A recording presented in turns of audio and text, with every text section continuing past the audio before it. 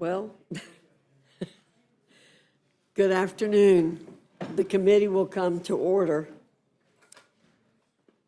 Without objection, the chair is authorized to declare recess at any time. Before we start our formal proceedings, I want to mention that today is the birthday for Congresswoman Leisure Fernandez. So let's give her a happy birthday greeting.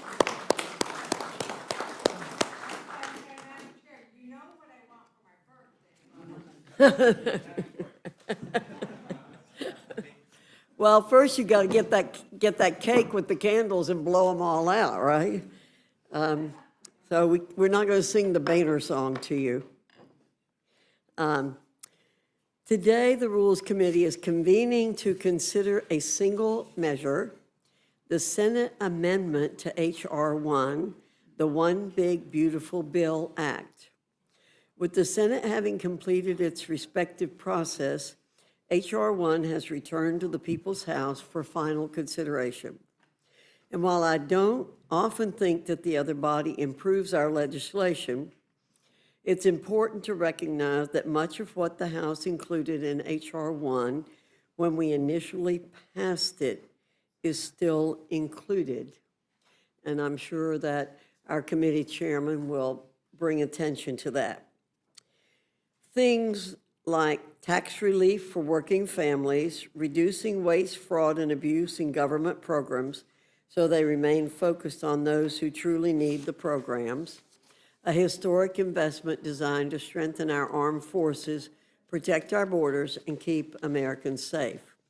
I could go on and on about all the great things in this One Big Beautiful Bill.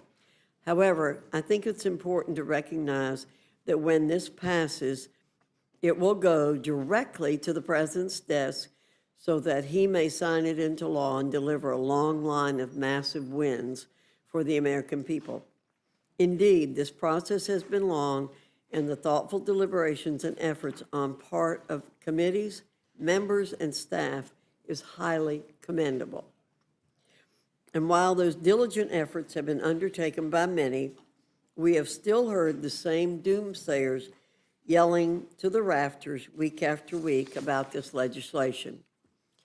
Each week, they head back to the rhetorical trough, select a new inflammatory claim, and broadcast it feverishly to the masses as if the threat of the sky falling is imminent. For the record, the sky is not falling. We're all too familiar with this worn-out song and dance routine. The fact is that Americans are not fooled by these ludicrous claims. They're not buying into the fear-mongering because they know better. They see the One Big Beautiful Bill Act as a monumental opportunity, an opportunity that will spur even more prosperity within the nation and further propel America into the golden age where it truly belongs. As the Speaker laid out very succinctly, this bill gets Americans back to winning again, and yes, it's been a long time coming. From delivering historic tax relief to reigniting our economic engine, creating massive investments in border security, to capturing generational savings and much more, H.R. 1 is the embodiment of the America First agenda. And there are provisions within this legislation that Democrats and their media bedfellows remain noticeably mum about, such as the establishing of savings accounts for newborns, increasing the child tax credit by an additional $500 per child, strengthening paid leave and child care tax credits. This legislation does not have a bowed posture and the frailty of a pipsqueak. The One Big Beautiful Bill Act is the real deal. It's what Americans voted for when they put their trust in President Trump and our Republican majorities in the People's House and the Senate. And here's a sharp dose of reality. A failure to pass this legislation carries with it serious negative implications not only for hardworking taxpayers, but also the nation. The largest tax increase in American history would be levied against everyday men and women. Millions of jobs would be wiped off the map. Small businesses would be decimated. Wages would vanish. GDP would plummet, and nationwide economic ruin would erupt. Resources to ensure the continued protection of our nation's borders would dry up and turn to dust. Our nation's military would be rendered ill-prepared to confront existing threats to the American homeland, meet the quality of life needs for service members, and keep our adversaries in check. This isn't blatant fear-mongering like what our Democrat colleagues have been doing incessantly for months. These are just facts. President Trump has his pen in hand and is waiting for us to move forward. At this critical juncture, failure is not an option. We're kicking off the final leg of this process here in the Rules Committee today, and we're making good, yet again, on our commitments that we have made to the American people. Let's get this done and keep the wins coming. With that, I yield to the ranking member, Mr. McGovern, for any comments he wishes to make. Well, thank you, Madam Chair. The chairwoman just said that Democrats were going to say that the sky is falling. Well, I'm not going to say the sky is falling. I'm going to say that health care is going to get ripped away from millions of people. I'm going to say that food is going to be taken off the table of many families in this country who rely on SNAP as a way to make sure that they don't go hungry. And I'm going to say that the richest among us are going to get a tax cut. So it has nothing to do with the sky. It has everything to do with what is right and what is wrong. We are here today on a bill that just dropped from the Senate, hot off the press, passed only an hour ago. It's massive. Here it is, nearly 1,000 pages long. And I've got to ask, have any of you read it this time? Because last time we met on this legislation, many of our Republican colleagues had not. And that's no accident. It's by design. It's the direct result of Republican leadership and the White House jamming this bill through Congress with zero transparency. Now, let's be totally honest. This entire process has been legislative malpractice. It's been negotiated in back rooms from the start. In April, conservatives argued for and ultimately got aggressive instructions in the budget for committees to slash spending. I wonder how they feel now that the Senate has violated their hard-fought instructions by over $500 billion. And let's not forget, this bill was jammed through the House in May so quickly that some Republicans said they would have opposed it if they'd known what was actually in it. And now, after another series of backroom negotiations in the Senate, we're getting jammed again, without any chance for the public or independent experts, for that matter, to fully review the bill. And let me make a prediction. If this ugly bill passes, it's going to get a lot uglier when people realize what's in it. And not even Donald Trump's new $300 bottle of cologne will cover the stench. This bill will hurt people in every congressional district in this country. And Republicans are racing to get it passed before the American people can figure out what's in it. There's no real deadline. There's no real deadline that we're working against, none. July 4th is just an arbitrary marker that Trump made up. He wants a victory lap on Friday, just weeks after throwing himself a military birthday parade, complete with tanks rolling down Constitution Avenue, one that cost taxpayers tens of millions of dollars. He now wants to have a 4th of July signing ceremony at the White House for this dumpster fire of a bill. We're rushing, not because the country demands it, but because he wants to throw himself yet another party. This isn't policy, it's ego management. So why not slow down? Why not actually do the work? Why not fix the problems instead of pretending that we're in the middle of some 5-alarm emergency? I mean, Vice President Vance just had to break a tie in the Senate.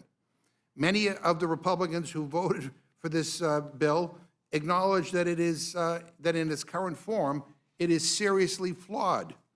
And listen to this quote from Senator Murkowski, who just caved and voted for this bill. And you got to love this. She said, quote, "My hope is that the House is going to look at this and recognize that we're not there yet," end quote.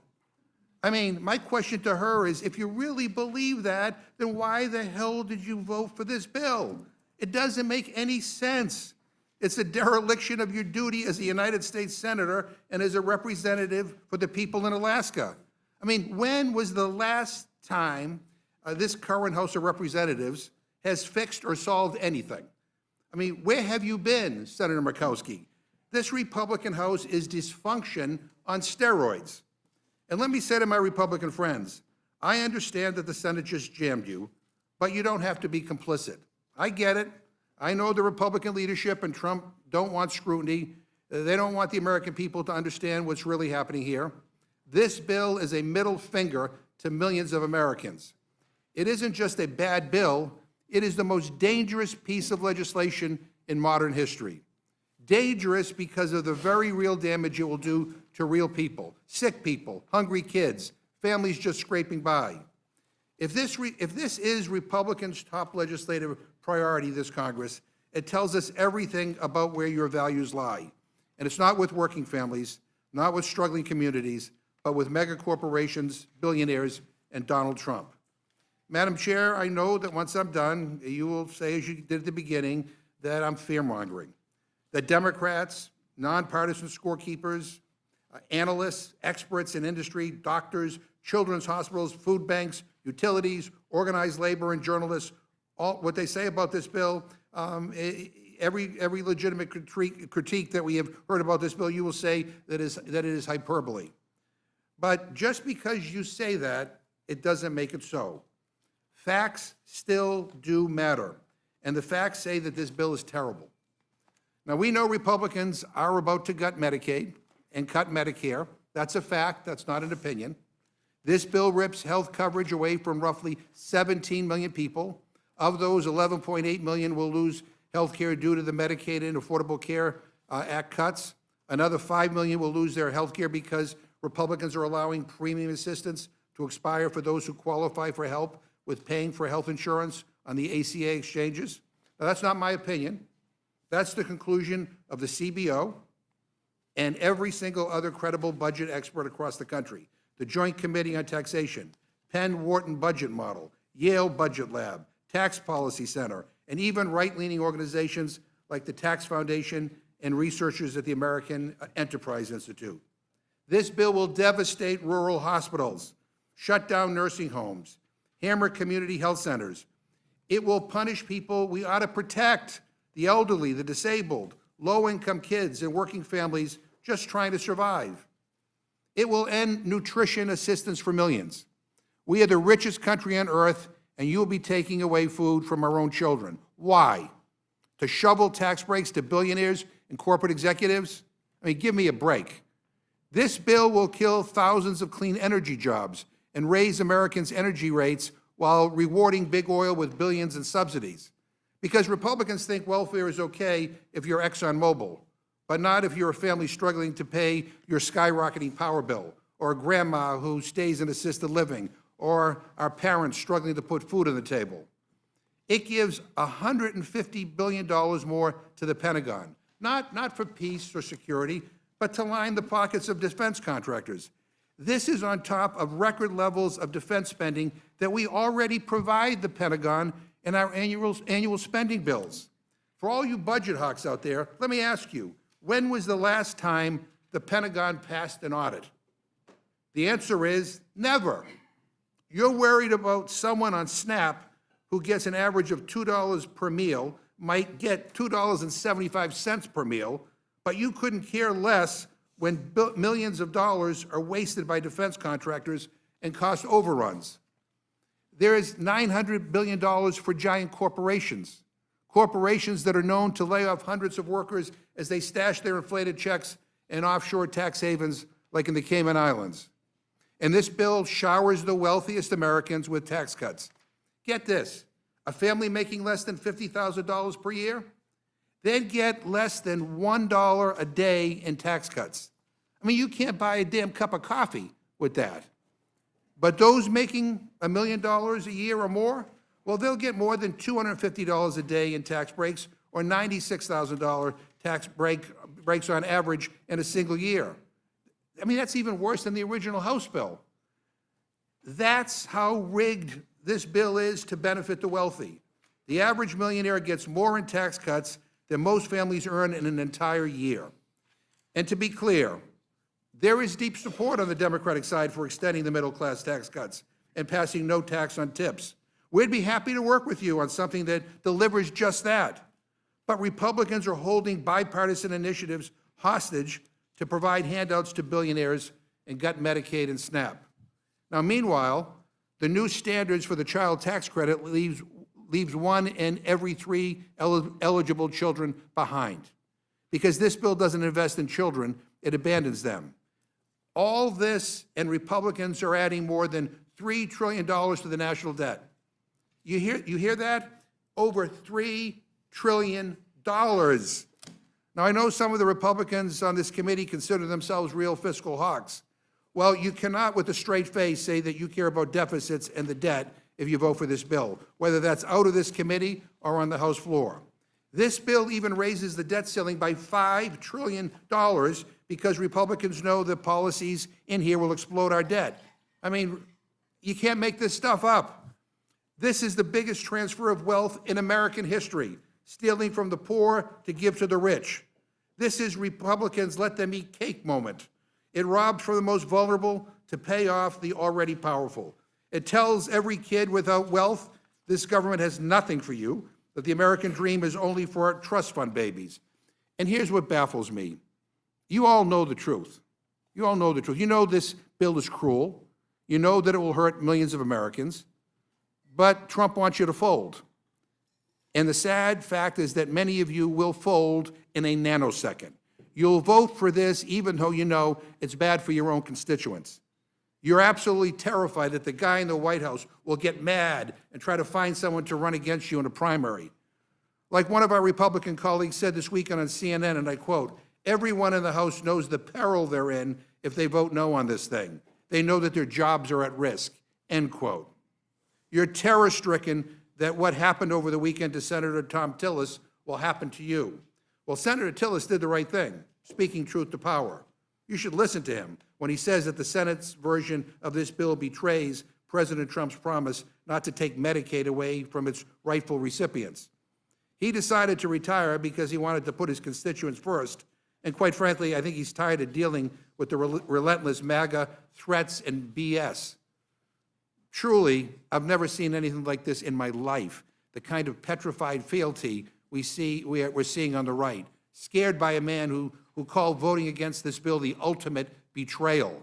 Like, what kind of president talks like that? That's the language of dictators, not the language of a president. But let me remind you all of something. The people you should be afraid of, betraying are not in the White House or dining at Mar-a-Lago. They're back home.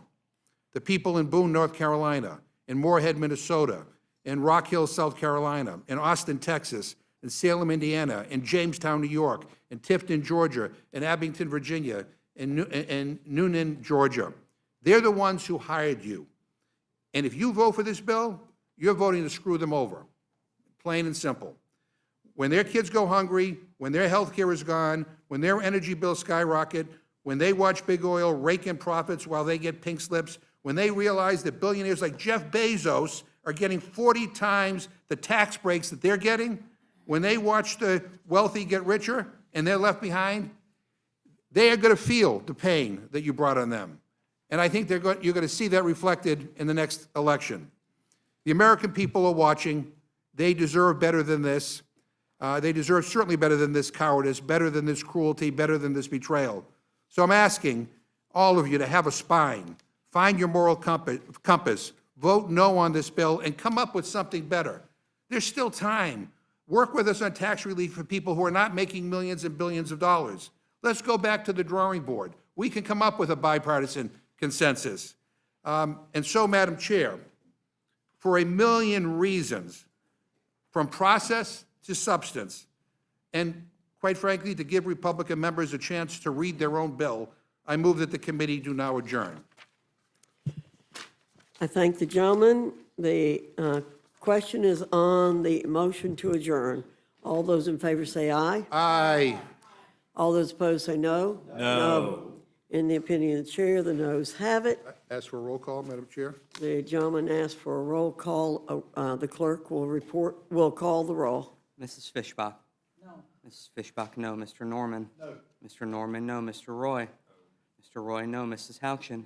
Mrs. Houchin, no. Mr. Langworthy? No. Mr. Langworthy, no. Mr. Scott? No. Mr. Scott, no. Mr. Griffith? No. Mr. Griffith, no. Mr. Jack? No. Mr. Jack, no. Mr. McGovern? Aye. Mr. McGovern, aye. Ms. Scanlon? Aye. Ms. Scanlon, aye. Mr. Neguse? Aye.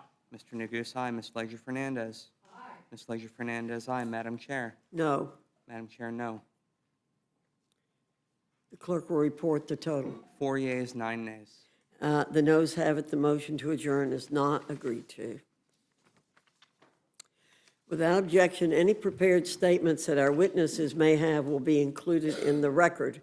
I now welcome our first panel, Chairman Arrington and Ranking Member Boyle from the Committee on the Budget, Chairman Thompson and Ranking Member Craig from the Committee on Agriculture, Chairman Guthrie and Ranking Member Pallone from the Committee on Energy and Commerce, and Chairman Smith and Representative Moore from the Committee on Ways and Means.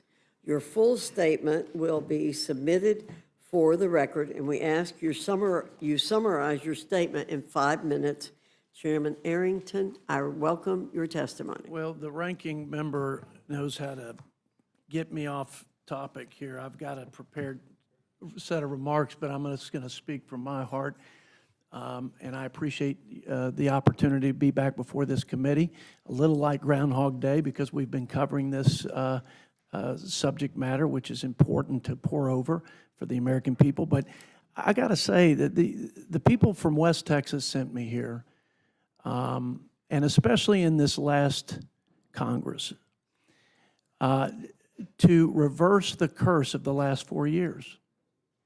The lawlessness and chaos at the border that has devastated my home state of Texas, and I would say probably communities in every state in the country, because of the open border and the crime, criminals, and drugs that have been pouring into our communities.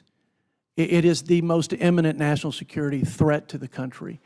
And the last president did not faithfully uphold the laws of the land, nor did he take serious his constitutional mission to provide for a common defense. That has to change. It's changed on day one with the new commander-in-chief, and we aim to give him the tools and resources to continue to do that job.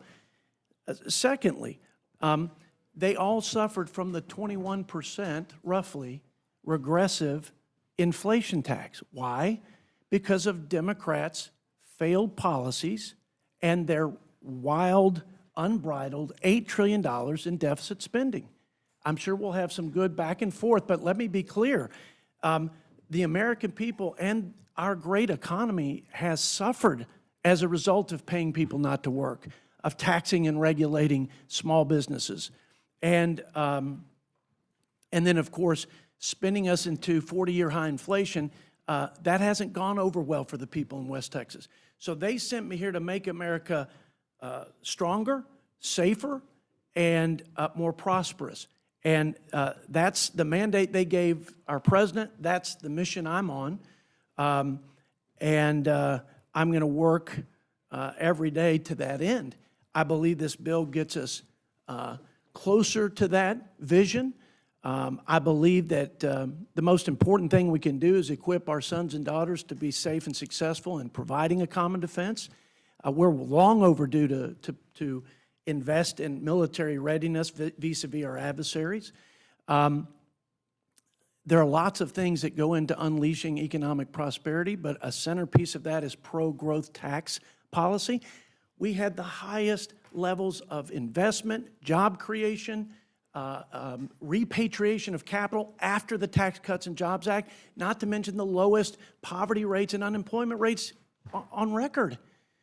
So this was after the Tax Cuts and Jobs Act, which, by the way, the people at the bottom half and the bottom 10% did far better than the top half and top 10% in terms of wages, in terms of income, and the top 10% or the top 1% paid a greater share of taxes after the Tax Cuts and Jobs Act. So I think so much of this is misleading nonsense and ripping people off the safety net. My last comment is this. I heard quotes about the CBO and 7.8 million people being ripped off the safety net. Let me tell you who those people were according to the nonpartisan CBO. People here illegally, people ineligible, people who have access to other subsidized government health care programs, and people who are work capable but refuse to work. That's not me, Mr. Ranking Member, I assure you. It's the CBO, the same source that y'all quote ad nauseum about us ripping the safety net. Listen, the American people are for what we're doing. They're on our side. They don't want their tax dollars to flow to waste, fraud, and abuse. They want to help people, and they want the program to help their fellow Americans into the future. And none of this stuff is sustainable. None of it. And we should do more. You're right about the debt. We should do more. That is an area that I think we have to do a lot more, or it's going to undermine all of it. The economy, security, our leadership in the world, my children's future, all of it. And every party, both parties, I should say, both parties have come up woefully short in that regard. And so I hope we can get a commitment from our Democrat colleagues. Let's work together on those things that we know will not be done unilaterally, and then we'll take a first good shot at cleaning up the waste, fraud, and abuse and the entitlements and the mandatory programs that are driving us closer to that dangerous and irreparable debt crisis. With that, I yield back, Madam Chair. Thank you, Mr. Arrington. Mr. Boyle, you're recognized. Thank you, Madam Chair, Mr. Ranking Member, and all the members of the committee. It is an honor to get to be able to testify before this committee. It is an honor in this moment and a privilege to be here, because the next 24 hours might be the most important of our entire careers. The health care of 17 million people who have it today and may lose it by the end of the week, that's all on the line. The food assistance that another 4 million currently get and may have taken away from them, that's on the line. So I can tell you this, there is no place I would rather be than right here, right now, in this moment, when each and every one of us can make the critical difference. When this bill passed the first time, it was only by one vote in the House. Just an hour ago in the Senate, it was passed by one vote in the Senate. I think this will come down to one vote yet again, whether or not this becomes law. And if it does, it will be the greatest loss of health care in American history.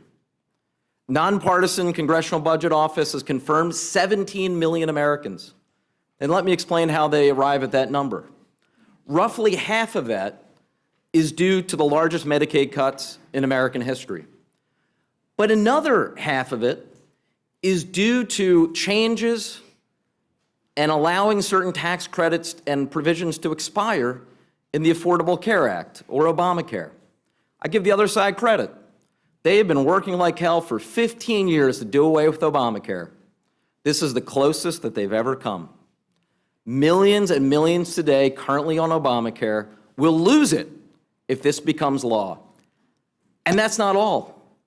As we confirmed again from CBO a few weeks ago, due to the massive increase in deficit spending in this bill, there have to be 4% Medicare cuts.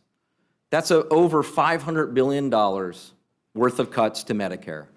So Medicaid cuts, Affordable Care Act, ACA cuts, Medicare cuts, the largest loss of health care in American history. I referenced nutrition assistance moments ago. Also the largest cuts to SNAP in American history. Cuts to higher education programs, cuts to Head Start. It goes on and on. And yet, as large as that is and as bad as that is, that still does not fully pay for the over $5 trillion in tax cuts that mostly go to the hyper-wealthy. How is the rest of that financed? Through deficit and debt. The same crowd that would bemoan the last 4 years there was a Democrat in the White House about the deficit and debt is adding more to our national debt in this bill than any other piece of legislation to pass since I've been here. We can do far better than this. The American people are smart. When they've been asked about the provisions of this bill, I have never seen poll numbers, truly, I have never seen poll numbers this terrible. By a roughly 2-to-1 margin, the American people oppose this bill. They oppose millions of Americans losing their health care. They oppose millions of Americans losing their nutrition assistance. They oppose the idea we're racking up even more deficit and debt, which we both acknowledge is a serious problem in our country and bound to get worse. They oppose making a bad problem even worse. And why? For what higher noble purpose? To give tax cuts that mostly benefit the top 1% of Americans. This is going to be one of the biggest, if not the biggest, votes in each and every one of our careers. I am proud to be here doing everything I possibly can to say, hell no, let's kill this bill. I yield back. Thank you, Ranking Member Boyle. Chairman Thompson, you're recognized. Well, thank you, Chairwoman Fox, Ranking Member McGovern, and members of this committee. I appreciate the opportunity to come before you today concerning the agriculture title of the One Big Beautiful Bill. I'm proud of our product. We're delivering $120 billion in net deficit reduction while delivering a generational investment in the farm economy, giving farmers the tools to expand international markets, and ensuring that top-tier agricultural research can be conducted here instead of China. We saved close to $200 billion from the SNAP, the Supplemental Nutrition Assistance Program, by making necessary changes to restore integrity to the program and preserve its ability to serve the most vulnerable long into the future. These represent the largest and most significant reforms made to SNAP in the history of the program. This bill ensures SNAP works the way Congress intended it to, by reinforcing work, rooting out waste, and instituting long overdue accountability incentives to control costs and end administrative overreach. This program is in dire need of reform. Since just 2019, SNAP costs have skyrocketed from $60 billion to $110 billion annually, an 83% increase, while enrollment has grown from 36 million to 42 million. And in 2024, over $10 billion in erroneous SNAP payments were sent out. That's disgraceful, not only to the taxpayer, but also the SNAP recipient. The agriculture title of the bill includes several improvements to the SNAP program, including preventing future administrations from unilaterally increasing SNAP benefits beyond inflation, focusing on a core principle that everyone receiving the benefit that can work should work, and modernizing the work requirement and closing loopholes that allow for widespread waivers. Closing various loopholes that states exploit, such as gaming the system to artificially increase SNAP benefits, and creating incentives to ensure states run the program more effectively and more efficiently. SNAP is the only federally funded state-administered entitlement program where the state has zero skin in the game on the benefit. It's human nature to be more careful when you're spending your own money than when you're spending others. And that's why we put forward a cost-share structure that requires states with high error rates to pay a portion of the SNAP benefit beginning in fiscal year 2028. In addition to the most significant reforms to SNAP in history, our committee was able to deliver a historic investment in the farm safety net and infuse critical investments into rural America. It's imperative for Congress to rebuild the safety net, the farm safety net. These much-needed changes mitigate further unbudgeted ad hoc spending and prevent a full-blown financial crisis in farm country that could devastate the food and ag supply chain, let alone the economy. Finally, on the investment front, we take care of a few other important items like investment in trade promotion, animal disease preparedness, specialty crops, dairy, research, and some programs that currently are without standing baseline.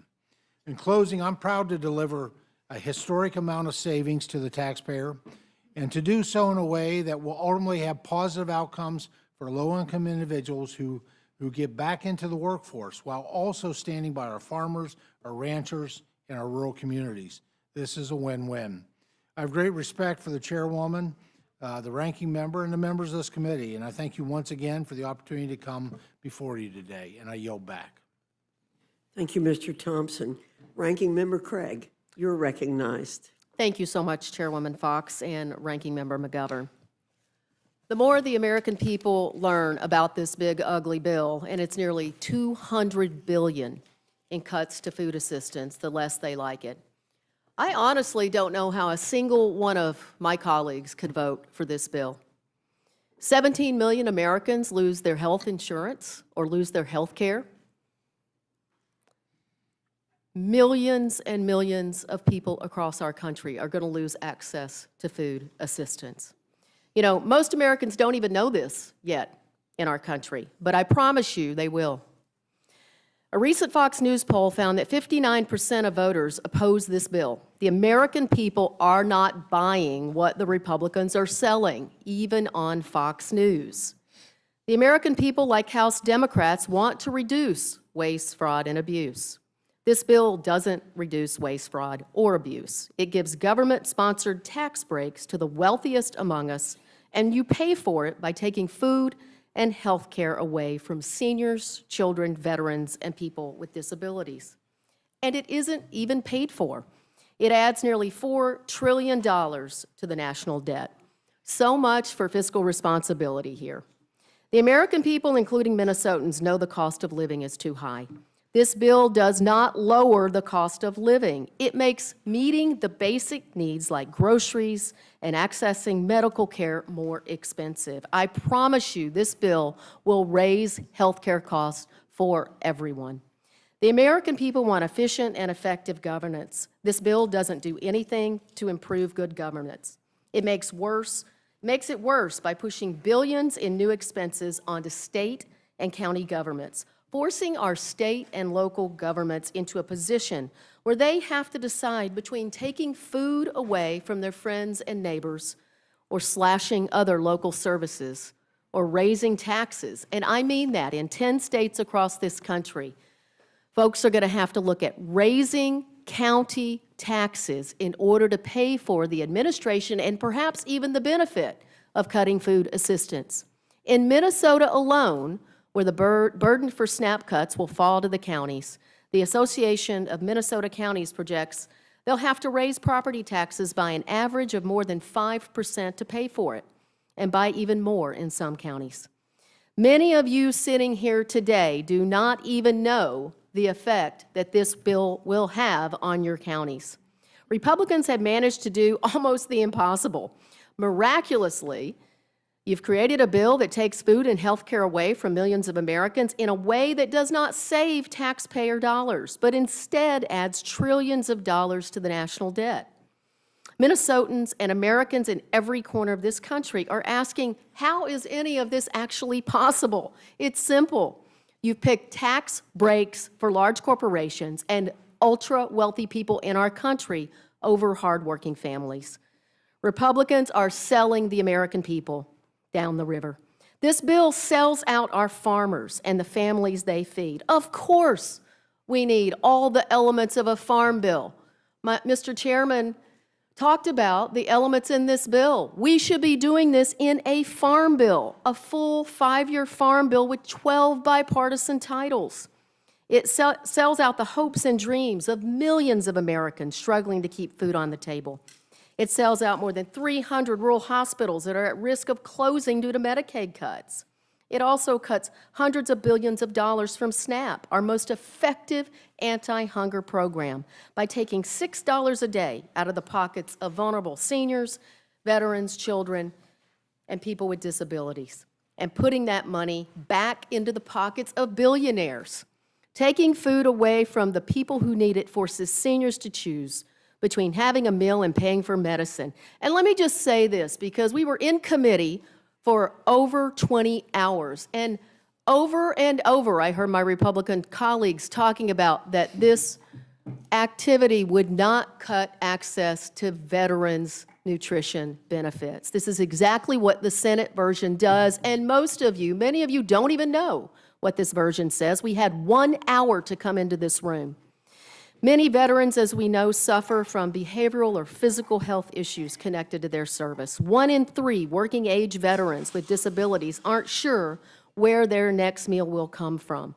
1 in 4 working-age veterans who can't find work are food insecure. Our veterans can't pay for meals with Support the Troops bumper stickers, and they can't eat thoughts and prayers. And it doesn't stop there. This bill takes food away from former foster youth, leaving the foster care system, who may not have the same level of support from families that many of us benefited from when we were just starting to make our way in the world as 18 or 19-year-olds. I just don't understand where these values are coming from. The American people are right not to trust this bill. The bill doesn't save us a cent. It adds to the debt. If passed, it will pass millions and millions along to the nation. This bill was a disgrace when it left this chamber. Most of you haven't read it to know that it's even more of a disgrace now that it's back. And folks, this is one of the worst mistakes anyone who votes yes for will make in your political career. Thank you, and I yield back. Thank you, Ranking Member Craig. Chairman Guthrie, you're recognized. Thank you. Good afternoon, Chairwoman Fox and Ranking Member McGovern. Thank you for holding this hearing today. And the One Big Beautiful Bill Act cuts wasteful spending, defends our nation's energy dominance, supports the rapid innovation of American industry, and preserves and protects Medicaid for the Americans who are most in need. We will send a bill to President's desk that delivers on Americans' leadership across industries, spurs technological innovation, and supports individual workers. We will unleash American energy dominance through strategic investments while also putting an end to wasteful subsidies. We will spur technological innovation by renewing American wireless leadership through spectrum auction authority that protects national security. This legislation begins to refill our dangerously low strategic petroleum reserve and creates new investments to generate reliable energy that will secure our grid and power AI. This bill also raises $85 billion of new revenue through a historic agreement reauthorizing the FCC Spectrum Authority while protecting U.S. national security.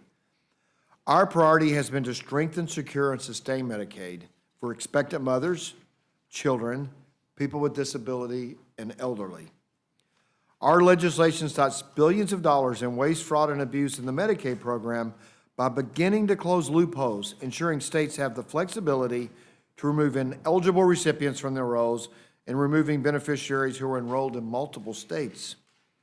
H.R. 1 ends coverage for deceased beneficiaries, limits the ability of enrollees to obtain duplicative coverage, and ensures individuals with million-dollar homes are no longer eligible to qualify for Medicaid coverage.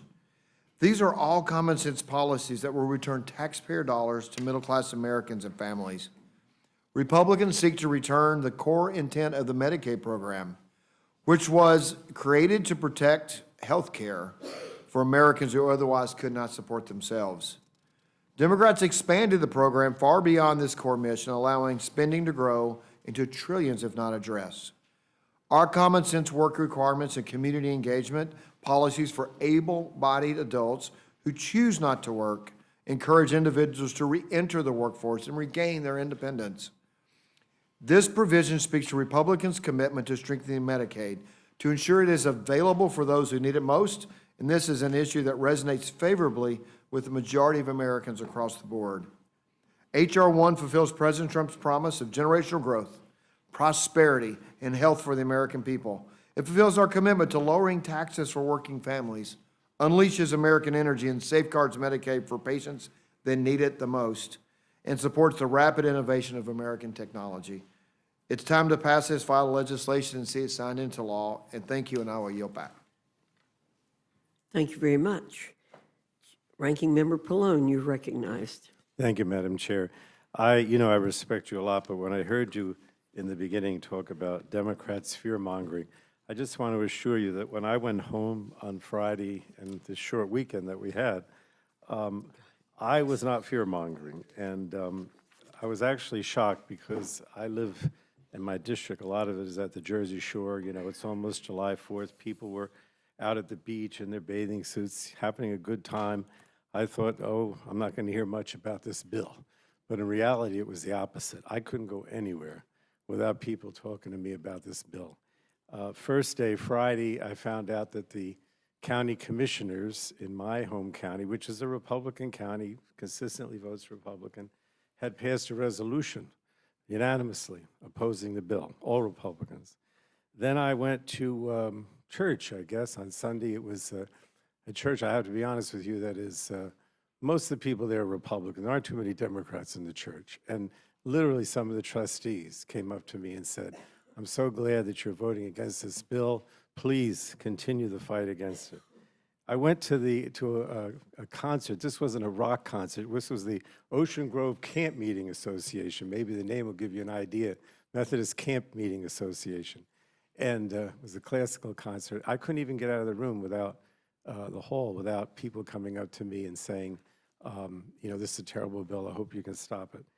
Then I also met with the governor over the weekend because on Monday our state adopted the state budget. It was about $57 billion state budget.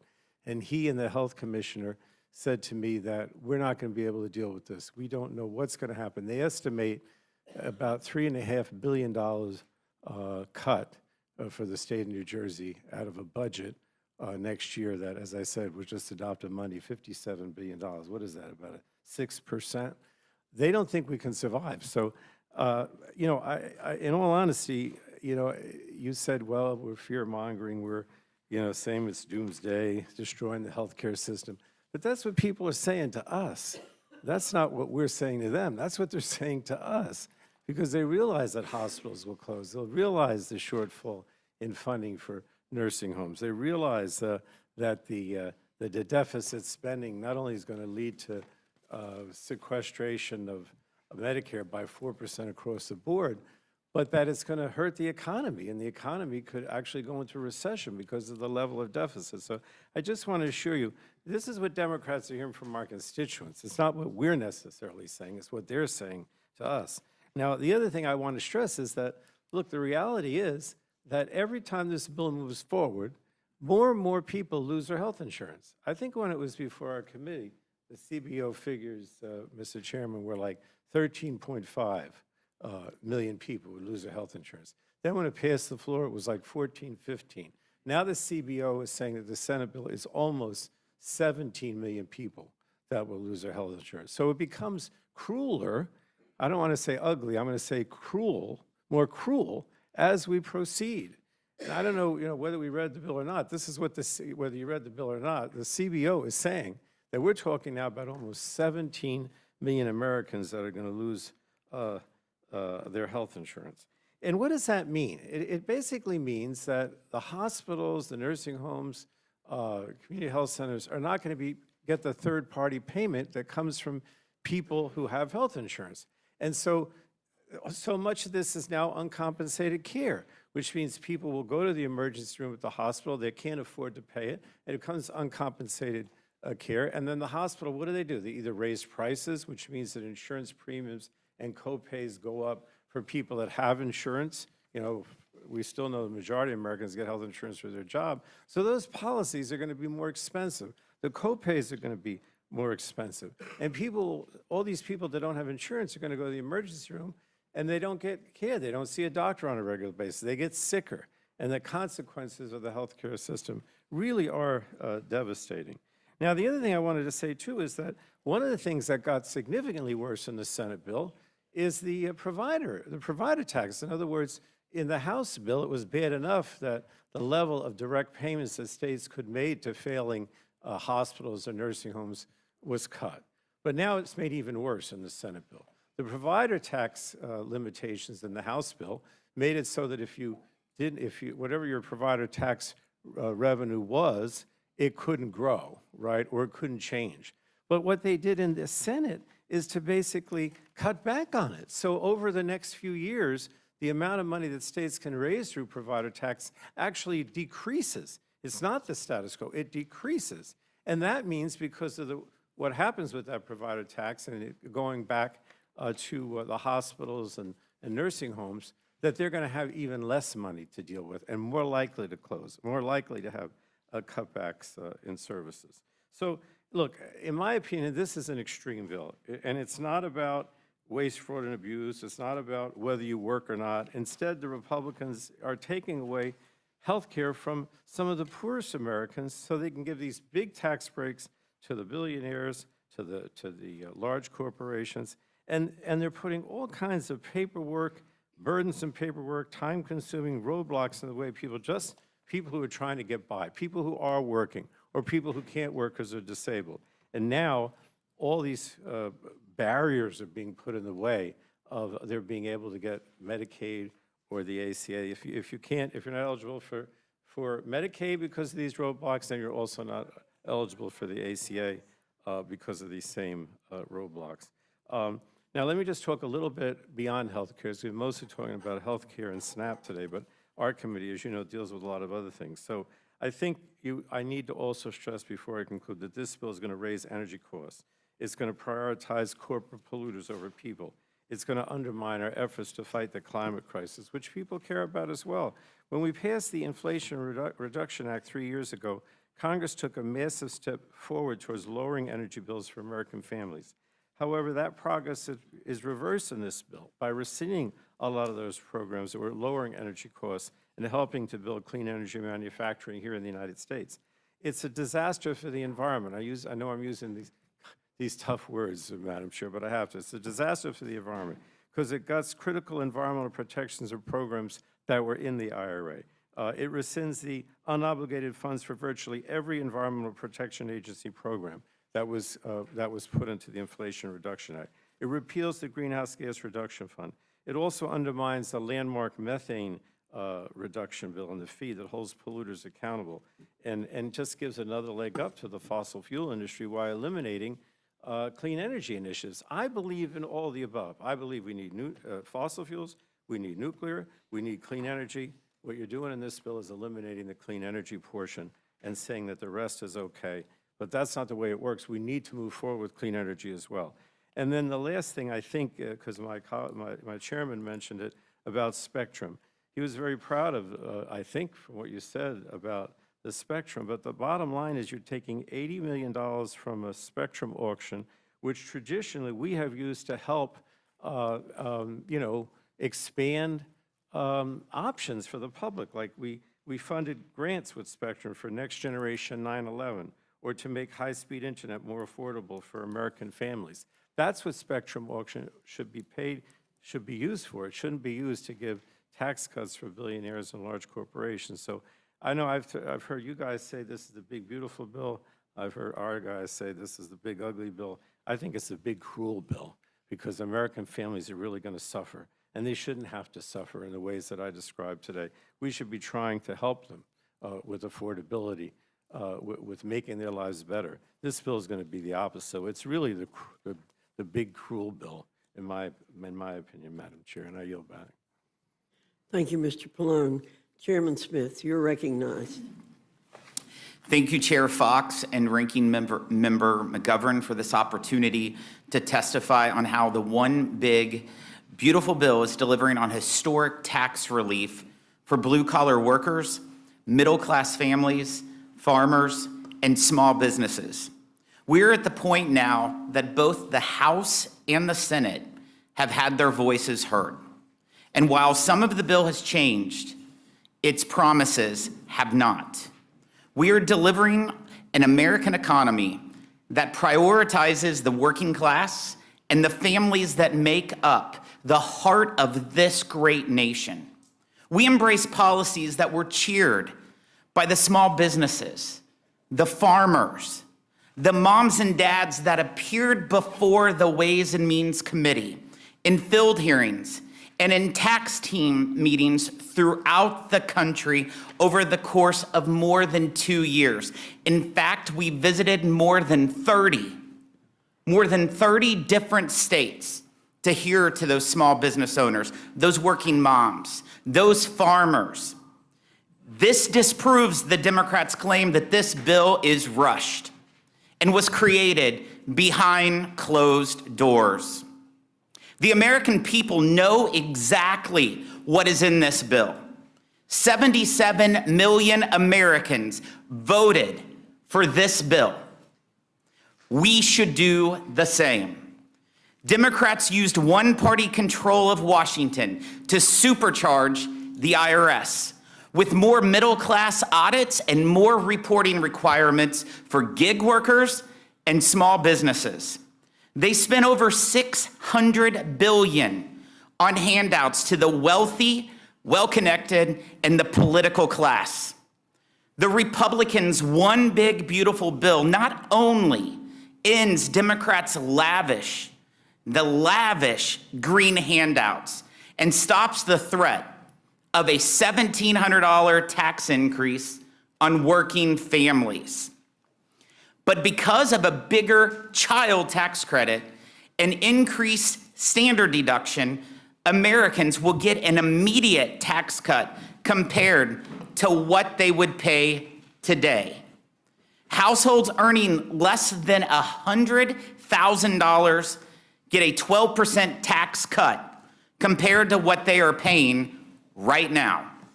Wealthy Americans will pay a greater share of the tax burden than they do now, just as what happened after the 2017 tax cuts. Democrats want to tell a different story, but simple math shows who pays more taxes under this bill. With the one big beautiful bill, we will protect or create more than 7 million jobs. Small businesses alone are projected to create 1 million new jobs annually. Democrats' spending fueled price hikes. Republicans' tax cuts will boost pay raises. Under Democrats, American families experienced rampant inflation caused by President Biden's lavish spending. Under these Republican tax cuts, a typical family of 4 will see their take-home pay increase by upwards of nearly $11,000 per year. Real wages for workers will rise by as much as $7,200 per year. We go even farther by including President Trump's promises of no tax on tips, no tax on overtime pay, and no tax on auto loan interest of autos made in the United States, and tax relief for seniors. The waitress making her living on tips gets an extra $1,300 in her pocket because of this bill. The lineman working overtime to restore power after a natural disaster gets an extra $1,400 because of this bill. 40 million American families will see a permanent increase in the child tax credit to $2,200. For the 91% of Americans who use the standard deduction to file their taxes, they will see a permanent increase of up to $31,500. Democrats want Washington to tell families what to do. Republicans believe parents know what works for them. For education, we give parents and students more opportunity to choose schooling that best fits their needs, including trade schools, by expanding 529 education savings accounts. For family growth and health, we enhance the adoption tax credit, make permanent the paid leave tax credit. We increase the child and dependent care credit, as well as flexible spending arrangements, and we expand health savings accounts. For our children's future, Trump accounts put children on a financially secure footing, pegged to America's economic success. Under Democrats, families could barely get by. Under Republicans, one big, beautiful bill, families will thrive. This is a historic opportunity to build on the successes of the 2017 Trump tax cuts and provide additional relief for workers, families, farmers, and small businesses. more investment, more growth, and more jobs right here in America. In fact, even before this bill's passage, policies contained within it have already notched huge victories. With the recently announced G7 Global Tax Framework and Canada ending its unfair digital service tax, the G7 agreement alone will stop foreign governments from stealing upwards to $120 billion of revenues from our country's coffers. That's a huge, huge win, Madam Chair. We are prepared to get pro-worker, pro-family, and pro-America tax relief to the President's desk so families and Main Street businesses can start planning their own futures as soon as possible. I want to thank you for your time, and I look forward to the questions. Thank you, Chairman Smith. Representative Moore, my classmate, Thank you you. are recognized. Thank you, Madam Chair, Fox and Ranking Member McGovern. I'm a little congested here today, so it won't be possible for me to be my loud self. But you know, I'm really glad to be the last one to speak on this distinguished panel, because I think that you've heard two different arguments here. On one hand, you hear about people getting $11,000 more tax breaks at the lower end of the income spectrum. You know, it's all these benefits. And on the other hand, you've heard members talk about the draconian cuts and the impact that it'll have on hospitals and on poor people. So whose report do you believe? And I think that this is the conundrum for the American people. Well, given in my own faith tradition, I look toward Matthew 7:16, which says, by their deeds, you will know them. And no matter what, I know many of us have been here for many years, Madam Chair, more years than you and I have been here. And people have already decided what their legacy in this place will be. But no matter what you think your legacy was, today will seal your legacy. Your legacy will be sealed in the next 36 hours by virtue of how you vote on this bill. And I think that the American people are now seeing the soul of the formerly grand old party. This Republican Party is nothing like the GOP.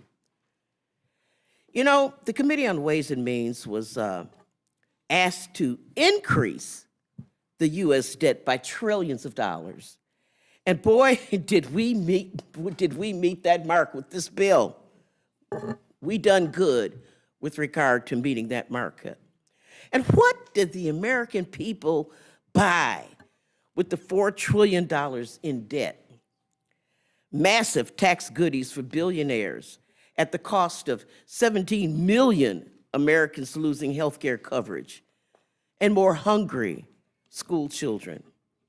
By their deeds, you will know them. This is the moment for all of us to stand on the shores of the Rubicon, where you can never go back on your legacy. As Senator Tillis from the great state of North Carolina, he has decided that he cannot go back, whatever happens in North Carolina, that he would rather resign than to go back on his values as a human being. So as we once again consider the billionaires' bonanza bill, which of course the Senate made worse. I mean, it's hard to imagine, but they did. The Republican senators found a way to provide more debt, more lost health coverage, and stifling clean, renewable energy of the future. You know, our nation's founding fathers entrusted this House of Representatives to tax and spend. They felt that the House would act more responsibly with this awesome power because we are responsive to the people. And yet, this legislation is nothing short of a total betrayal of the Founding Fathers' faith in this body. You know, I take particular, and I'm representing the Ways and Means Committee, we take particular offense at the characterization of millions of citizens as cheats, fraudsters, and wastes in order to justify the cuts. The dehumanization of people has been extraordinary in order to create the narrative. You know, because this bill, in fact, will make this country sicker, less educated, hungrier, and deeper in debt. And for what? So that billionaires and corporations can have more and more and more. By their deeds, Madam Chair, you shall know them. Back in May, when we went through the paces on this bill, we had a bill that handed out billions and billions of dollars to millionaires. In fact, when we looked at this bill, on average, a person making over $1 million got a tax cut of $81,500. The bill in front of us, sent back by the Senate, has an average tax cut for a person making over $1 million at $96,000. That's right. The United States Senate took our House bill and said $81,000 in tax cuts just isn't enough for millionaires. We got to give them even more tax cuts. Now, let's check in on the average Americans who are teaching our children and building our roads in Milwaukee and Greensboro and New Brownsville and Rock Hill or Bloomington. In May, we learned that on an average, a household that makes under $50,000 got a tax cut of just 73 cents per day. That was about $247. Spend it wisely, America, because it's going to cost you your health care and your child's education. By their deeds, you will know them. And by the deeds of the United States Senate, we saw that we provided even more and more and more to millionaires and billionaires. The Senate saw that 73 cents a day that we were providing the average American was just too much. So they clawed back a nickel. That's right. If you made under $50,000 on average, you were getting 68 cents a day. That's not even enough to buy a Snickers. And that's what the Senate did. They took away the 73 cents a day and made it 68 cents a day. By their deeds, you shall know them, American people. When we were here in May, we learned that in just 2027 alone, the top 1/10%, not 1%, 1/10%, the richest of the rich, that is, people making over $2 million a year, the people who we are told pay the most taxes, well, they got $50 billion in tax cuts just in 2027. $50 billion with the capital B. That was a House bill. But you know what? That $50 billion just wasn't enough for the Senate. They thought that because they objected to it not making enough cuts, so they decided to squeeze more and more and more from the old, infirm, and children. So they moved that number to $60 billion that they gave tax cuts to. That's right. In 2027 alone, the top 1/10% got $60 billion in tax cuts. Now, imagine the need in this country for better schools, child care, and job training. Imagine the needs we could address with the money. Nope. Republicans want to give a stimulus boost to the super yacht market. Madam Chair, back in May when we were here, I expressed my deep sadness that in order to, quote unquote, pay for these tax cuts, Republicans were kicking millions of the most vulnerable Americans off health care. Well, you heard it here from this panel. The Senate upped that number to 17 million people. What will we do? What will the Americans in nursing homes do when that money is moved from health care to the banks of the wealthy? Put them into the streets and hope for the best? Maybe they can get online and do a GoFundMe for all their health care needs. By their deeds, you will know them. Finally, Madam Chair, when we were here last May, we had a bill that the CBO said would blow up the deficit by $2.4 trillion. And when you add interest costs to that, you get $3 trillion. I know we have a lot of people among our Republican colleagues that don't like debt, but for some reason, they like this debt. And the Senate saw this, and they were thinking, gee, $3 trillion in debt, we can afford a little bit more debt. Why don't we just juice that number and make the debt number $4 trillion? Yep.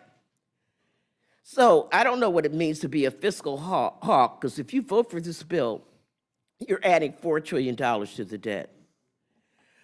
You know, I know that Republicans have gone on TV for months and months and months, solemnly insisting to the American people that this bill is going to cut the debt, that this will not hurt anybody on Medicaid, just those lazy bums and you know, unworthy people. They've given us fantastical growth projections coming out of the White House. They're going to look at revenue from tariffs that are going to save the country and generate all these savings. Well, by their deeds, you're going to know them. Maybe this is what the Senate was thinking when they said that trillions of dollars in tax debt, we don't know the exact number yet, but somewhere between $4 to $5 trillion in tax debt equals zero. I got 3 great-granddaughters. I don't know how in the world I'm going to teach them that math. So, Madam Chair, I'll close with this.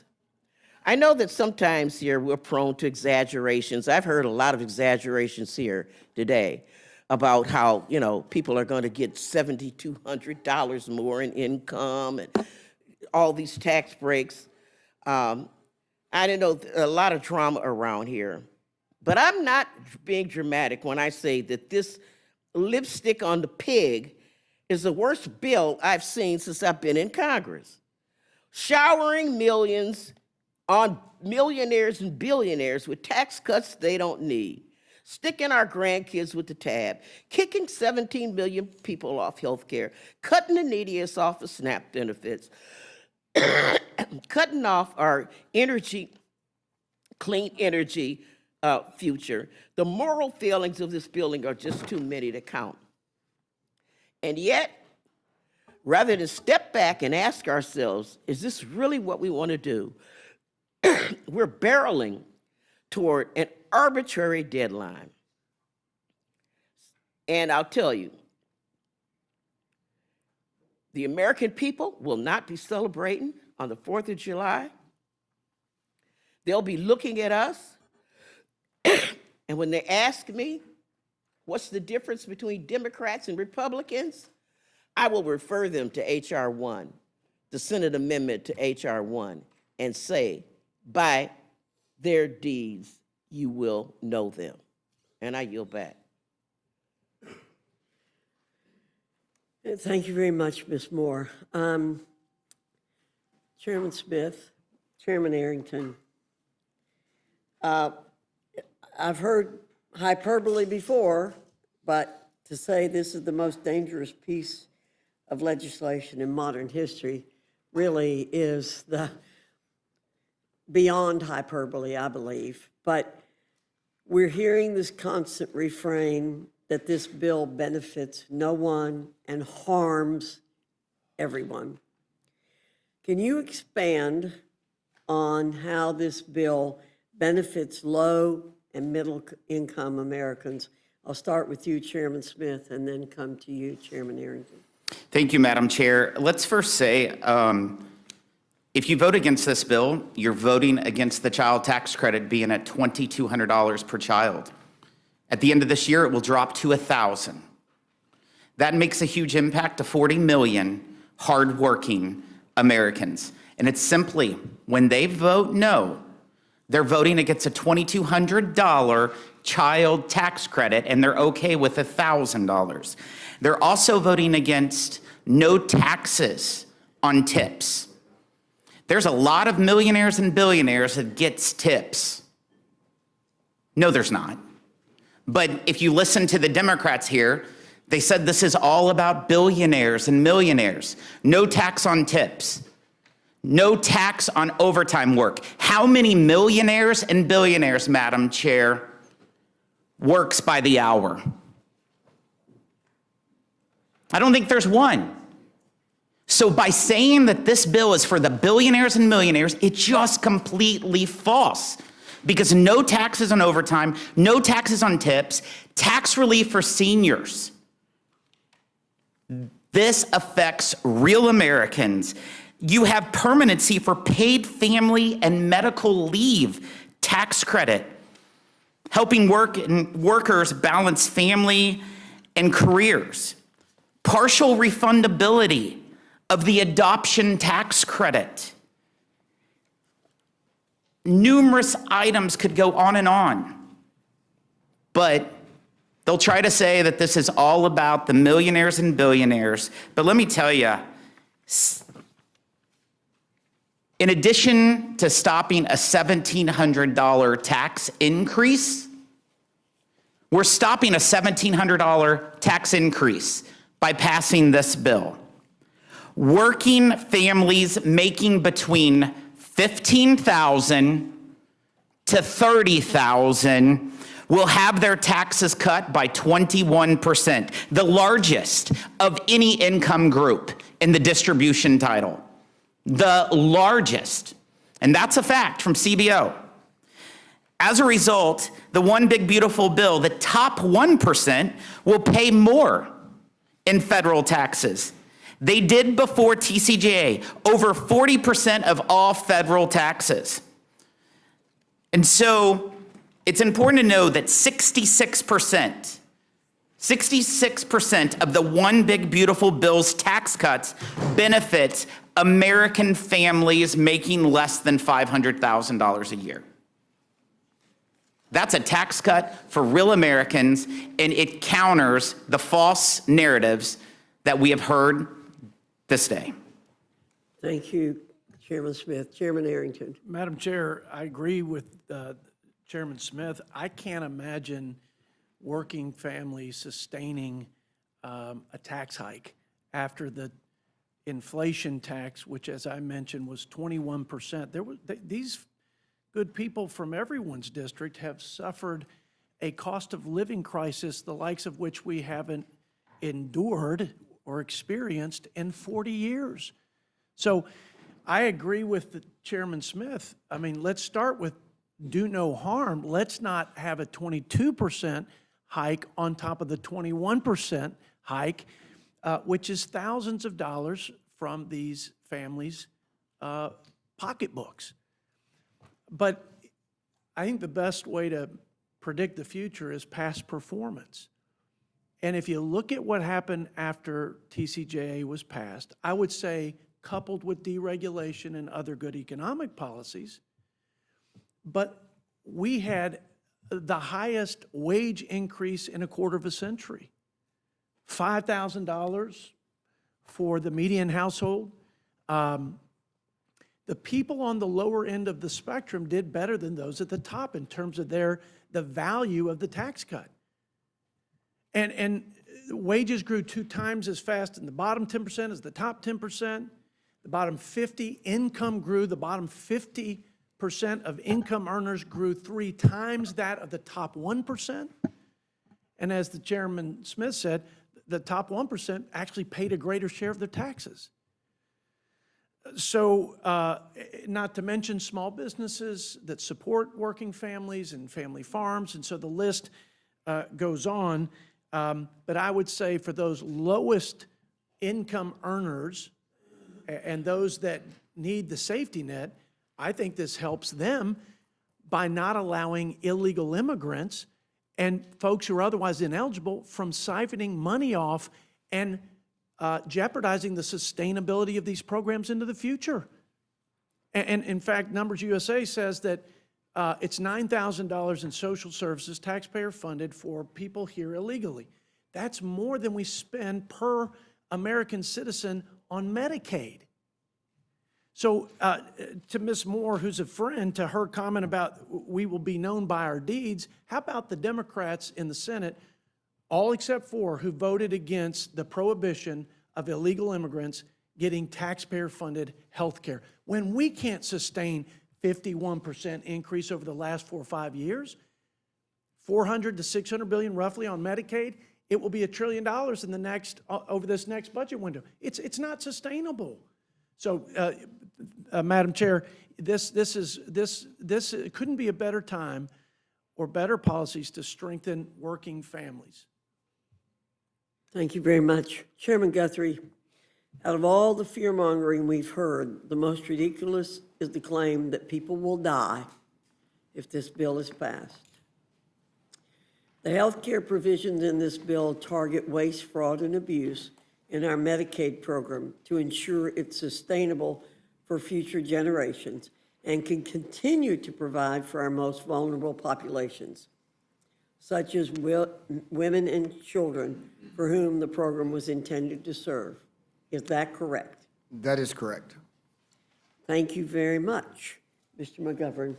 Well, thank you, Madam Chair. And I have questions for everybody. But before I do, I have a question for you, Madam Chair. I'm just reading some of the, this is a post from Fox News saying that Andy Harris, who's our colleague, the head of the chair of the Freedom Caucus, has said that he will vote no on the rule when this rule comes before the full committee.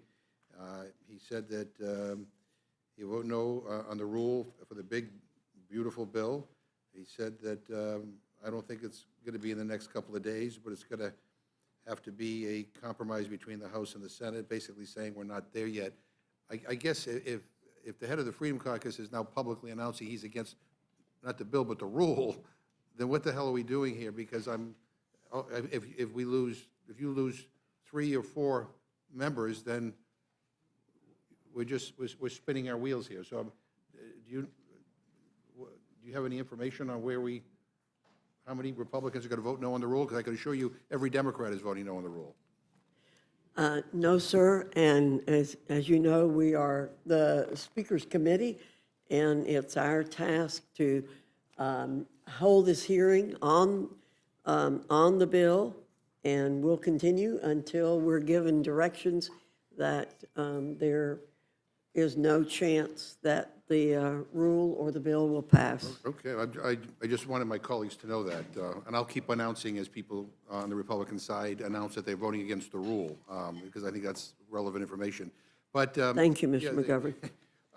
I just want to say for the record, I mean, Chairman Smith said that Democrats said that this bill is only for billionaires. That's absolutely not what I said in my opening remarks. And I'll say it again, this bill mostly benefits the well-off, but I said I would support, some of the tax relief in this bill.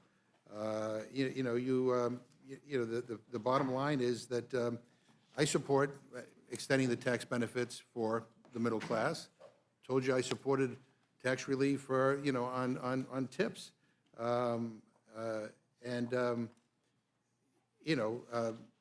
And so I think we have some consensus there.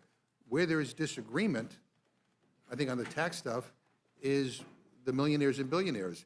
And I don't know whether you felt you were constrained for time in your opening testimony or not, but you didn't say anything about the benefits, why we're doing, why there's tax relief for millionaires and billionaires. So you might want to, I'm happy to give you the time now to explain why do we need tax relief for millionaires and billionaires, especially when people are worried about increasing the debt and, people losing health care and SNAP benefits, but this is going to cost us. So why does Jeff Bezos need a tax break? Ranking Member McGovern, usually when you hear people say that we're cutting taxes for millionaires and billionaires, they point to Section 199A, which is the small business deduction. Almost 80% of all businesses in the United States are pass-through entities. And by making that permanent, That small business deduction, that is what helps create so many jobs. And that is where your side of the aisle continues to talk about the millionaires and billionaires. And the other section that you talk about it is Jeff Bezos not getting a tax break in this bill? the other section that you all are talking about within tax cuts is that we're keeping existing tax rates as they are today, moving permanently. We're not reducing those tax rates. We're just keeping them the same. So the fact that we're keeping them the same, you're saying that we're giving Jeff Bezos a tax cut. But he gets a tax cut in this bill. I mean, I'm looking at at some of the statistics here. According to the way I interpret this bill, the top 1% get 22% of the benefit. The top 5% get 43% of the benefit. The top 10% get 52% of the benefit, and the top 20% get 66% of the benefit. And I don't know about your district, but most small businesses in my district are multimillionaires or billionaires. And you mentioned the child tax credit in your opening. The child tax credit goes down next year because Republicans designed it that way. You made it temporary, but you made tax cuts for corporations permanent. So that's why we're dealing with that. Republicans want to pretend that this bill provides meaningful tax relief to families through their child tax credit modifications. This is patently false. In fact, what Republicans are doing with the child tax credit in this bill is in many ways even worse than doing nothing at all. Under this backwards proposal, 1 in 3 children in America will be ineligible for the full child tax credit. That means millions of American citizen children will lose access to this life-changing assistance that they're currently receiving. In addition, families making more than $400,000 per year will be able to get the full value of the credit, but inexplicably, lower-income families will get nothing or just a fraction of that due to how Republicans structured the tax credit. So the official nonpartisan Joint Committee on Taxation estimated that next year, if this bill passes, 17 million American citizen children will be blocked from getting the full value of the credit. Now, Republicans claim that they want people to work, but that's just false, because this bill actually strips the child tax credit away from children whose parents do work, but just don't earn enough. So under your proposal, even if parents work full-time for an entire year, they'll earn too little to get the full credit if they're paid minimum wage. And again, this is all happening while some of us are astonished by the way that the tax benefits seem to go toward those at the top. And the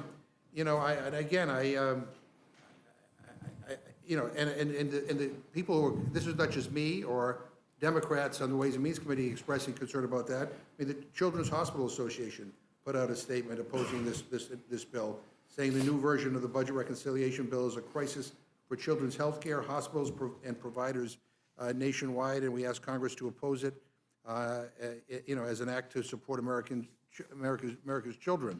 But again, I didn't really get a good answer to why Jeff Bezos needs a tax break. Ms. Moore, I want to make sure that I have this straight, because I talked about this, previously, and I couldn't believe it. But the House bill got rid of the nearly 100-year-old excise tax on gun silencers, right? But that wasn't enough for the Senate. They also got rid of the tax on sawed-off shotguns.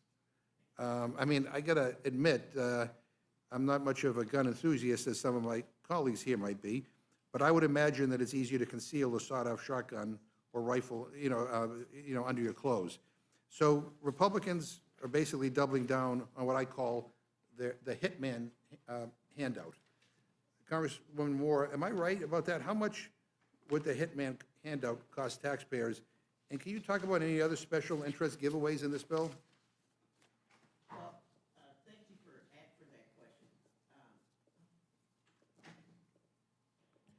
question. Thank you, Mr. McGovern, for that question. The Senate got rid of the tax on sawed-off shotguns. You're absolutely correct. So there will be no tax on sawed-off shotguns.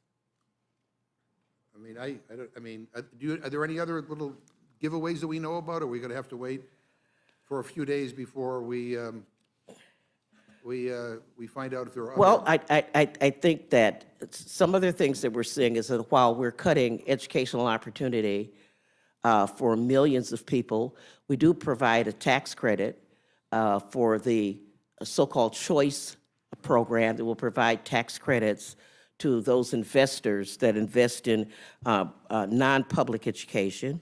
We also see that there's a special carve-out for banks of certain loans that will not be taxed. Of course, we do see the protectionist movement toward fossil fuels. No, and I'm just saying, I think in the coming weeks, we're going to find, coming days, if this becomes law, we're going to find out more stuff. I know, Mr. Smith, I know you wanted to. Right, and of course, you remember the silencer. Oh, yeah, no, which is, like, I don't, but Mr. Smith, did you want to respond to why Jeff Bezos deserves a tax cut? I would be happy to talk about the tax on suppressors and the short barrel rifles that you were asking. Yeah, but that wasn't my question, but you can, if you want to talk about, explain to us, I think people want to know, like, why does someone like Jeff Bezos need a tax cut when all this other stuff is being cut? And I think that's not an outrageous question. It's what's on a lot of people's minds. By the way, not just Democrats, but independents and Republicans. That's why all the polling, that's what the polling tells us, is that people don't quite get it. But if there's a quick answer as to why Jeff Bezos or people who earn what he earns deserve a tax cut, then I'm happy to yield to you. So I'll just say the reality is this legislation is specifically focused on delivering more jobs, permanent tax cuts, and bigger paychecks for hardworking Americans. That's why the no tax on tips, no tax on overtime, and the tax relief for seniors. He just Mr. spent McGovern. $50 million on a wedding, and he's getting a tax cut. But whatever. But I didn't get invited. Mr. Did you McGovern, get I did invited? find the answer to your question. yeah. The $2 billion tax cut on the sawed-off shotguns and so forth comes to about $2 billion. Thank you. The dedicated, nonpartisan civil servants at the Congressional Budget Office, provide fact-based estimates on how much bills will cost the American taxpayer, how many people will gain or lose health coverage, and other important quantifiable pieces of information that all of us, I think, want to have before voting on legislation. And we should be thanking them for the work that they do, and yet Republicans vilify them now. I don't know why.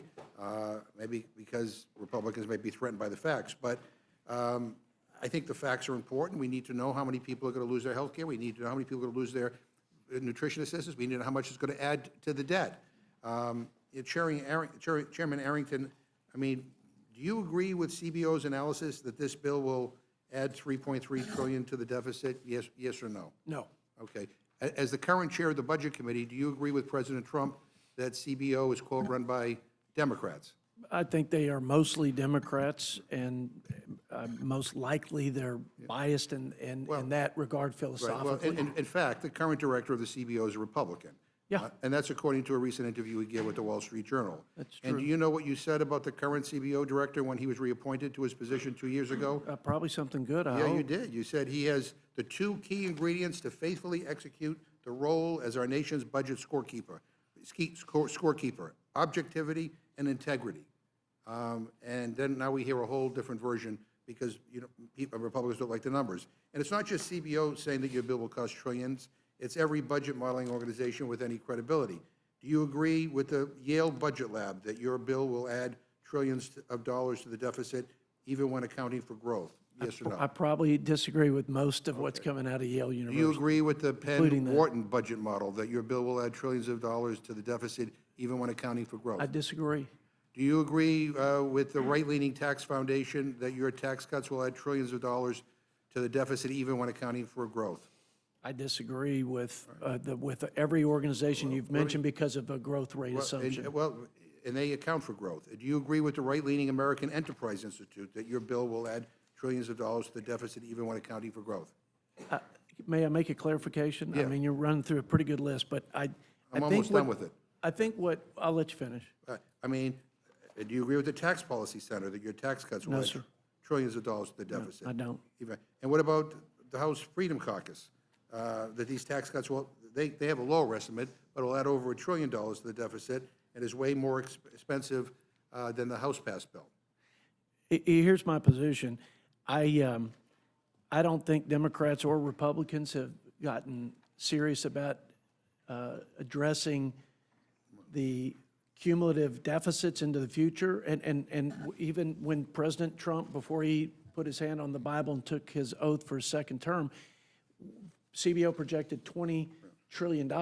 So I think a lot of organizations will lump the entire $20 trillion. What I would say is this bill is focused on the growth part of the fiscal health equation. And what we have attempted to do is make sure we don't make the deficit problem worse while reaching out to my Democrat colleagues. So you would disagree with the Freedom Caucus then? Yeah, I assume that's one of the reasons why Andy Harris is voting against the rule, is because he's concerned about what this is going to add to the I think there are a deficit number debt. of people concerned about that issue, Mr. McGovern, to be honest with you.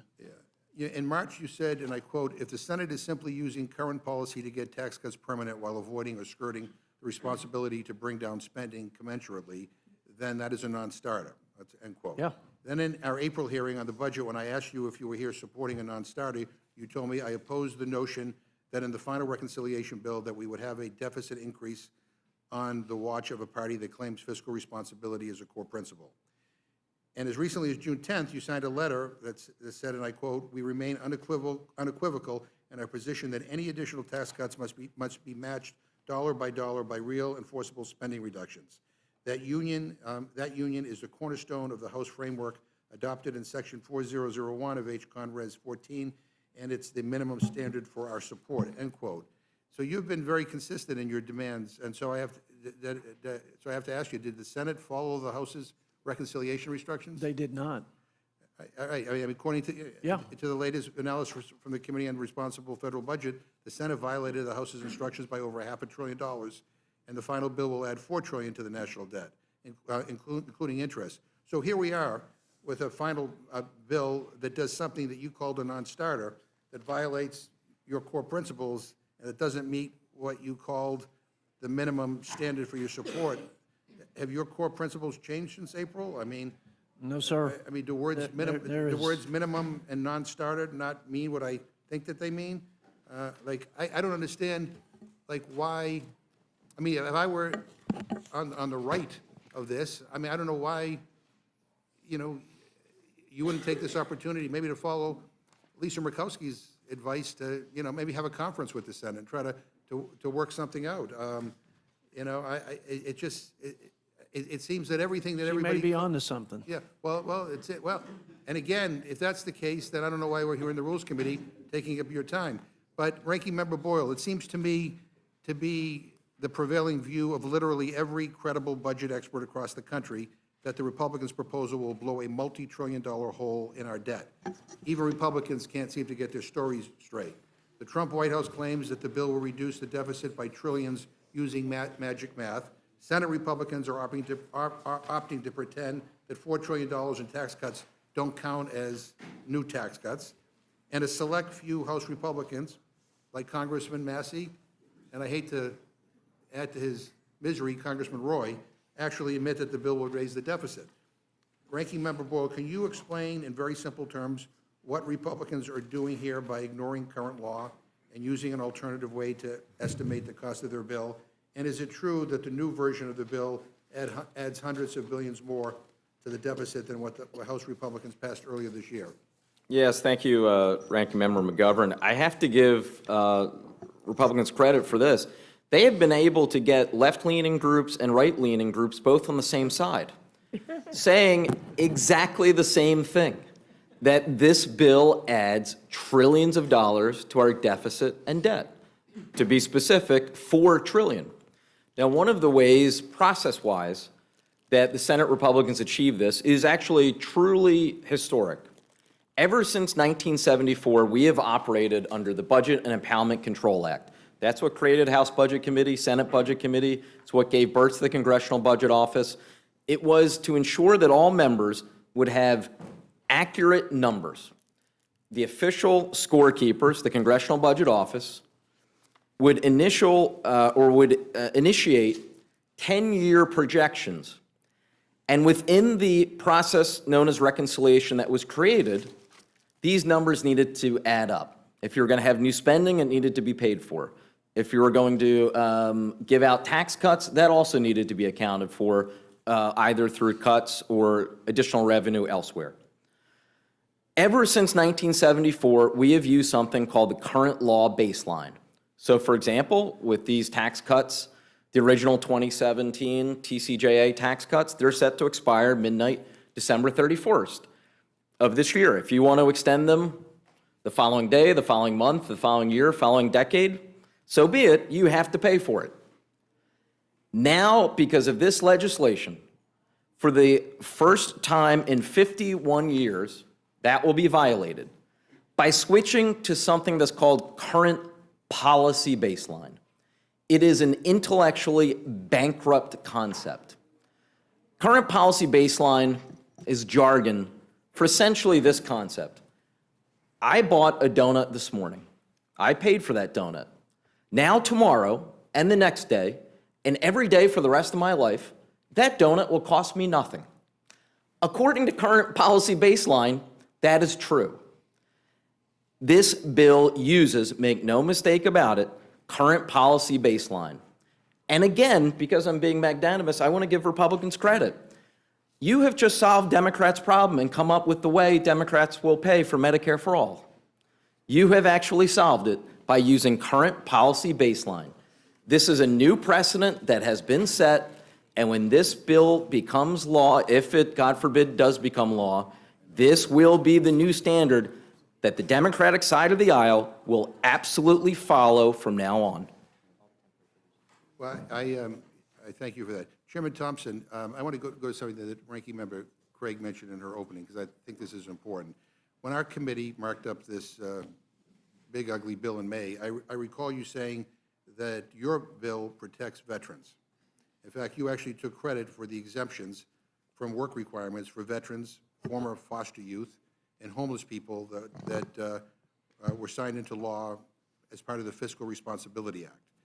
And as we're here now with a bill that actually gets rid of the protections for veterans, for former foster youth, and for homeless individuals, Mr. Chairman, I know you know this, but I'll lay this out for members in this room who don't serve on the Agriculture Committee, like us, and for people watching this at home. This means if this bill gets signed into law, veterans, former foster youth ages 18 to 24, and homeless individuals will now be kicked off of their SNAP benefits after 3 months. So a 64-year-old veteran who can't find a job has nowhere left to turn. I mean, he will go hungry in 3 months. A 19-year-old girl, a 19-year-old who lived a complicated life in and out of different foster homes gets SNAP for 3 months, and then she's out of luck. A person who can't find stable housing and is trying to find a place to stay is kicked off of his food benefits in 90 days. And so, you know, when we're talking about people being hurt, I mean, these are the people that we're talking about. And so my question for you, I mean, do you support removing the protections for veterans?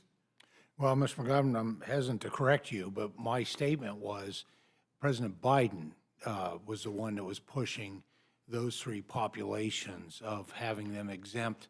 From what I saw, and I complained about this at this time in those negotiations, we were cheating those three populations from greater opportunity because we were not going to be able to provide them access to the SNAP employment and career and technical education benefit, which we invest significant monies on.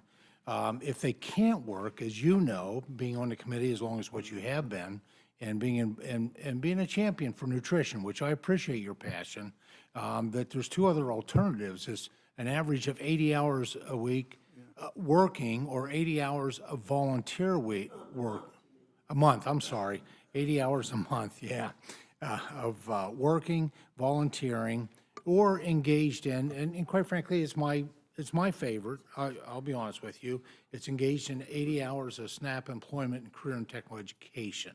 And so just because somebody can't find a job doesn't mean their benefits stop after 3 months. They could volunteer an average of 80 hours a month and still be eligible. Or better yet, let's give them a shot at the American dream, which is not stuck in poverty.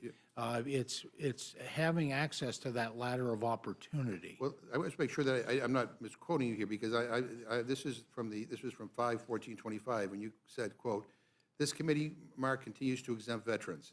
That was part of the negotiations I reached with President Biden during the Fiscal Responsibility Act negotiations. Our veterans are exempt from the SNAP work requirement. That is the law.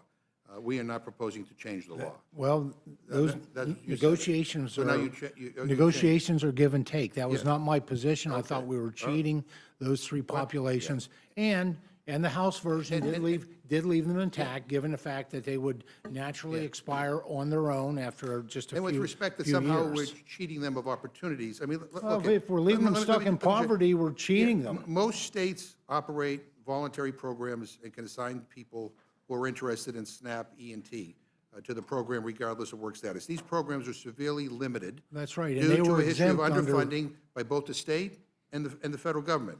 So even if you're subject to the paperwork requirements, there's no guarantee that you can participate in training because states don't have enough spaces. So this bill subjects millions of new people to the time limit in SNAP, and there aren't nearly enough E&T slots. So to put it in perspective, there were just over 300,000 E&T slots total. The demand is high, and we aren't here talking about more funding for E&T. We are here talking about you kicking more people off of benefits. And just to be honest about what you're doing, please, I think it's important to state that. I don't know, Ranking Member Well, Craig, whether you want to add. Mr. Ranking Yeah. Member, I got to I'm happy say, to- no, I yeah. would challenge you to say there are not plenty of volunteer opportunities in every community. And people's lives are very complicated. In case you're not out and about in your districts, people's lives are very complicated. People don't fit into these nice, neat categories that everybody, that you all outline. That is, life doesn't fall into black and white categories. There's a lot of gray area in terms of how complicated people's lives are. Ranking Member Craig?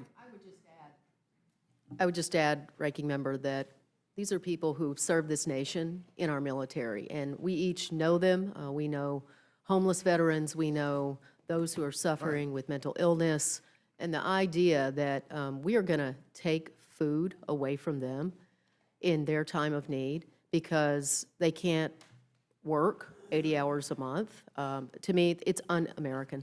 Yeah, and I find this a particularly cruel provision in the bill. Ranking Member Craig, this bill sets up a massive new bureaucratic system forcing states to, for the first time ever, cover the cost of providing benefits to people. States have no clue how they're going to come up with the hundreds of millions of dollars to cover SNAP benefits. I mean, CBO and 23 governors wrote to us to say that states may be forced to drop out of SNAP entirely due to the increased cost. States not offering SNAP benefits to people would be catastrophic. It would make hunger exponentially worse in this country and push people deeper into poverty. And I can't even begin to guess what kind of long-term consequences that would have on healthcare costs, workplace productivity, and educational outcomes. So you don't have to take my word for it. We had 23 governors write to Congress, and they said, quote, "If states are forced to end their SNAP programs, hunger and poverty will increase, child and adults will get sicker, grocery stores in rural areas will struggle to stay open, people in agriculture and the food industry will lose their jobs, and state and local economies will suffer," end quote. I ask unanimous consent to insert their letter into the record. Yeah, and in some states, I know Minnesota is one of them, and you mentioned this. And by the way, Mr. Pallone and Ms. Moore, New Jersey and Wisconsin are also on that list. Counties will be on the hook for a portion of that cost. In Minnesota, I think counties will be on the hook for coming up with $43 million per year to continue offering benefits. I know you do your homework, Ms. Craig, and I know you talked to county officials about this. Do county officials in Minnesota have confidence that they can come up with $43 million a year? And if they can't, then what happens? No, Mr. Ranking Member, they do not. In fact, those county commissioners in Minnesota have been burning up my cell phone all weekend long. States already have skin in the game. 50% of the cost share for administering SNAP goes to the states. And in some states, that cost is even higher. In Minnesota, for example, the cost of administering SNAP mostly, it's about 80%, falls on the counties. And this bill shifts more of the cost for federal food assistance programs onto them. I've heard from a bunch of them in the last 24 hours, and today, the Minnesota Star Tribune, the headline, front page, was Trump's federal spending bill could force Minnesota counties to raise property taxes. Realistically, Mr. Ranking Member, the only thing that those Minnesota counties are going to be able to do with this unfunded mandate is either raise local taxes, county property taxes, or they're going to have to not fund other priorities in the county. So this could end up being a tax increase at the state level or at the county level, I mean, in order to be able to make sure that people have the basic necessity of food. Yeah, for many Minnesotans, the tax increase at the local level is going to just completely offset. It's going to be much, much more than the tiny little tax decrease that some of the folks here are suggesting people may end up with. Look, it's a lose-lose for Minnesotans, but, you know, Virginia, New Jersey, the members on this committee, the Rules Committee, and I would suspect a lot of the folks here, Mr. McGovern, don't actually know about this yet, or you've only learned about it in recent days. Colorado, Ohio, and in particular, North Carolina and New Jersey, where counties pay actually 100% of the administrative cost. In fact, I have a statement here from the North Carolina Association of County Commissioners that was issued last week that I'd like to read because I think it should be incredibly important to members of the Rules Committee across the aisle. By reducing federal funding and shifting administrative costs to state and local governments, Congress would force North Carolina and its counties to replace tens of millions of dollars in lost revenue, either by generating new funds through increased taxes or redirecting them from other essential programs. Should the state be unwilling or unable to replace the SNAP benefit reductions, individual counties will be forced to choose between diverting funding from their own programs, raising local taxes, or watching their residents go without this important safety net. Local governments are most disadvantaged to replace SNAP funding. The best way to ensure our residents receive this benefit is to preserve federal funding. It's just really, truly difficult, Mr. McGovern, to see how the people in this room could support a bill that is going to increase taxes at the county level on so many of the states across this country. And I think this is a big deal. It's a big change. And I do think this should have been the subject of hearings, and we should have heard from people from all around the country as to how they would potentially deal with it or not deal with it, and what the impact would be. I mean, the cynic in me says that maybe part of the deal is to get states to opt out of SNAP and to not provide people a food benefit and just take that off the table. You know, but this is going to have an impact that I think most states don't even have a clue of, right, of what it's going to mean to them. If I may, Mr. Governor, the CBO scores that you quoted, that was actually when there was state share, that was scored at a state share of 50%. Well, that was Which was your bill, yeah. which is outrageous. And of course, the Senate made some refinements to the process. Any error rates under 6% is a zero cost share. The idea here is not to punish anyone. It's to incentivize the states to do a better job. And because understand it's too the that error rates the include underpayments to people. Yeah. well, underpayments or yeah, but- overpayments, because overpayments get clawed back, and that hurts people in future months. I would encourage us all to read what actually came back from the Senate, because in fact, 10 states in this country are not going to be subject to the cost shift that others are as a result of a last-minute deal cut over in the Senate by one U.S. senator. And for that matter, I just say last night, the governor of Pennsylvania warned that his state, your state here, some of you here, might had have to abusive opt numbers. out of the program, leaving 2 million people without federal food assistance if these cuts become law. The consequences for that are health, our rates of childhood obesity, of hunger for economy. It would be devastating if this happens. And just one quick question. Are undocumented immigrants in SNAP? No, of course they aren't, by federal law. And look, every member of this committee should just go on their phone. I know you all know how to use a phone. The USDA website clearly states, this is a direct quote, SNAP is not and has never been available to undocumented non-citizens. only American citizens and certain other select groups of documented, that means they're country, in this country legally, non-citizens may receive SNAP. It's embarrassing that any No, member of Congress would actually No, say but that. I thank you for saying that, because I've heard some of my Republican colleagues on talk shows talking about that. They aren't, and they never I don't know have what been. they're talking about. I just have one last set of questions for Energy and Commerce. Mr. Guthrie, President Trump has said time and time and again, and in fact, he continues to say, that Republicans will not touch Medicaid. But which is, it blows my mind that he says that. But anyway, but if Republicans enact this bill, you will be in clear and total violation of that promise. This bill, as I read it, includes $930 billion in cuts to Medicaid. That's according to the nonpartisan budget scorekeepers at CBO. But just don't take it from me, or even from the budget experts. Listen to the doctors and the hospitals across the country that say this bill will devastate healthcare in this country. The Children's Hospital Association said, and I quote, "The new version of the budget reconciliation bill is a crisis for children's health care, hospitals, and providers nationwide, and we ask Congress to oppose it as an act of support for America's children. Your child, regardless of their insurance status, could see the services they rely on reduced or eliminated with significantly less support to sustain them. The bill amounts to fewer doctors and nurses to see your child, longer wait times, and sicker children," end quote. Hospitals across the country have raised alarms, including in Louisiana, Ohio, and in your home state of Kentucky. On June 26, the Kentucky Hospital Association said that this bill will force hospitals to close and endanger 20,000 healthcare jobs in your state. In total, estimates suggest that more than 300 rural hospitals and over 500 nursing homes could close because of this legislation. The fact that this bill cuts Medicaid has even been confirmed by key Republicans, including Senator Tom Tillis of North Carolina, the Chairwoman Fox's home state, who asked, quote, "What do I tell 663,000 people in 2 years or 3 years when President Trump breaks his promise by pushing them off of Medicaid because the funding's not there anymore?" So, Chairman Guthrie, can you answer that question? Like, what should Senator Tillis tell the hundreds of thousands of people in North Carolina who will be pushed off of Medicaid because of the cuts in funding? And what about the 40,000 people in my district in Massachusetts who will lose their health care?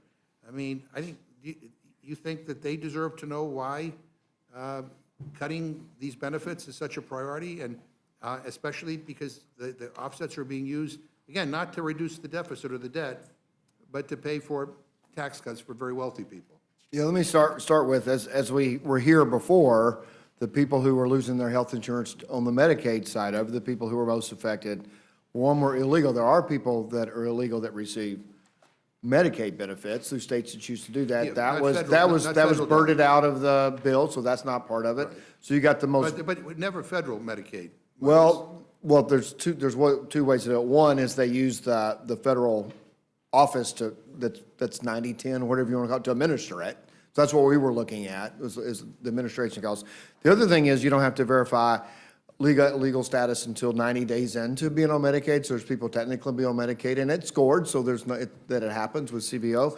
And that was not allowed in by the Byrd rule. So the other is people that are not eligible because of eligibility rules, and the people that are able to work. It was 4.6 million. That number is of people who were estimated that were able to work. And when we say able to work, it's people all the ones that you talked about with mental health, with all the other, they're exempted out, people with substance use disorder. Well, according to the Joint Economic Committee, 184,526 people will lose their health care coverage in Kentucky. Are they all deserving to lose their health care benefits? So I would say if they're able to work and choose not to work, when I say under the restrictions that we have for eligibility, most Kentuckians think, I know there was some criticism that came out from the governor's office of our bill, but if they're defending people that are able to work and they're not That's working. an awful lot of people in Kentucky. Ranking Member Well, Palmer- Kentucky has one of the lowest workforce participation rates, people who are eligible to work that are working, and they'll be better off if they're working.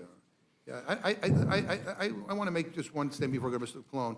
This notion that, all these millions and millions of Americans really are living the easy life, staying home, watching TV, and being on Medicaid, and being on SNAP is ludicrous. A food benefit that's on average $2 per meal for an individual. I mean, it's just like, it's so offensive to people in this country. And, you know, I mean, I don't know whether you talk to your constituents who are on Medicaid, but I'll tell you, I mean, their lives are oftentimes very, very complicated. And I think part of why this bill is so unpopular is because people think you're talking about them.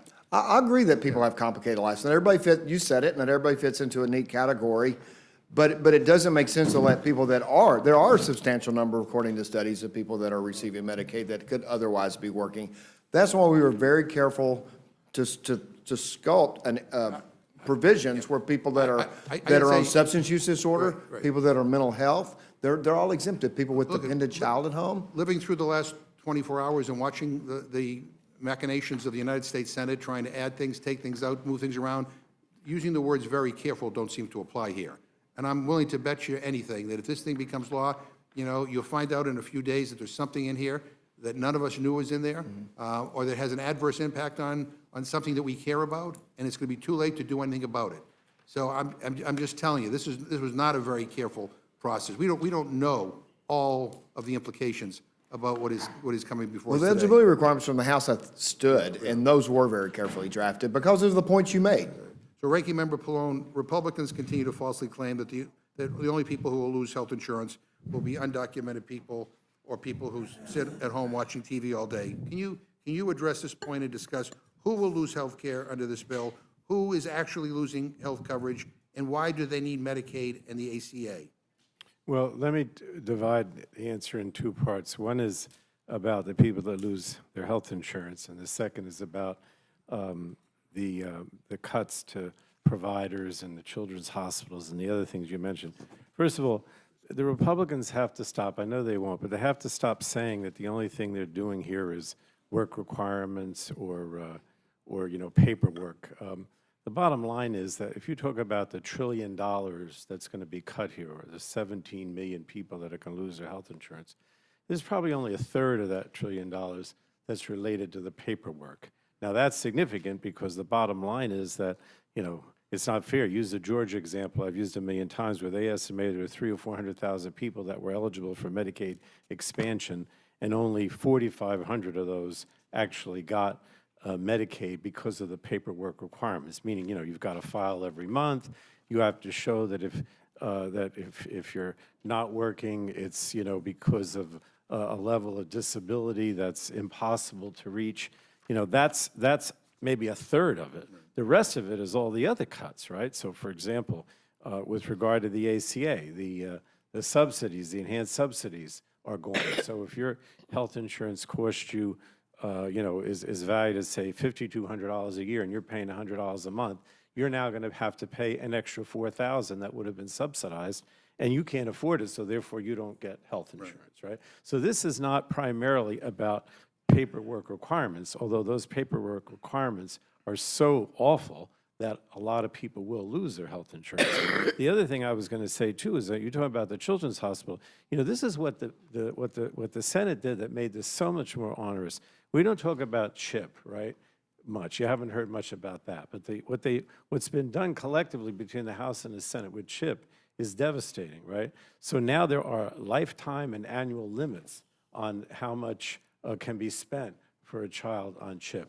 There are provisions that say that you have to wait 30 days before you're eligible for CHIP. So the children's hospitals are devastated, in part, not only because of Medicaid and the ACA cuts, but also because of the impact on CHIP. And then what the Senate did with the provider tax was even worse, because you understand that there's two things here that hospitals depend on. If they're failing, a state like New Jersey will give them what we call direct state payments so that they don't fail. Those are significantly cut back in the House and the Senate bill. The provider tax, you know, if you say in the House bill, we said, well, we're going to just keep the provider tax the way it is. You can't raise it due to inflation. You can't change it any other way. But they didn't change the status quo. What the Senate did is to scale back and say every year the provider tax is going to be less and less. And then if you don't get that provider tax at the state level, then you can't give the providers, in this case the hospitals and nursing homes, the level of money so that they can actually operate. So, look, I don't want to eliminate the emphasis on the paperwork or whatever the Republicans call it, the work requirements. That's devastating enough. But you have to understand that that's a certain percentage of this overall cuts. It's not the majority. A lot of this is just directly cutting these programs and the amount of funding that's coming to the providers. Right. That's what's going on here. Thank you. Mr. Guthrie, are you aware how much damage this bill is going to do to the clean energy industry in Kentucky? I mean, I have a letter here addressed to you from manufacturing companies in Kentucky, and the letter states, quote, "There are already more than 14,000 clean energy jobs in Kentucky in the battery, manufacturing, automotive, grid infrastructure, critical minerals, and clean energy industries," end quote. The letter further states that $8 billion in announced funding for these industries to your state has yet to be spent and is a significant risk if this bill passed. That sounds like a heck of a lot of jobs. I mean, what do you say to these employers? And and I mean, on the tax portion of this bill, I mean, what do you tell the thousands of people who could lose their jobs from Kentucky, or for that matter, Well, in Missouri? I mean, who want to work in these high-paying industries? I mean, Well- this bill is a job killer and a climate killer. If they're the largest battery plants are in my district, one battery plant, Ford offers a good product people are going to buy. They were going to build 2 battery plants in my district. They built 2 plants. They're going to equip one because they make a good product and people are going to buy it. They're not going to equip the other. They're looking for other uses for it. The other one is actually in my hometown. And I say this, and I've told people who've asked me about this, I think if people choose to buy an electric vehicle, that's absolutely their choice. I don't think it's the federal government's job to mandate them to do so. And I think it's better off for the American people, regardless of what the specific issues. But I think people are going to end up buying these cars because they're good products. But I don't think that they should be mandated. I just don't think they should be mandated to be bought. Yeah, well, Mr. Yes. McGovern, our clocks have gone wonky on us. Now, been going about 40 minutes.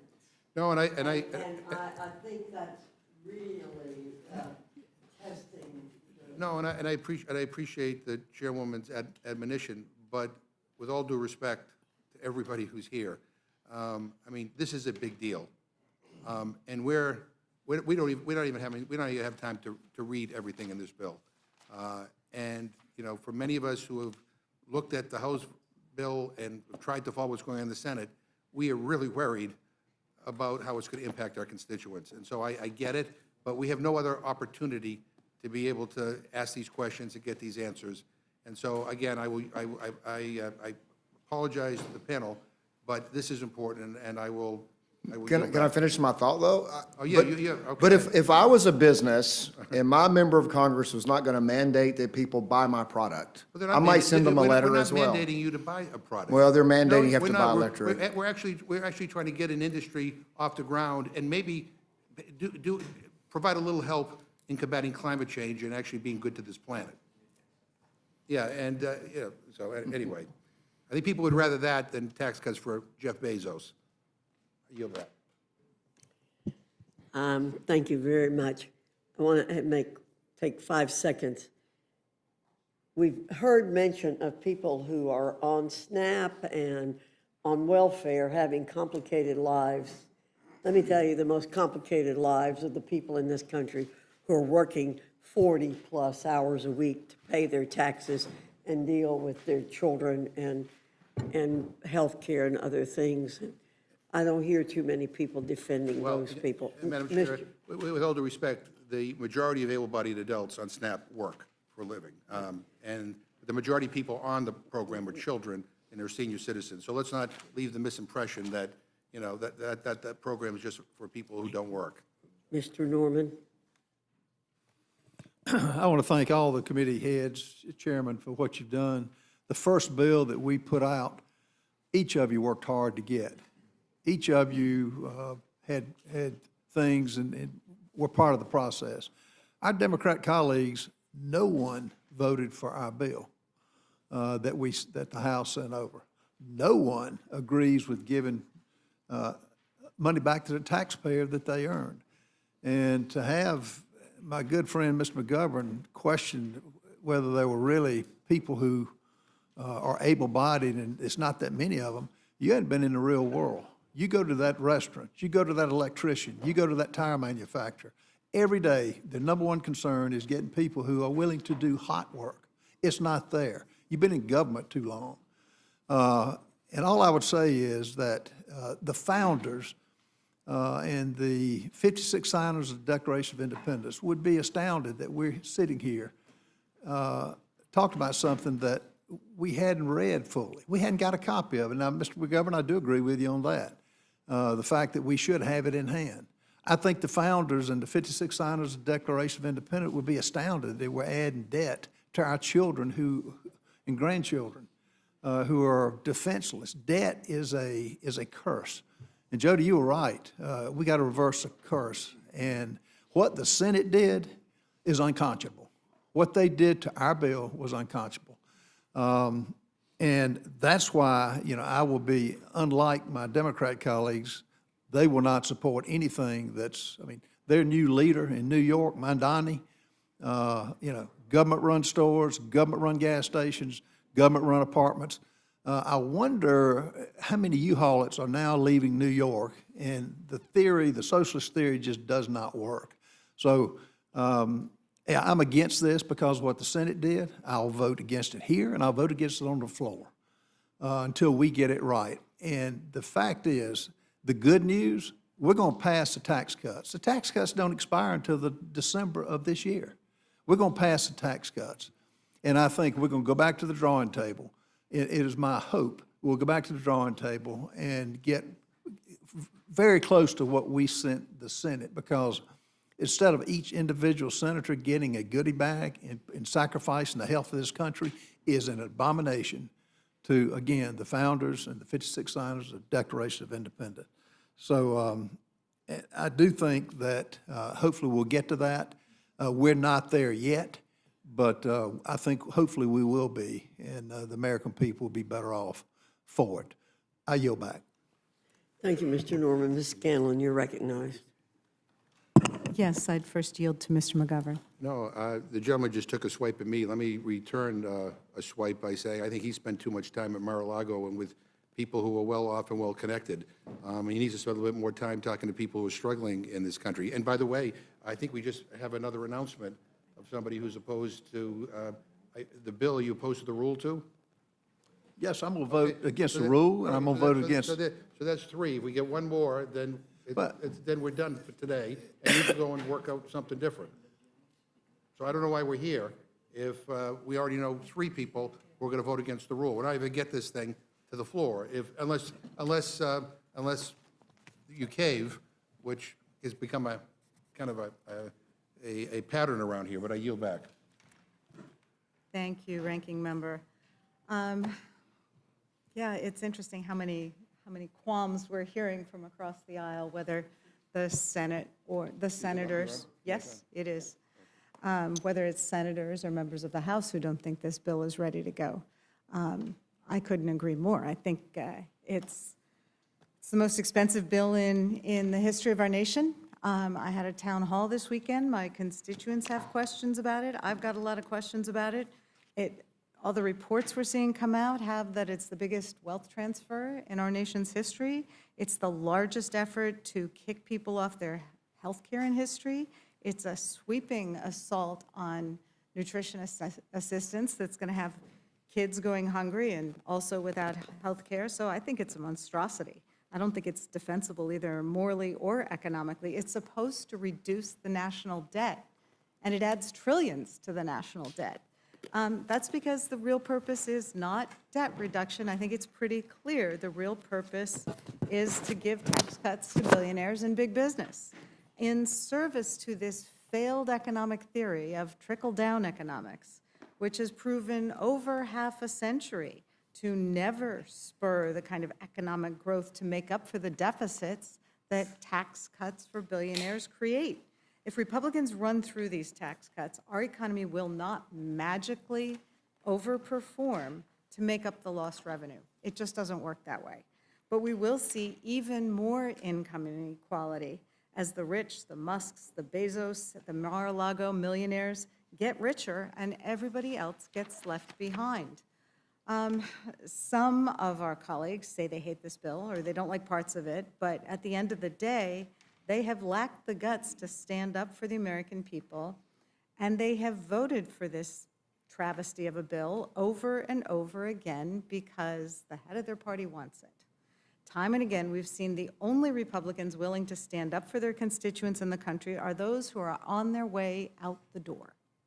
So what kind of moral compass does one need to have to think that a millionaire deserves a tax cut, but a working mom should lose her health care? As Ranking Member Moore suggested, our bills, our budgets make clear what our priorities are. And what's clear here is that Trump's Republican Party only cares about rich people and large companies. They don't care about working people. They don't care about kids. They don't care if you need Medicare or SNAP to make ends meet. This bill is an unconscionable attack on the middle class and on our poorest American neighbors.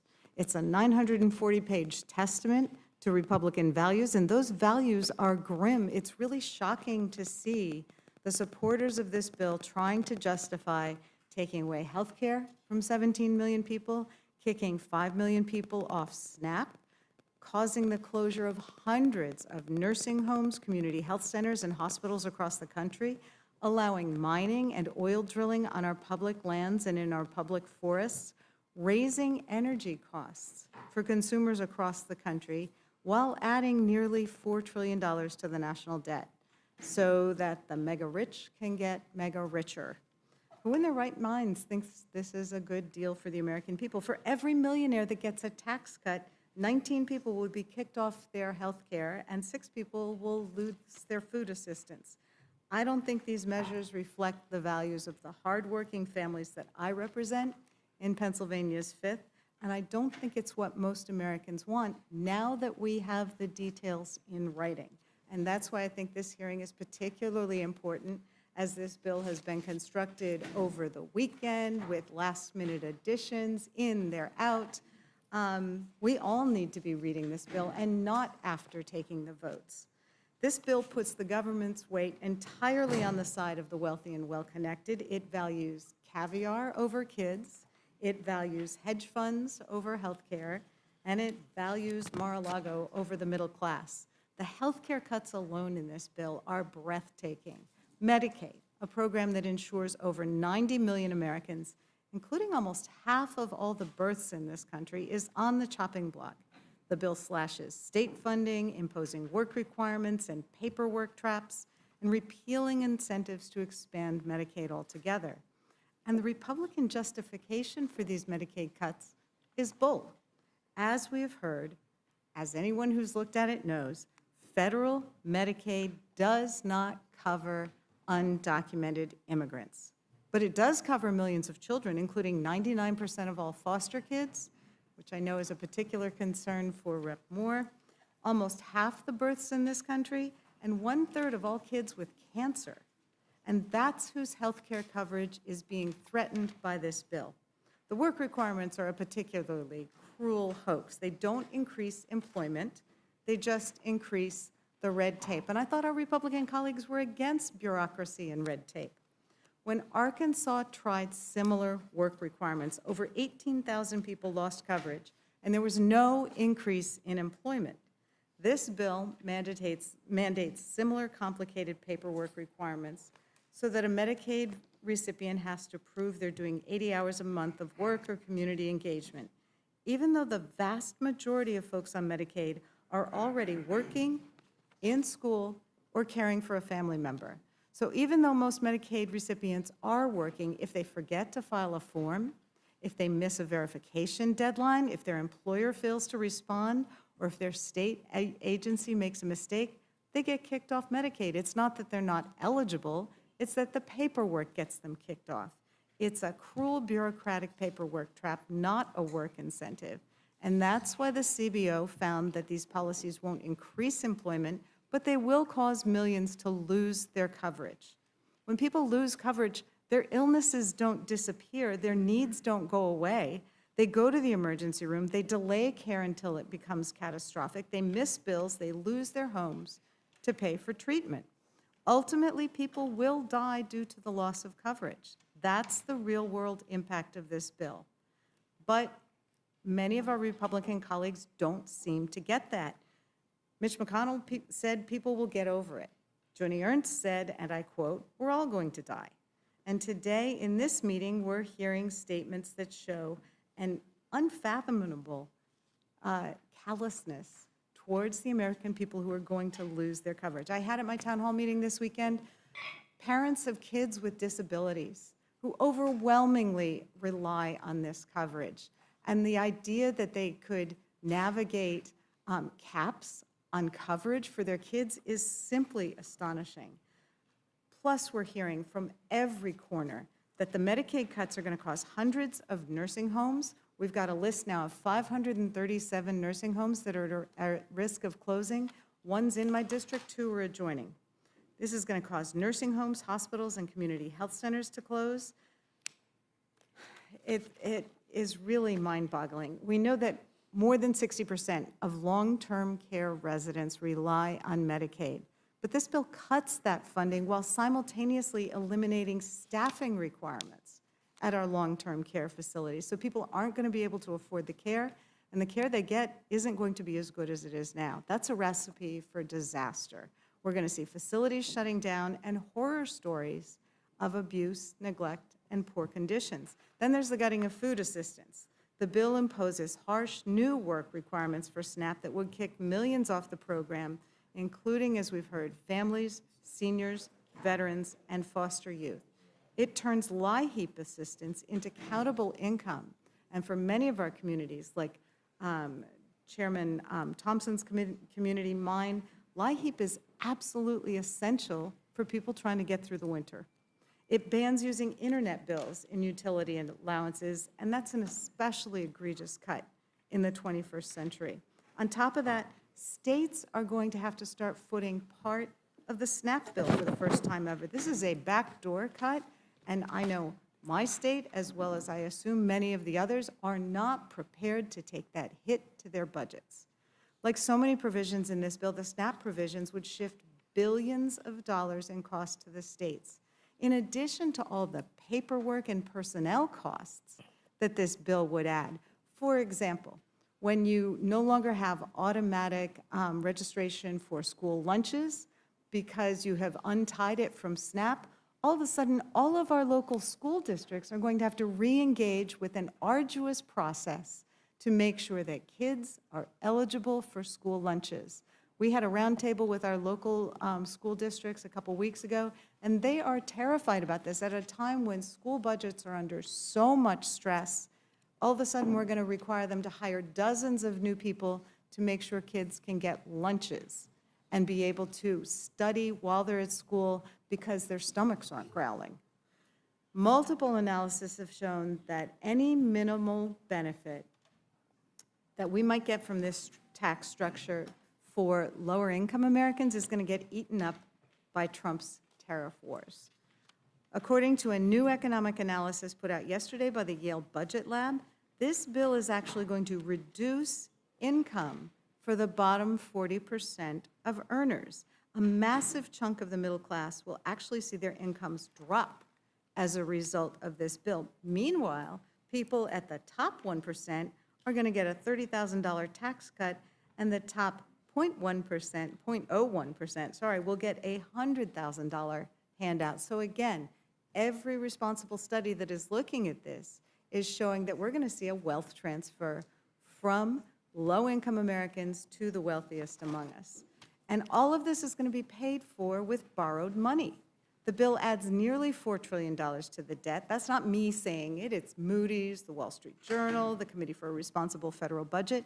It's going to be the single largest increase to the deficit in American history. Republicans say the tax cuts will pay for themselves. It's a lie. It always has been. It was a lie in 1981, it was a lie in 2001, and it was a lie in 2017. It's still a lie today. The promise of tax cuts for the rich creating jobs and economic growth has never materialized, and we have the data of half a century to show that.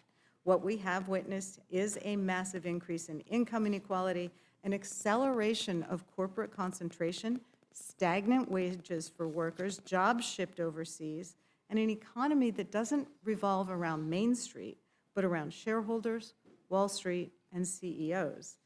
The climate provisions in this big ugly bill are no better. It represents a near total rollback of the historic investments in clean energy and environmental protection that we enacted in the Inflation Reduction Act. These cuts are going to jeopardize 1.75 million good-paying construction jobs and billions of dollars in private sector investment that is growing our economy now with solar, wind, and hydroelectric projects. We're slamming the brakes with this bill on some incredible economic growth and ceding energy dominance to China. Also, our Republican colleagues can placate their fossil fuel donors. This bill is a brazen handout to polluters. It has sweetheart deals for the oil, coal, and gas industries that read like they were written by lobbyists. It mandates lease sales in the Arctic National Wildlife Refuge, threatening one of the last truly pristine ecosystems on Earth. It opens 4 million acres of public land to coal mining and slashes royalty rates, a direct subsidy to the oil and gas industry. And household energy costs are going to go up as a result of this bill. We've seen 2 studies already showing that costs for energy in my state, in Pennsylvania, in New York, are likely to increase 7 to 8%. In Minnesota, they're likely to increase by 12%, and 16% increase in energy costs for Texas and South Carolina. This bill not only repeals clean energy tax credits for wind and solar, but imposes a steep excise tax on any new wind or solar project that doesn't comply with restrictions that are designed to be impossible to meet. This is a particular burden on Pennsylvania because Pennsylvania's legislature recently passed a law to help our schools convert to solar energy, using some of the credits in the Inflation Reduction Act. And this was viewed as a win-win-win-win because it was good for our construction folks, it was good for our school districts because it was lowering their costs of construction and of energy costs moving forward, and of course it was good for folks who are concerned about the environment. So it was a broadly bipartisan bill. That we now have school districts that have signed up to get the benefits of that and to use solar as they undertake needed renovations in our schools. And now that's all put on hold because of this bill. You know, we've seen the bill's going to gut tax incentives for clean vehicles and for purchasing energy-efficient appliances. For the last year, my office has been holding seminars for consumers so they know how to claim these tax credits. You know, folks, if you want an electric car under this bill, you better buy it before September because it's cutting it off that quickly. The bill also slashes funding for environmental justice initiatives that we're finally beginning to address decades of pollution and disinvestment in frontline communities. And I have many of those in my district, places that are subject to flooding and other environmental harm because they were redlined, because they haven't had the help to address those things. The bill's not just bad for the environment, it's a deliberate, coordinated attempt to reverse our progress on the climate crisis. It's going to cost us jobs, it's going to cost us economic growth, and it's going to cost us leadership in the global clean energy race. Some of us were involved in a roundtable with folks from the UK last week, and one of their business leaders said, wow, you know, Europe and the UK were really ahead of the curve when it comes to clean energy investment and innovation, but then the US passed that Inflation Reduction Act, and if you heard a giant sucking sound, it was all the investment coming out of Europe and going to the US. But they said, but now we don't know because there's too much uncertainty. It looks like you're going to roll that back, and we're probably not going to invest in the US again. So, you know, this is a multi-billion-dollar gift to the most polluting industries on the planet. It is a betrayal of future generations. And when you add the environmental harm to the harm of adding $4 trillion to the deficit, it's a betrayal of our kids. So we've also got issues of the money that's being added to the budget in this bill, especially around immigration. the dollars that are being sent to private prison contracting companies, billions of dollars. We know that they're supporting this administration in its claims that they're only going after the worst of the worst, but certainly the scenes that we're seeing on the ground are telling a completely different story. We've seen masked agents grabbing hardworking people, not hardened criminals, but people with no criminal past from their workplaces, from court appearances. The administration has ripped families apart, detaining grandmas and landscapers without notice and without any information about where they're being held, including disappearing people to countries they've never been to based on tattoos. U.S. citizens have been mistakenly arrested, and we're on track to see more deaths in ICE custody since that information started being publicly reported in 2018. You know, the reality is it's not the worst of the worst. According to a recent report from the very conservative Cato Institute, 65% of the people taken by ICE have had no convictions whatsoever. Clearly, this ICE, et cetera, is not deporting the worst of the worst. They're just trying to meet Stephen Miller's quotas, no matter who gets hurt in the process. So, you know, in addition, we have concerns that this is being done at the expense of legitimate national security and crime-fighting efforts. What we're seeing on our streets is dystopian, it's un-American, and people, including U.S. citizens, are scared of their own government, which is not something I ever thought I'd be saying, and it's really horrific to see. But Americans understand that when an immigrant is denied due process, it's a slippery slope for everyone. Because if the government doesn't have to prove whether someone's a citizen or not, whether there's a criminal or not, then they can take anyone. Without the rule of law, who's to say who's a threat to our national security or just a threat to this White House? So none of this makes people's lives better, doesn't make our country safer. We do see our colleagues trying to rush through a 940-page bill that touches everything from taxes and healthcare to border security and defense spending. No one has had the time to read all of it or review all the changes it makes. Senate released the text on, I think, early Saturday morning, made major revisions as recently as noon. And there are real consequences when you rush through bills. We saw that with the 2017 Tax Cuts and Jobs Act. There were major drafting errors in the scribbled provisions in the margins of that bill that it took years to sort out. You know, when the House voted for the first time on this bill, many members of the Republican Party said they hadn't read the text and began complaining about the provisions weeks later when they finally took the time to do that job. So here we are again with a bill that is almost 1,000 pages long, new material added overnight and this morning. Aren't our colleagues, our Republican colleagues, offended that the Senate is trying to jam this bill down your throats, that you're being told, just go ahead and hold your nose and vote for it, don't worry about what's in it, because the president wants it, so you just have to roll over. This is the largest spending bill in history. It costs more than the CARES Act, the American Rescue Plan, the Infrastructure Bill, and the CHIPS Act combined, and it's not paid for.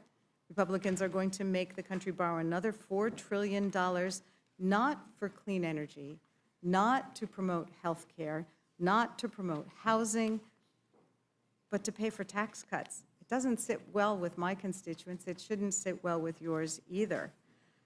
If this bill is passed and it's sent to President Trump, then our Republican colleagues will be responsible for the most expensive and wasteful bill in our nation's history. The biggest transfer of wealth, the biggest loss of health coverage that our country has ever experienced. And I think it's a tremendous failure of leadership that despite all the opposition to the bill, despite its cost, despite the major fiscal implications, that the country's being sent off a cliff. And watching this bill advance is like watching a train wreck in slow motion. It doubles down on policies we all know will leave our country worse off. It's a roadmap to a sicker, hungrier, and more unequal America. Hospitals will close, people won't get the care they need, our kids won't get the food they need, and the rich will get richer, no matter the cost to everyone else. This is a mortgage of our future. It's putting us deeper in debt. It's a legislative failure. It's a moral failure, and it should not become law. You will be shocked to know I have some questions. Ranking Member Boyle, do we have a distributional analysis from CBO for this bill? Given the Senate changes, we do not. Even with JCT, they were only able to do distribution analysis just on the tax portion. But we do know from previous work CBO did, the totality of this bill when it left the House finds that the bottom 1/3 of Americans will actually be poorer as a result of this bill, again, when you analyze it in terms of all of its components. Bottom third of households, you're talking about households making $55,000 a year or less. They would actually be worse off as a result of this legislation, and with the bulk of the benefit going to the top 1%. Now, the Senate changes will impact somewhat that distribution analysis. All indications are it will actually get worse and not better.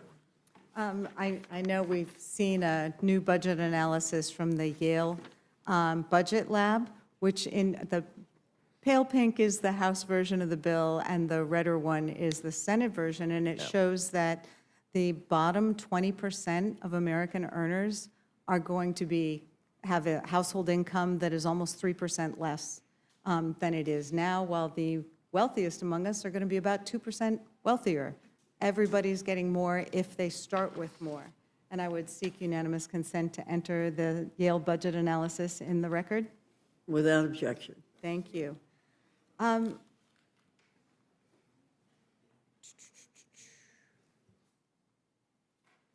Can you tell us a little bit, there's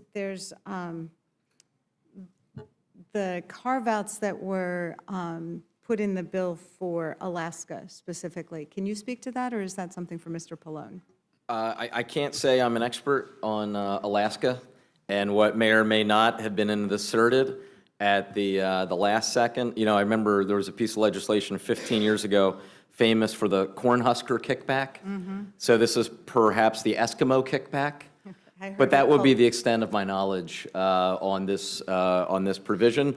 Although I would say it would be a pretty good reason for us to actually have the final text in front of us and have a chance to analyze all of the remarkable changes the Senate was making on the fly, minute by minute, rather than rushing the most significant piece of, rushing to a vote on the most significant piece of legislation in decades. Sure, and I mean, I think I heard at my town hall from some of my constituents who were really concerned. They were calling it the caribou kickback, but they thought it was, you know, basically unfair. And as someone who also represents Philadelphia, maybe we should go for the soft pretzel or the cheesesteak kickback. You know, what's sauce for the goose here? We've been hearing a lot of nonsense about how these tax cuts are going to pay for themselves. Can you help us better understand why that's not true? Tax cuts have never paid for themselves, as even right-leaning economists who've testified before the Budget Committee have acknowledged. Targeted tax cuts can have some stimulative effect, but even then, never so much that they entirely make up the lost revenue. And frankly, we've had a 45-year experiment in this. If tax cuts paid for themselves, then our national debt wouldn't be $36 trillion. The bulk of the added debt since 2001 has actually come from 4 different rounds of major tax cuts. 2001, 2003, their full extension or mostly full extension about a decade later, and then the 2017 TCJA. All told, that combines for more than $10 trillion in missing revenue that would have been there had we just kept in place tax rates as they were in the 1990s under President Clinton. Thank you. I know we've heard some concern from our Republican colleagues that we have to pass these tax cuts or else middle-class families will get slammed. I think it was a concern for Mr. Norman, although he said, we got plenty of time. That doesn't happen until the end of the year. We could pass a bill to address that. There was an interesting graph that came out from the Joint Committee on Taxation today that shows that if we did keep the tax cuts for middle-class families, that would only, and I use the word only advisedly, add 1.6 trillion to the debt. It's the keeping them for all the high-income folks that adds 3.3 trillion to the debt. And then, as someone has mentioned already, the House and Senate bills actually added more tax cuts than are in the 2017 package. So that's how we end up with $4 or more trillion in additional debt.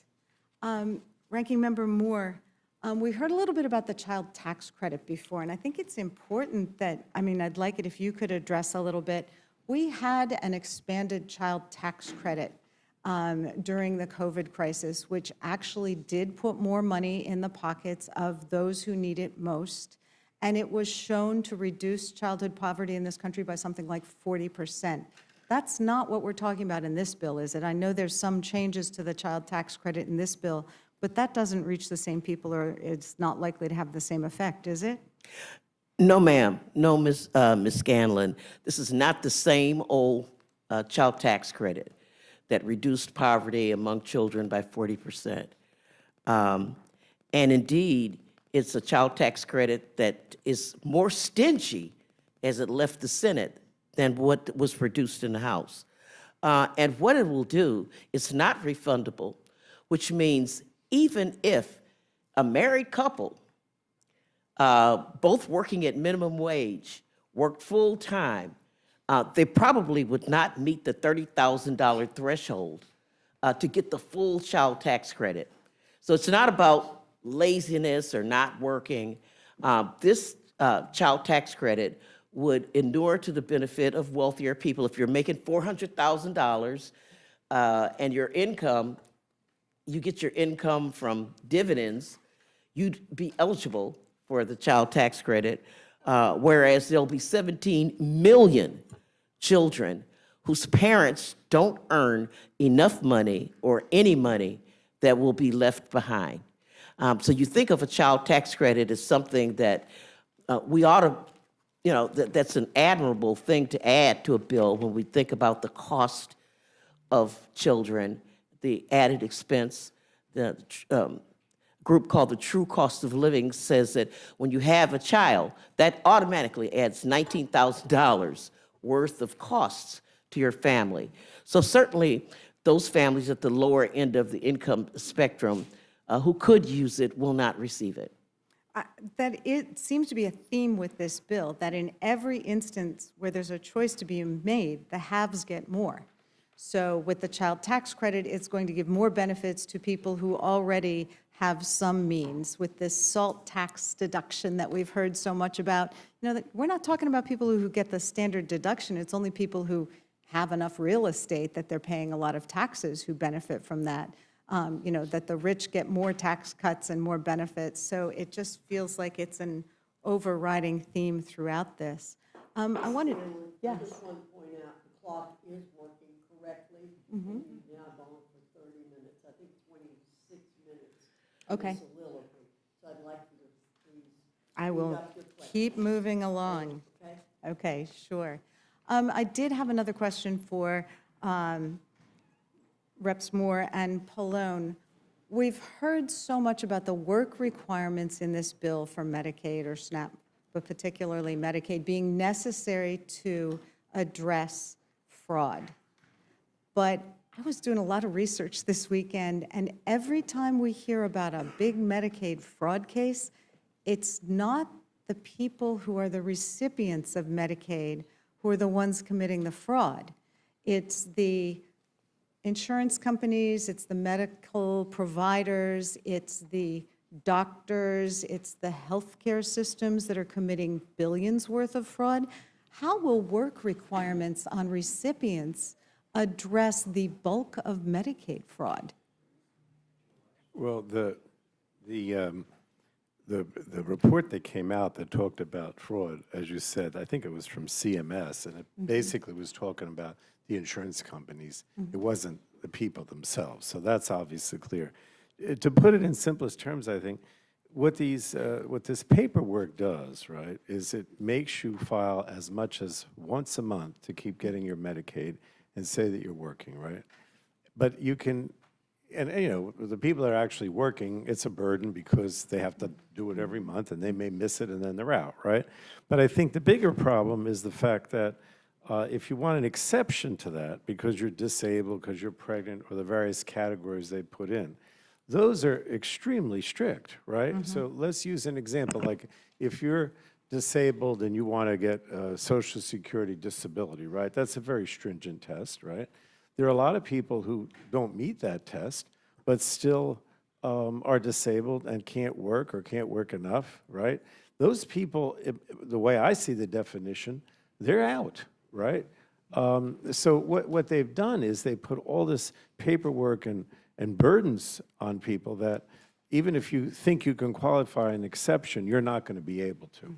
And that's what happened in Georgia. That's why in Georgia you had those 300,000 or 400,000 people that were eligible for Medicaid expansion, but only 4,500 actually qualified, not because they weren't, they actually weren't able to work. Maybe you're taking care of a relative, right? And that's a category that's in there, but how do you actually prove that, you know, because these are so stringent, that that's legitimate? I mean, this is the problem.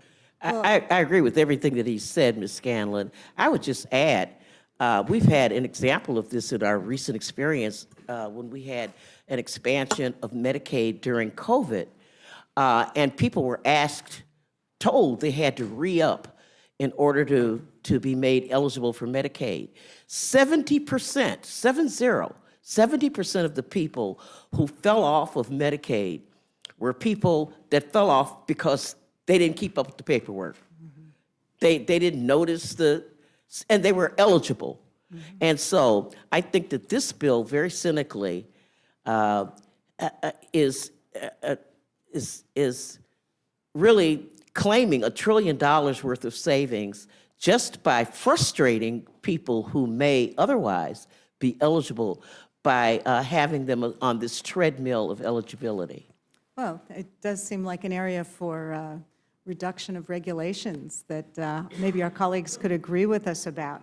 You know, I think any of us who've done constituent services work know, certainly Social Security, people get denied on their first round, they have to appeal. We deal with this all the time. We saw the same things that you did, Ranking Member, with respect to people who were kicked off and having to try to work with them to get them back on. So I am concerned, and the CBO seems to have affirmed that it's not that it's people who are not eligible getting kicked off, it's eligible people who won't be able to meet the requirements. But I'm more concerned about the fact that if we really want to address abuse, the billions of dollars that is going to insurance companies, to medical device manufacturers or distributors, et cetera, then it's a real problem that this president has fired the inspectors general who go after that fraud and have been very successful in bringing down, you know, major abusers, including some members of the Senate, and that there's now a proposal in the 2016 fiscal year budget process to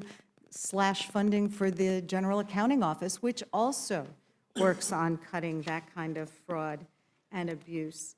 Ranking Member Pallone, we've been hearing about how this bill is going to increase energy costs. Can you tell us why that's happening? We just saw this new language on Saturday, and we're seeing that, you know, everyone's constituents are going to see higher costs, 5 to 16, 17%. Well, in general, what we find, you know, I talked before about all of the above, which is my philosophy, right?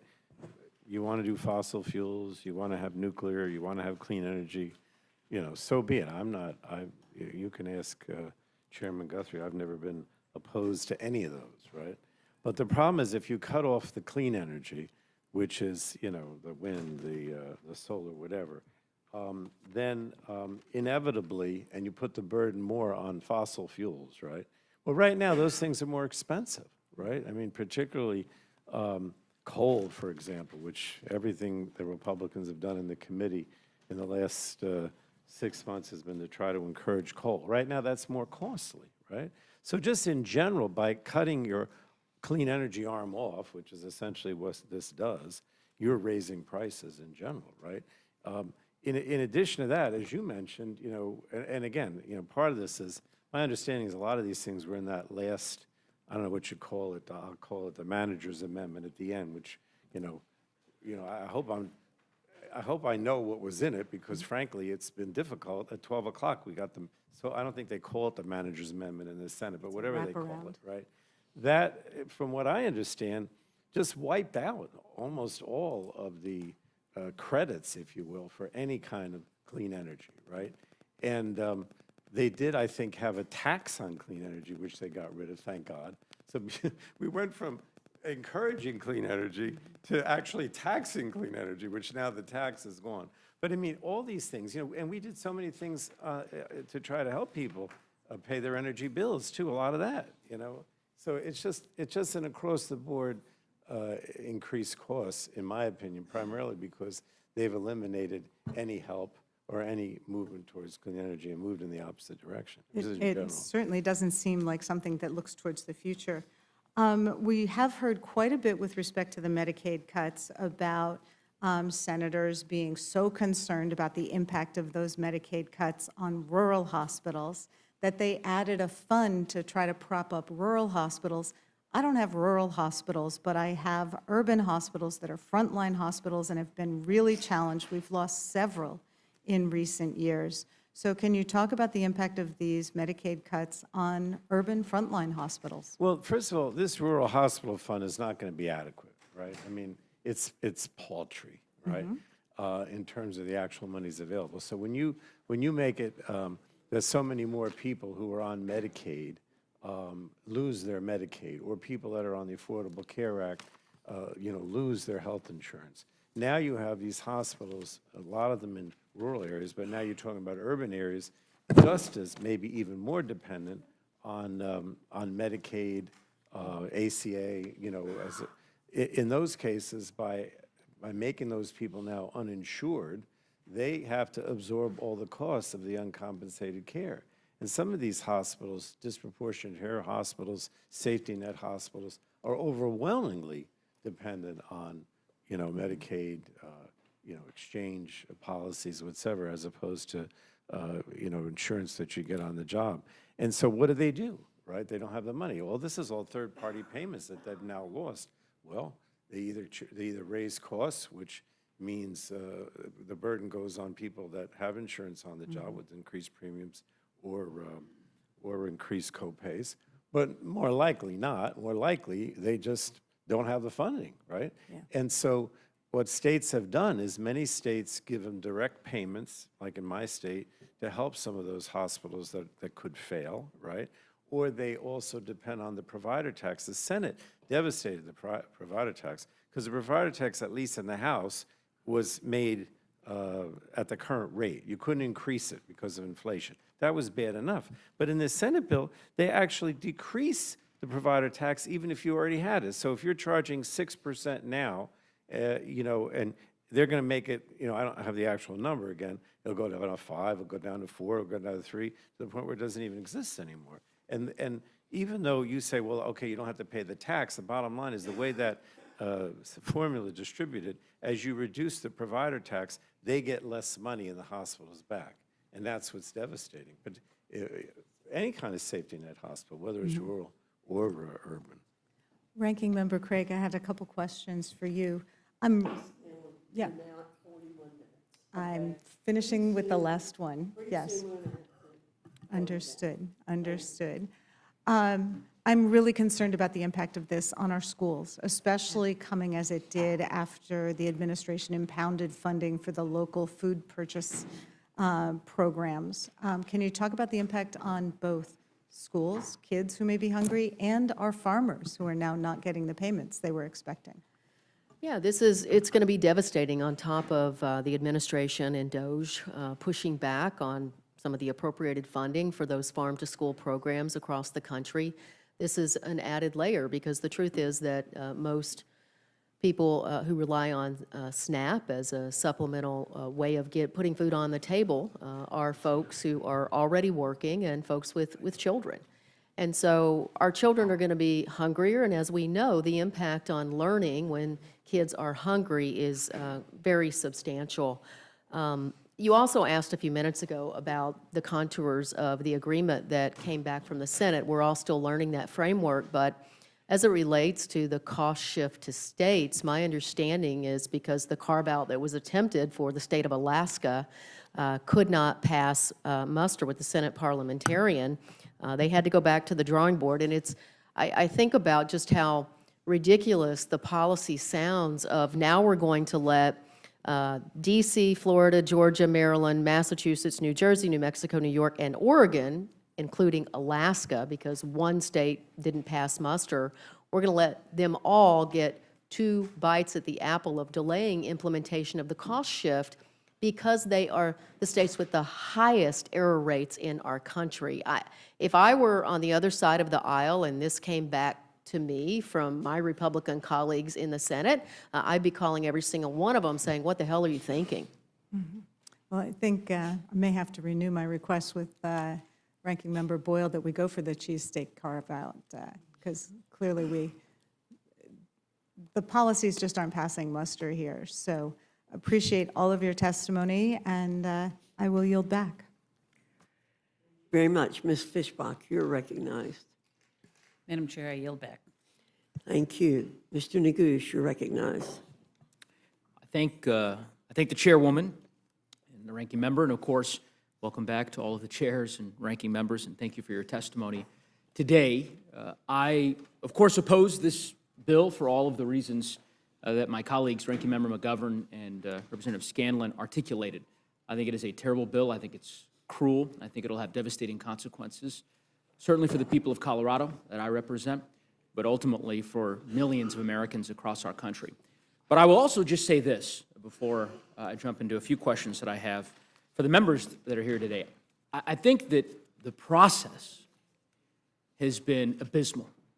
It's a debasement of the way in which the House is supposed to operate. Most of you, the last time you were here in the Rules Committee was at 2 a.m. 4 weeks ago, when we last considered the House version of this bill, because House Republicans decided, in their infinite wisdom, to schedule that hearing in the dead of night, hoping that the American people would not learn what was in the bill, knowing that it was indefensible. Now, of course, a few mere hours after the United States Senate has passed this bill without any final text on what we're actually going to be voting on, we're here considering this bill. It's laughable, and in my view, deeply disrespectful to the way in which the House of Representatives is supposed to function. Mr. Neguse, Of course, I'm happy to yield. would you yield for a question? Sure. Are you aware that the Democrats did this when the Senate passed a 4,000-page bill and sent it over to the House, and the Rules Committee met very soon after that? When was this? Perhaps. I think, I'm not sure if it was the IRA. I will get you the specific date, but I don't know if you were appalled at the way the House operated then. But I figured you probably weren't aware that the precedent was set very badly by the Democrats. So thank you for yielding. Madam Chair, I'm going to yield to the ranking member in a moment. First, I would hope that you might ask the team, your team, to provide us with that example so that we can have a more fulsome colloquy instead of you sort of citing a random example that I'm not aware of. But I also would just say, if I guess that Madam Chair is making the case that I now have the facts. Consolidated Appropriations Bill in 2023. So an appropriations bill that was bipartisan that the vast majority of the United States Congress voted on, that's the example you're offering compared to a reconciliation bill that is purely partisan that not a single Democratic member of the United States Senate or the House of Representatives is voting on? That's the corollary to this particular bill? As Ranking Member Boyle, I think, eloquently put it in questioning, or rather in his answers to Representative Scanlon, the precedents that Republicans are setting in this Congress will certainly be leveraged down the road when political winds shift, and we have seen that on full display over the last month and a half. But in any event, the ranking member wished to jump in. I want to deprive him of that opportunity. I want to withhold my comments because they won't be productive at this moment. Yeah, and look, I think the ranking member, or I suppose maybe the chair thinks the ranking member. I guess my point here is, let's dispense with this notion that, every one of the witnesses who are here today, on either side of the aisle, I think the Democratic members would probably concede to this, that they know what is in this bill. We don't know. It was just approved 4 hours ago. None of the members that are gathered here have gone through in detail the wraparound amendment. And I think it's disrespectful to the voters, to the citizens of the country, to pretend otherwise. Who would I ask, I don't know if it's Chair Guthrie or maybe it's Chair Smith, with respect to changes made to HSAs and FSAs and sort of medical spending accounts? I send that question to you. Yep. Okay, so under the prior bill, my understanding is there was a provision that allows individuals to utilize discounted health care services at workplace clinics to maintain an HSA. Is that provision still in the bill? Has it been taken out of the bill? What's the... There's only a couple provisions of the HSAs that stayed intact. The primary care being qualified in HSAs is one. What about the workplace clinic provision? I don't believe so. Okay, how about there was a provision that allows employees to convert flexible spending arrangements to health reimbursement arrangements. Did that stay in? I will have to get back to you on that one. Okay, what about, there was a provision, actually, you all testified to this, I remember, hard to believe because it was 3 a.m. in the morning during this Rules Committee hearing, but there was a discussion about permitting individuals below a certain income threshold to be able to contribute additional amounts to their HSA every year. Was that included, excluded? They cut a lot of our HSAs. Is that one of them? That's one of them as well. That was cut, or? Yeah, it's not in the bill. Okay, I mean, part of what I'm getting at here, Chair Smith, because you alluded to this earlier, I hear you with respect to the process that you engaged in prior to the bill's consideration by this committee, the House version. But no one can argue that this is good governance, that we should all gather here and in real time figure out together what provisions of the bill that was passed by the House had survived and which were excised as part of a political gamesmanship to get the necessary votes in the Senate. That's my process point here. If, in regards to the tax portion of the bill, there's 103 different tax provisions that's in the Senate version. Of those 103, 85% of them are either identical or just technical changes because of the parliamentarian of what we passed out of the House. What are the new ones? Are there new ones? Yes, there are. Let me read these to you.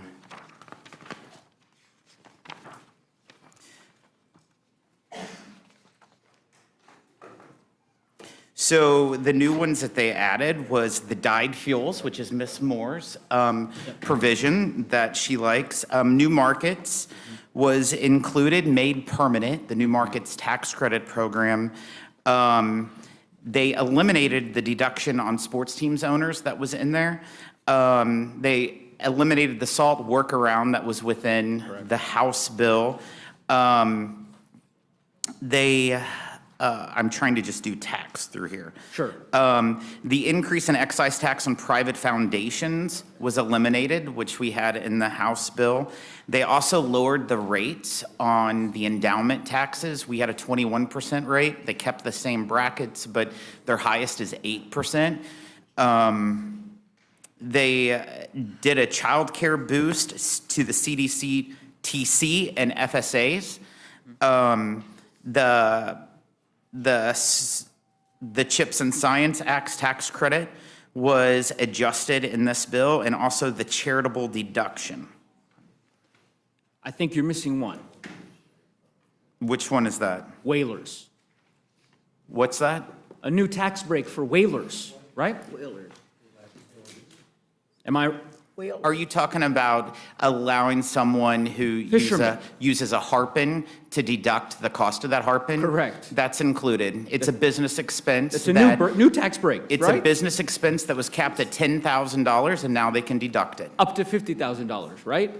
Yes. Yes. Why was that added? I think we all know. You would right? have to talk to the senators. I'd have to talk to the senators? I don't know, it was kind of convenient, Chairman Smith, that was the one addition that you omitted from that list you provided, but I think I would... probably more that I Well, left off that may be here. the case. I think it's emblematic of the broken process that the Senate engaged in. That as we go through this 900-page bill, we will find a variety of different provisions that different senators inserted for their own purposes. And of course, one of them was this whaling tax deduction for the 160 or so people that will be able to claim that in the state of Alaska, so that one of the senators from Alaska would feel comfortable voting for the bill. I don't think that that's, in my view, the way this process should unfold. But in any event, while we're having this colloquy, Chairman Smith, Is that all it took? I'm not I sure. mean, Yeah. boy, she's a cheap date if that's all So, it took, yeah. Mr. Chairman, we talked a bit, or rather, I know you talked a bit with the ranking member previously about the way in which this bill's benefits are distributed, and that's been a topic of conversation throughout this hearing. I want to talk about one particular example that, to me, and it's perhaps an ideological dispute, I suspect, between the two of us here, that crystallizes the way in which this bill benefits the wealthy few. This bill includes an increase in the estate tax cap, correct? It goes up to $30 million? $15 million per person. $15 million per person, $30 million for a married couple. Yes. Right? Okay. Do you know what state benefits the most from that provision? I can tell you of the family farmers in my congressional district that benefits from that provision, and that is what it's focused on in what regards state? to Missouri. No, I know you represent Missouri. I'm asking you, this provision, right, in which state in the union... How about you tell me? That would be great. I'm happy to tell you, it's California. California has the most individuals, 742 people to be exact, 742 estates that benefited in the most recent tax year from this particular deduction, right? That is to say, by increasing it, you will... Hold on, I'll give you a chance, of course, Mr. Smith. I'm not... But the state that has the most individuals that will benefit from this provision happens to be California. That's not me saying that. That's empirical data. Now, what is the population of Missouri? Over 6 million. Over 6 million. It's not similar size to Colorado. How many estates were subject to this tax in the last year? It all depends. I don't know how many people died in the last year, but what I will tell you, in your district alone, 3,700 farms, just farms, are affected by this provision for family farms. I can tell you that's pretty substantial. That above 37 the limit, above the $30 million limit, right? Or excuse me, under the $28, because right now it's, what's the number now? 26 or $28 million for a married couple? It's 14 million, 28 million. Correct, 28 million. So I can tell you that in Missouri, the number is 44. 44 estates that ultimately would be subject to that estate tax. I don't believe that number. I will provide you the... Yeah, people can make a lot of numbers, Well, but I can tell you in my district alone, Sure. there's over 4,000 family farms that are falling underneath this trap of the death tax. We will follow up. Yeah. And happy to engage with you further on it. Chairman Arrington, Yes, sir. welcome back.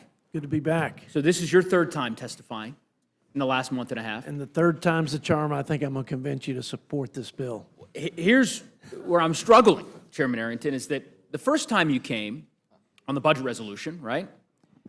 Second time you came on the House version of this bill. That's correct. Now you're here on the Senate version of this bill. Yes. Every time you testify, this bill gets more expensive, right? I mean, you don't contest that. It's gotten more expensive since the first time you were here. The Senate bill's more expensive than the House. I'll Sure. concede that. Yeah, okay. I mean, We set the targets the first course, time. yeah. Second time, we had the policies. and this isn't, these aren't. Gotcha question. Yeah, not a gotcha question. Right? This is the Center for, Committee for Responsible Federal Budget, right? Headline, this is just 2 days ago. Newest Senate reconciliation bill would explode the debt, right? It says here, if you thought the House bill borrowed too much, and it did, the Senate manages to make things even worse. This $4 trillion borrowing bonanza is fiscally dangerous at a time of already exploding debt. It would borrow $1 trillion more than the House bill, violates the House's reconciliation instructions by hundreds of billions of dollars, littered with special interest giveaways, right? So This bill continues to get more and more expensive. Committee for Responsible Federal Budget agrees, the litany of organizations that Ranking Member Boyle and Ranking Member McGovern agree, the House Freedom Caucus, of course, of which we have a number of members here that serve on the committee, that are members of the committee. They concede that as well, right? Tweeted out, the Senate's version adds $651 billion to the deficit, and that's before interest costs, which nearly double the total. Chairman, I have made this request of you every time you're here, that at some juncture, you might say, you know, this is a bridge too far. Because you have championed deficit reduction earlier in your career. But, you know, the Speaker is asking you to defend something that is indefensible with respect to deficit reduction. And it's not me making this case.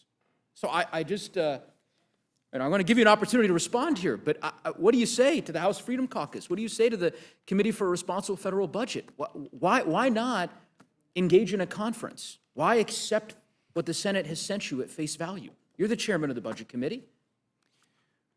Well, I think you would agree that in large legislative initiatives like this one, Democrat-led or Republican, there are things you like about a bill, things you don't like about a bill, things that you, and certainly that exists for this bill with me.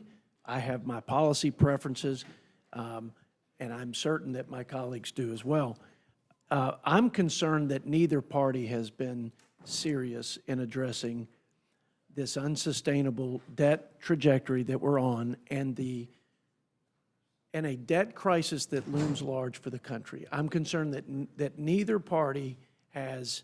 But you're the chair. I mean, you have the opportunity to guide that now. And You've got a lot of authority. And as you know, I've championed that concern. Help me understand, Yeah. why did it get more expensive?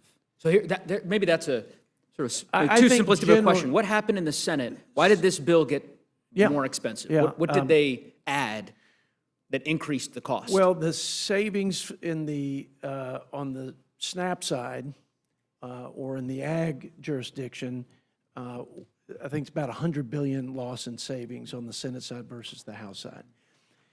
There were more savings in the Senate on Medicaid reform versus the House side. You know, all of that, when you go through the details on But it's the still way policy- more expensive. No, I'm I'm going to saying in the get to aggregate. exactly. I think it's mostly a wash on mandatory program reforms. Gain some, lose some. The tax policy is where the additional expenses. That's where the preponderance Got it. of the difference in cost in the Senate versus the House. So why not go through this bill and find some opportunities to get some of the pork out of the bill, which I presume would, maybe satiate some of your colleagues in the House Freedom Caucus, certainly would be a lot less harmful to the deficit. I mean, why not? Let me give you an example. Yeah. This bill includes a slush fund for OMB upwards of $100 million. You're familiar with that? I'm familiar with a lot of the funding. Right, in this and bill. that wasn't in the House version. So, you're not going to ask Yeah. all of your colleagues to just give a $100 million blank check to the Office of Management and Budget. That didn't seem like good fiscal policy to me. I can't imagine that you think that that's good fiscal policy. Well, if it was used, for example, to Oh, come on, Chair. No, it's just, this is a fair and true statement, and I think I've said it before. If I haven't, I've believed it. I think there are ways to invest money in the oversight and the infrastructure to actually prevent fraudulent and even unintended overpayments. So is there no pork there's in this ways bill to- then? There's, and OMB, in fairness to OMB, No, I'm talking about in the bill. yeah. There's no pork in this bill that we can take. It's a pork-free bill in your view? That's it? This is just, if you'll ask me specifics. what I'll- about the Garden of Heroes? $40 million for President Trump's Garden of Heroes. Can't we, why not just say, you know what? We've got a huge deficit, and that's probably not the most prudent way to spend our taxpayer dollars. Let's just reallocate that $40 million. That's a bridge too far for you? Well, I think there's not a bill that I have read and reviewed since I've been a member of Congress, certainly since I've been the budget chair, that I felt lived up perfectly to what I thought we ought to do in stewardship of tax dollars. And what I thought was consistent with the constitutional scope and I hear you. of this, I hear you, Chair of Harrington, this but I federal think government. you could understand our struggle because, as I said, last 7 weeks, you've testified a few times here. Every time you testify, this bill gets more expensive. Yeah. And the answer is always, well, down the road, of course, we could address this, and there are ways in which we can try to identify potential places where funding, where potential cuts can be identified, and so on and so forth. Here is an example right in front of you. $40 million. You could take care of that today. There's an amendment, I believe, that was submitted. You could rule that in order and say, you know what, we're going to put that $40 million towards deficit reduction. If you're serious about wanting to address the fiscal health of the country. But to me, I think this bill couldn't be a worse representation, respectfully, of fiscal discipline. You have a bill that, according to the Committee for Responsible Federal Budget, is more aggregated than the CARES Act, the Inflation Reduction Act, the Bipartisan Infrastructure Law, and the CHIPS and Science Bill combined. Combined. All 4 bills are equivalent. This bill takes the cake. It's bigger than all of them. And I just don't know how one can justify supporting it. I disagree with that statement. I but know hear you what disagree you're with that saying. Okay. assessment Yeah. on the, and I'm hoping I can get you, maybe by the end of this hearing, to support the removing the Garden of Heroes funding so that we can at least maybe make a crack at addressing some, fiscal sanity in the country. Maybe Mr. Roy might consider supporting that amendment. We'll see. I wonder, obviously, we've talked a lot about all the folks who oppose this bill. I'm sure you saw Elon Musk has been very vocal about his opposition to this bill. You're aware of that. I am aware of that. And Sincerely held convictions. you disagree with, you think he's wrong? No, I think he has sincerely held convictions about the runaway spending. But then that's why not driving follow the his, bill. I mean, he I has encouraged everybody to. I don't follow any man in You don't follow any man? I follow my conscience. Let me read you a quote. If from I may, let me just let me because just finish this quote. I'll read it to you, then you Okay, can respond. and then you'll let me This is respond. from your website. This is from your website on May 29th. Quote, this is the headline, Arrington applauds Elon Musk's leadership. And the quote here is, we should not only appreciate Elon's courageous leadership, but follow it by holding Washington accountable, rooting out waste, restoring fiscal sanity before the debt burden crushes the future of this great nation. So I don't, Yeah, I sounds agree. like you were telling people about a month ago that 100%. that folks should follow his lead on debt 100%. reduction, but it's a different tune you're No, singing it's today. not. We cut twice the amount of spending that has ever been reduced in the people's government in the history of the people's government. So, if you're looking to make the argument this bill isn't perfect when it comes to any principle, including fiscal discipline, you win. Well, I appreciate that. Because it's not perfect. And so you win. I mean, honestly. But to say that, the old Ronald Reagan 80-20, fill in the blank, in not so perfect processes, in a political process, having significant reforms on the fiscal side, like the spending cuts, like the welfare reforms that are long overdue, much needed, like preventing, which 40-some-odd Democrats opposed, preventing taxpayer dollars to flow to people who are here illegally. That, I think, is all consistent with what I hear understand you. Elon Musk's And I hear you, concerns Mr. are. Chairman, but I would just simply say, I mean, again, it's part of the frustration for me, and I suspect many Americans, is that there's sort of this notion that we don't have the agency to shape the bill. So, if we as a Congress decide that we don't really want to have special interest tax breaks for tanning salons, as was the case in the original bill that the House put forward, or for whaling deductions, all right? If we decide that we don't want to spend $40 million on the Garden of Heroes at the White House, we can proceed with shaping policy that does precisely that. And I would just venture to say, Mr. Chairman, that it feels like you have an opportunity here. You have a number of members on this committee on the other side of the aisle who've expressed their opposition to the bill and their indication that they're going to vote against the rule. And I would hope that you take that opportunity to to perhaps change course. I want to move to the SNAP, to the SNAP cuts and also just the agriculture title of the bill, and to Ranking Member Craig and to Chairman Thompson. So Chairman Thompson, I guess I want to understand more clearly what you all are trying to achieve with this state cost, this sort of new imposition of state costs with respect to SNAP. Because my understanding was that this was designed originally to try to incentivize improvement in SNAP payments, right? State-based, right? Basically to reduce the error rate. Is that right, or am I? Yeah, the ultimate goal is to have the state, who's a partner within the SNAP nutrition program. Obviously, they've had no skin in the game before, and as I said in my opening remarks, you know, there is a tendency, if you're spending somebody else's money, you're reckless with it. If you have to spend even part of your own money, you pay closer to the attention of the effectiveness.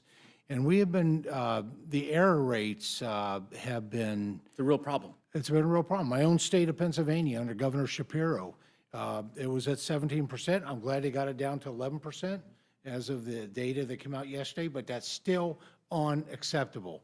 If it's an underpayment, that's a family that's, once their EBT, is looking to their EBT card to be loaded appropriately, so when they go to the grocery store, you know, they know that resource there. It's not, and it's supplemental. It's in addition to everything else in their lives, right?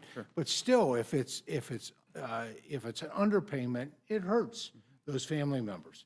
If it's an overpayment, believe it or not, it hurts even more. They're going to spend it because it's there.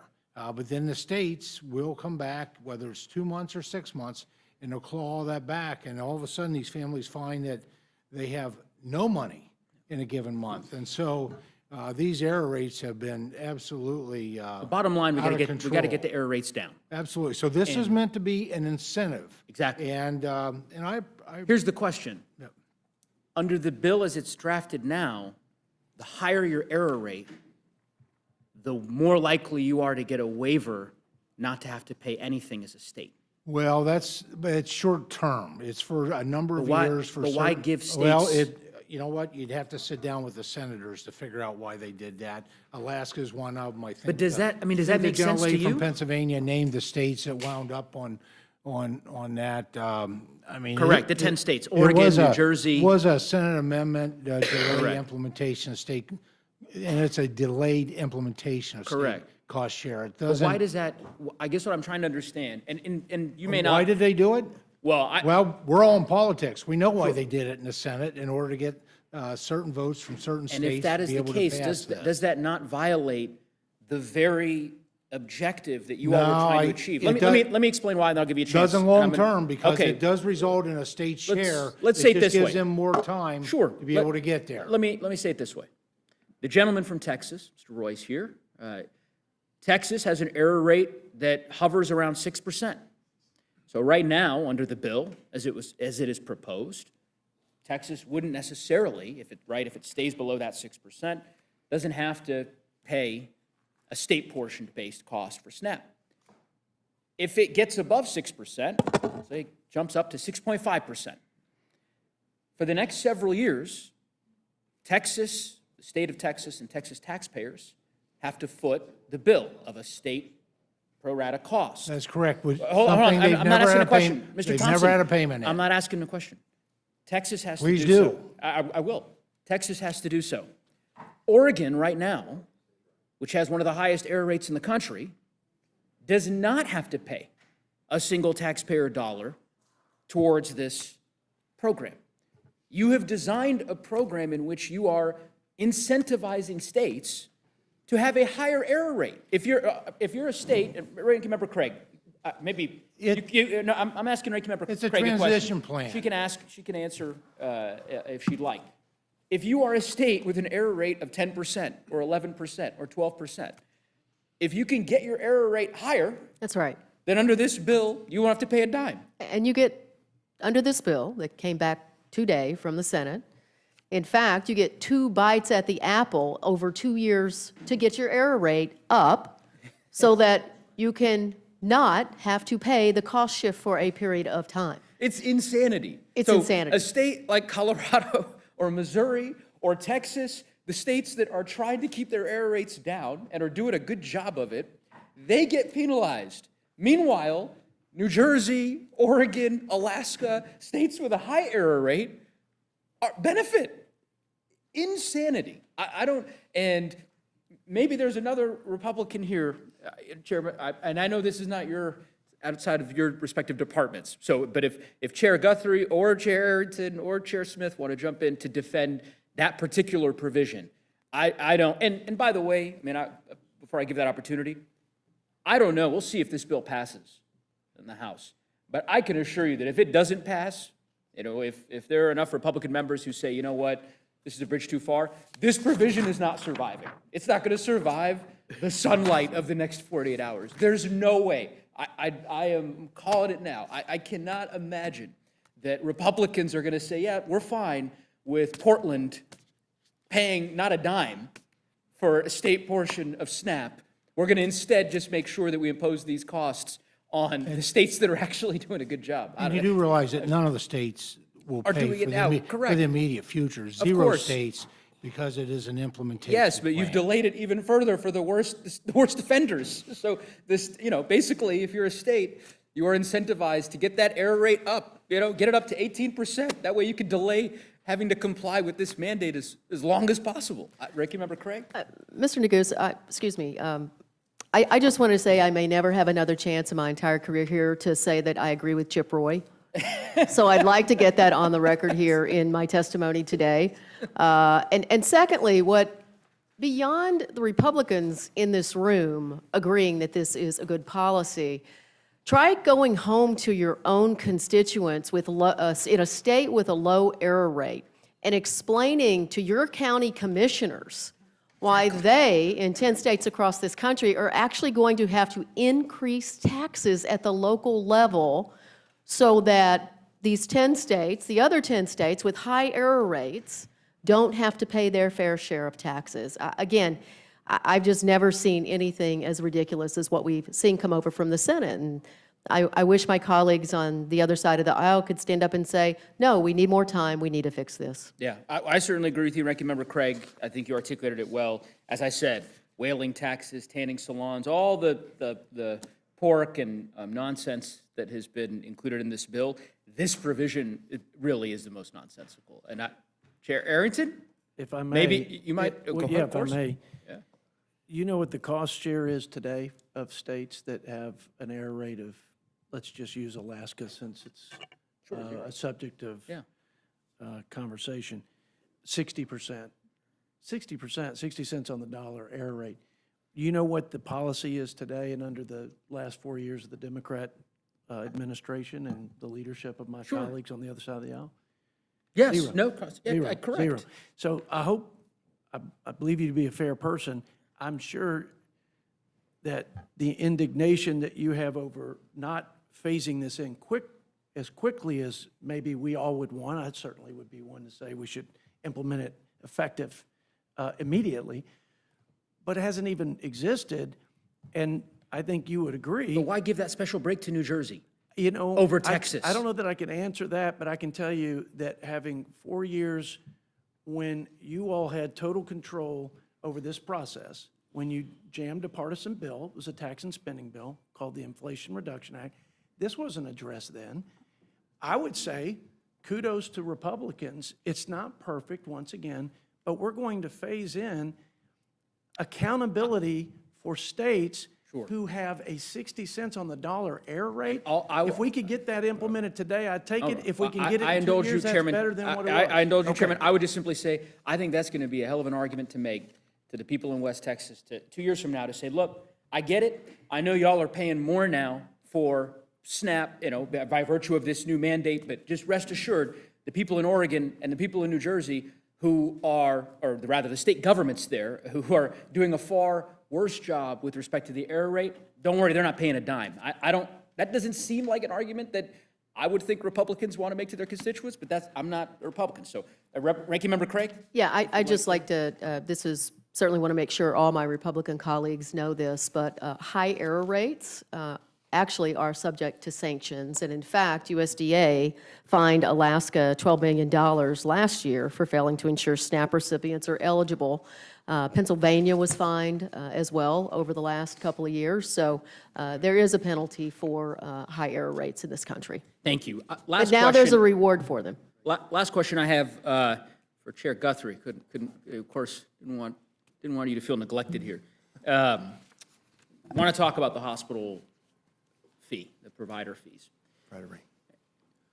Ranking Member McGovern kind of cited to some of the criticism and the concern that the Senate bill that we're now considering has elicited from rural hospitals. That's certainly true in my district. I think, as you and I maybe talked previously, I represent a really large geographic district in western Colorado, a lot of rural hospitals who are deeply concerned that if this bill is signed into law, it's going to be devastating for rural parts of my district.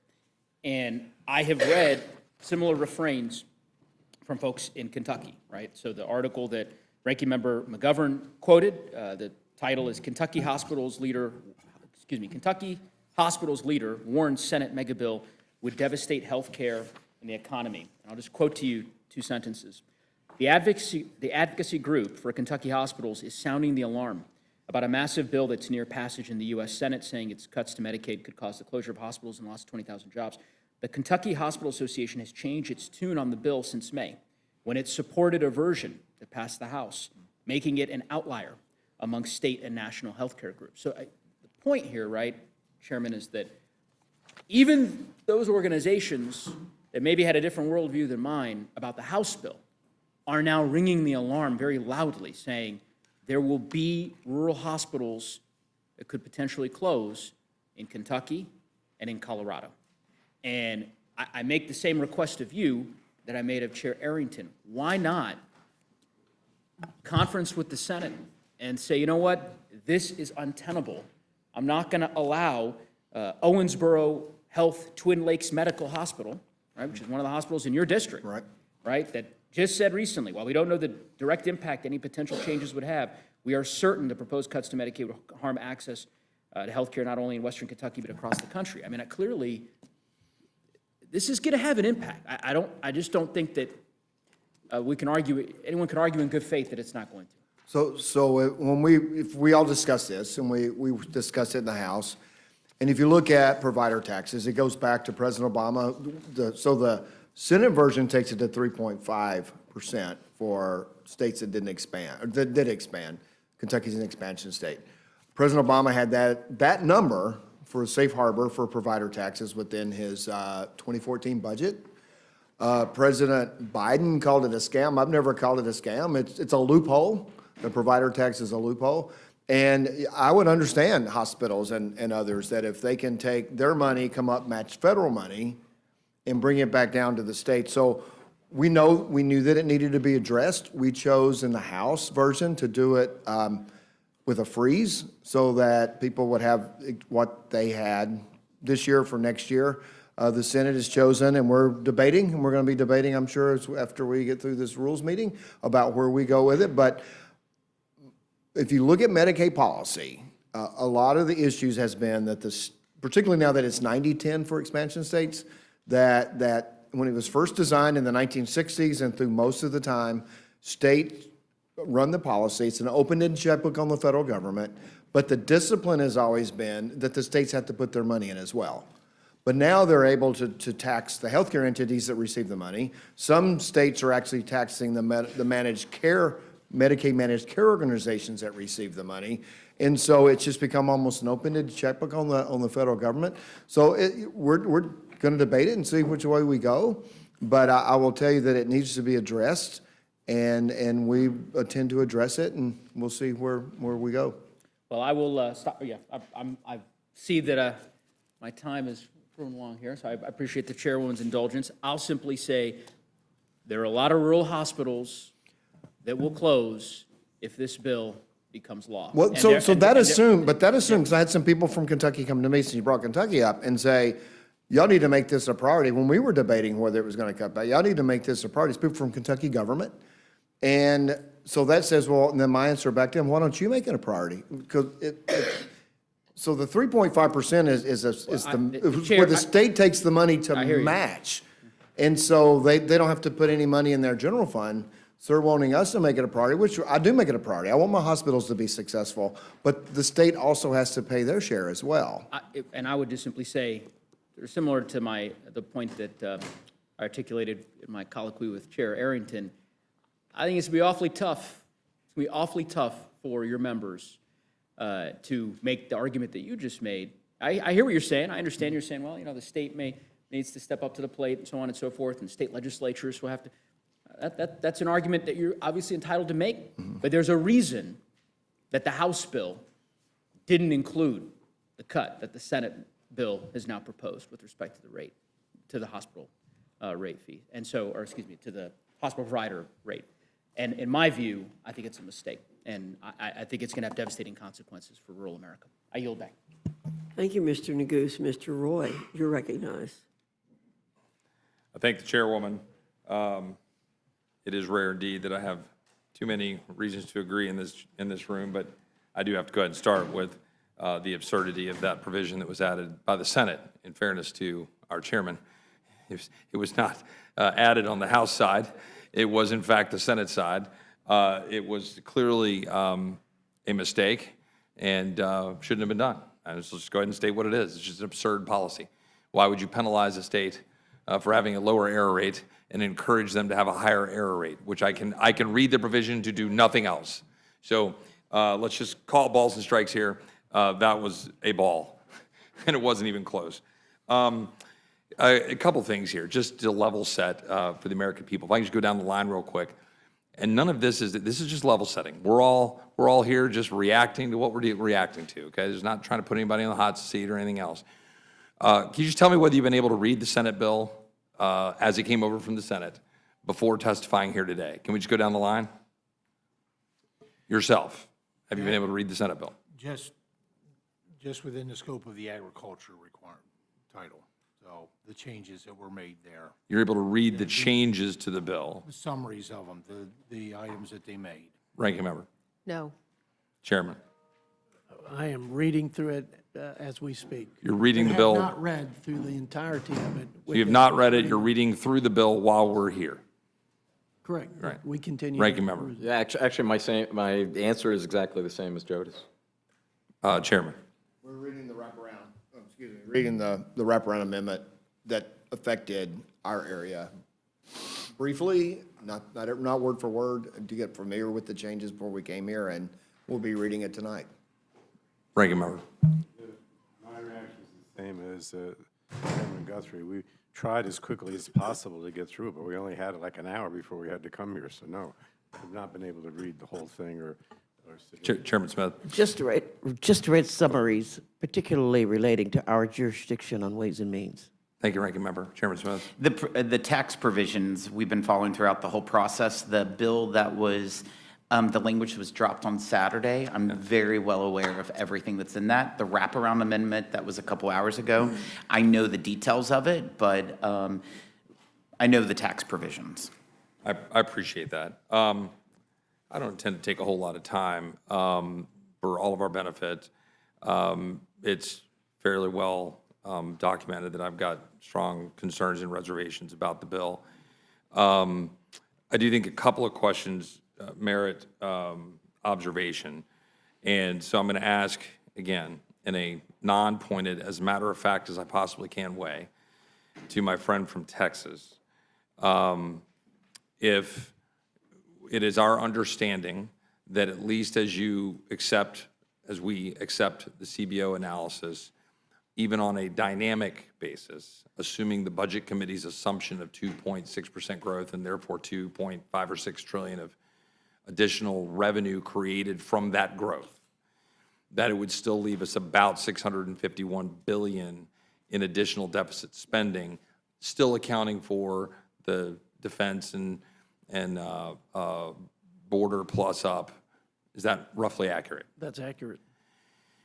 And to the best of our understanding, and I think you answered this question earlier, to the extent that we had a framework in place that we thought was important to adhere to, are we within that framework? We are The Senate's bill is about 450 plus 450, I think 5 billion outside of that. Outside of that framework. And that number is different because it does not factor in the defense and the border plus up. Is that correct? The 455 Yeah, that variance differential? to the 650 It's mostly billion. the cost of tax policy being different than what it was in the House on a current law basis, on a current law perspective. The numbers we're talking about here in the variance with respect to the CBO calculation, that does not factor in interest. Is that correct? That's correct. And if we were to factor in interest, the number would be necessarily higher if those deficit numbers are correct, presupposing that they're correct, which these are all models. Is that fair? For every dollar you borrow, 50 cents on that dollar is going to interest, so it's a significant additional cost. Would it sound correct that if we're at $651 billion of additional deficit spending, that if you use the CBO's own calculator at the CBO's own assumed 3.5% interest rates, which are far from guaranteed over the coming several years, that would produce over $1 trillion of interest? I'm sorry, let me restate that. Over $1 trillion total when you take the 651 and then add in interest, that we would be in the $1.2 trillion range. You are in the ballpark. So that is the concern for those out there trying to observe what we're doing about the extent to which there's deficit implications to the legislation that was moved forward from the Senate and sent to us. I think it's important, and I might ask, might have a question here, just for level setting, because there's differences of opinion here in philosophy. My colleagues on the other side of the aisle have opined that kind of mock trickle down and kind of impacted the implications of tax policy. We can have those differences of opinion about where we want dollars to reside, and we believe we want dollars to reside in the pockets of Americans. Whether it's the child tax credit, you can debate the policy, I've got some views on that. Whether it's this doubling of the standard deduction, whether it's the marginal rates, which are lower for people in the lower end of the strata and lower on people at the higher end of the strata, right? We can at least agree to the facts. Those are all true. And that some of those impact people hugely in numbers, people at the lower end of the spectrum. So we're talking about tax rates that are, and tax policies that are helping working class and poorer Americans. We're also talking about tax rates that are, by definition, going to impact and help those at the upper end of the spectrum. You say help. Well, they don't need the dollars to live. But the question is whether those dollars are going to create more wealth and jobs in their pockets, right? There's a philosophy on the right side of the spectrum that they do that. I adhere to that philosophy, that the money in the hands of the American people produces wealth. You produce wealth, you create jobs, you create opportunity. I think that's a good thing.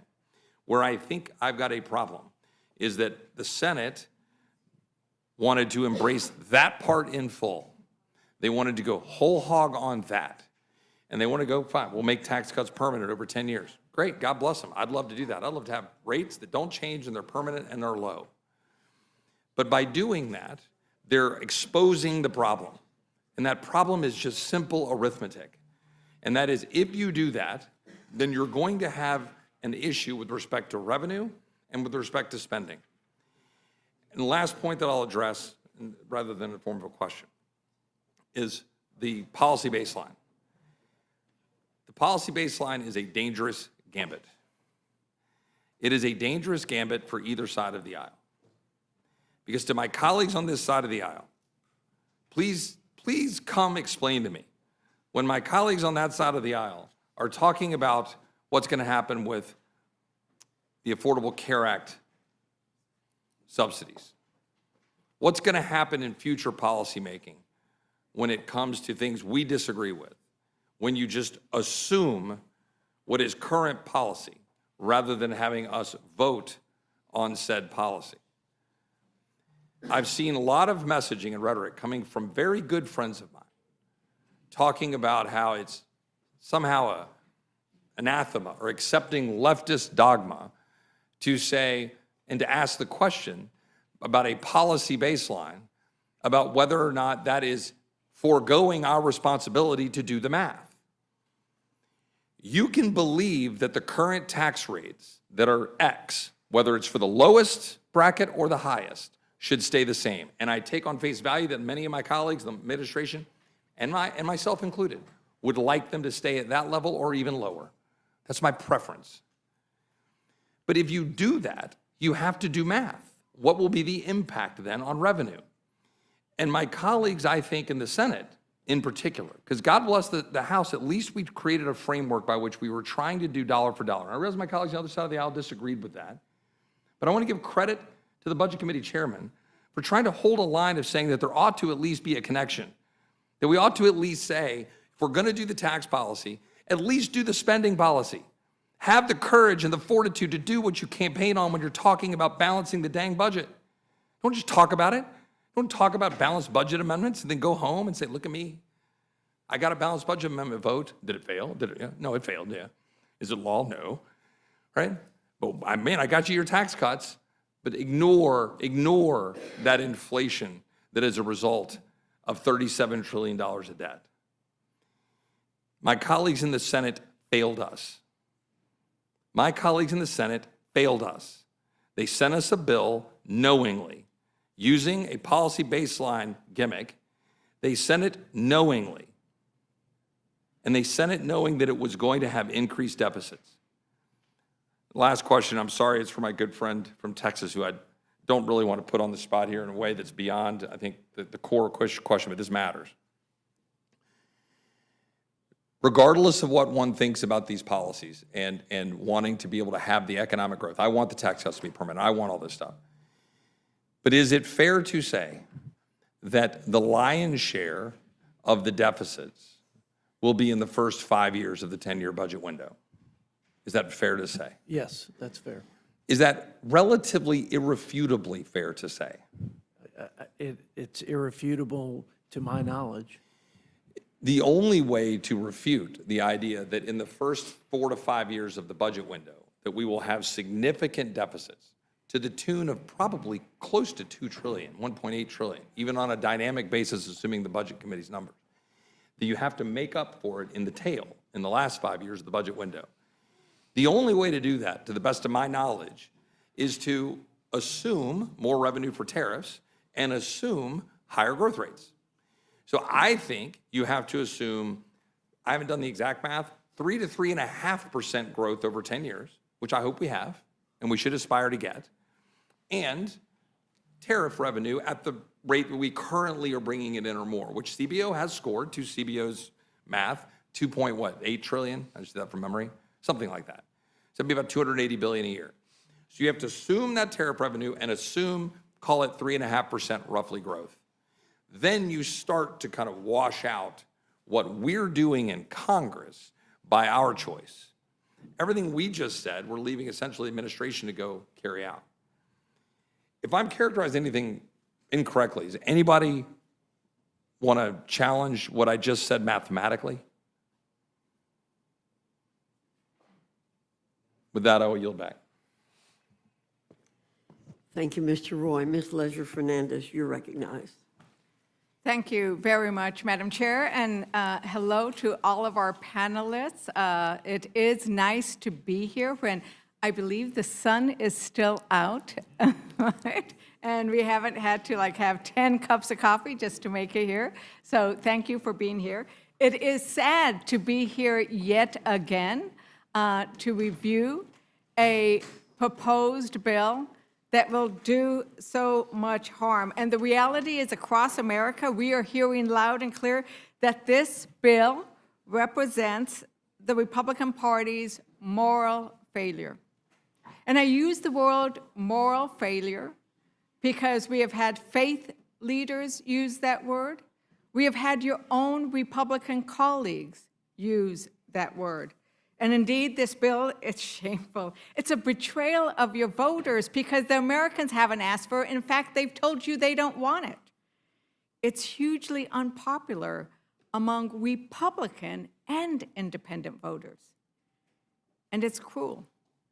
It's the biggest tax cut to Americans' health care ever. And it takes this rising inequality gap and turns it into a Grand Canyon of inequality. It takes from the working poor and gives to the ultra-rich. And it saddles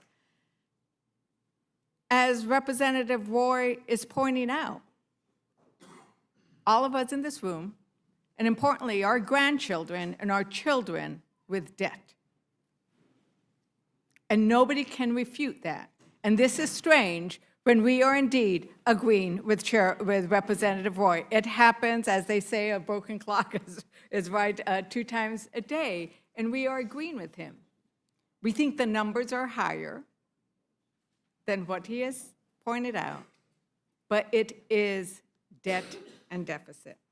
And you know, when you think about this weekend, right, it was a little surreal because we had the Senate Republicans taking action to get a bad bill and make it worse, taking away that $6.16 a day that veterans and children and hungry mothers get for food. That was happening this weekend at the same time that we saw one of the wealthiest Americans float in on his $500 million yacht to have a $50 million wedding. And the reason why that is so important is because those are the two ends of what's going to happen in this bill. Is that the wealthiest, as was pointed out by my good friend, Ms. Moore, are going to get richer and more powerful. And then the working families of America, the veterans, those who can't work, are going to get hungrier and sicker. And that's what we were seeing. You know, Chairman Guthrie, Jeff Bezos is worth $237 billion, $237 billion. And we have a little discussion earlier about hospitals in your district. And when we think about Jeff Bezos, they got a lot of tax cuts through Amazon and the large corporations, and those tax cuts were supposed to expire, some of them, right? Some of them were made permanent, but others were going to expire, and that's why we're in this exercise right now, correct? Which tax cuts are you talking about? Well, but we are in this exercise because there are some of the tax cuts are expiring, and the question is, what are we going to do about it? And there are tax cuts that benefit those who make under $40,000, and there are tax cuts that benefit the largest corporations. Now, we talked a little bit about some of the hospitals in your district, including Owensboro Health, Twin Lakes Medical Leachfield, and the Kentucky Hospital Association itself has said it would be greatly damaged and essential services would be eliminated from that hospital. And as we know, once you start eliminating hospitals, services, you often then see them close. I visited some of the rural hospitals in my district, and as one of the heads of the hospital pointed out, when a community loses its hospital, the community eventually dies. Because nobody wants to be living in a community where when something goes wrong, they can't get care. If you are a pregnant woman and you have to drive 3 hours to give birth, that's a problem. Especially if you have something that goes wrong, right? So people leave those places. And that hospital I just mentioned, there isn't another one for another 22 miles. That's a little better than my places where they're 3 hours away. So I think, when I think about this bill, I think about who needs more help right now. What do you think? Does Owensboro Health, Twin Lakes Medical kind of deserve more of your attention and help, or Jeff Bezos? Well, I've focused on that hospital. That hospital's in Litchfield in Grayson County. Like you said, it's 22 miles from another hospital, about 35 from another hospital, but important to that community. And as I said, that when you limit the provider tax, it changes the way that the state uses its money to match. So when you have an open-ended federal pool of money, and states have figured out how to not use any general fund money, or not use general fund money, use money within the healthcare system to match what a lot of people said, President Obama said, President Biden said, is that if we don't get a handle on this open-ended match, then we're going to continue to have budget issues, and we're trying to figure out the right policy to get there. And the 3.5 that's in the Senate bill was in President Obama's 2014 budget. So I think the question is there is in this bill a multitude of policies that taken together.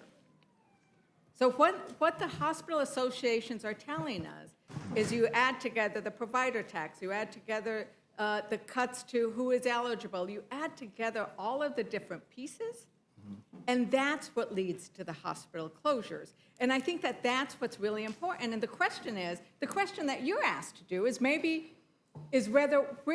do you stand? Where are your priorities? Are you going to sit here and say, I am going to do everything I can to craft a law? Well, I have worked that with the will people keep that this you're hospital quoting. I've worked quite closely with, and also we know that the General Assembly has, as I said, that people came from the Kentucky government, said that don't do anything with the provider tax and so forth.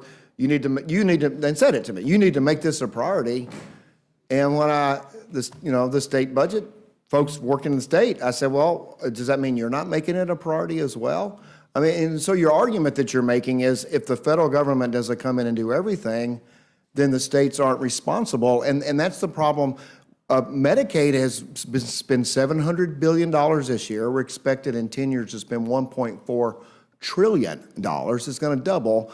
And we're still, under this scenario, going to spend over $1 trillion on Medicaid. So the idea that we're cutting Medicaid backwards is just not accurate. But we are cutting Medicaid. There is no question that we are cutting We're going to spend, we're going from 700 billion to $1 trillion. You will be taking a vote that will hurt that hospital. And the Kentucky Hospital Association, we talked to them. They are worried about the vote that you are going to be Well, I talked to them as well. Because of what's going to do to the hospitals. Ranking Member Pallone, I mean, when we are talking about these cuts, it's the cumulative effect. But their assumption is the General Assembly's is- not going to is- do is that- anything, and that's what the program is set up for. Is that, I mean, that is a concern, and it's a concern across the whole United States. Am I right on that?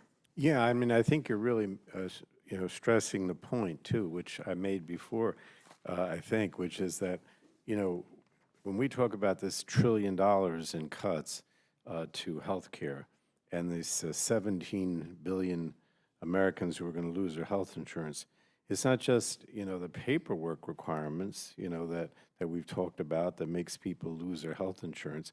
It's all these other cuts, right? So the provider tax cut, I think, is, like maybe $225 or $250 billion. The paperwork is $330 billion, right? The ACA, the fact that you're not renewing the subsidies, the enhanced subsidies, is a big factor. All these efforts to block people from getting health insurance, either because you can't have automatic re-enrollment, you can't have a special enrollment period, you can't, I mean, the list goes on, and it is a cumulative effect on healthcare that just devastates healthcare. So if you're a hospital, you're sitting there saying, well, wait a minute, now I'm not going to have all these patients who are paying because they don't have insurance or they don't have Medicaid, and now I have all this uncompensated care costs that I can't absorb, and then I have all my provider cuts, the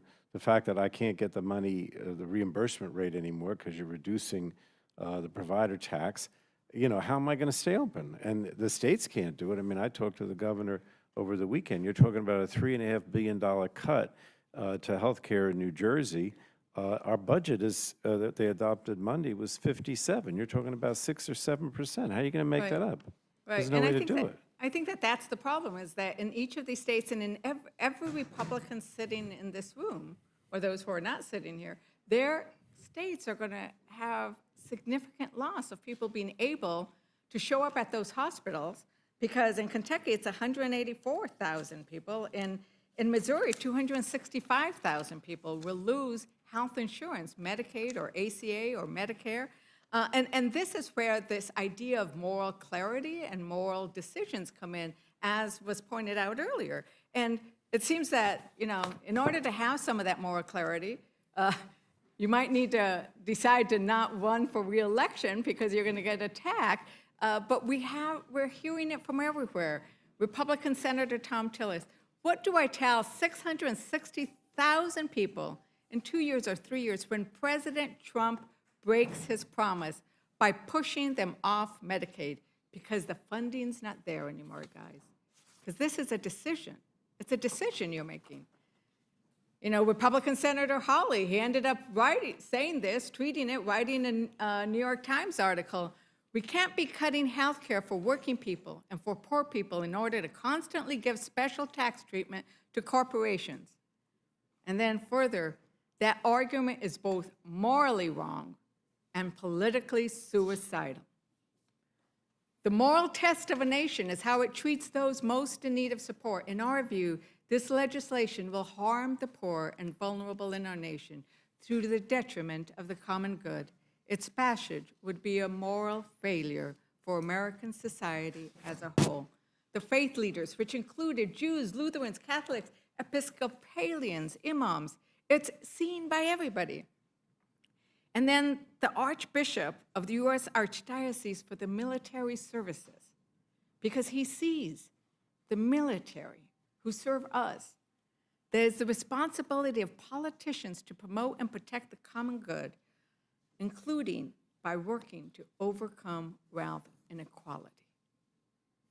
And that's what we are here to decide to do today. Because in the end, these cuts are in order to pay for the tax breaks for the wealthy. That's the problem. If it was just, we don't have enough money, we're going to figure this out, we're going to work it out with the Commonwealth, that would be different. But that's not what we are dealing with today, is we're making these cuts in order to have the one-to-one that the Freedom Caucus wanted, but in order to then end up settling, that is the problem. And, and the problem is going to be that it's going to be the people in our districts who are going to suffer. And we know what that will look like, because there are going to be, we all met those people. We've gone out, and they've come and testified, or we've gone to their homes, or we've gone to their places. Chair Smith, when we are here in May talking about no tax on tips, you pointed out that you ate at a restaurant, and the waiter asked you if we would be able to deliver on the tax break for no tips. Did I remember that correctly? You're the one who said that, right? Yeah. And this bill delivers no tax on tips. Yeah. So for that waitress. Great. Was it male or female? It was a female. Oh, great. How many years will the tax break on tips last? It'll last for 4 years, but that's very typical of tax policy. In the American Rescue Plan, you guys enhanced the child tax credit, and that's already expired. The question was, how long will the premium tax credit is expiring at the end of this year, which you all made temporary. Hang on, tax on tips work? I'm sorry, I'm going to reclaim my time. Gentlelady's time, and if I'm going to be asked a question, I hope I can answer it, Mr. Chair. I understand that. Instead of just cutting me off. Well, but one of the things we need to try to remember to do is to work through the chair. Instead of getting into a discussion with each other. I'd like to reclaim my time, because I asked a question. And then if you would, and then you can, a good way to do that is then say, and Mr. Chairman, I'm wondering if the gentleman would answer this following question, and then you can respond back to the chair, and we don't get. I didn't ask a follow-up question. And I know, I'm just saying that, but instead of doing it directly, it works better if you run through the chair. So Chair Smith pointed out that the tax break on tips lasts for 4 years. Maybe I'll ask the ranking Representative Moore here. How many years will the tax cut for Americans earning over $600,000 a year last? Those will be permanent. So those will be permanent. So Chair Smith, I would suggest that the next time you go to dinner and brag to the waitress how you're delivering a tax cut for them, point out that she's only getting it for 4 years, but somebody earning $600,000 and more is going to get it permanently. And I would point out that whenever you talk to your constituents, that you would tell them that you voted against tax relief on tips, tax relief for overtime. Basically, 91% of your districts has the guaranteed deduction, and that's going to be slashed in half. So these are things that when you vote no, you're voting against a child tax credit, have a refundability at $1,700, which this does, down to $1,000. $1,000 is what the refundability on that child tax credit will be if you don't vote for this bill. So thank you for pointing that out, Chair Smith, because the issue here that Democrats have is not with the child tax credit. We don't have an issue with many of these taxes that need to be extended. In fact, we will be presenting, and I have an amendment that would state that any of the tax provisions that benefit those earning less than $400,000 should stay in the bill. That we take out of the bill all of the provisions where the tax benefits go to the Jeff Bezos and Amazons of the world, and that we only keep that. Would you support that kind of amendment? Would you vote for the bill if that amendment was adopted? If that amendment was adopted, that would be a bill that I think you'll get a lot of Democrats supporting, because it wouldn't be a tax cut for the rich. That is our problem. That is our problem. So that is exactly where we're going. And by the way, when you went out to eat, do you remember how much you paid for that meal? It was actually at a Mexican restaurant in my hometown. I think it was about $32. $32, yeah. Well, you know, the thing is that when you were talking to that waitress, and I hope you gave her a good tip. I hope you gave her a real tip. I always do, because they work so hard. I hope that you do as well.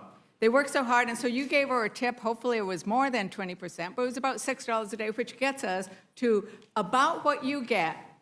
You were able to pay in a tip what a hungry veteran or a hungry mother would be able to get in food stamps a day.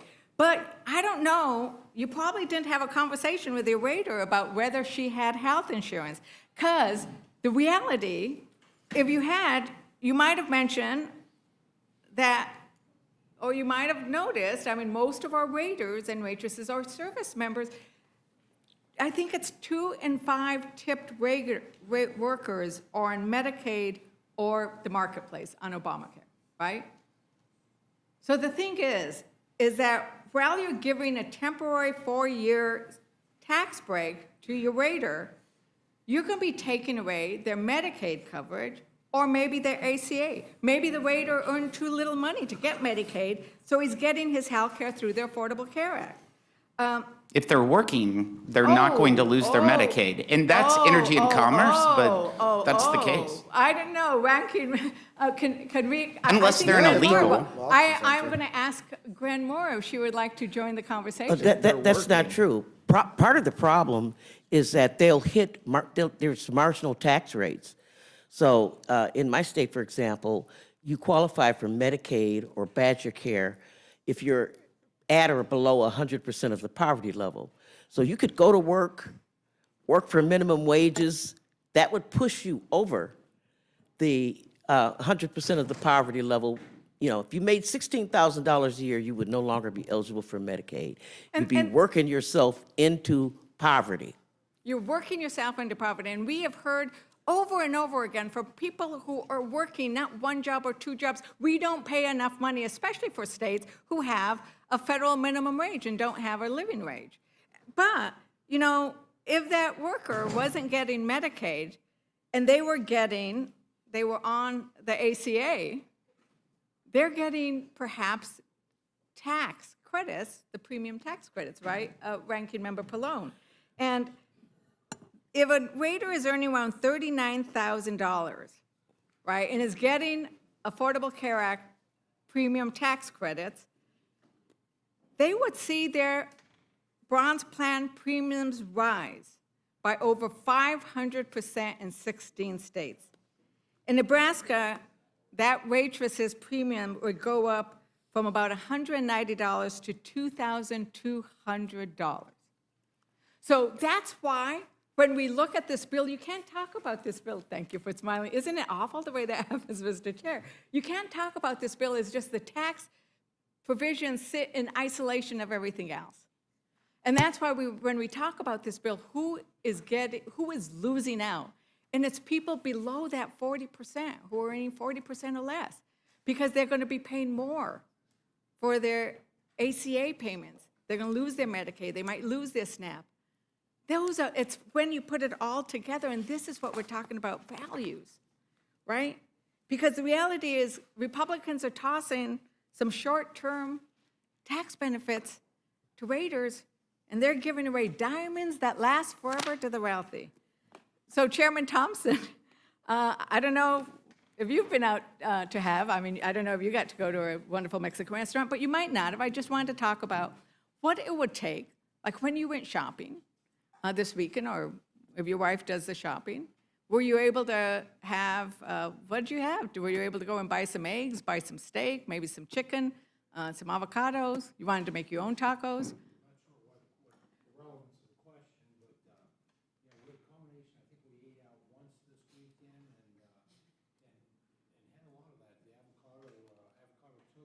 Avocado toast, yeah. Yeah. Yeah.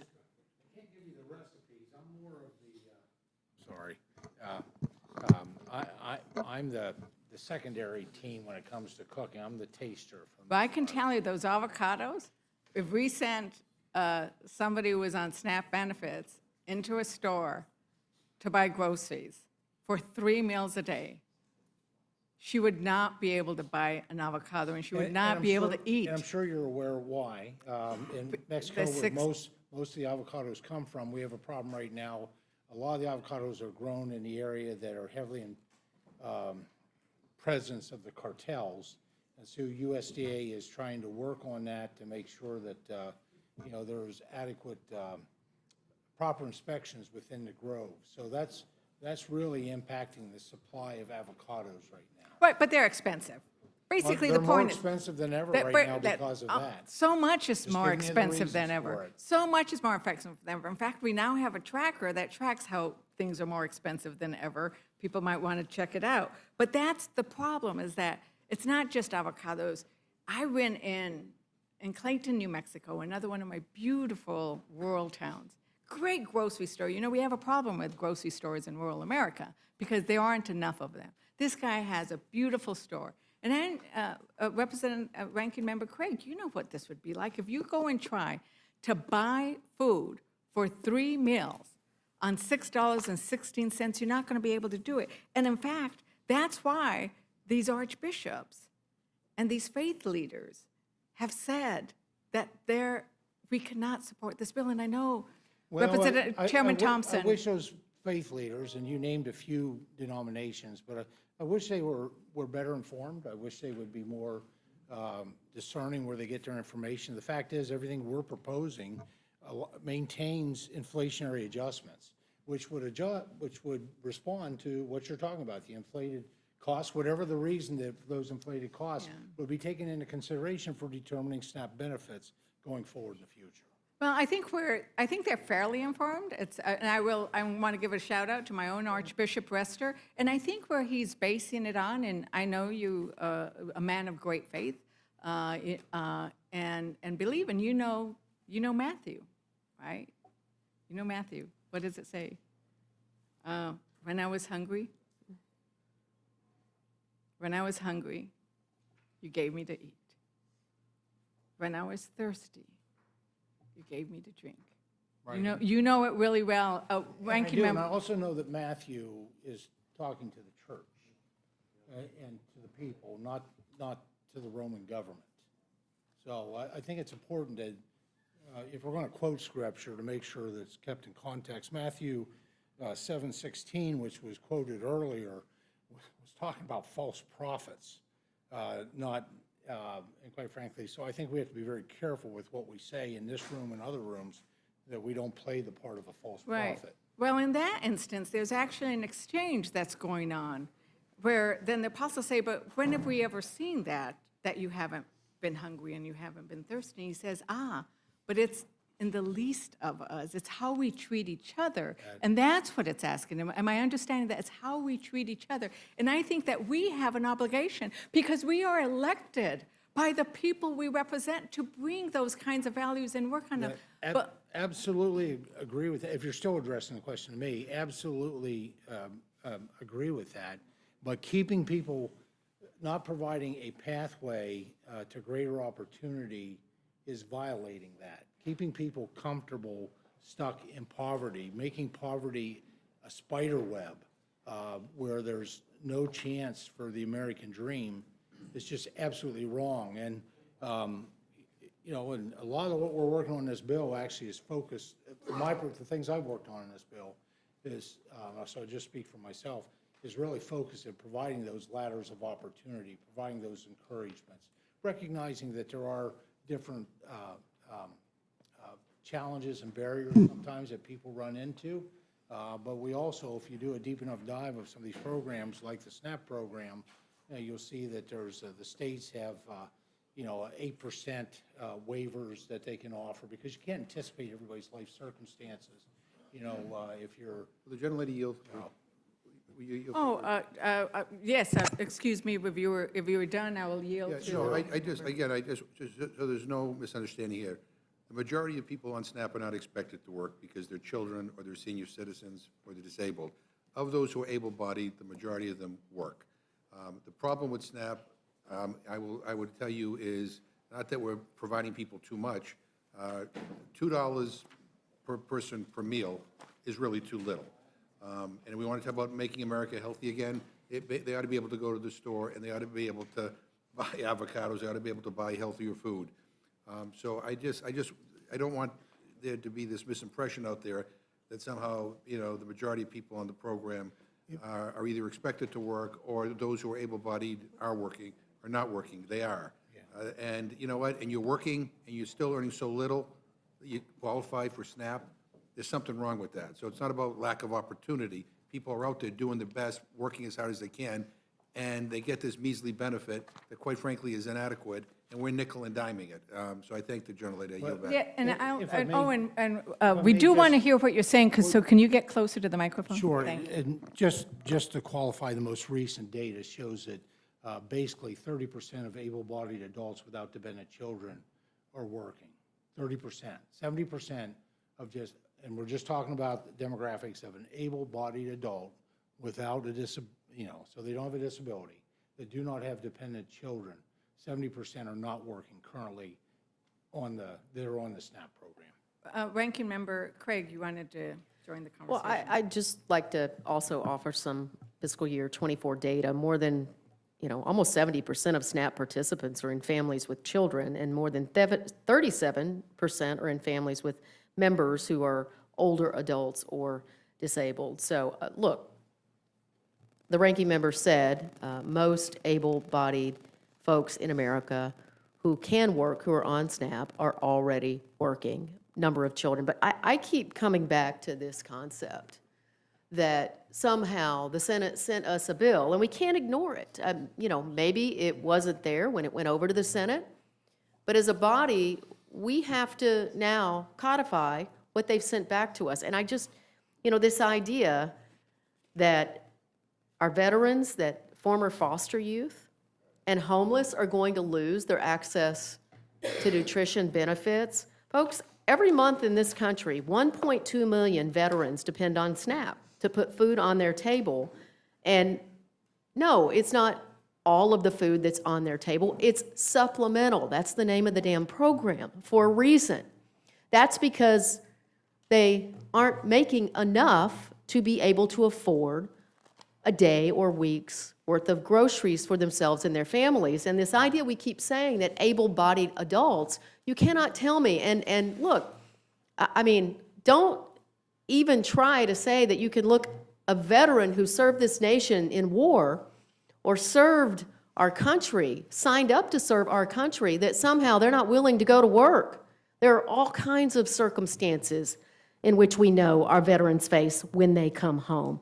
They risk a much higher degree of food security. They have a much higher risk of food security than non-veterans. 33% of disabled veterans and 20% of unemployed veterans are working age and are food insecure. So look, it may not have been a deal you like to cut, but this was the right deal for our nation's veterans, for former foster youth to help them get their feet under them, for homeless individuals in this country. You know, every year, 20,000 young adults age out of the foster care system, and they face higher rates of food insecurity. And so it's not enough to me to say that we're okay with just voting yes on what the Senate sent us back. This is immoral to tell our nation's veterans that we're going to take your food supplemental away from you. And the House gets to vote.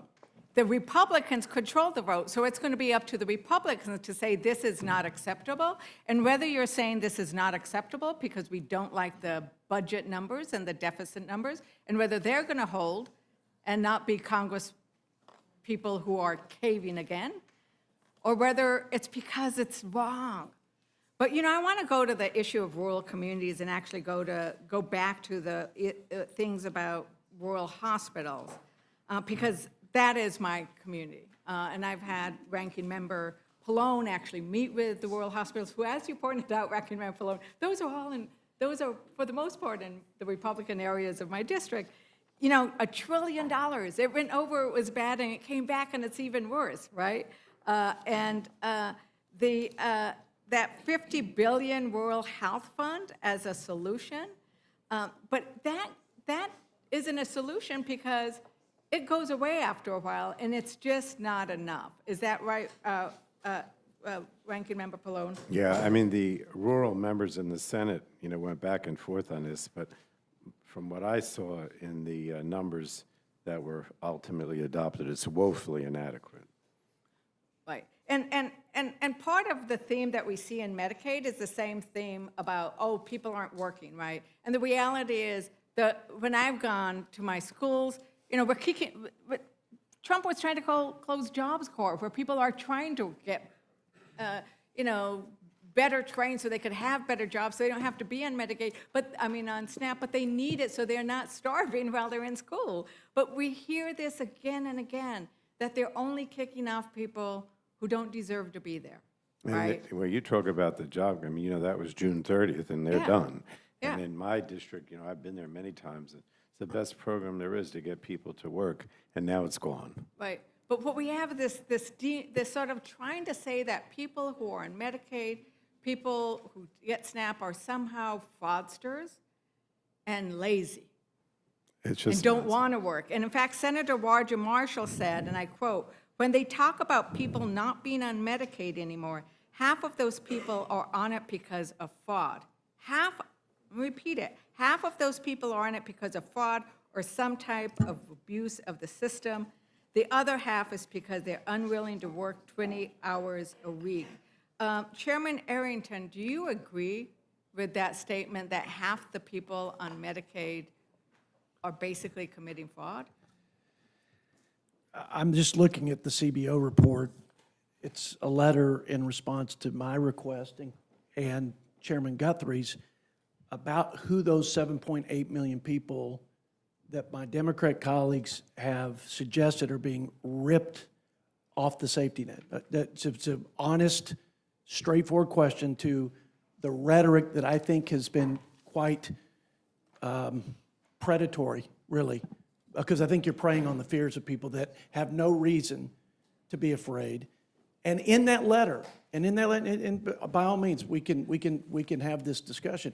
But in this letter, CBO says 4.8 million are able-bodied adults between the age of 19 and 64 who have between 19 and 64 who have no dependents and who do not meet the 20 hours of community service, of school, or of a job, which is, by the way, only 10 to 15 hours lower than the bill that Bill Clinton signed in 1996 along with Joe Biden and other Democrats. But this is just Medicaid alone, 4.8 million. This is the nonpartisan, independent CBO that I think my colleagues on the other side of the aisle are fond of sourcing. I'm sourcing it right back to you, and I think it is so disappointed. I think there are some honest disagreements. I think there are really good questions about the debt and spending, and man, it's tough. It's tough for me. But this kind of BS about telling the world, and it's no wonder that people in your district are saying, I'll stop. You asked a question. I told you these are the data points from a letter from the Congressional Budget Office, and this is just for Medicaid. So one of the things- And AEI says 70%. I think that's what the chairman is quoted of saying able-bodied adults, 70% aren't working. California and 5 other states have nobody working. Literally, nobody is working. Effectively, they don't enforce Nobody's the work requirement. Not the So now able-bodied adults. Now it's not like half of them, now nobody's working. The able-bodied adults in California on SNAP are not required to work. They're not required, there's no enforcement, there are 4 or 5 other states similarly situated. And I think. I mean, I think that the reason when we go to jurisdictions like mine, and the reason why we're seeing these numbers, and if you go out into the community, they are not people who are fraud or just aren't working, but I'm going to.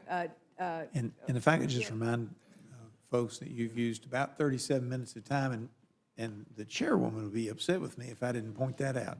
Well, thank you for pointing it out. The gentlelady has yielded to the gentleman. I just want to point out, you throw around the word able-bodied adults as if every able-bodied adult is equal, in terms of what's going on in their life.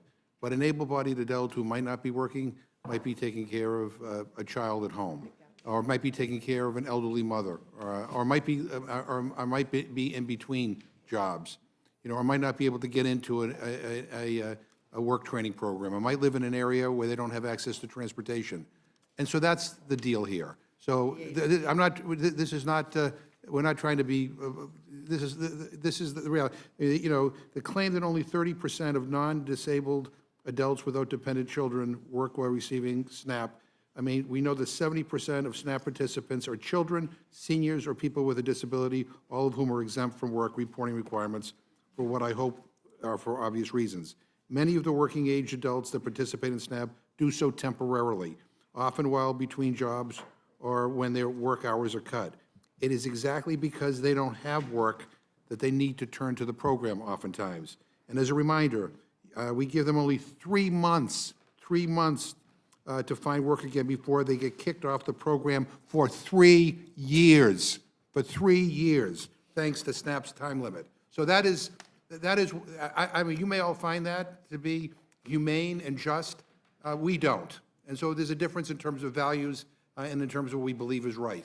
I thank the gentlelady. Thank you. And I just also want to point out that, as was discussed earlier, that a lot of the reason why people will fall off of Medicaid is because it becomes very complicated, right?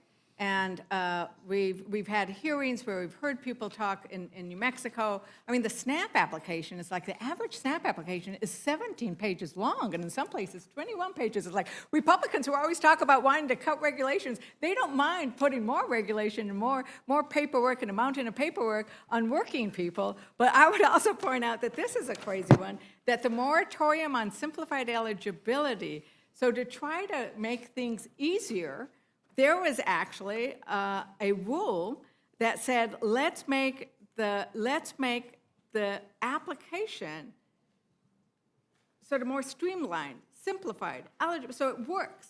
And that actually, they're barring that in the Senate bill. So not only are they trying to sort of make it harder for you to eligible, but they actually are getting rid of the rule to make it easier to apply for these things. Because I'm running out of time, I just wanted to touch quickly on tax credits, and I'll try to be quick. So I wanted to just touch quickly on the issue of the energy tax credits and the fact that we are seeing energy costs rise. And while we discussed earlier that they did get rid of the tax, the new tax on renewable energy, we are still going to see rising energy costs, electricity costs from this bill. And I think that that is just a really important thing to point out. Mr. Chair, I would like to enter into the record the energy innovation, federal clean energy tax credits make energy more affordable, a meta-analysis, and I know you're going to ask me for the date, and it is March 2025. Thank you. Without objection, so ordered. And what this goes through, because we've seen lots of documentation, the tax on renewable energy would have been really bad, right? But the fact that they are pulling out of renewable energy projects early that are benefiting Republican states primarily, right? Because they're wind projects. Once again, I represent an area, a huge Republican area. We've got lots of wind power. We have lots of oil and gas too. But the idea that we heard earlier, oh, we shouldn't be subsidizing. We need to remember, we subsidize oil and gas and fossil fuels and coal to the tune of about $3 billion was 2022, right? And now they're decreasing the royalty rate on oil and gas. They're going to make another, I think, another $6 billion. So we are constantly subsidizing fossil fuel. And it's sort of like the Republicans, it's like renewable energy is where it's at, right? That's the next frontier. And we need to do a lot. It needs to be a little bit of everything.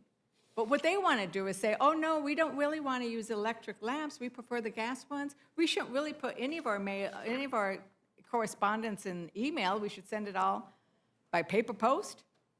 I mean, let's keep the horse and buggy. Who wants a gas-fired car? But that's what they're doing, right? That's what they're doing. They're taking us backwards. And so I wanted to be able to give an opportunity. As you know, I'm the last Democrat. So I wanted to give an opportunity. Is there anything else that you wanted to raise, Representative Moore, with regards to this? The bill before. Thank you for this opportunity. I have heard the scheme of requiring work requirements, and it's a major economic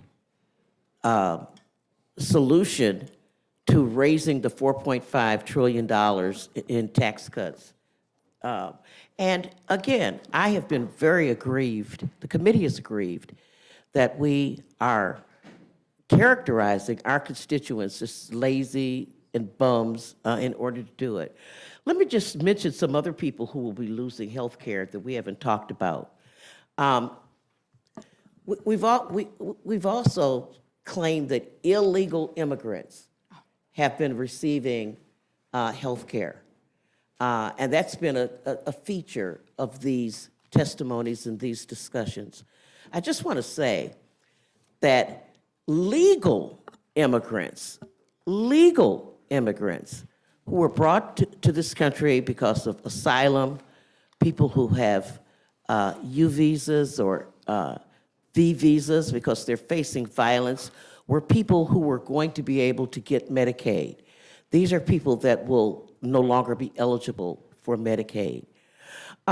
There are legal immigrants who have lived in this country for decades.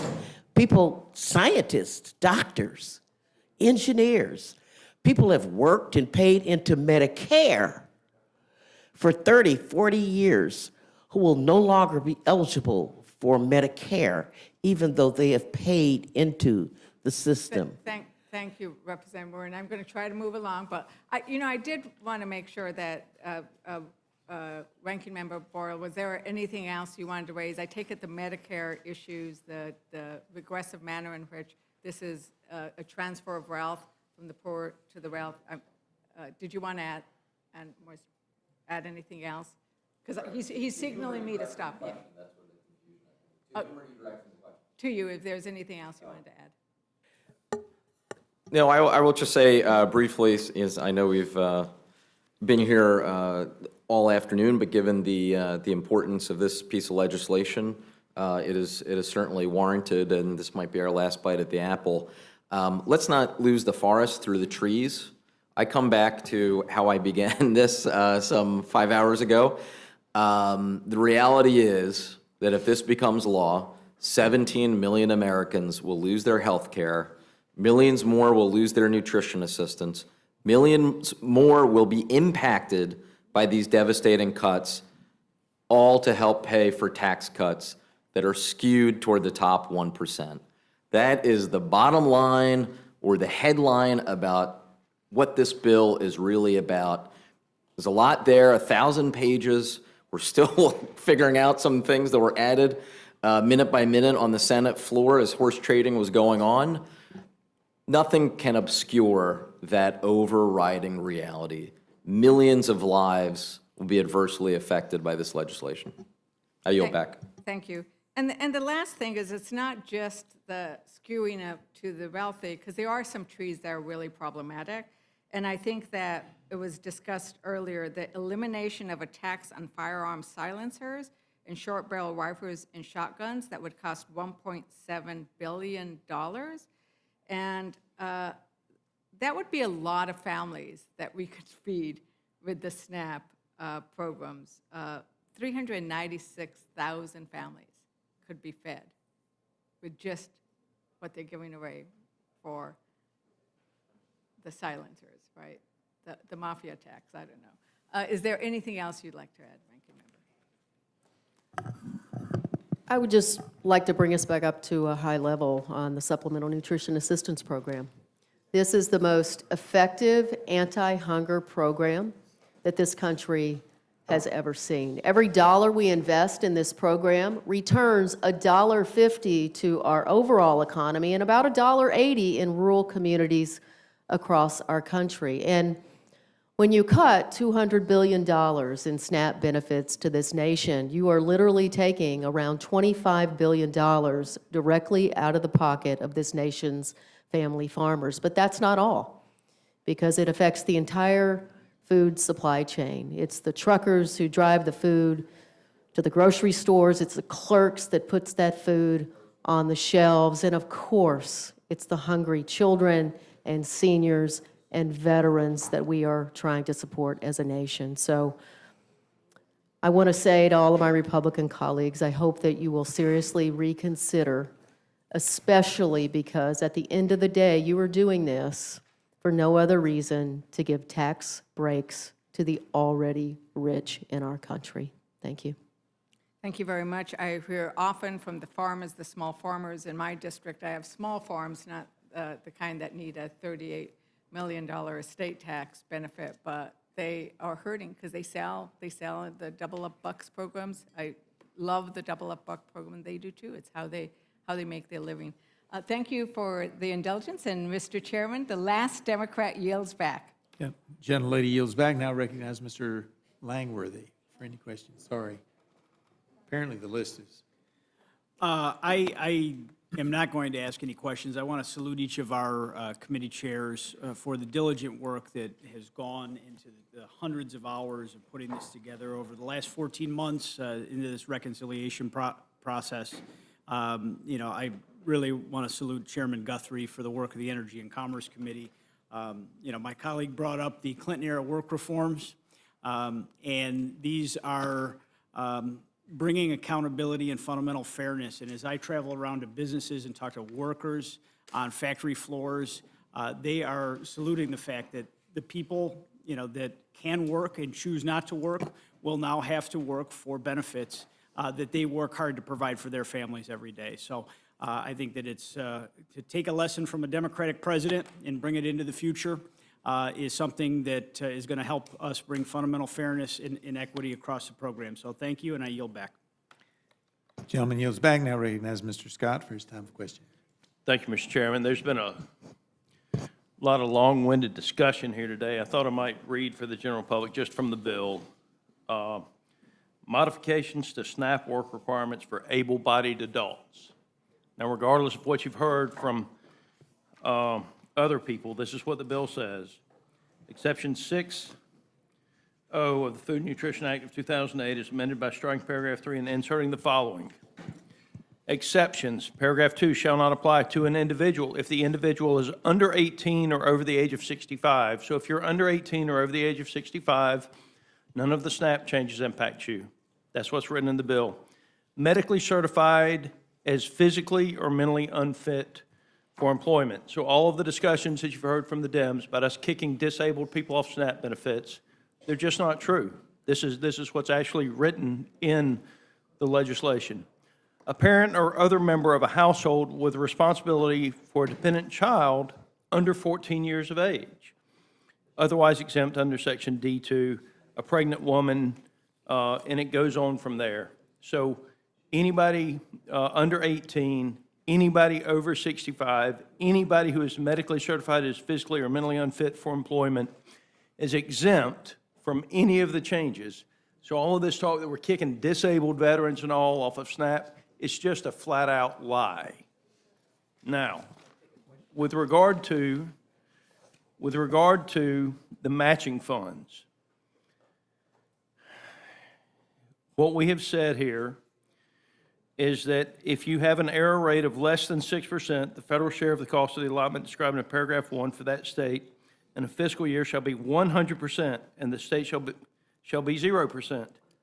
If you're a business owner and you've got a 6% error rate, you know what you are? You're bankrupt. The federal government owes it to the American citizens to have better than a 6% error rate on people's SNAP benefits. So I want the American citizens to know you're not being told the truth by the dramatic statements on the other side. If you're disabled, you're exempt from the changes. Under 18, exempt from the changes. Over 65, exempt from the changes. That's what's written in the language. I don't have any questions for any of the members. And Mr. Speaker, I yield back. Madam Chair, I yield back. Thank you very much, Mr. Scott, for clarifying the record. Mr. Griffith, you're recognized. Thank you, Madam Chair. We've had a lot of discussion about the bill, and folks earlier in the afternoon were saying that nobody had had time to read the bill, and I'll just say we got it in my office around 11 o'clock. I had it printed out.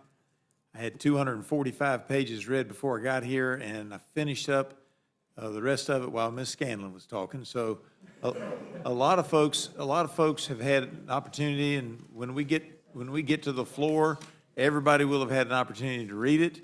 It does help that I read the first bill as well, so there were sections where I got to it, and looking at the cheat sheet, it was identical to what was there before. So I don't make myself read the same chapter twice, but I did read it. Now, that said, I do want to ask my chairman, Chairman Guthrie, a question. Chairman, I think we can pretty well rest assured this is not the last bill that will ever pass the United States Congress. Do you agree with that? I agree with that. And as a part of that, we're always trying to improve things on Energy and Commerce Committee. So as we move forward, will you commit to work with me and others on the Energy and Commerce Committee and in the House as a whole to analyze the ongoing status of the health of our rural hospitals and rural health care in general and rural health care providers so that we can improve access to health care in rural communities? I will.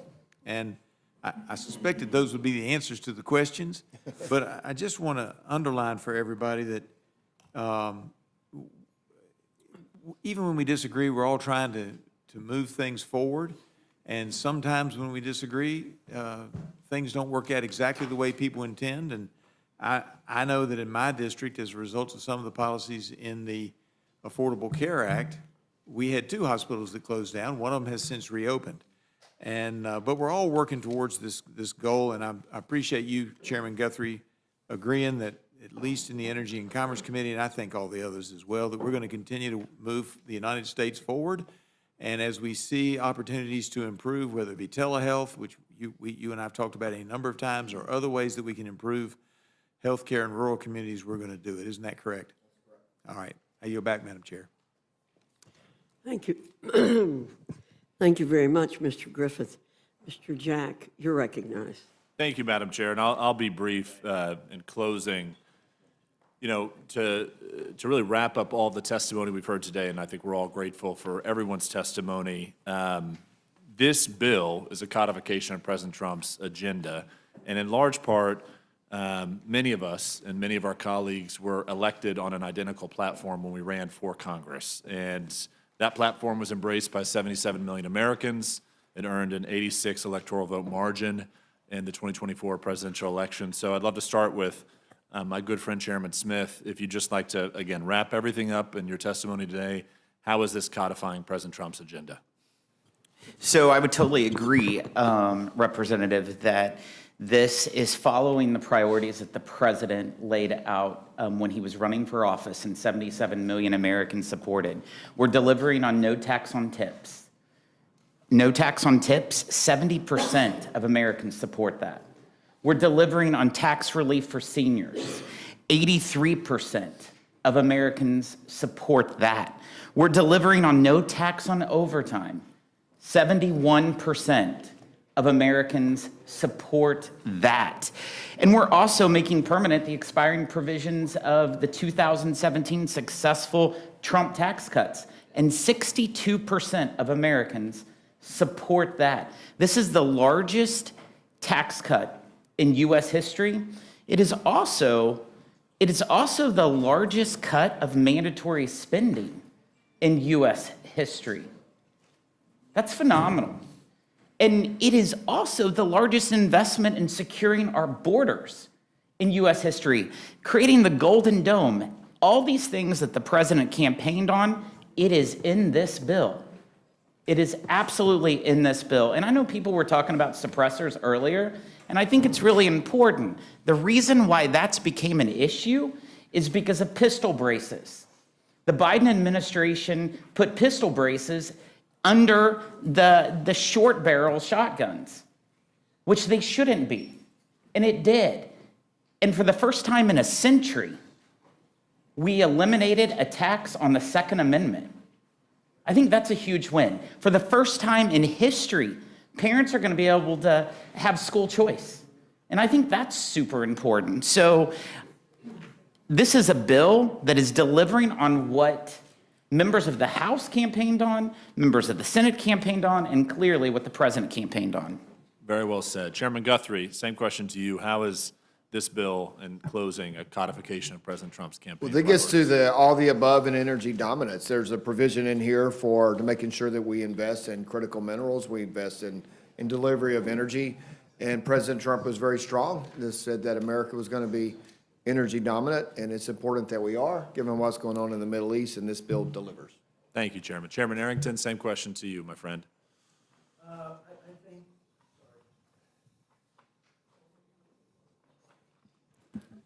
I think that I think a reprieve from failed economic policies to unleash the spirit of our entrepreneurs and risk takers is in order. And our economy is the foundation of everything great about this country, including our way of life, our quality of life, certainly our global leadership. So, you know, there's always going to be more cuts for a budget chairman. There will always, cuts that I'd like to see materialize. But you've got to work on both ends of the equation. You've got to grow the economy while you're bending the curve on spending. And so I think it's substantial, the impact that these policies that President Trump implemented and executed on in the first Trump administration, and now we're doubling down on them. And I suspect, just like the first round, all boats will rise on the tide of prosperity. I think that's the key feature, quite frankly, of this. But the fiscal reforms are no small things. And again, I think they are there to serve as a sort of a win-win-win. Win for the program sustainability, win for those who are trapped in dependence, and a win for taxpayers who should not subsidize people who refuse to work, like the 4.8 million people that on Medicaid per CBO, or people who are here illegally. And so a lot of good things in here, and I appreciate the question. Thank you, Chairman Arrington. And lastly, Chairman Thompson, to you, how does this, your section of the bill, codify President Trump's campaign priorities and agenda? Well, thank you so much for the question. You know, President Trump knows that food security is national security. And that all relies on really the success of those hardworking families all across our country that are producers. Those folks that are farmers or ranchers or foresters. And this bill, and those families have, I mean, they're at probably a 50-year low in terms of economic challenges, from inflation to all the different things that have happened over the past number of years. And it's really put them in a challenging situation. We saw that in December when many of them, for the first time in a family's history, were not going to be eligible for taking out a loan to be able to produce a crop or produce a herd or produce a flock. This, the One Big Beautiful Bill, the agriculture title, really, I call it Farm Bill 1.0. It makes historic investments in reference prices. It adds base acres for farmers who have not been eligible for. It modernizes the dairy margin program. We make it, there's investments in the conservation programs, in crop insurance, in the trade programs, of market access program and foreign market development program. We double those. It has investments in research, investments in animal health, including our large animal veterinarians, and the three-legged stool when it comes to animal health. That's our laboratories, that's vaccination polls that we have started in previous farm bills, and our large animal veterinarians, and so much more. Specialty crops. This is most significant specialty crop. Now, this is 1.0. It's just the things that we were eligible to put into budget reconciliation. But what it leaves is a very small portion at a very small price tag, and at the same time, President Trump cares about those who are most at risk, and within the nutrition title, this is really about making sure that we have sustainability of programs like SNAP and all the other programs under the nutrition title, not just sustainability, but that we're in a position to make sure the people that really need the help get it. But it's more than providing supplemental nutrition support. It's providing a hand up towards the American dream, with the investments that we make, which is about $1.1 trillion over 10 years. That's the nutrition portion of the Farm Bill. This really is about making sure that, we folks have that opportunity to through SNAP employment and career and technical education, and have a shot at, reaching a rung a little higher in the ladder of opportunity. And I will say, I've seen that work in my travels around the country, and I've done 115 listening sessions with 42 states, 1 territory. I've seen it work, and when it works, everybody, our farmers, our grocers, our truckers, all do better because families are able to actually find they have more income.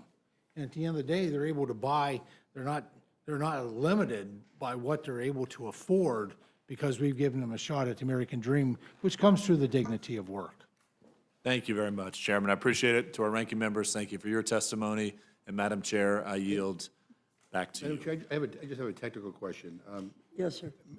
Before you came in, Mr. Scott was reading about a provision on who's exempt from the work requirements under SNAP, and I was wondering where he was reading from because, the House version of the bill that you voted for took it from 18 to 7, and my understanding is that the Senate bill moved it to 14. So you said 18, and so I'm wondering, did something change? I'm on page 17. Yeah, well, That's the 18 is under the age of 18, at the age, or 14 is the age of dependence. Right, that's, which is, he said 18, so it's actually 14. He might have misspoke. Well, 18 to 64 is when the requirements kick in. Yeah, so.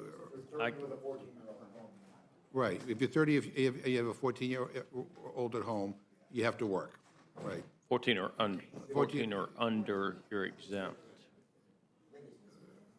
I don't know, yeah. Anyway, A parent or other member of a household with responsibility for a dependent child under 14 years right, of okay, age. yeah, right.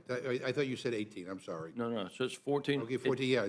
Yeah, so you have a 14-year-old child who has health issues, whatever. Not You true. still have If to he's, work. if they're disabled, it's different. Right, well, I mean, or somebody who's is troubled in school, or whatever, who's not classified as disabled. Again, life is complicated. Thank you. Medically certified as physically or mentally unfit for employment is exempt, and this is just the exemption from the work requirement. So the 14-year-old is alone all summer. Okay, thanks.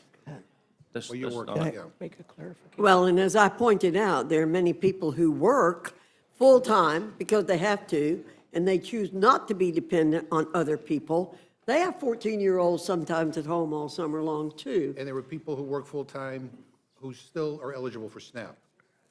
And that's a reality. And there are some who choose not to be eligible for SNAP or other taxpayer-funded programs. Ms. Houchin, you're recognized. Thank you, Madam Chair. I'd just like to commend our chairs for their hard work and leadership, Chairman Smith, Guthrie, Chairman Arrington, Chairman Thompson. Two of my chairmen are at the panel today, Budget and E&C, so thank you.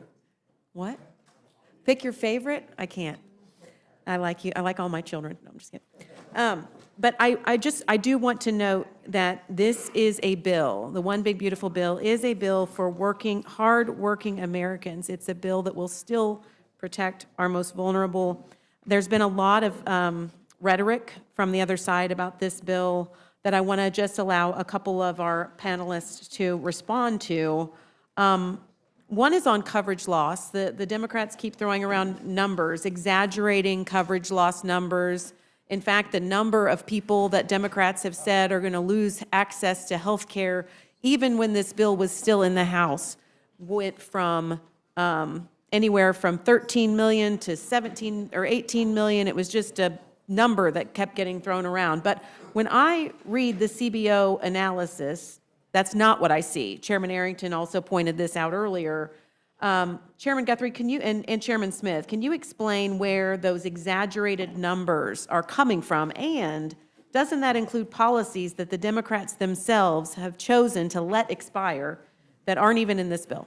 There's a couple answers to that. One is some of those numbers are, you have to look, there are CBO scored numbers, but you have to look at who they are. So if you look at the 4.6 million, and now that the dates changed on work requirements, and there's some, that's a little higher, but it's people that that are able-bodied that choose not to work, and it has the same exemptions that were just read. We also, in Medicaid, include people that have substance use disorder. They're going through treatment such as that. So they're truly able-bodied, and there are studies that say there are people that fit that category. The other one that's frustrating is like when you're sitting here listening to the back and forth, especially when they're going against my good friend Ways and Means chair about putting limits on how long tax on tips or 4 years or whatever. Well, one of the over 5 million of the coverage loss is from premium tax credits, which was in the IRA, when people who voted for the IRA chose to fund programs like green energy funds, where there was a nonprofit that was politically connected, created itself, 1 month, put $100 in its checking account, got a $2 billion grant, paid $847 million. So I think my friend from New Mexico has left. But when she goes and visits her hospital and she sees people lost coverage because that tax credit expires, she made that a priority over insuring people. That's a decision. I mean, if the shoe fits on both sides of the feet, and if she's going to say that's your priority there, it's her priority as well, and she has to own it. Chairman Smith.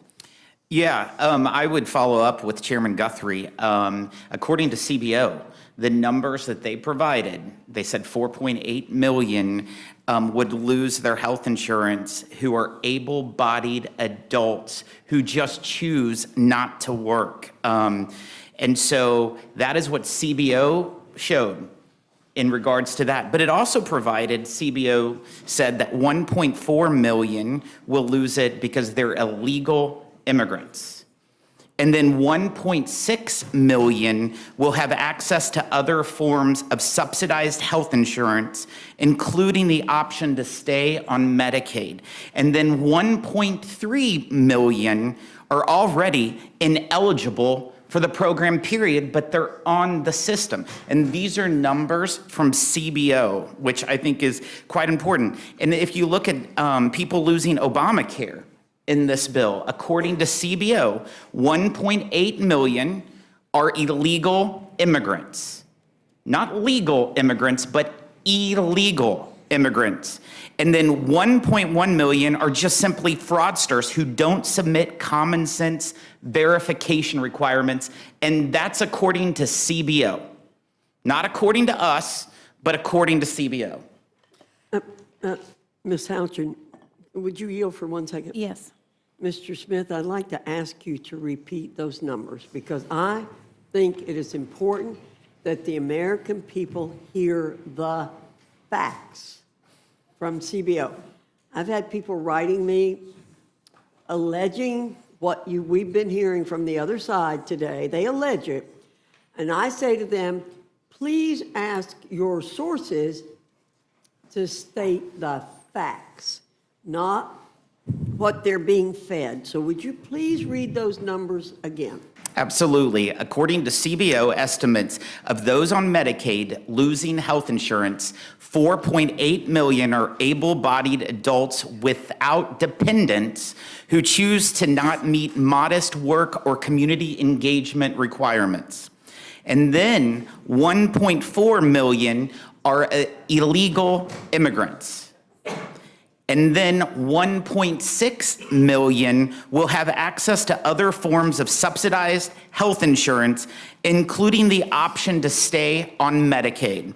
And then 1.3 million are already ineligible for the Medicaid program, period. They shouldn't be on the program, but they're doing it. And when you look about the ones that CBO estimates of those on Obamacare losing health insurance, 1.8 million are illegal immigrants, and 1.1 million are fraudsters who don't submit common sense verification requirements. And this is from CBO. And Chairman Smith, those are the only people that CBO, in their report, claims will be losing their health coverage under the bills. Yes, and the number you hear of 17 million, that's the 5 million that's going to lose from the premium tax credits, which the Democrats in the IRA decided to make it temporary. Instead, they did all the green energy credits permanent, and guess what? 90% of those green credits that you passed in the IRA goes to companies valued at more than $1 billion. Not working families, but 90% of those credits that you focused on is valued over $1 billion. So when given the option to prioritize healthcare for working families or energy subsidies, they chose the energy subsidies. They absolutely did. Environmentalist, wealthy billionaires succeeded, and they were the winners of the IRA.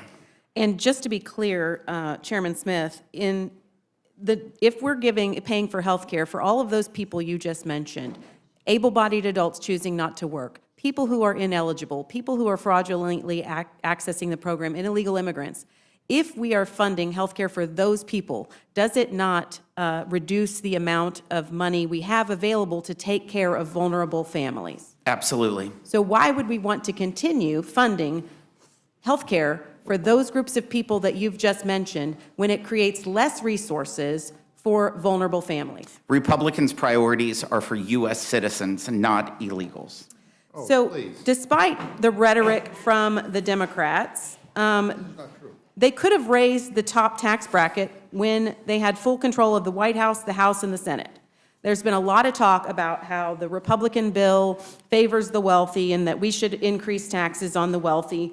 The truth is that this bill creates permanent tax relief for everyone across the board. But the Democrats had full control of the White House, the House, and the Senate. They passed not one, but two reconciliation bills during the Biden administration, but did nothing to raise the top bracket. So don't Democrats have a credibility problem on this issue? Absolutely. If you look at when the Democrats controlled the White House, the House, and the Senate, they passed 2 reconciliation bills, the American Rescue Plan and the Inflation Reduction Act, and both of those had tax chapters. And in both of those, the Democrats refused to increase the top tax rate that we currently are arguing about, and you're saying that we're giving a tax cut to Bezos. You refused to do it when you controlled everything. And guess what? The hypocrisy last night in the United States Senate, the vast majority of the Senate Democrats voted against an amendment on the floor that would raise the top tax bracket for anyone over $25 million. It's hypocrisy. Well, thank you, Chairman Smith. Thank you to our panelists for your long testimony. I will reiterate, this is a bill for working families. It's a bill that will help the hardest working families have tax relief. We're unleashing American energy. We are securing the border. We are providing for our defense. No bill is perfect, but this one big beautiful bill is a good bill. I thank the panelists and I yield back. Madam Chair, that's a misinterpretation of the CBO report that we just heard here today. Well, it's not. It doesn't say what it does. And yeah, and this bill does give a tax break to Jeff Bezos, and I don't think he deserves one, quite frankly. $50 million for a wedding. Mr. McGovern, thank you very much. Hearing no other questions or seeing no other member who has not spoken, our panel is dismissed. Thank you very much for being here and for your patience.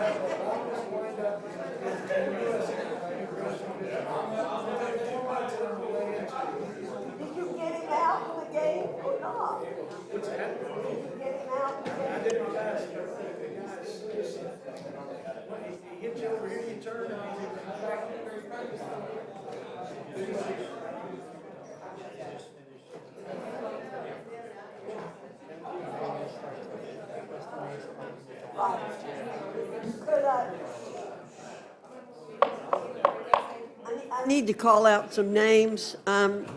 Mr. Moylan, Mr. Carter, Ms. Dingle, Mr. Olszewski, Mr. Cisneros, Ms. Randall, Ms. Elfreth, Mr. Dexter. If you all could take seats. Excuse me, Ms. Dexter, pardon me. If you all could take seats up here, sort of in the order I've called you. Moylan, Carter, Dingle, you're there, Debbie, number 3. Olszewski, Mr. Carter, you're over that way.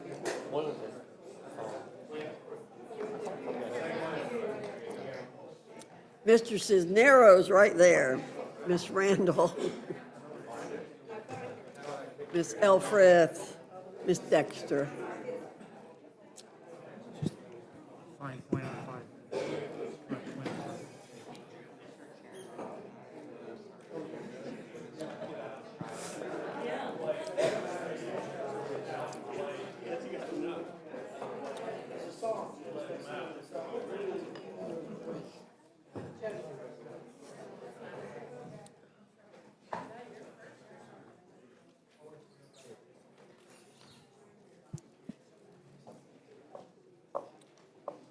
Thank you all very much.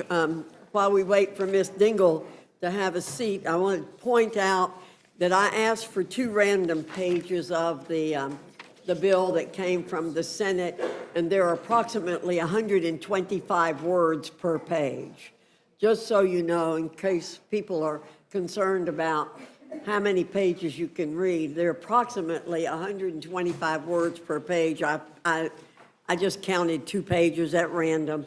And Madam Chair, And it doesn't take too long. The margins are pretty narrow, as you can see. Like I said, 125 words, and I think even most members can read that pretty quickly. Madam Chair, with respect, though, you can read legislative language, that's one thing, we all can read, but actually understanding what that legislative language means and getting independent analysis, so that takes a little bit while longer. Well- I hope we can all agree that that's the challenge here. Well, for those of, I think most of us have been around a little while and have some sense about how to handle that legislative language. Section A. I'm going, you all can put your written testimony into the record. I think all of you have been here before. Put your written testimony into the record. We hope you will keep your comments to 5 minutes. And I thank you very much, Mr. Moylan. You are recognized. Thank you, Madam Chair, Ranking Member. Thank you for the opportunity to speak today on an issue that weighs heavily on my district, the need for our island to be fully included in the Radiation Exposure Compensation Act, also known as RECA, provisions in the Senate's amendment to H.R. 1. For far too long, the people of Guam have dealt with the consequence of U.S. nuclear testing in the Pacific without recognition and without justice.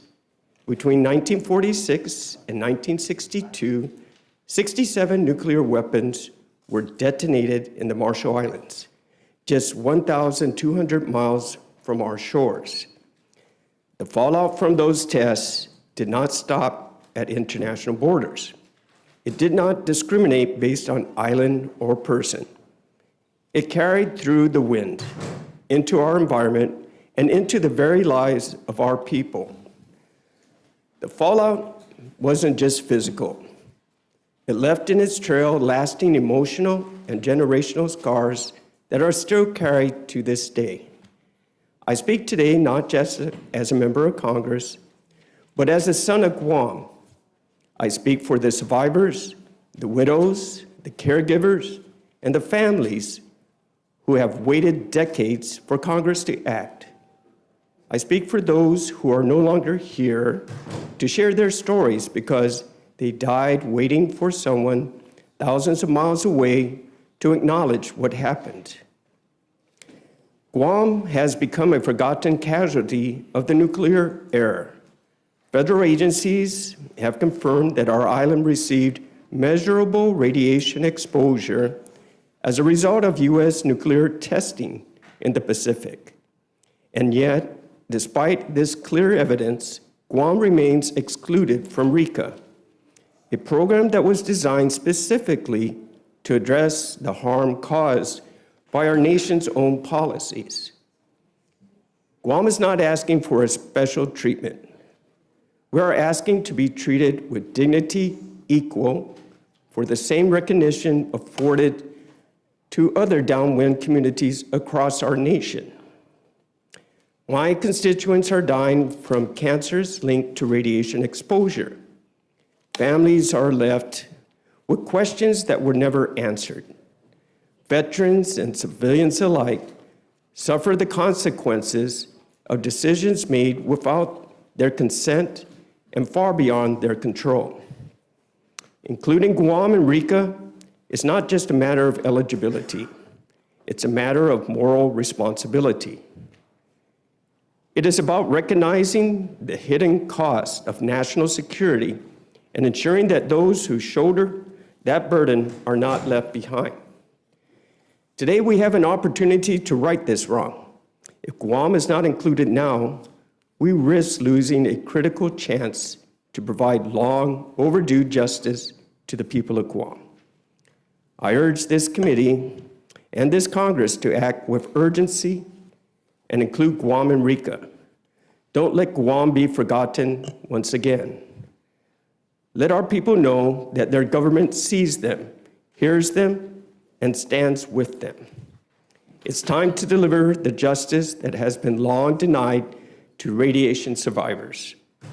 Si Juris Maasi, and I look forward to answering your questions. Thank you, Madam Chair.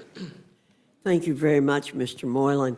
Mr. Carter, you're recognized. Thank you, Madam Chair, Ranking Member. My amendment is simple.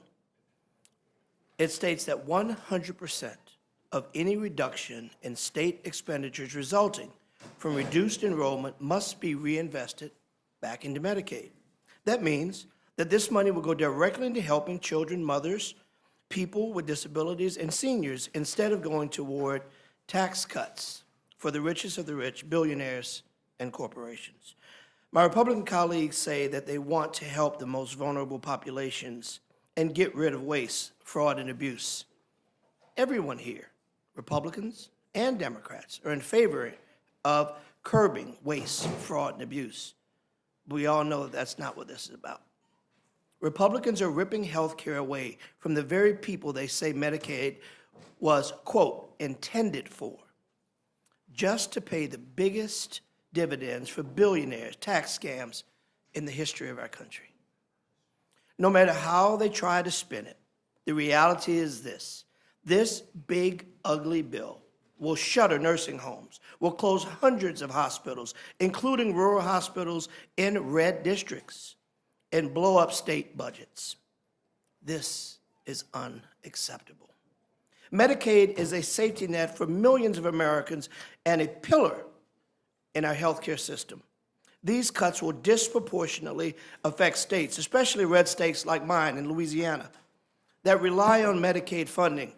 That's why I'd like to request unanimous consent to enter these two documents. Two resolutions. Without objection. Thank you, ma'am. These two resolutions were passed in Louisiana legislature that is a majority Republican-run House and Senate with a Republican governor who all recognize via these resolutions, these cuts will be devastating.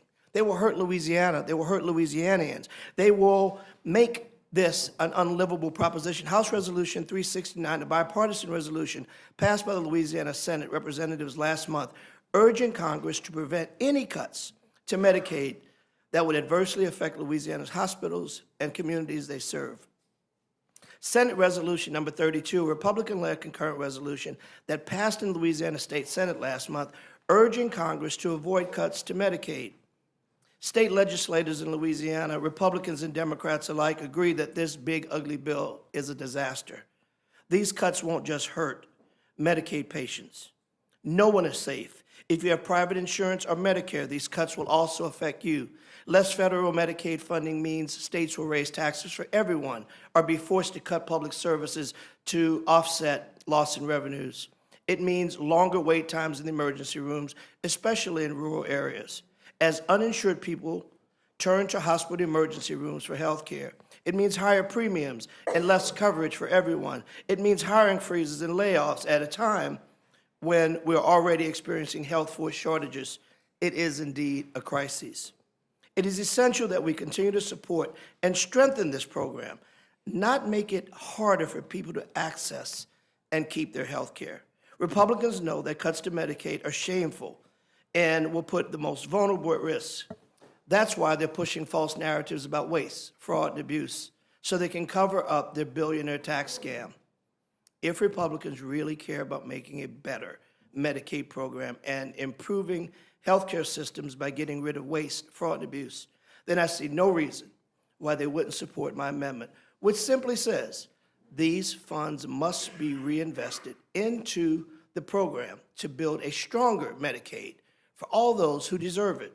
In fact, during the almost 27-hour-long markup in Energy and Commerce in May, I asked my colleague from Georgia, Mr. Carter, what percentage of funds will go back into Medicaid? He said, and I quote, all of it. Well, ma'am, where I'm from, all of it means all of it. So there really should be no issue with supporting my amendment. I urge my colleagues to vote yes and even co-sponsor this amendment that makes good sense for the American people. I yield back. Thank you, Mr. Carter. Ms. Dingell, you're recognized. Thank you, Madam Chair, Ranking Member McGovern, and all the members of the committee. For months, I've raised serious concerns about this Republican reconciliation bill that will enact the biggest loss of health care coverage in American history. CBO's most recent estimate is it'll strip health care from 17 million Americans. I have almost 15,000 letters here from the governor's office sent me of people in Michigan who are scared to death they're going to lose their Medicaid and what it'll mean to their families. I would love to enter it into the record, but Without objection. thank you. Thank you for doing that. Medicaid is the, but people care. I mean, this is something that just makes it, I can't go anywhere in Michigan right now. Mothers are coming up to me crying in elevators. Medicaid is the largest payer of health care for so many people. This bill is going to hurt them. It's also the largest payer of long-term care in America, which is why I filed an amendment to ensure Medicaid home and community-based services, or HCBS, are not cut or reduced as a result of this bill. We know that the majority of seniors and individuals with disabilities would prefer to receive care in the comfort of their own homes, where they can maintain an independent life, remain engaged in their communities, and age with dignity. Yet hundreds of thousands of Americans are already sitting on state wait lists to access home-based care, and this bill will only exacerbate this issue. No one should have to sit for years on a waiting list to get the care that they deserve, and the fact of the matter is, home care is cheaper than nursing homes. It saves the government money. Let's be honest, our long-term health care system is broken, and until someone you love is using it, you don't realize how bad it is. We cannot talk about reforming our long-term health care system without addressing the need to increase support for the home care workforce, who often work long hours for low pay, no benefits to provide care to people we love.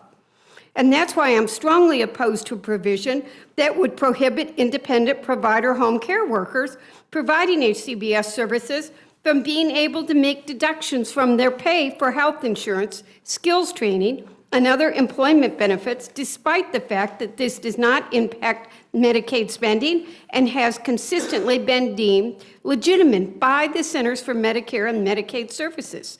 I have filed an amendment to strike the provision, which will ensure that the care workforce is protected and maintain stability for those who rely on care. I've also filed an amendment in support of President Trump's most favored nation drug pricing executive order that was issued in May 12th. In fact, I offered this exact amendment supporting President Trump during the Energy and Commerce Committee markup last month. The president, by the way, thinks this is in the bill. I've heard him say it on television. This amendment supports President Trump's executive order that aims to lower medication costs for Americans by preventing drug companies from charging Americans higher prices while giving discounts to other nations.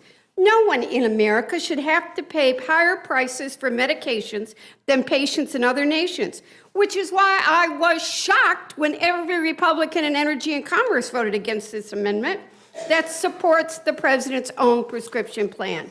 And even more shocked when I did way too early the next morning and they played that clip. And they thought that this provision was in the bill. It's not. I'm ready to support President Trump on this. It simply doesn't make sense. This logic is backwards and absurd, and we need to lower prescription drugs for Americans. And before I end, I want to express my serious concerns about this bill clawing back critical funding that protects our environment, our public lands, and our wildlife, especially endangered species. I have filed an additional amendment to strike the rescission of funding for ESA recovery plans. As a co-chair of the Endangered Species Act Caucus, protecting our nation's wildlife is one of my top priorities. I'm deeply concerned that provisions included in this bill will cause our nation to backtrack on the progress we've made in species conservation. I want to remind my colleagues that for 50 years, the Endangered Species Act has protected and brought back many of our beloved species from the brink of extinction and has a 99% success rate. You got to do this and work in a bipartisan manner to start addressing conservation early. Thank you, Madam Chair, and I yield back. Thank you, Ms. Dingle. Mr. Olszewski, you're recognized.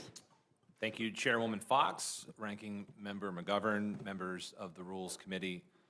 You know, despite promises from the administration and from this congressional majority to lower prices for struggling Americans, this terrible bill will do the opposite, making things indefinitely and infinitely harder for families that are struggling just to make ends meet.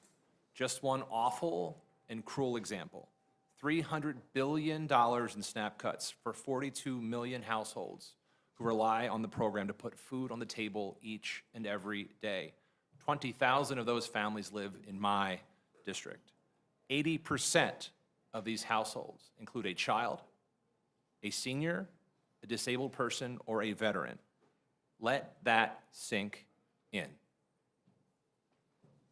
As we've been discussing, the Senate just passed their version of the bill, one that expands work requirements for SNAP and shifts $64 billion of administrative costs to the states. It also granted, as you all discussed earlier, at least temporarily, an exemption to both these impossible burdens to just 2 states, Hawaii and Alaska. We have to start by asking ourselves if this bill is so awful that it requires outright exemptions to certain states in exchange for votes, as has been reported by multiple media outlets and discussed in this room. Why are we passing it in the first place? But if you insist on passing this big, ugly, cruel bill, I'm offering 2 amendments to H.R. 1 that would extend these waivers to every state in the country. Because what's good enough for Hawaii and Alaska should be good enough for your home state of North Carolina, Chairwoman Fox, to Mr. McGovern's beloved state of Massachusetts. To be clear, I do not support this bill. I do not support gutting SNAP benefits and other lifelines like Medicaid and utility assistance for Americans who are struggling with higher costs. I do not support ballooning the deficit.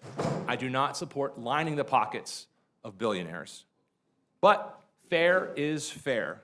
And if House Republicans insist on these misguided SNAP cost shifts, which states, by the way, will not be able to cover, and redundant work requirements, we must allow states to obtain an exemption. Not just 2, not a few, all of them. Madam Chair, I came to Congress as a county executive and as a public school teacher. I saw the devastating effects of hunger firsthand, especially for our kids. I worked hard to address food security, and we leveraged SNAP dollars and braided it with both state and local funding to ensure that every kid could receive a free breakfast and lunch. No stigma, no judgment. We just fed hungry kids. In fact, I was at an event this morning at a library where we were offering summer meals to our young people because it's the right thing to do. And so with our community partners, we're making a huge difference. We're feeding our kids. But this heartless bill threatens to undo the progress we've made. It literally will take food from the mouths of our kids. So I ask my amendments be made in order and be adopted. And before I wrap, just one other point I wanted to make. There are absolutely provisions of this bill that I and fellow Democrats would overwhelmingly support. No tax on tips. No taxes on Social Security. I can assure you, Madam Chair, if these pieces of legislation were put forward, we wouldn't need reconciliation to pass them. I mean, no tax on tips passed the Senate by unanimous consent. So let's not put things that we can agree on a bipartisan basis as the reason to do all these other terrible, cruel things. I really thank you for the time, and I'm happy to answer any questions. I yield back. Thank you. Thank you, Mr. Olszewski. Mr. Cisneros, my neighbor down the hall. Yes, ma'am. Thank you, Chairwoman Fox, Ranking Member McGovern, and members of the Rules Committee. Well, here we are once again to discuss the same deeply flawed piece of legislation. No matter how hard Republicans try to cover up the truth, we know this bill is bad, and we know why. Millions of people kicked off their health insurance, millions of people losing nutrition assistance, funding for clean energy stripped out, adding $4 trillion to the national debt, and much, much more. I'm here with my Democratic colleagues to amend this big, ugly, harmful, and wasteful bill, and I urge this committee to make these amendments in order. My first amendment seeks to provide funding for urban hospitals to offset revenue losses this reconciliation bill will cause due to the proposed Medicaid and marketplace actions. It's estimated that urban hospitals would see a total loss of $337 billion. This will lead to issues of overcrowding, infrastructure strain, worsening health inequity, and increasing healthcare costs and wait times. This amendment seeks to support health centers like the community safety net hospitals in my district. We cannot jeopardize the financial viability of these hospitals and risk their ability to provide quality care, especially for low-income, uninsured, and vulnerable populations. There has been a lot of conversation around supporting rural hospitals in this bill, which is important, but this bill hurts everyone, regardless of geography, urban hospitals included. My next amendment seeks to help more small businesses receive the support they need to provide child care that attracts and retains employees. For the purpose of the employee-provided child care tax credit, this amendment would use the definition of small business concerns that small business and the SBA already use and understand. This definition is a smarter and more tailored way to ensure working-class families benefit from better child care options from small business employers. My third amendment would ensure Congress is authorizing the funds needed to hire and retain skilled workers at DoD child development centers and provide much-needed upgrades to modernize the infrastructure of these centers. My proposal would take funding from an unnecessary weapons program and use it to increase child care fee assistance for service members to $200 million. It would also add $1.3 billion for Army, Navy, Air Force, Marine Corps, and Space Force Child Development Center facility maintenance and include $1 billion for child care worker compensation. Our service members should not worry that the facilities where their children go to are understaffed or in desperate need of repair. My next amendment seeks to reassert congressional oversight at the Department of Defense as it relates to DOGE. Elon Musk and his chaotic reign over the U.S. government may not be in control of DOGE anymore, but that does not mean that we as members of Congress should neglect our duty to conduct oversight. I support increased efficiency in management at the Department of Defense, and I know many of my colleagues do, but that is not what this is. Simply put, my amendment would allow the department to access the first $100 billion of this bill's funding, but before the department can use the last $50 billion, it would require DoD to answer some basic oversight questions about how DOGE and the Department of Defense are working together. Up to this point, our questions to the department have yielded unsubstantial or non-existent answers, and the administration seems unable to explain the role of DOGE in the Department of Defense. At the very least, we should understand what this unauthorized department is doing to the Department of Defense, which has the largest portion of federal budget in the U.S. government. Finally, my last amendment points out what we all know, that nobody wants this bill. My amendment would revise the short title of the bill to the Nobody Wants This Act. On June 30th, ABC News reported on a poll of the big ugly bill that found the majority of voters opposing this legislation. Fox News conducted a poll of registered voters in mid-June, where a majority of voters, 59% to be exact, said they oppose this bill. Specifically, Fox News reported by a 21-point margin, voters oppose the federal budget legislation passed by the House of Representatives that the president calls the One Big Beautiful Bill. About half think this bill would hurt their families. Multiple other polls from a range of outlets, Pew, The Washington Post, and many more, show the majority of Americans don't want this bill. Republicans in Congress don't want this bill. Nobody wants this bill. I would hope that my amendment would help my Republican colleagues see that fact. With that, thank you, and I yield back. Thank you, Mr. Cisneros. Ms. Randall, you're recognized. Thank you, Chairwoman Fox, Ranking Member McGovern, and members of the Rules Committee for the opportunity to once again testify on this big budget scam. I'm here today on behalf of the hardworking constituents of Washington's 6th Congressional District, including more than 27,000 federal employees. I'm here on behalf of the 1.8 million low-income children and adults who rely on Medicaid in my home state. But I'm also here today on behalf of the 72 million Americans across the country who rely on Medicaid. Because what has been made abundantly clear in the last few months is that those Americans who live in states with Republican leadership are not being listened to by their members of Congress when they are sentenced to losing their health care. A senator from Iowa, in response to concerns from her constituents at a town hall over Medicaid cuts, said, "Well, we're all gonna die." Apparently, she doesn't care that 700,000 Iowans rely on Medicaid or that 36% of Iowa's children rely on Medicaid. The senator from Kentucky said they'll get over it. But does he know that 1.4 million Kentuckians rely on Medicaid and that 44% of the births in Kentucky are covered by Medicaid? Medicaid covers also 68% of the nursing homes in Kentucky. I guess the senator isn't worried about selling out those constituents because dead people can't make phone calls and turn up at town halls.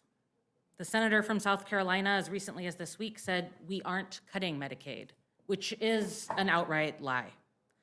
In South Carolina, 1.3 million children and families rely on Medicaid. And yet, after passage of the bill this morning, he said, "I feel great." The gentleman from Louisiana's 4th District said, "If you're going to be on the public wagon and you're able, you should try to help pull it." He also claims that Medicaid cuts are teaching a moral lesson to young men. 1.8 million people rely on Medicaid in Louisiana. Rural hospitals in his district, who also rely on Medicaid to keep their doors open, have been begging him to change his mind. I'm here because I actually listen to my constituents. I'm listening to Larry from Aberdeen, who wrote to me saying, "I urge you to reject the Republican reconciliation bill, which would inflict severe harm on rural communities. Many families in these areas already struggle with lower incomes and higher levels of hardship. These cuts would exacerbate poverty and threaten local economies by risking hospital closures and declining businesses for local retailers. Protecting rural communities should be a priority. Do not support a bill that prioritizes tax cuts for the wealthy over the basic needs of our family." And I'm listening to Jessica from Tacoma, who said, "I'm reaching out today to urge you to protect Medicaid. My daughter is one of the 80 million Americans who depend on Medicaid for health coverage. She's developmentally delayed, autistic, and profoundly deaf since birth. Without Medicaid, not only will she not have health care, but she will also not be able to work. She's a janitor who cleans public restrooms, but she needs a job coach to enable her to remember what to do. With the job coach, she does her job very well and has even won an award for efficiency. But Medicaid pays for the job coach. Congress says they want people to work. Please don't let them take away that ability from my daughter and people like her." I've filed 8 amendments with this committee, including one that would strike the entirety of the Medicaid provisions from this bill. The Vice President said that the minutia of the Medicaid policy is immaterial compared to the ICE money and immigration enforcement provisions. If that's the case, then there should be no problem removing these Medicaid provisions that will result in people literally dying. I also feel compelled to add that in this discussion about who is able-bodied and who is not, I think we haven't heard anyone comment on how frequently you have to recertify that you are disabled in order to continue receiving federal benefits. I have experienced that in my family's life. My sister was born with extreme developmental disabilities so that she was like an infant her whole life. And yet, over and over, for the course of the 19 years that she lived, we had to continue to prove that she was disabled enough to qualify for the benefits that kept her alive. We cannot ignore what we are doing to people in this country, and I urge the committee to make my amendment in order and to adopt it to save millions of lives. I yield back. Thank you, Ms. Randall. Ms. Elfreth, you're recognized. Thank you, Madam Chair, Ranking Member McGovern, and the members of this committee for sitting here this afternoon and trying to make sense of this devastating bill. I'm here to request the committee to include the following provision in the reconciliation bill, Amendment 55, increasing the deduction for educator expenses. Because instead of tackling the very real affordability crisis facing tens of millions of Americans, our neighbors included, this bill instead gives the ultra-wealthy annual tax breaks that are triple what the typical American household would earn in any given year. And even worse, as been discussed in this committee so far, These tax breaks are being paid for by cuts to healthcare and food assistance. Up to 17 million Americans who will lose their health insurance, 5 million SNAP recipients who are at risk of losing their benefits. Again, already when so many of our neighbors are facing very real affordability crises. I'd also want to add that I represent 44,000 federal employees in my district and 2 to 3 times that in contractors, thousands of which have lost their livelihoods after decades of service to this nation. They don't know what health insurance looks like next. They don't know how to put food on their tables. They rely on Medicaid expansion and food banks simply to feed their families and keep their families healthy. And I ask us to just think about those folks as well today. So not only is this bill the biggest cut to health care in American history, it's also the largest transfer of wealth in history from those who have the least to those who have the least to those who have the most. And I sincerely plead with my Republican colleagues to reconsider these measures. But if we're giving away tax breaks, I'd ask you to consider one more. If you want to invest in American competitiveness and our national security, start with the children and their ability to thrive. Start with our teachers who reach into their own pockets to pay for school supplies for those very children. My amendment is simple. It would increase the amount educators can deduct from their taxes on qualified out-of-pocket classroom expenses from the current $300 to $1,000 and to continue to index it to inflation, which we know is impacting so many families. Over the years, the amount of money teachers are spending out of pocket on items for their classrooms continues to rise, and well over 90% of teachers spend their own money on school supplies and other items that their students need to succeed. On average, teachers can spend $820 out of pocket on school supplies. If you reject all of the common sense amendments we bring to you today, I would encourage my Republican colleagues again to reject this harmful bill. I urge support of my amendment, and I thank the committee for your willingness to hear me out. I yield back. Thank you, Ms. Elfreth. Ms. Dexter, you're recognized. Thank you, Chair Fox, Ranking Member McGovern, and members for the opportunity to testify today. I'm here today to offer several amendments grounded in a simple and powerful truth. Government should care for its people, not abandon or terrorize them. The big, ugly betrayal bill will devastate our communities by ripping away health care, cutting food assistance, increasing energy costs, increasing government-sanctioned ICE terrorism of our communities, decreasing government oversight, and jacking up prices for the middle class, while leaving our states holding the bag. And all for what? To give tax breaks to billionaires. As a physician, I spent nearly 2 decades caring for some of the sickest patients in Oregon. I've seen the consequences of what happens when people don't have health insurance. This bill will strip coverage from nearly 17 million Americans. These cuts to care will remove health insurance for some of the most vulnerable people in our communities. If eliminating care from 1 in 20 Americans wasn't enough, these cuts also target hospitals and nursing homes. Make no mistake, passage of this bill as it stands will negatively impact every person in this country. Hospitals and nursing facilities will close, ER times will increase, clinicians will be overstretched and demoralized, Planned Parenthood will be defunded, eliminating life-saving care for women across this country. We must pass my amendment that will ensure that coverage losses will not result in increased deaths among U.S. children, seniors, and neighbors with disabilities. Now, food assistance. This bill also slashes SNAP benefits for 42 million Americans, directly harming families, farmers, truckers, and grocers across this nation.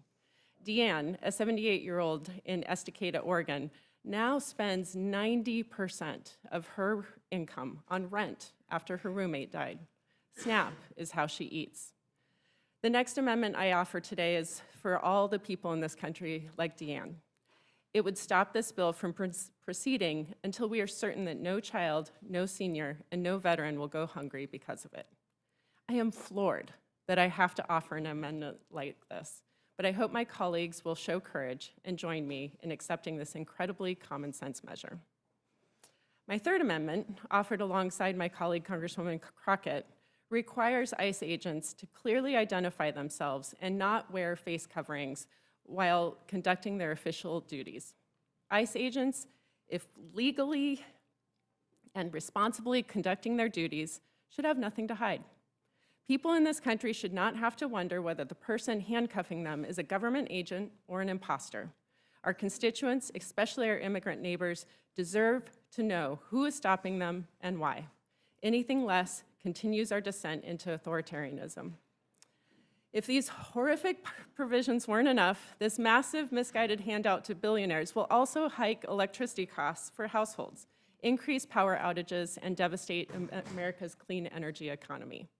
At a time when electricity rates are already rising faster than inflation, this bill doubles down on expensive, outdated energy sources and slashes the very investments that make power cleaner, cheaper, and more reliable. And it's working families that will pay the price. A constituent from Clackamas County wrote to me in distress because Oregonians cannot afford another hit. And I couldn't agree more. In the richest country in the world, it's unacceptable that working Americans can't keep the lights on. This bill could raise energy costs for households by hundreds of dollars annually.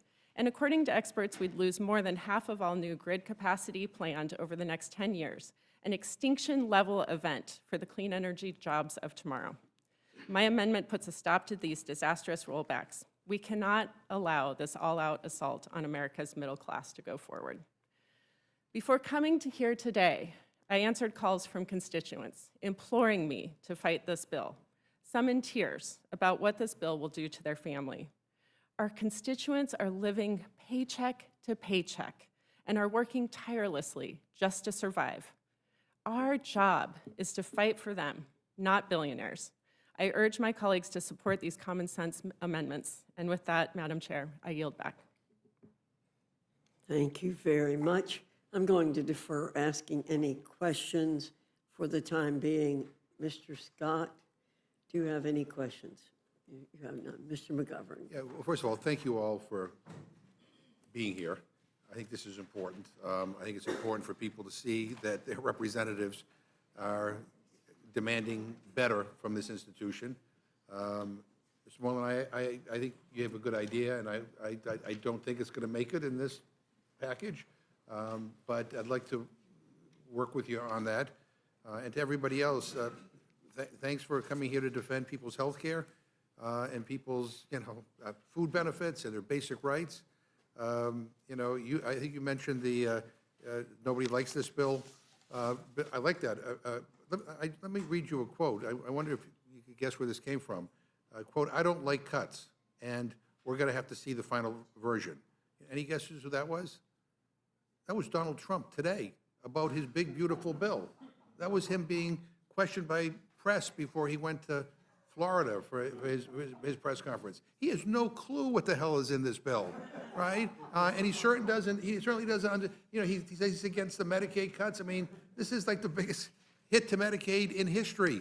I mean, but I just want to say one thing. I don't know if you were here for the previous panel, but toward the end, I found it offensive to hear the rationale for the cuts in food benefits and the cuts in Medicaid. The chairman of the Budget Committee, the chairman of the Ways and Means Committee, and one of our members here, of course, they talk about fraud, waste, and abuse, but don't get specific about it. But then they went into this line about, this is all about going after illegal immigrants. And we were told that, that all these illegal immigrants were somehow on Medicaid and on SNAP. The bottom line is undocumented immigrants are not eligible to enroll in federally funded coverage, including Medicaid, CHIP, or Medicare, or to purchase coverage through the ACA marketplaces. They're forbidden. The federal government saves $0 from kicking undocumented people off of Medicaid because zero federal funds go to cover them. Only some states that are being penalized by this bill cover them with their own state funds. Nearly 16 million, or 92% of people losing coverage due to Republicans' health care cuts are American citizens. These are people who are here lawfully. And so, when fraud, waste, and abuse doesn't work, they throw out illegal immigrants. Also told that, that of the 7.8 million people without insurance in 2034 under this bill, 4.8 million are people who are able to work but who refuse to work. Again, that's not, they come out and talk about the CBO report. That's not what the CBO report says. CBO's report states that these are able-bodied adults between the ages of 19 and 64 who have no dependents and who do not meet the Republicans' red tape requirement. Ms. Randall talked about all the red tape. All these new requirements, you know, they don't just take your word for it. You got to go through all this red tape and satisfy the federal government that, in fact, you're doing what they claim they want you to do. Research shows that the able-bodied population Republicans are targeting are typically women at the older end of their working years. They are not young men on a couch playing video games, as has been falsely claimed. Furthermore, evidence shows that as much as 4.8 million Americans losing coverage would occur among people who work or should qualify for exemption, but nevertheless lose coverage due to red tape. More than 92% of the people relying on Medicaid are already working. They're in school or caregiving or unable to work due to illness or disability. The populations that you're all up here advocating for live complicated lives, and throwing more hurdles, you know, for them to have to jump over will just mean they go without health care or they go without nutrition assistance. And that's not the kind of America that, you know, I want us to be. I mean, I want us to be able to be there for everybody, and to lift up people who are vulnerable and who are struggling. And I'm getting calls as well, like all of you, from, you know, not only you know, elected officials, but regular citizens who are like, they don't, these Republicans, they don't understand my life. They have no idea what I'm going through, and I don't fit any of their categories. You know, I could be an able-bodied adult, you know, with, you know, who's taking care of, you know, an elderly person in my house, and somehow I lose my SNAP benefits if I'm not at work, but I can't afford long-term care to someone to check in on my mother or father or grandmother or grandfather. I mean, that's why, you know, some of us objected to the process that got us here. I mean, this is like rushed. There's no, I mean, 4th of July, I mean, there's nothing happens on the 4th of July other than the fact that Trump wants to throw another party for himself. He didn't know what the hell's in the bill. And yet we're rushing this through. Nobody knows the implications of what's in this, what the Senate sent over to us. But we do know that a lot of people are going to get hurt. And again, the Republicans spent so much time demonizing struggling families, and yet they say nothing about the fact that, you know, Jeff Bezos is getting a tax cut, even though he could spend, notwithstanding the fact that he could afford to spend $50 million on his wedding, you know. We talk about fraud, waste, and abuse. Oh, because someone in the SNAP program might, instead of getting $2 per meal, might get $2.50 per meal. But, you know, there's no accountability at the Pentagon. When's the I said this morning. When, you know, the last time the Pentagon, the Department of Defense passed an audit? Never. Never. I mean, you know, not a peep. But if it comes to food or health care, you know, that's fair game. And again, I mean, I did, you know, I just want, I want you to know how important it is that you are here. I think people are watching this debate, and they are seeing who's on their side and who's not on their side. And, you know, I said this morning, and I'll repeat it again, you know, I do believe that this is probably one of the most dangerous, disastrous bills in modern history, because it impacts the stuff that people care most about, you know? I mean, their health and well-being. And, you know, we'll see what happens. But again, I appreciate you being here, and I yield back. Thank you, Mr. McGovern. Ms. Scanlon? Thank you. And I, too, want to thank all of the witnesses. I mean, the conversations you're talking about with your constituents sound like the conversations I've been having, whether, you know, it's someone I run into on the street or someone in the grocery store. We had a town hall on Sunday. And, you know, people are really concerned. And I really appreciate the thoughtful amendments that you're offering, because they really highlight the vision that Democrats are putting forward for the country and the contrast to what we're seeing from the Republicans. I mean, you're talking about fairness for everyone. You're talking about what our families need to thrive, what our kids need to thrive. You're talking about a government that levels the playing field or invests in Americans rather than putting the thumb on the scale for the wealthy and the well-connected. Talking about a government that's looking to meet the challenges of the future rather than propping up failed theories like trickle-down economics of the past. So really appreciate the thoughtful amendments, the words about, the families with kids with disabilities. I heard a lot about that over this weekend. The concerns about veterans and others who are going to go hungry. It all resonates, it's all true, and I just really appreciate your coming forward with these amendments. Thank you. Mr. Neguse. Thank you, Madam Chair. Thank you to all our witnesses, and I certainly agree with Ranking Member and Representative Scanlon regarding the eloquence that all of you have demonstrated with respect to the amendments that you've suggested, and I think expose the cruelty of this bill that I think will have disastrous consequences, certainly for all of our constituents and ultimately, I believe, all Americans. I had, I guess, just one question that are perhaps maybe it might be a few questions for the gentleman from Maryland, because while you are new to Congress, you may be surprised to learn that you and the chairwoman here have something in common, which is that both of you come from states, you have the privilege of representing states, that have very similar error rates with respect to SNAP. And I don't know if you were here previously, and you hopefully heard some of the discussion that we had about this absurd provision that Americans are now learning about, that apparently Senate Republicans put into this bill regarding SNAP, ostensibly to get the bill across the finish line, to get Senator Murkowski's vote. And I just kind of want to walk through this, because my sense is that your amendment attempts to equalize everything. It would essentially remove this deal that was made in the Senate from the bill. And if your amendment were not ruled in order, I want to kind of get a sense as to how this bill will work in practice. So, in Maryland, the SNAP error rate right now is 8.85%. In North Carolina, it's 8.11%. So under this bill, right, assuming it's enacted into law, the state of Maryland and the state of North Carolina have really only three choices. One, raise taxes to essentially pay for what is a cost share that's never been imposed on states before. Two, cut SNAP funding and force countless vulnerable citizens to no longer have access to food assistance. Or three, this new option, which is increase your error rate above 13%. So basically overpay SNAP or underpay, you choose.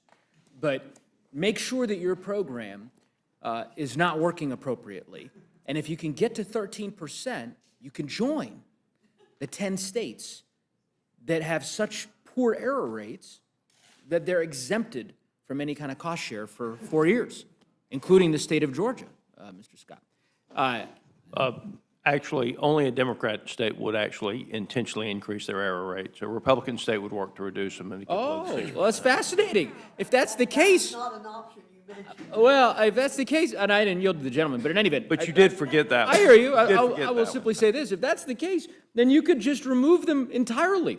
Why include these 10 states as part of this deal if apparently Republican states are so committed to reducing the error rate on their own volition? Why don't you have that cost share start tomorrow? Clearly, that's not the case. Clearly, Republicans in the U.S. Senate. What was that? I'd be fine with the. Then you should vote against the bill. You have an opportunity tomorrow to make that clear. got. Well, that's unfortunately, I assume that that'll be fine for the people of Georgia because, as I said, they're exempted from this, so they don't have to worry about that. But the people of North Carolina do, as do the people of Maryland. So I don't know if the gentleman wants to opine on that. I thank you for the question, Mr. Neguse, and that's why we are offering this amendment. We are offering the chair and her colleagues the opportunity to not penalize the great citizens of North Carolina, to not penalize the residents of Maryland. We can create an even playing field where all states are in the same space as it relates to SNAP, where all states have the opportunity to work towards improving our error rates and not being penalized and, in fact, incentivized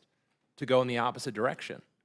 I think that is a terrible thing to be incentivizing. I thought your conversation with Mr. Roy earlier was very instructive when he agreed And again, I'll enter in the record as well from earlier. I want to enter in the record that there's one time that I'm agreeing with Mr. Roy as well, that this is not sound policy.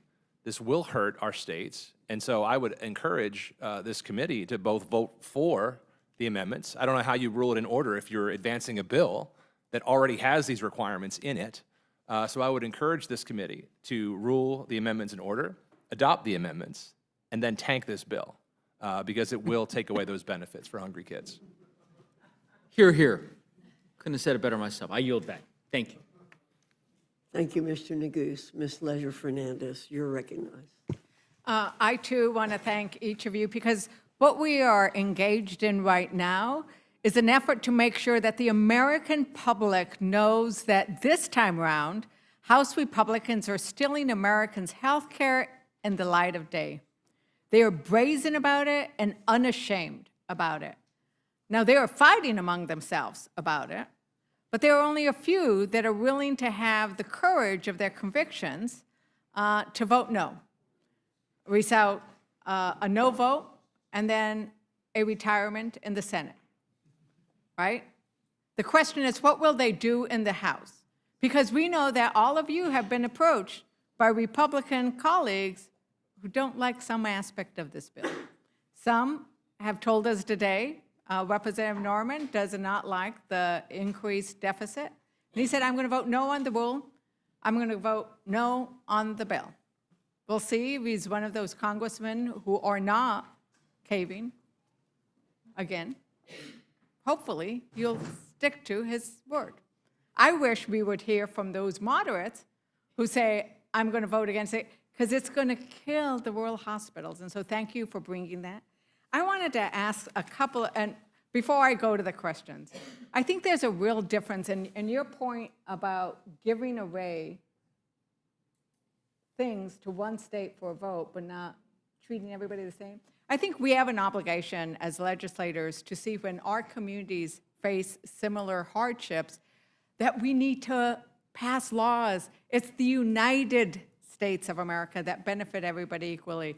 And Representative Moreland, I am pleased, as you can imagine, that New Mexico is included in the Radiation Exposure Compensation Act. There are many aspects of this bill that many Democrats support. That is righting an injustice. But what is sad is that Guam and other communities were not included. And you know that the coalition did not ask for that. The coalition recognized that the harms from the radiation from our nuclear program felt by all American citizens need to be treated equally. Thank you for making sure that you came and made sure that the American public knew that it wasn't right. And this is one of those amendments that would be wonderful it could get in. I mean, it's your Republican colleague who's asking for this, right?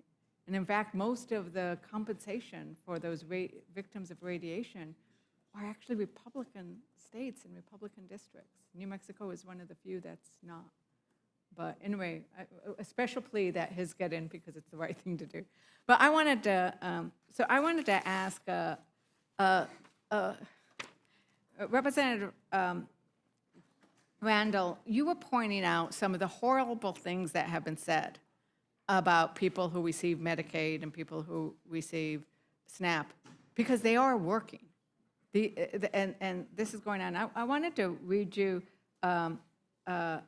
this, that Tommy Tuberville, one of those other awful quotes, Senator Tommy Tuberville said, open quote, "These inner city rats live off the federal government," close quote. Do you know family and friends and community members who receive Medicaid benefits, who receive SNAP, who receive Pell Grants? Yes, I do. And, you know, while a lot of my district is rural, I also have the city of Tacoma, and I got a message from a mom this morning who is the twin sister of a sibling with disabilities similar to my own sisters, and the mom of a young boy with really complex disabilities. You know, he's relied on Medicaid and other state and federal subsidies for a long time. And today she messaged me. She said, I can't stop crying. I can't look at Owen, her son. I had to leave him and his nurse at home. I can't imagine a life where I have to do it all by myself again. Now with my disabled sister living with us too. My heart is broken and I'm so tired. Please keep fighting for us. And I think that exhaustion from as parents of children with disabilities, of siblings who care for loved ones with disabilities, you know, folks who are taking care of their own parents as they age, that exhaustion and trying to do all the paperwork, get to all the appointments, make sure that you are keeping the person you love cared for and safe, and checking all of the boxes and cutting through all the red tape so that you can get them the support that they are entitled to. It's all exhausting. And to have debated here in our nation's capital whether or not you even deserve those benefits that you work so hard for breaks my heart. Right, and to call them rats, to say that they are, half of them are engaging in fraud and the other half don't want to work, when they are these children and they are these families and they are people we all know. I mean, I would ask the entire panel, including Representative Moreland, do you all know somebody personally, a family member, a friend, who has used SNAP, who has used Medicaid, who has used Pell Grants? Absolutely. How about the audience? Is everybody here? I mean, really? I mean, that's why Americans are so upset about this. And that's why the American people don't support this bill. It is underwater, almost 2-to-1. And then when they hear about the bill, when they actually learn what it does, they get even madder. And Representative Dingell, you have always fought for the care economy, because the reality is, you describe it so eloquently, it is not just, it's also about the economy, right?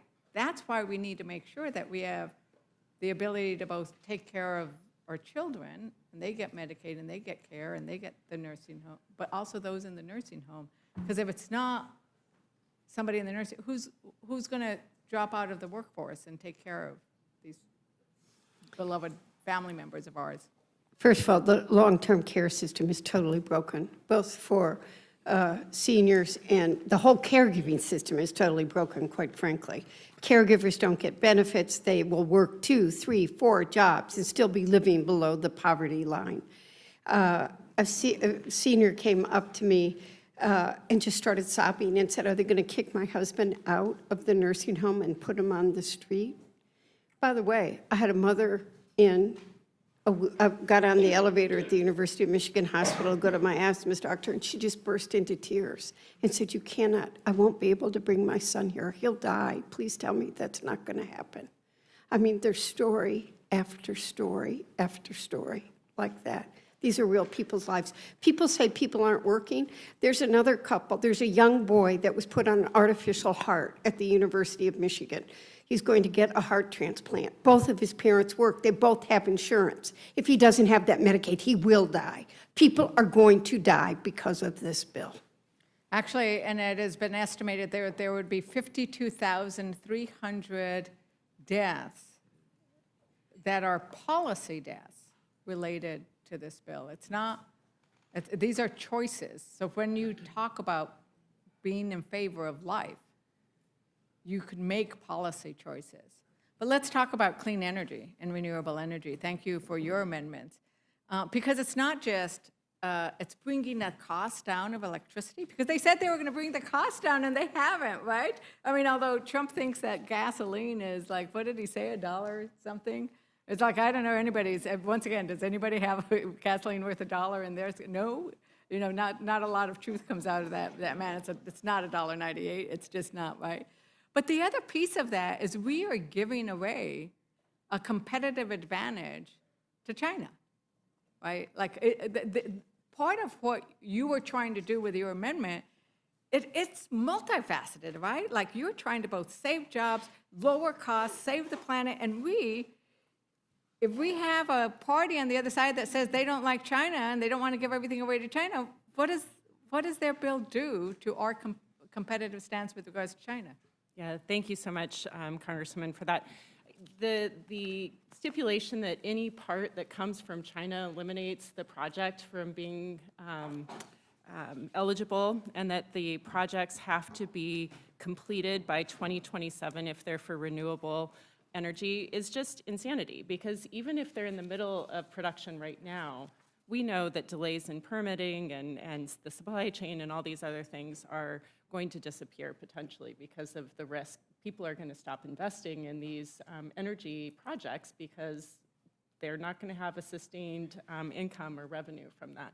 So we have invested millions, if not billions, hundreds of millions, if not billions of dollars across this country, and certainly in Oregon, where we need resilient electrical grids, we are in inordinate risk right now of blackouts and insufficient capacity with the loss of currently planned or in-process projects that this bill would kill. Right, and this is another area where Republicans actually want us to do this. They don't want us to have, the only energy we want to do is the energy of last century. They want us to have an all of the above approach.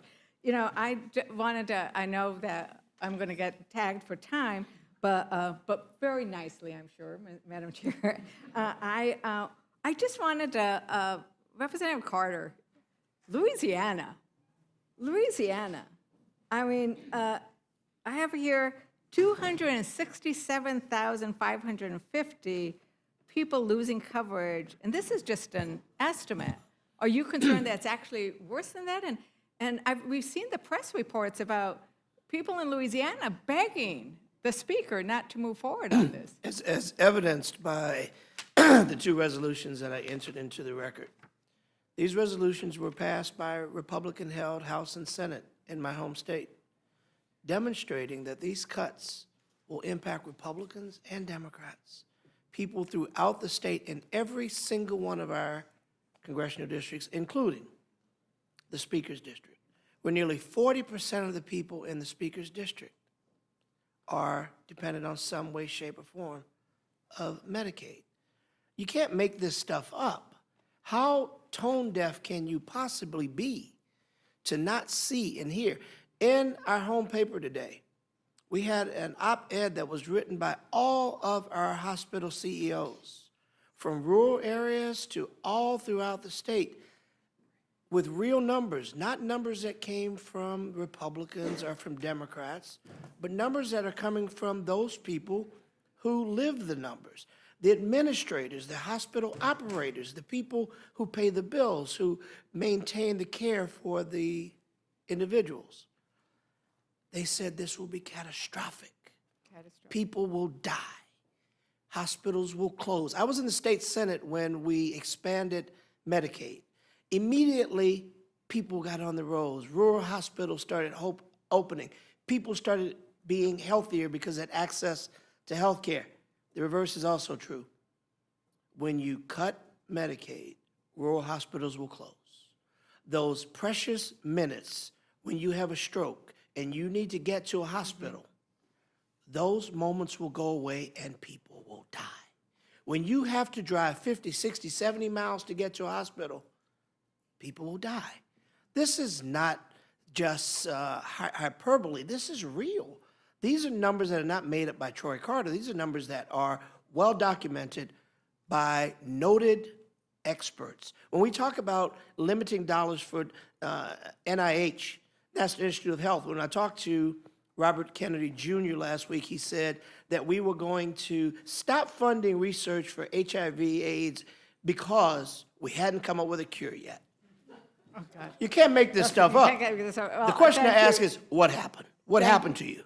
Yeah, thank you very much, and it would be nice if the speaker would listen to all of the hospitals in his district. That would be called actually listening to your constituents and not Donald J. Trump. I yield back.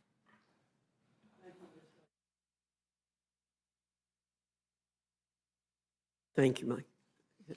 Before you all leave, I'd just like to mention, thank you very much for coming. And as you leave, I'd like for the next group to come in, but there's going to be noise, so let me mention the names, and I'll ask you to sit in the order as these others. Hoyle, McBride, Hayes, Chantel Brown, Horsford, Ross, Menendez, and Sykes. So thank you all very much.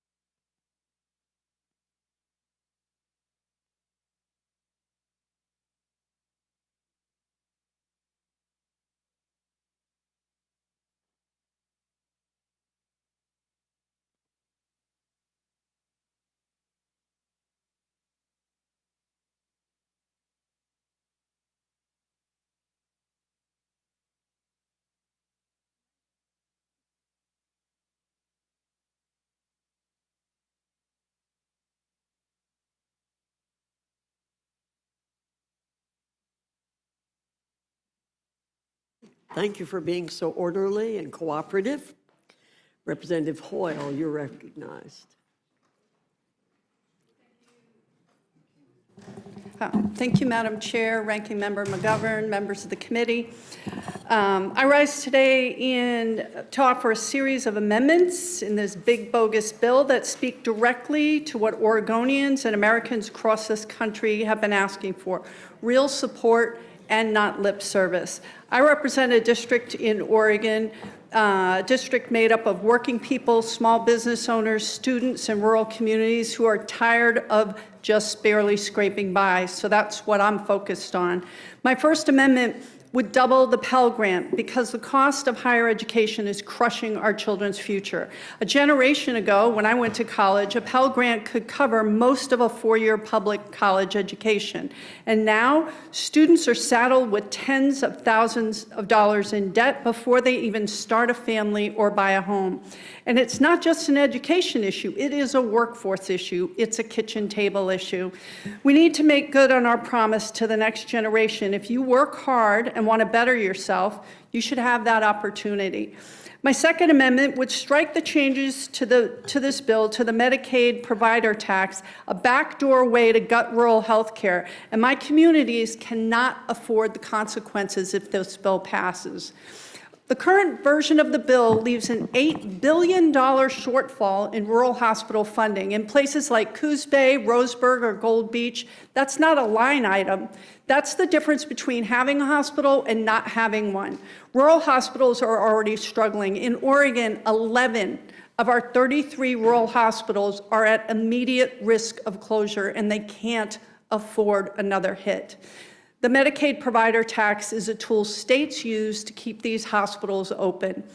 And it's not just our hospitals. My third amendment focuses on another critical rural lifeline, the timber revenue sharing. This bill would gut payments that counties receive from timber receipts, funds they rely on for schools, public safety, and basic services. These payments help keep rural governments functioning when the tax base just isn't big enough. But as timber production has declined, these payments have dwindled, and now this bill would gut what's left. This makes no sense whatsoever.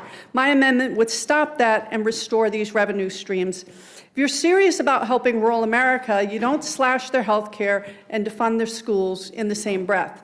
And my final amendment would address the fact that this is a debt-busting bill. It would add the text of the Wall Street Tax Act, and it's simple: make Wall Street pay its fair share. Right now, high-frequency traders are moving billions of dollars in the blink of an eye, not to build anything or create jobs, just to skim off the top of a system that's already rigged. My amendment would place a tiny fee, 0.1% on these risky transactions. And to be clear, this is a tax that affects speculators, not retirees, not everyday investors. This amendment alone would raise over $700 billion. That's enough to fund Pell Grants, support rural hospitals, and more, while not blowing a giant hole in the deficit. Let me close with this. I don't just represent families like this. This is the kind of family that I come from. And if you took this bill at face value, you'd think that the average working American is looking for a handout. We don't need to be taught the value of work by a bunch of career politicians who've never missed a paycheck or had to choose between paying their rent and paying for food. Working people don't need lectures, they don't need pity, and they sure as hell don't need to be scapegoated by the same politicians who are cutting their health care, defunding their schools, and then blaming them for being left behind.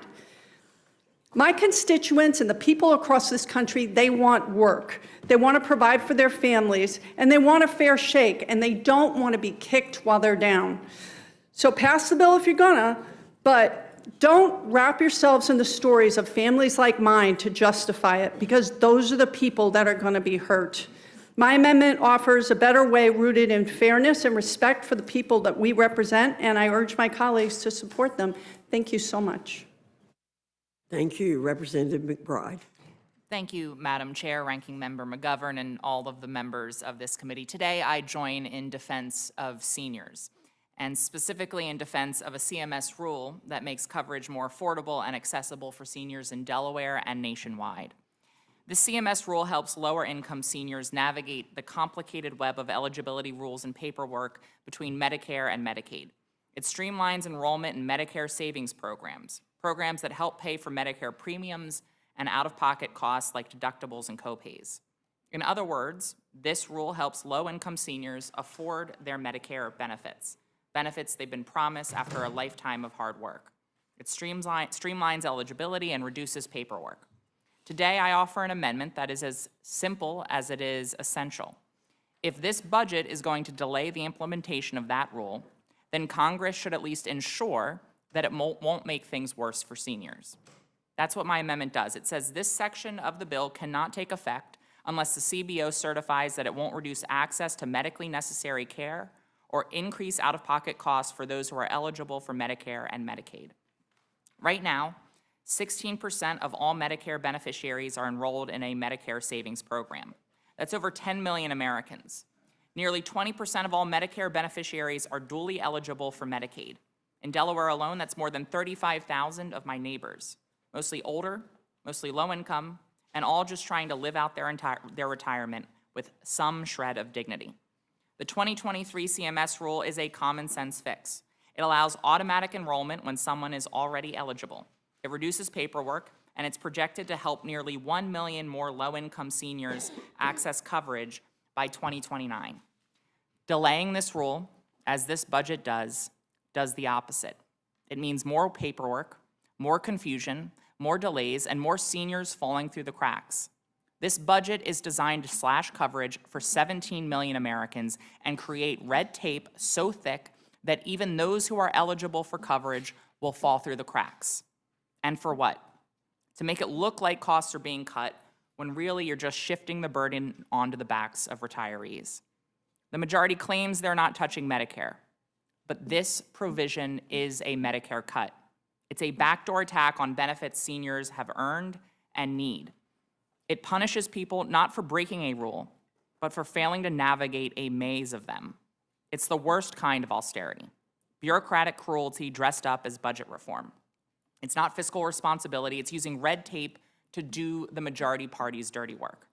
I've heard from seniors in Delaware who already struggle to understand the paperwork required to keep their coverage. If this bill becomes law, they'll be asked to do more, to submit more documents, re-verify eligibility more frequently, and bear higher costs just to stay covered. And when they inevitably get tripped up, the system will let them fall. That's why my amendment is so important. It simply says, before this part of the bill takes effect, let's get a neutral assessment from the CBO. Let's make sure we're not making things worse for the very people who we're supposed to be helping. If this delay really won't harm access or raise costs, there should be no reason to oppose my amendment. But let's be honest. We all know why the majority doesn't want that check, because it will confirm what they would rather keep quiet. That this provision, like much of this bill, is a hidden cut, a way to avoid saying you're cutting care while still doing it anyway. Let me just close with words from President Lyndon B. Johnson when he signed this program, when he signed Medicare into law. Quote, "No longer will this nation refuse the hand of justice to those who have given a lifetime of service and wisdom and labor to the progress of this country."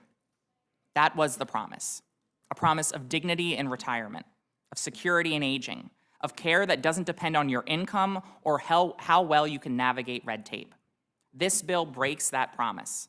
My amendment is a small check, a safeguard to protect seniors from needless harm. I urge this committee to adopt it. Thank you, and I yield back the remainder of my time.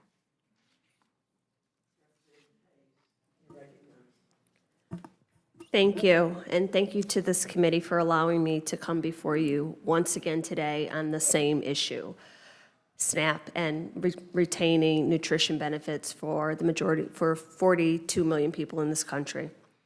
Hunger is a policy choice, and once again, we are considering legislation that makes the choice to take food away from people. Nowhere is that more apparent than with Republicans in the Senate, where they went to great lengths to exempt certain states from their dangerous policies in order to secure votes. If it's so great and it doesn't cut benefits or food to people, why was Senator Murkowski trying to protect her state at the expense of 48 others? The Senate worked through the night rewriting provisions by hand to convince the parliamentarian to approve workarounds to exempt certain states from the most harmful provisions of this bill. They bent over backwards to spare some Americans from these cruel policies to secure tax cuts for billionaires. In fact, today at 12:44, President Trump tweeted in part, and I quote, "Elon may get more subsidy than any human being in history by far, and without subsidies, Elon would probably have to close up shop and head back to South Africa." Republicans in Congress made it clear that they have the power to choose who goes hungry in this country. They have the power to choose who is harmed by this budget. Last week, 23 governors sent a letter to congressional leaders to raise the alarm. If states cannot come up with the money to replace federal funds, they will have to cut SNAP enrollment or end their programs entirely. The choice was clear to protect certain Americans from going hungry. In my home state of Connecticut, 390,000 individuals are at risk of going hungry because of this legislation. Under this legislation, Connecticut could be required to pay up to an additional $221 million annually for SNAP benefits and an additional $39 million in administrative costs. These funds must come from somewhere.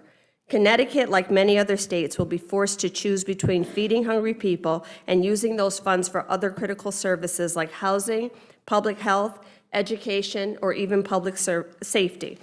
The governor of Pennsylvania expressed concern that if this bill passes, this program may end permanently in his state. We do not have to make this choice. States should not have to make this choice. My amendment would strike the nutrition subtitle from this bill, eliminating these dangerous cuts and untested policies. It would protect 42 million Americans who rely on SNAP to help put food on the table. It would ensure hungry children, seniors, and people with disabilities are not losing benefits to pay for tax cuts for the billionaires. The wealthiest nation as the wealthiest nation, we can afford to feed our children. We've heard a lot from my colleagues about how this bill does not cut food to hungry children and working families, and it only applies to able-bodied adults. That is absolutely not true. If it were true, Senator Murkowski would not have been working so hard to carve Alaska out of this provision. My amendment is an opportunity to demonstrate our values and protect these programs if that is what we truly want to do. Much of what we're talking about with work requirements and some of the other provisions, we tried to offer workarounds for that when this bill was first considered before the House.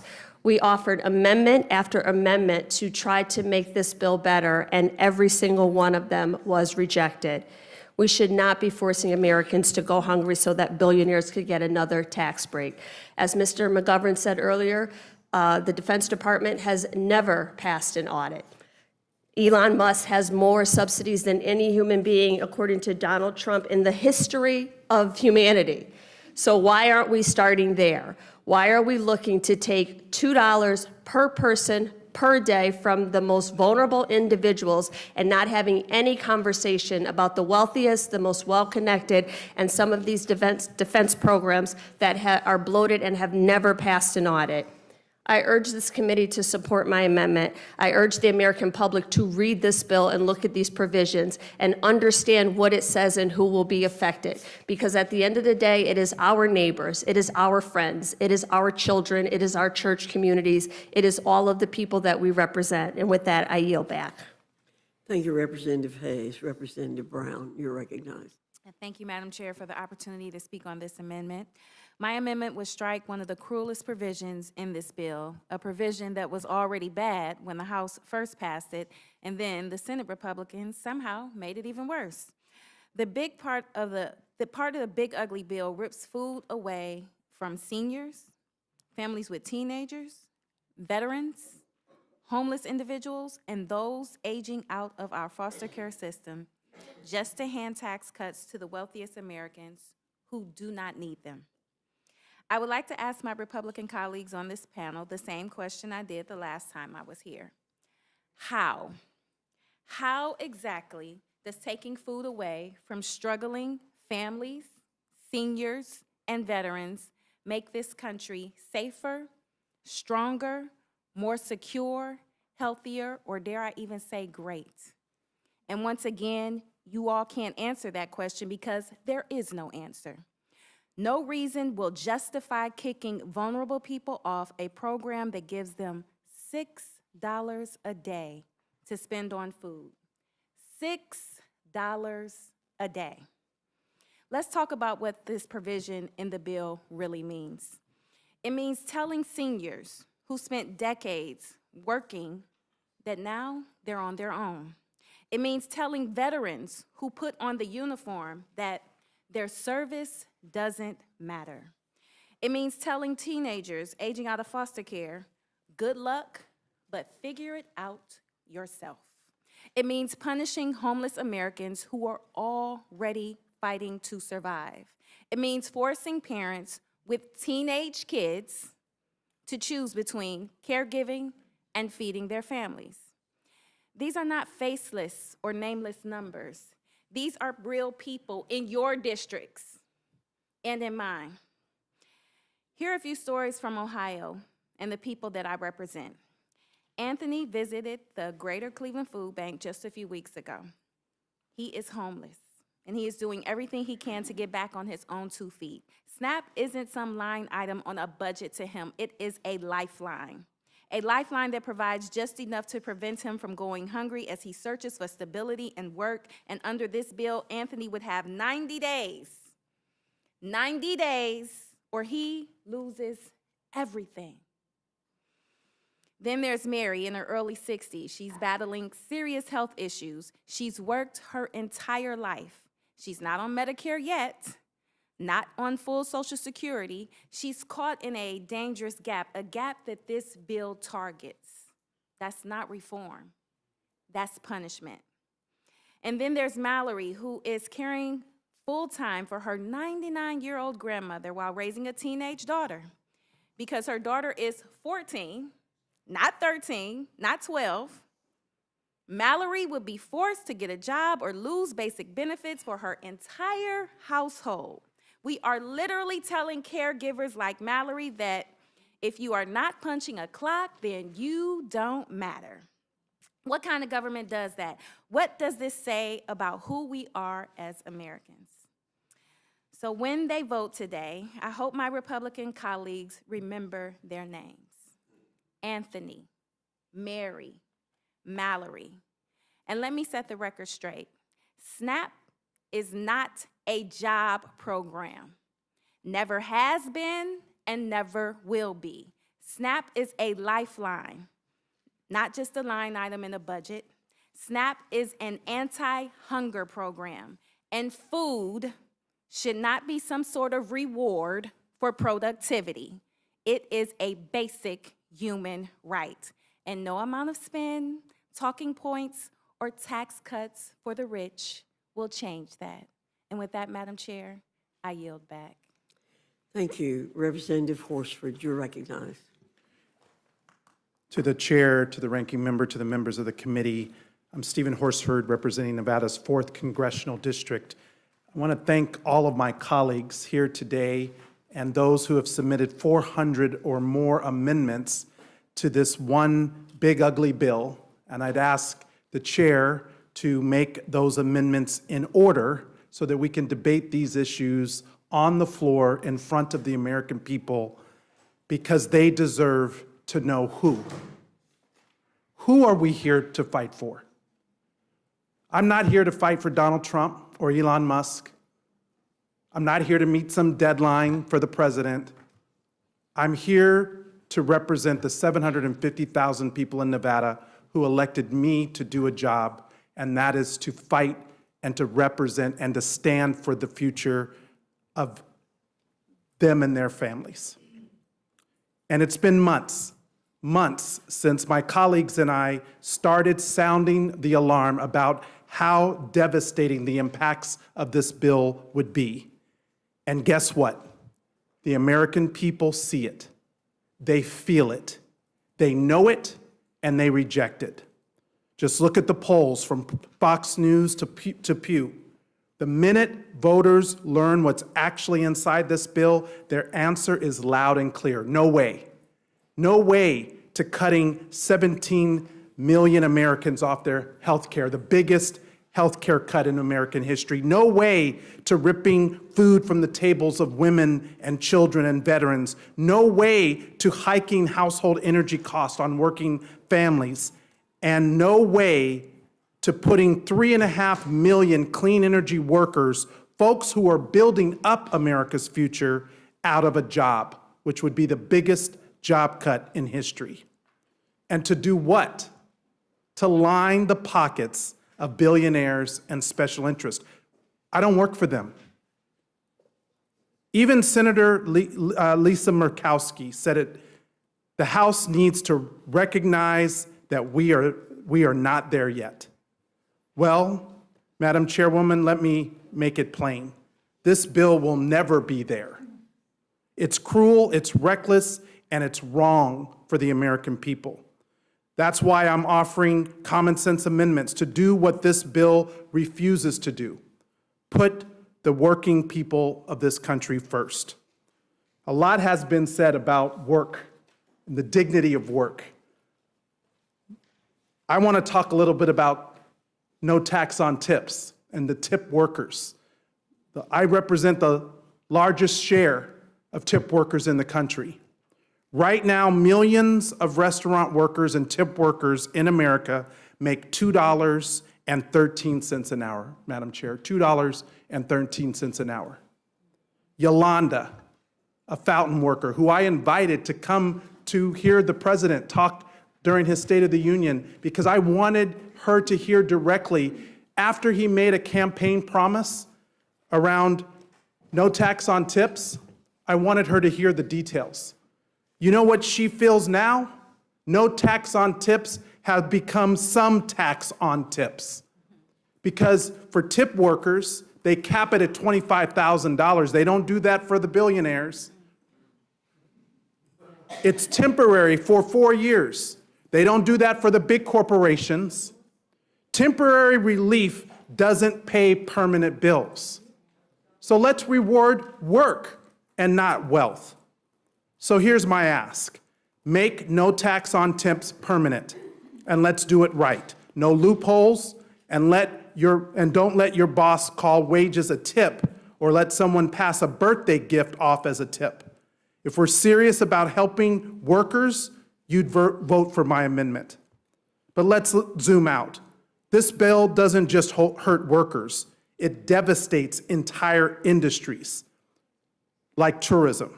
In my home state of Nevada and in states all across this country, tourism is an economic lifeline. But Trump's reckless blanket tariffs are crushing it. The numbers are staggering, $64 billion in losses to American tourism this year alone. And while they do that, this bill slashes funding for the Brand USA program, proven to generate huge returns for our economy. For every dollar invested in Brand USA, we get another $13.70 back in visitor spending. Yet Republicans are gutting it in this bill. Once again, they are creating economic uncertainty, not producing economic opportunity. Working families can't find homes that they can afford. Why? Because Donald Trump and Republicans are making construction materials more expensive, driving up costs for builders and home buyers alike.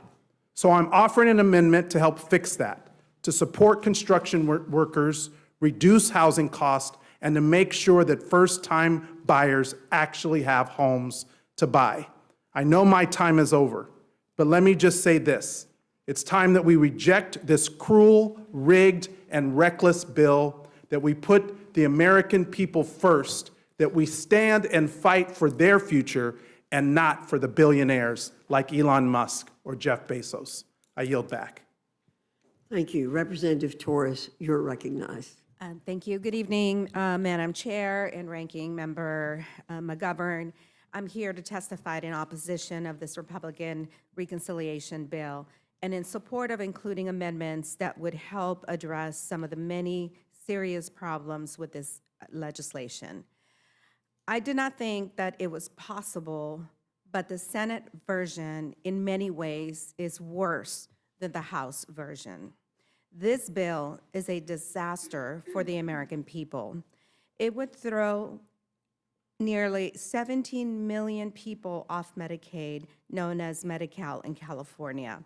It would cause hospitals to close in the areas that need them the most.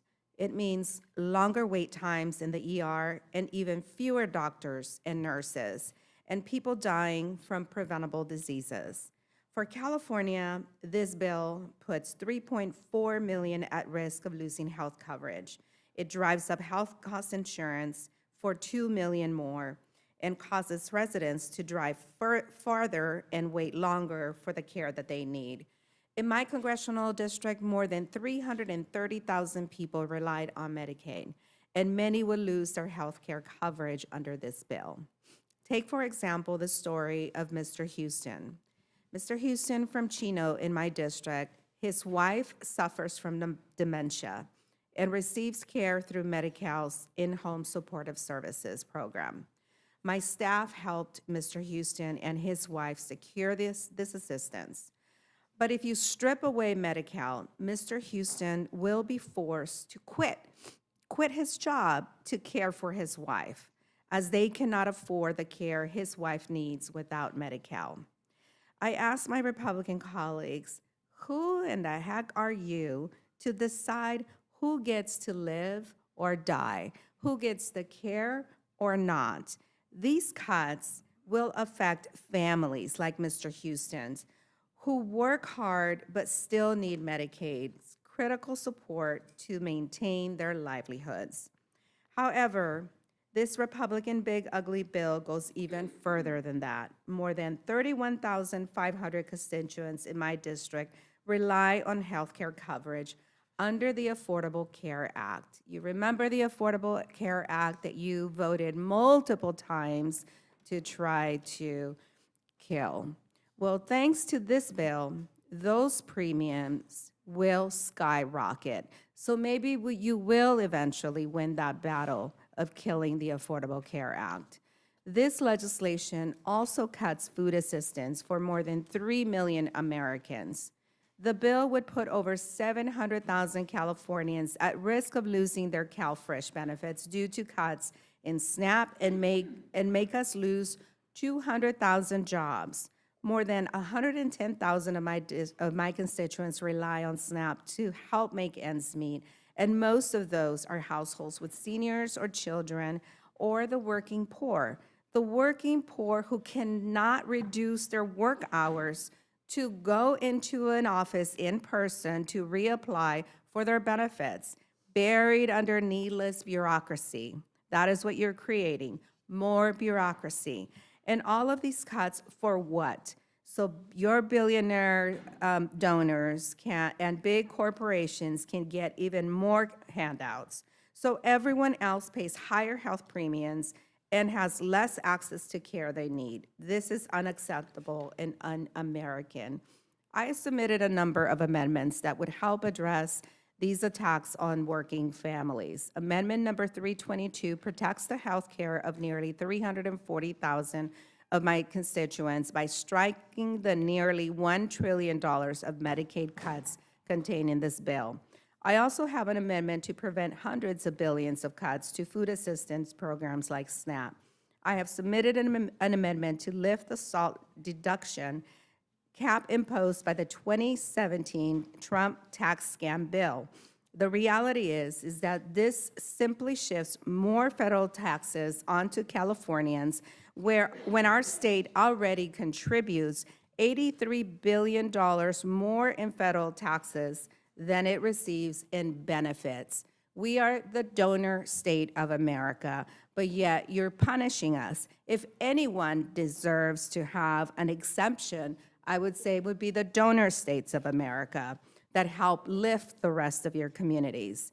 I also have common sense amendments to prohibit the use of federal funds to deport non-citizen U.S. military veterans unless they have access to legal counsel and a fair hearing before an immigration judge, to prohibit ICE agents from using chemical irritants against members of Congress, and to require ICE agents to visibly display badges and present official identification during enforcement actions. Lastly, I have an amendment to prevent the political persecution of states by a vengeful president intended on stopping federal funds to states just because he disagrees with their politics. And finally, I have an amendment that prohibits FEMA from canceling grants that have already been awarded, except in cases of fraud or noncompliance, and requires reporting to Congress if a cancellation occurs. I think that the American people should know what is in this tax giveaway for billionaires, made possible by trampling on working families like those in my district. Thank you, Madam Chair, and I yield back. Thank you, Ms. Torres. Representative Menendez, you're recognized. Thank you, Chairwoman Fox, Ranking Member McGovern, and members of the Rules Committee for the opportunity to testify about my two amendments. Although it is clear that this bill needs a complete overhaul, I offer two amendments to address a few of this bill's many harmful provisions. The first is number 201, and the second is number 107. My first amendment is straightforward. It would prohibit the health policies in this bill from going into effect if they would result in the deaths of individuals due to reduced access to health care services. The data is clear. Uninsured people tend to be sicker and die earlier than people who have insurance. To put it simply, having health care coverage saves lives. Access to timely medical care saves lives. Access to affordable medication saves lives. But this bill will leave 16 million people, 16 million of our neighbors, without access to health care and life-saving health services and medications. My Republican colleagues are rushing to gut Medicaid to pay for tax breaks that only benefit the ultra-wealthy and giant corporations. I imagine it is why they have held debates, markups, and votes in the middle of the night. I imagine it is why they refuse to do town halls, because for us in the Democratic caucus who have done town halls, no one at those town halls says that health care is too accessible. No one says that health care in this country is too affordable, yet Republicans want to take health care away from 16 million people. And I believe that if the Republican majority was listening, they would not support this bill, because there's no way around it. This bill means that American people will die. Mothers, fathers, children who rely on Medicaid will lose their lives. And if you believe that that isn't true, then you can vote for my amendment to give an important and necessary assurance to the American people that they are safe when the Republicans are in the majority.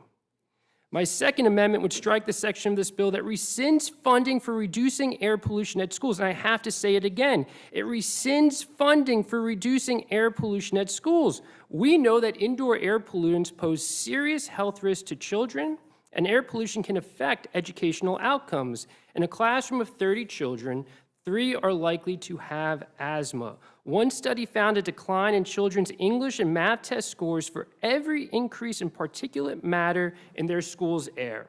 And air quality at schools tends to be worse indoors than it is outside. Yet this bill rescinds much-needed funding that supports our children's health and well-being. My amendments are extremely common sense. No law should result in dirtier air in schools or more deaths and less access to life-saving care. I do believe that is something that we should all agree upon, which is why I'm hopeful that you will support my 2 amendments. Yet not one Republican voted for either of my amendments during the Energy and Commerce Committee markup on this bill, including our colleague from New Jersey's 7th Congressional District. That just proves the hypocrisy of what Republicans are doing with this bill. They say it's about putting America first, but they can't even get on board with preventing needless deaths. They can't even support protecting our children from dirty air in schools. We can only make America great if we put our great people first. And this bill fails to do that. This disgraceful bill abandons those who we have the privilege of representing. We serve in the most powerful legislature of the most powerful nation in the world. Congress has the obligation to protect our nation's land, air, and water, enshrine civil rights for those who have been denied them, and invest in America's future. We can leverage our nation's immense resources to meet the basic needs of every American. We can legislate for the future of our country and for future generations, one that is promising and hopeful to our children and grandchildren. But instead, this administration and congressional Republicans have abandoned their responsibilities to the American people by advancing a bill that fails all of our constituents, which is why we should all be voting no on it when it comes to the floor. But let me give a few examples to explain just how harmful this bill is. Congress authorized Medicaid because every American deserves affordable, accessible health care. Now, with health care costs at an all-time high, 17 million Americans will lose coverage under this bill's health care provisions. Congress authorized SNAP because no American should ever starve. Now, with so much work left to do to address food insecurity, malnutrition, and hunger, this bill cuts benefits that put food on the table for working families. Congress authorized tax credits for clean wind and solar power because transitioning to cheap, reliable, renewable energy sources will create jobs and power our homes. During a historic heat wave that is driving up electricity costs, this bill sunsets those tax credits. And as millions of families struggle to make ends meet, this bill explodes the deficit by providing trillions of dollars in tax cuts to corporations and the Americans who need the support the least. This Republican bill will hurt workers. It will hurt the American people, it will hurt the economy, and it will set us back instead of moving us forward. It is why it is so damaging and so hurtful to everyone that we have the privilege of representing. That's why I'll be voting no against it, and I yield back. Thank you, Mr. Menendez. Representative Sykes, you're recognized. Thank you, Chairwoman Fox, Ranking Member McGovern, and to all the members of this committee. Thank you for allowing me to come and testify before you today. Just a few weeks ago, we were gathered here to debate the House version of this reconciliation bill, with many of us staying up most of the night fighting for the opportunity to advocate for our constituents. Thank you for welcoming me back for the second time to the Rules Committee. My colleagues and I offered amendments to strike the cruel and harmful provisions in this bill that would raise costs for Americans, including our most vulnerable individuals and families who simply cannot afford to spend another dollar to even feed themselves, much less pay for a billionaire tax cut. A few weeks ago, the Republicans on this committee and in committees across the House voted against every single one of our amendments that would restore benefits to their constituents and lower costs. and voted to pass this legislation on the House floor. Last night, Senate Republicans voted against similar amendments despite constituents, businesses, and hospitals in their states begging them to cut these awful provisions, and yet they voted to pass this heartless bill on Senate floor. I've said before, there are no coincidences in Congress, and it is clear that this legislation and those who vote for it not only intentionally plan to cut health care for millions of Americans, but do so with determination. But we're determined too. So here I am, just a Congresswoman standing in front of Rules Committee, offering amendments that would prevent the devastation we all know this bill will cause for our constituents, including my amendment to strike the section of this bill that would cut Medicaid by $930 billion, an increase from the $880 billion from just a couple of weeks ago. In my district, Medicaid means an opportunity to live, and that is what I'm fighting for today. Nationwide and in Ohio, about 40% of births are covered under Medicaid. And for Black women in Ohio, Medicaid covers 71.5% of births. In Ohio, we have some of the highest infant mortality rates in the entire country. And for Black women and for Black babies, deaths are even higher than their white counterparts, upwards of 3 to 4 times higher. It is no surprise then that Medicaid expansion reduced maternal mortality in the states that expanded it, like Ohio. This is literally life-saving coverage. And yet this bill threatens to take health care away from an estimated 17 million people, including nearly 500,000 Ohioans. Worse still, this bill doesn't just take away health care from vulnerable families, especially in rural areas, it also defunds trusted providers in our communities, including in districts represented by Republicans. I'm talking about Planned Parenthood. Last week, we saw the Supreme Court rule that states could eliminate Medicaid reimbursement for the providers they disagreed with. This is clearly a political decision aimed at creating a nationwide abortion ban, but will have far-reaching consequences beyond access to abortion care. You should be able to see the qualified doctor that you trust and go to Planned Parenthood and get screened for cancer, receive birth control, and get a checkup. And this bill would prohibit Medicaid reimbursements at Planned Parenthood for all states. This will absolutely cause clinics to close, clinics like the one in Akron, which is one of the most active in the state, where people will go to get the low-cost care that they need. Well, you may be thinking, in my district, we are blessed to have several outstanding hospital systems. Other parts of the country are not as fortunate, particularly many of the rural areas, as my Republican colleagues represent. But this bill makes cuts to Medicaid at the provider level, cutting provider taxes and state-directed payments that allow states to fund their Medicaid program. In Ohio, this will be upwards of $16 billion. This means reduced services and hospital closures, which leads me to another group of people who will be impacted by this bill, the 22 million healthcare workers whose jobs are on the line. This includes more than 30,000 people in my district whose livelihoods are connected to the healthcare industry.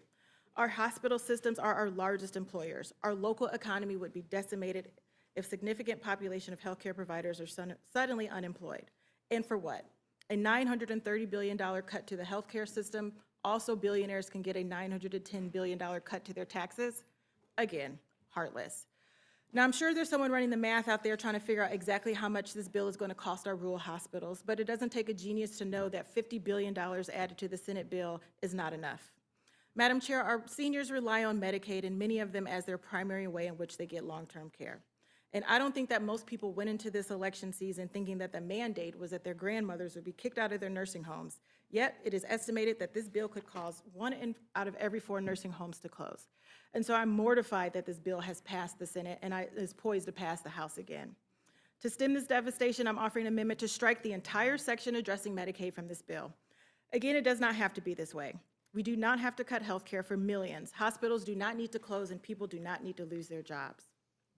As I close, I want to say that just before midnight in the state of Ohio, Governor Mike DeWine signed the state's biennium budget. Among many of its provisions, there was trigger language to eliminate Medicaid expansion and significant changes to funding for SNAP programs. By 5 o'clock, I received an email from the CEO from the Akron-Canton Regional Food Bank, and this is what the email said. Currently, 1 in 7 people in our community may be struggling with hunger. That's more than 200,000 of our neighbors. As our community continues to navigate economic hardships related to rising costs, we expect more individuals and families to turn for us for support. Amelia, our community deserves access to safe, nourishing food, and our food bank needs additional support to meet this increased need. That's why we are looking to compassionate supporters like you who will refuse to let our neighbors go hungry. Will you make a gift today? On behalf of the food banks and the Ohioans we serve every day, thank you for your generous and unfailing support during this critical time. Well, Dan, this is what I'm doing to stand up for the 200,000 people in our community, refusing to go away silently, allowing Republicans to take away food access to hungry people. Even more disappointing than anything else, the tie-breaking vote to pass the bill out of the Senate came from Ohio's own Vice President, J.D. Vance. He voted against the will, against 3 million, people who are on Medicaid in Ohio. That's 25% of the population. 1.4 million who look for food assistance. $9 billion in payments to hospital systems. The potential closure of 11 rural hospitals in our state. That is what our vice president voted for the great state of Ohio. Mind you, a red state. So I'm under no illusion that you will accept any of the 6 amendments that I'm offering to lower our taxes, to promote work, expand earned income tax credit, to continue to support and expand American manufacturing. But nonetheless, I am grateful for the opportunity to sit here, to advocate for my community, for the state of Ohio and all Americans. So again, thank you for the opportunity to speak, and Madam Chair, I yield back.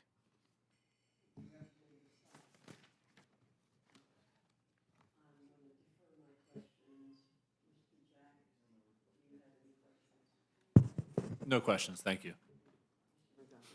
Well, first of all, I want to thank all of you for being here. I want to thank you for your amendments. I would love to support all of your amendments, you know, on the House floor. I'm not very confident that they'll be made in order, but nonetheless, they're thoughtful amendments and they're good amendments. You know, one of the things that has bothered me about the process that has gotten us to this moment is that it's been lousy. I mean, this is legislative malpractice.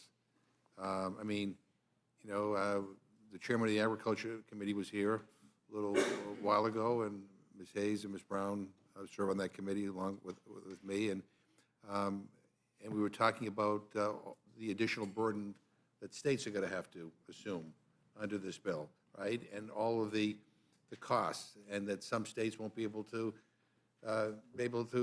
find the resources to make up what they now have to do. Some may opt out of SNAP. You know, and I was saying that, you know, one of the frustrating things is that, you know, we're hearing from governors now, we're hearing from others, but we didn't do a single hearing on it.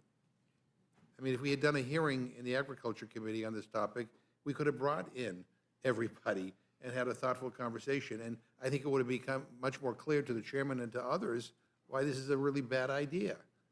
You know, we're talking about cuts in Medicaid and throwing people off of health care, and my Republican friends are talking about cuts to SNAP and cuts to Medicaid as if like we're gonna save money, right? No, I mean, if you can't have access to health care, you know, the only time you will see a doctor is in an emergency room, and that is the most expensive drain on our health care system.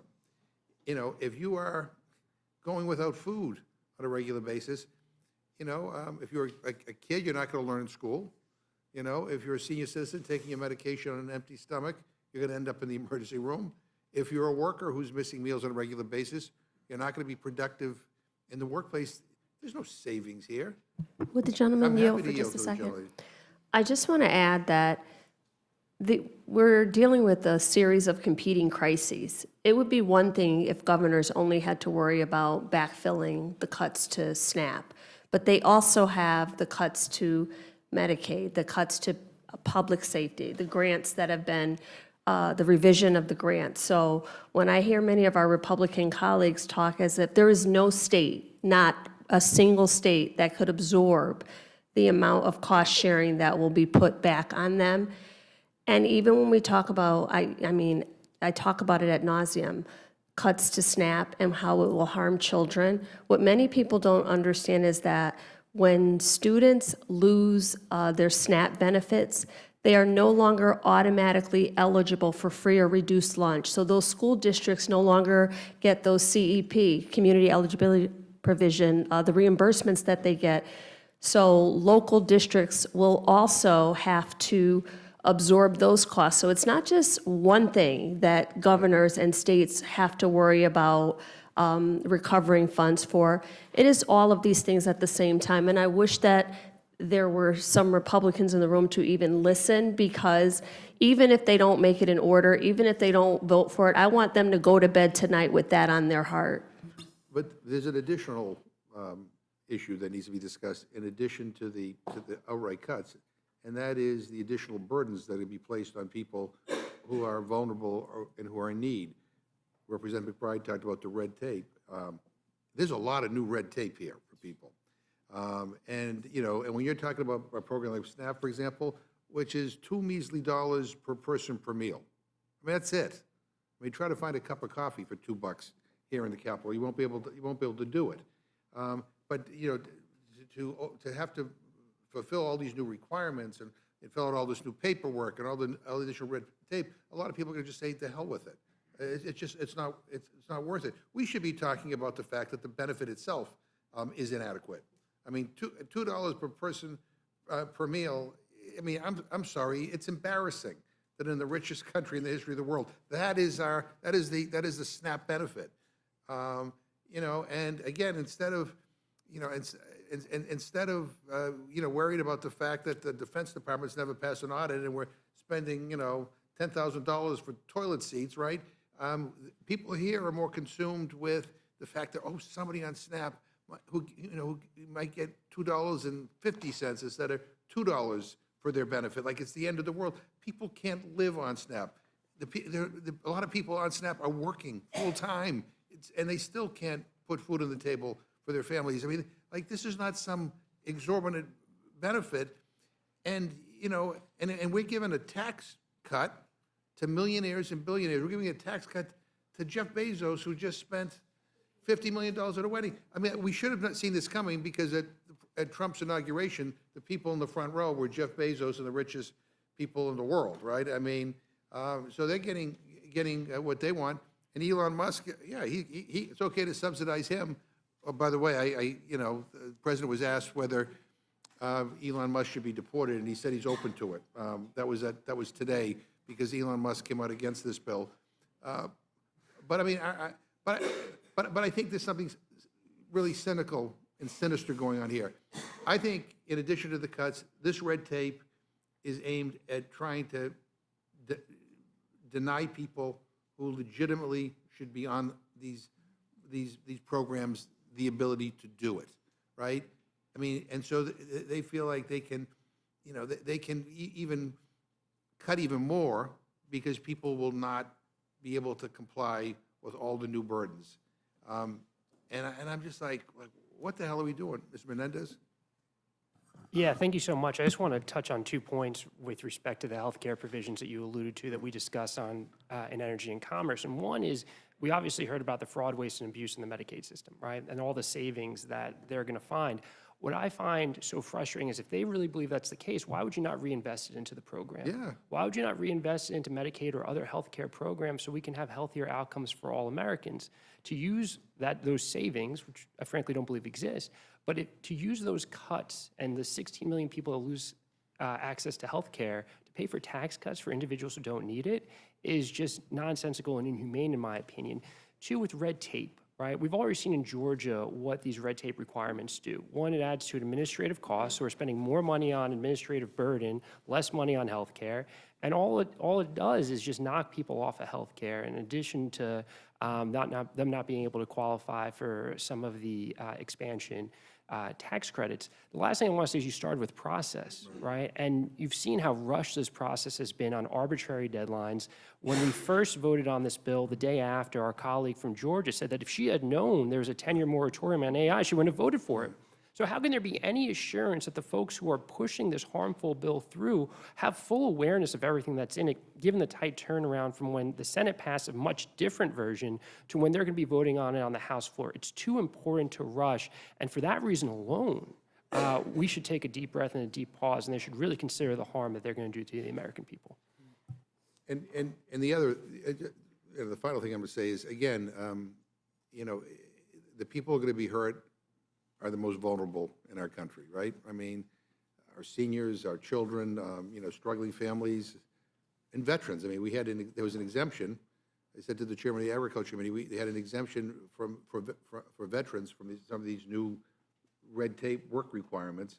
And in committee, he bragged about how he worked with the previous administration to get them in place. And then here, he said, oh, no, he's in favor of not providing exemptions for veterans and kids who are from foster care and, and a whole bunch of other categories.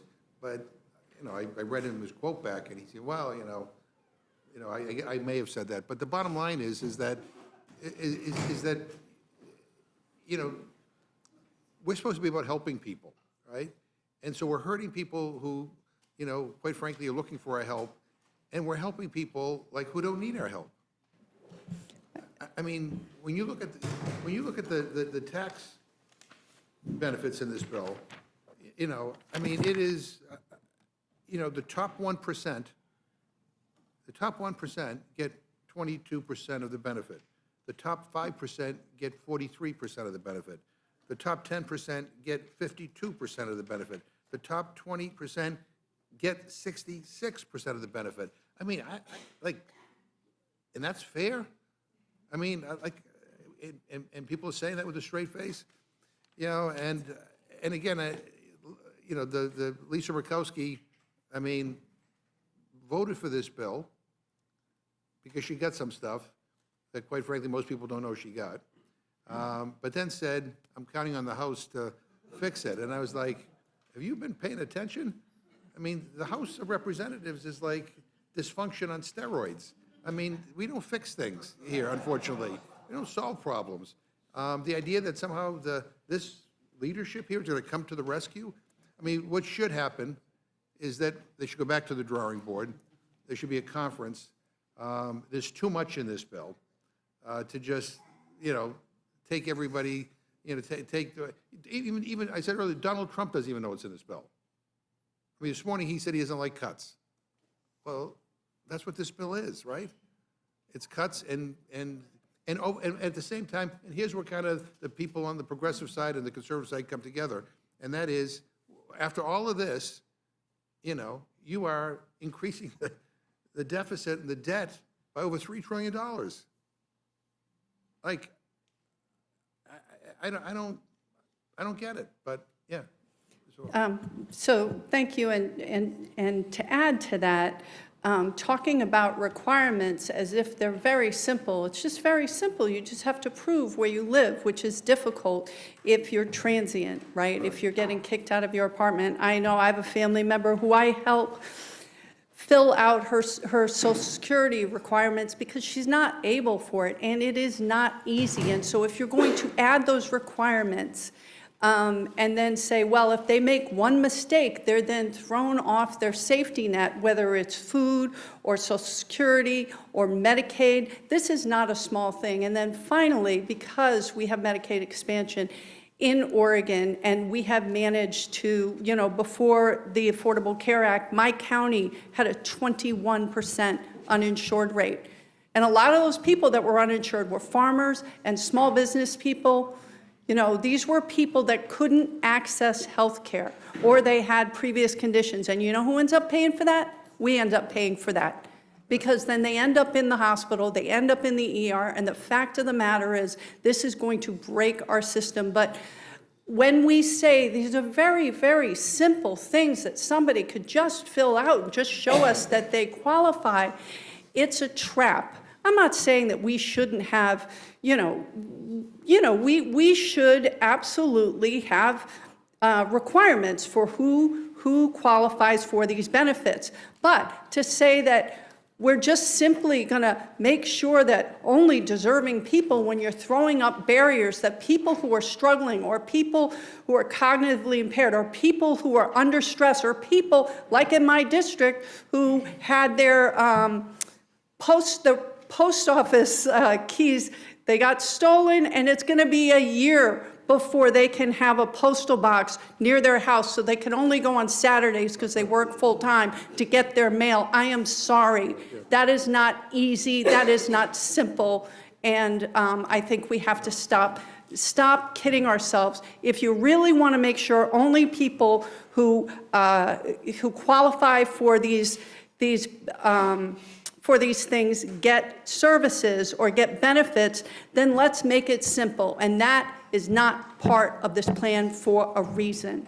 And the final thing I'm going to say, and I think my colleagues on the Agriculture Committee know this only too well, if you don't comply with the red tape that's, and the new burdens when it comes to SNAP, you have like 3 months to be able to fulfill the new requirements and comply with the red tape. If you don't, you're off the benefit for 3 years. For 3 years. I mean, again, I don't know who thought this was a good idea, but it's not only a bad idea, it's a rotten idea. And again, I thank you all for being here. I yield back. Thank you. Ms. Scanlon? Thank you, Madam Chair. I really thank all of you for coming and for offering your amendments. I know that the House Democrats have offered over 400 amendments to this big bad bill, despite the fact that you only had about an hour in which to draft them. And dozens of you have come to testify about those amendments in the hope of limiting some of the harms of this bill, which has been produced without our input. But it's also really interesting that people are coming to the Rules Committee from all different committees, because you start seeing the aggregate impact, and there's been a little bit of discussion about that.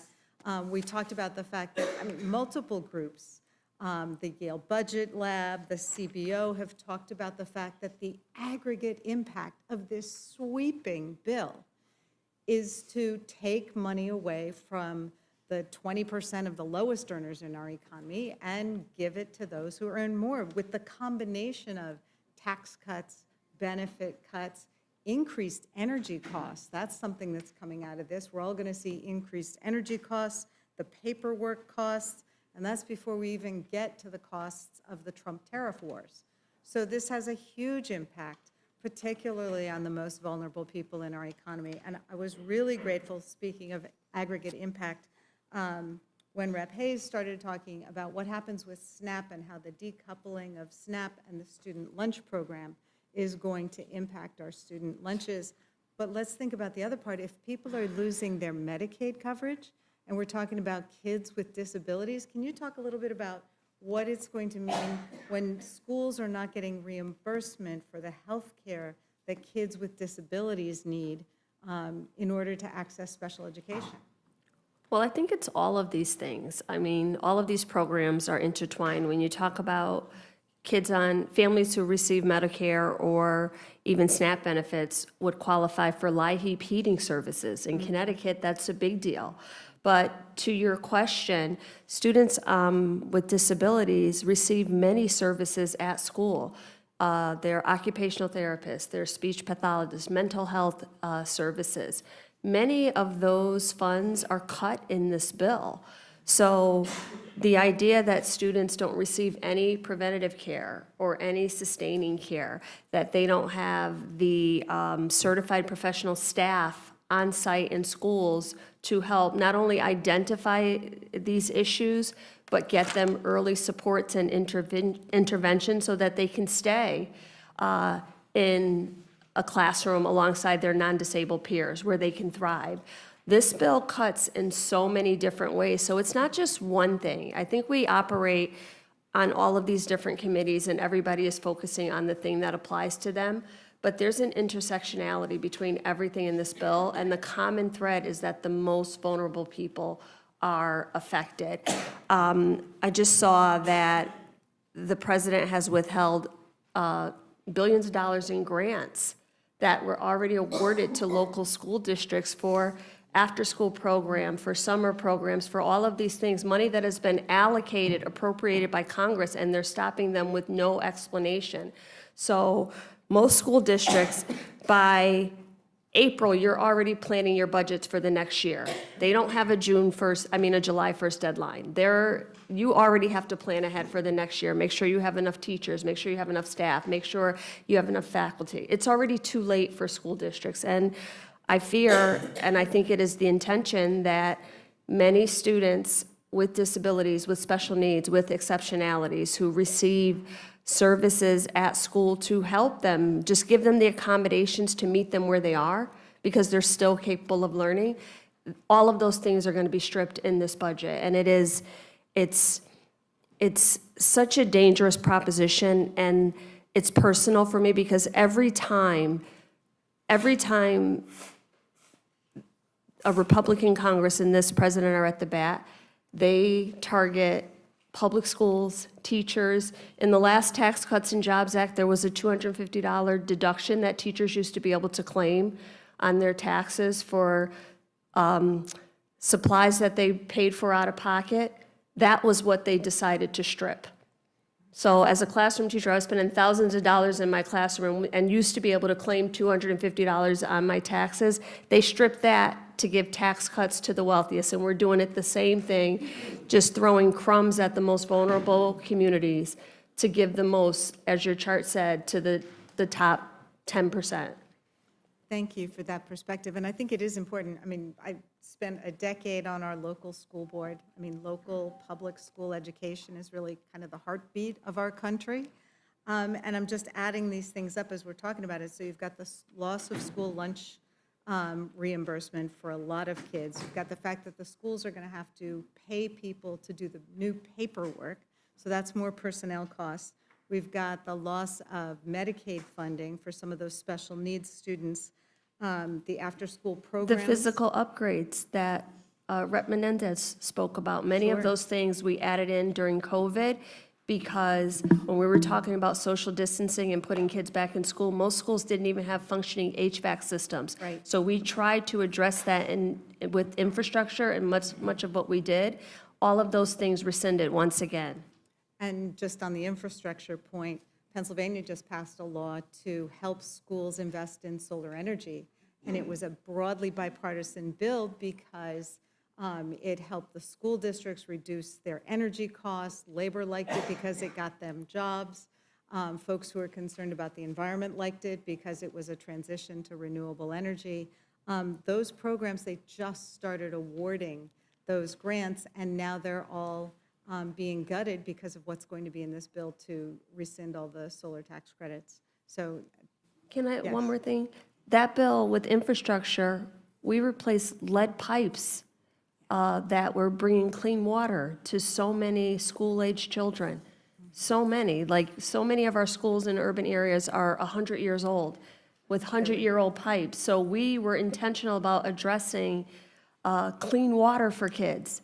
So to think that that is something that should be rescinded, I just don't understand the direction of this bill. As I said with the last panel, I think it does show a clear contrast in terms of what our two major parties are interested in doing and our worldview and where we think the country should go. So thank you for your testimony. Thank you for your amendments, and I yield back. Thank you, Ms. Scanlon. Ms. Leisure Fernandez, you're recognized. Thank you so very much for coming and testifying, because as we pointed out, every amendment is not likely to be adopted by the rules. But what every amendment does is tell the American public what Democrats are willing to stand for, what they're willing to fight for, and what they're willing to make sure that we come and do this for as long as it takes. So thank you for doing that. Representative McBride, I saw a post of yours where you said the Republicans are not, what was it? They're not pro-life, pro-family, or pro-freedom. They're just pro-billionaire. And I know that you do a lot in fighting to make sure that families can get the care they need, and that seniors, as your amendments indicated. And I think this affects everybody. I'm trying to ask some of the people who have not yet responded on the panel. It's all a web. I mean, in New Mexico, one of our legislators said, when you touch one part of this intricate network that is holding up America and American working families and Americans with disabilities, the veterans, and the middle class, it affects the rest of it, right? And the Medicare cuts are particularly harmful for seniors, $530 billion of Medicare cuts. Medicaid cuts are also pretty darn difficult. Can you just talk a little bit more about why your amendments are so key when you think about everything being connected? Well, thank you so much, Representative, for that question. What is clear is that this legislation is a fundamental remake of the American healthcare system. This is Trump care. And Trump care means 17 million Americans losing coverage. It means rural hospitals closing. It means patients paying more out of pocket and having to drive further to get care. This is a fundamental and dangerous rehaul of our healthcare system, which, to your point, is a delicate system, and all of the different aspects work together. But what's so incredible is that so much of this bill is inserting waste into that system. It's inserting waste into the Medicaid program and the Medicare program by adding excessive paperwork, excessive bureaucracy. They are importing the worst parts of the private healthcare system into Medicaid and into Medicare to make it more complicated, to push people off of care, to make people just give up entirely around getting care. I think this big ugly bill needs to be doged. They need to remove the waste from this bill because it is excessive. And to your point, this is all about tax breaks for billionaires.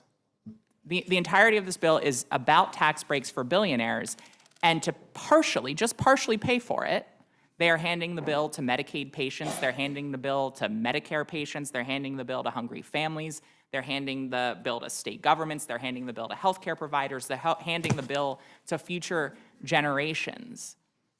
I understand why this majority doesn't want to have their fingerprints on these cuts. They're trying to push off the difficult choices to state governments. They're trying to make it the fault of patients who can't keep up with the paperwork. This is trickle-down cruelty. And I know this president loves gold things. This is a golden shower of benefit cuts toward the American people. So we'll continue to fight for it. And I would rather us be here fighting to expand coverage, fighting to pass paid family and medical leave, fighting to pass affordable child care so it's actually affordable to start a family and raise a family. But this bill makes it harder to raise a family, it makes it harder to get care, and people will not only lose coverage, people will die. People will die. 52,300 is what the estimated is. It's a policy choice.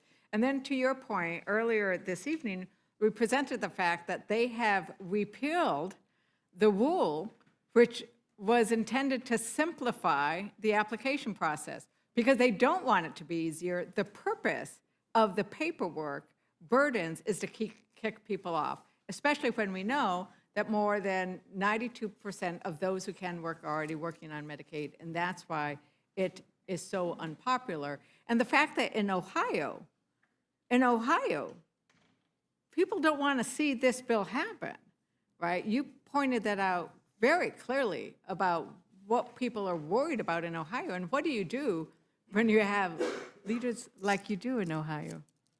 Well, thank you, Madam Congresswoman, for the question. You know, Ohio was one of the states that expanded Medicaid under a Republican governor, under a Republican state legislature, and yet here we are, our Republican vice president voting to put the nail in the coffin to get rid of health care for over 400,000 people in the state of Ohio. It is exceptionally devastating that the leader, the second person in command in this country, would do that to his home state. But the reason why I brought up, in particular, as the Congresswoman from Pennsylvania mentioned, the compounding impacts of this was states have government budgets, state budgets to pass. We have a 2-year budget in Ohio. And there is so much burden shifting from the federal to the state government, which really is just going to the lowest earners in all of our communities. For example, you know, we're talking about the changes to SNAP, where one of the 10 states, including Ohio, is one where the counties who deliver SNAP benefits are going to be impacted. Counties collect property taxes, and in our state, property taxes are higher than they have ever been. Folks have been trying to get property tax relief, but they may have to add some type of levy in order to pay for the administration of the SNAP benefits. That's a compounding way in which we're going to impact particularly seniors, and keeping people from being able to live their American dream because they won't be able to afford a home. We also will have an issue, as I read, about food banks.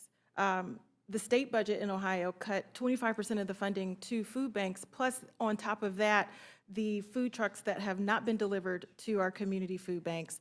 and there's more coming in the cuts from this bill. Those are more compounding impacts that are going to be left on the backs of middle and low-income individuals, and not to mention the uncompensated care from our hospital systems. Just because people don't have health care does not mean they stop having chronic diseases. Diabetes does not go away. The pregnancy does not go away, and especially not in many of these states who have banned abortion and other maternal health coverage. But they are going to show up in emergency departments looking for health care, and it's going to be uncompensated, and these hospitals are going to suffer. We have nearly 30,000 employees who rely on the healthcare industry to keep them employed, which means that they get money in their pockets. And as I asked in the committee last time, when my constituents lose their jobs because of these cuts, are you going to call them lazy? Are you going to tell them that they don't want to work? Are you going to say all of these negative things about them when they need to access SNAP benefits, but oh my goodness, they're not going to be there because you've already cut them? This is just a circular firing squad amongst the most vulnerable people, all while in the backdrop, Jeff Bezos is in Italy with a $50 million wedding with the most lavish of lavish entertainment, and it is to his benefit that this bill is going to pass, so that after his lavish wedding, he will now be able to take a 2-month-long honeymoon. Meanwhile, the folks back in my district are suffering, struggling, and hungry. Right, 489,815 Ohioans will lose their health care under this bill. And it goes on, and thank you so much, Representative Horsford, for mentioning the impacts of the tariffs and the trade wars, because it is all connected, right? And I bring up in front of this committee almost every, I'm not offering the amendment now because Democrats already have over 400 amendments to try to make this bill better. But, you know, they stop the clock. Republicans think that they can pass all these tax cuts for billionaires, and it doesn't cost anything, right? With their new math magic that they are doing, they also think that they can stop time. They have stopped the clock on whether we should consider Trump's tariffs. It's Congress's duty to take them up, and nobody on that side of the dais is willing to say, I will debate and vote on the tariffs. They're afraid to do so. And those tariffs hurt your workers, and they probably hurt your workers a whole lot more than any value they'll get from no taxes on tips, because those no taxes on tips aren't lasting very long, and they don't really count, as Representative Hoyle has pointed out before. They don't really count if you're not itemizing, right? And they go away in 4 years. And you know what? It's like 68 cents. 68 cents, guys. That's what, if you're making less than $50,000, it's all you get a day.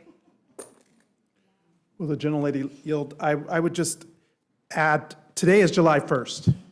I got constituents that are focused on covering the rent, making their mortgage payment. The rent is too damn high. The cost of health care, the cost of child care, the cost for families to make ends meet is too high. Donald Trump and Republicans promised that they were going to focus on bringing down cost. That is not what this big, beautiful, bogus bill for billionaires does. And for tip workers in Las Vegas and elsewhere, you cannot, on one hand, say you're helping workers by giving a temporary tax relief that's capped when you're taking away health care, when you're taking away access to nutrition, when you're taking away access to child care. Those are the fundamental costs that drive a family's budget every month. And they're not capping the cost or the tax, for billionaires. Why not apply the same tax cap that you're proposing on tip workers to the billionaires? Why not make the tax cuts for billionaires temporary like you are for tip workers? If you really care about working people like you claim, then why not prioritize them over the benefits of billionaires? I'll tell you why. Because you're screwing America with this bill. Your priorities are about favoring Donald Trump. He cares about one person, himself, and his billionaire donors. And what is so enraging to me is that my constituents are going to pay the price. All of our constituents are going to pay the price because they're cutting on the backs of the American people to give tax cuts to the very wealthy, and all in the result will also add more than $3 trillion to our federal debt that we're all going to pay for. But guess what? The people still have the power in this. And so my message is simple. We do need to stand up. We have to speak up. We have to fight back. That is part of our responsibility as their representatives. And my constituents know that I'm going to keep fighting for them over the billionaire class every single day. Representative Coyle. Yeah, thank you. And further to that point, I worked 2 jobs putting myself through college. I was a Pell Grant student, was on the TRIO program, and was the first in my family to graduate from college and had opportunity.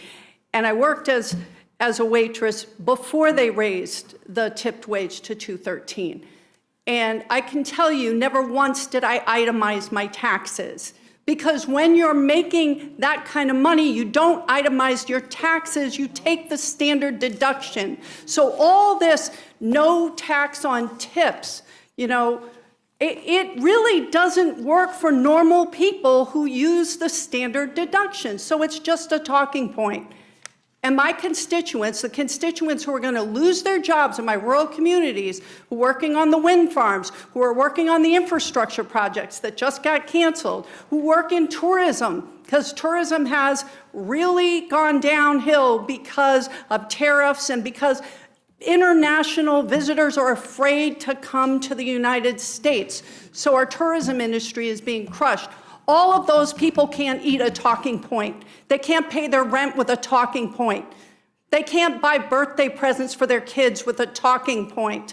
That's all this is a talking point. But still, we got the richest 1% that are going to get. They're going to make bank. I think trickle-down cruelty is probably the best way I've ever heard to describe it. And we all know it has been proven over and over again.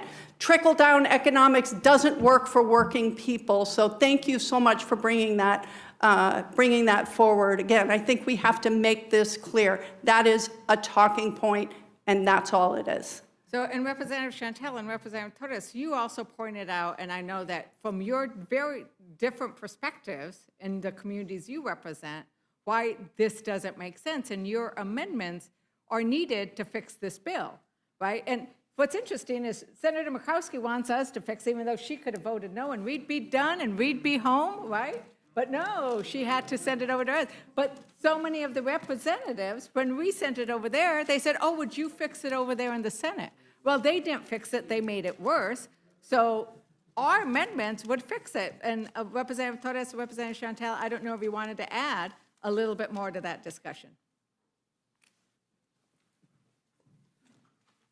The only thing that I would add to this discussion is it's compiling of injustice, where we have tariffs, where we have terrorizing ICE raids in the community,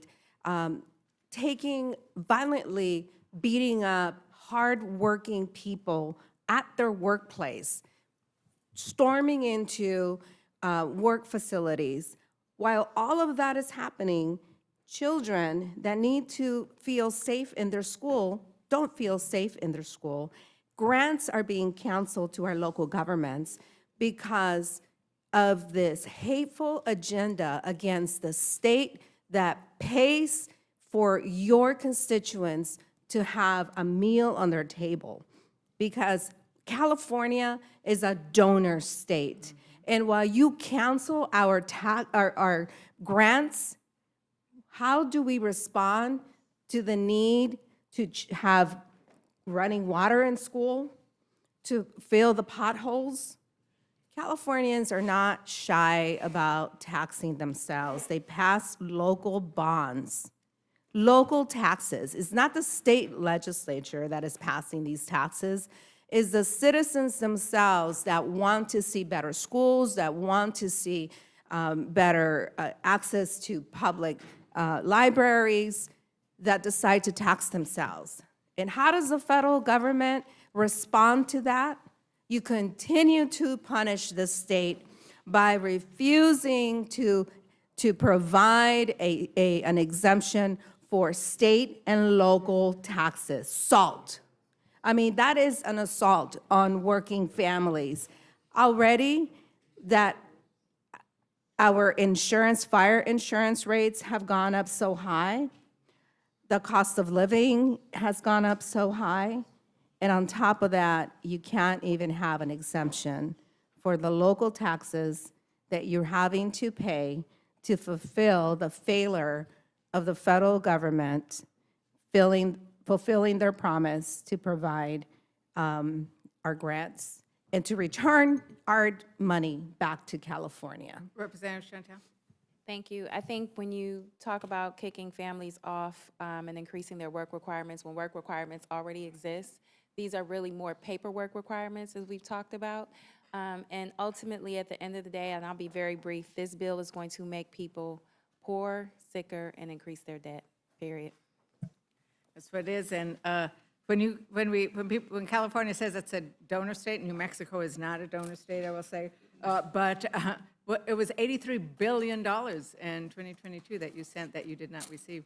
Thank you, I yield back.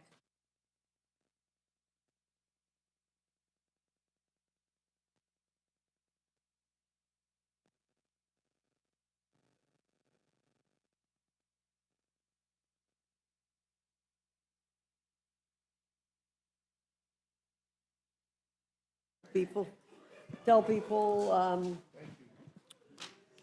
if you'll let me tell you, we have Representative McGarvey, Representative Scott from Virginia, Representative Min, Representative Delaney, Representative Crockett, Representative Supermoya, Representative Sewell, and Representative Liccardo. And if you'll come in the line, it would be helpful.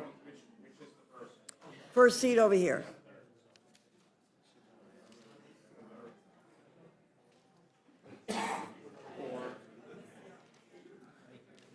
I don't see Representative Scott. Is he here? I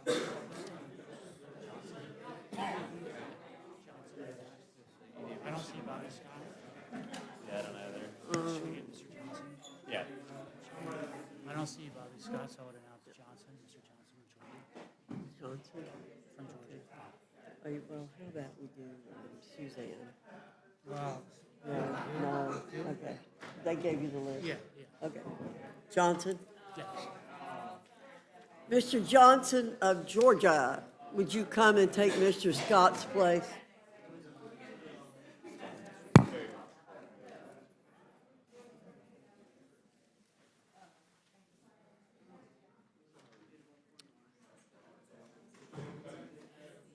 Well, that's all right. If you guys just scoot down, if you don't mind, scoot down.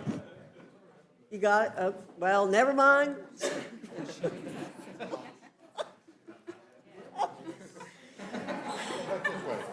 You're all members of Congress. Come on.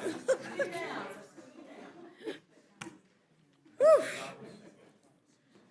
Okay.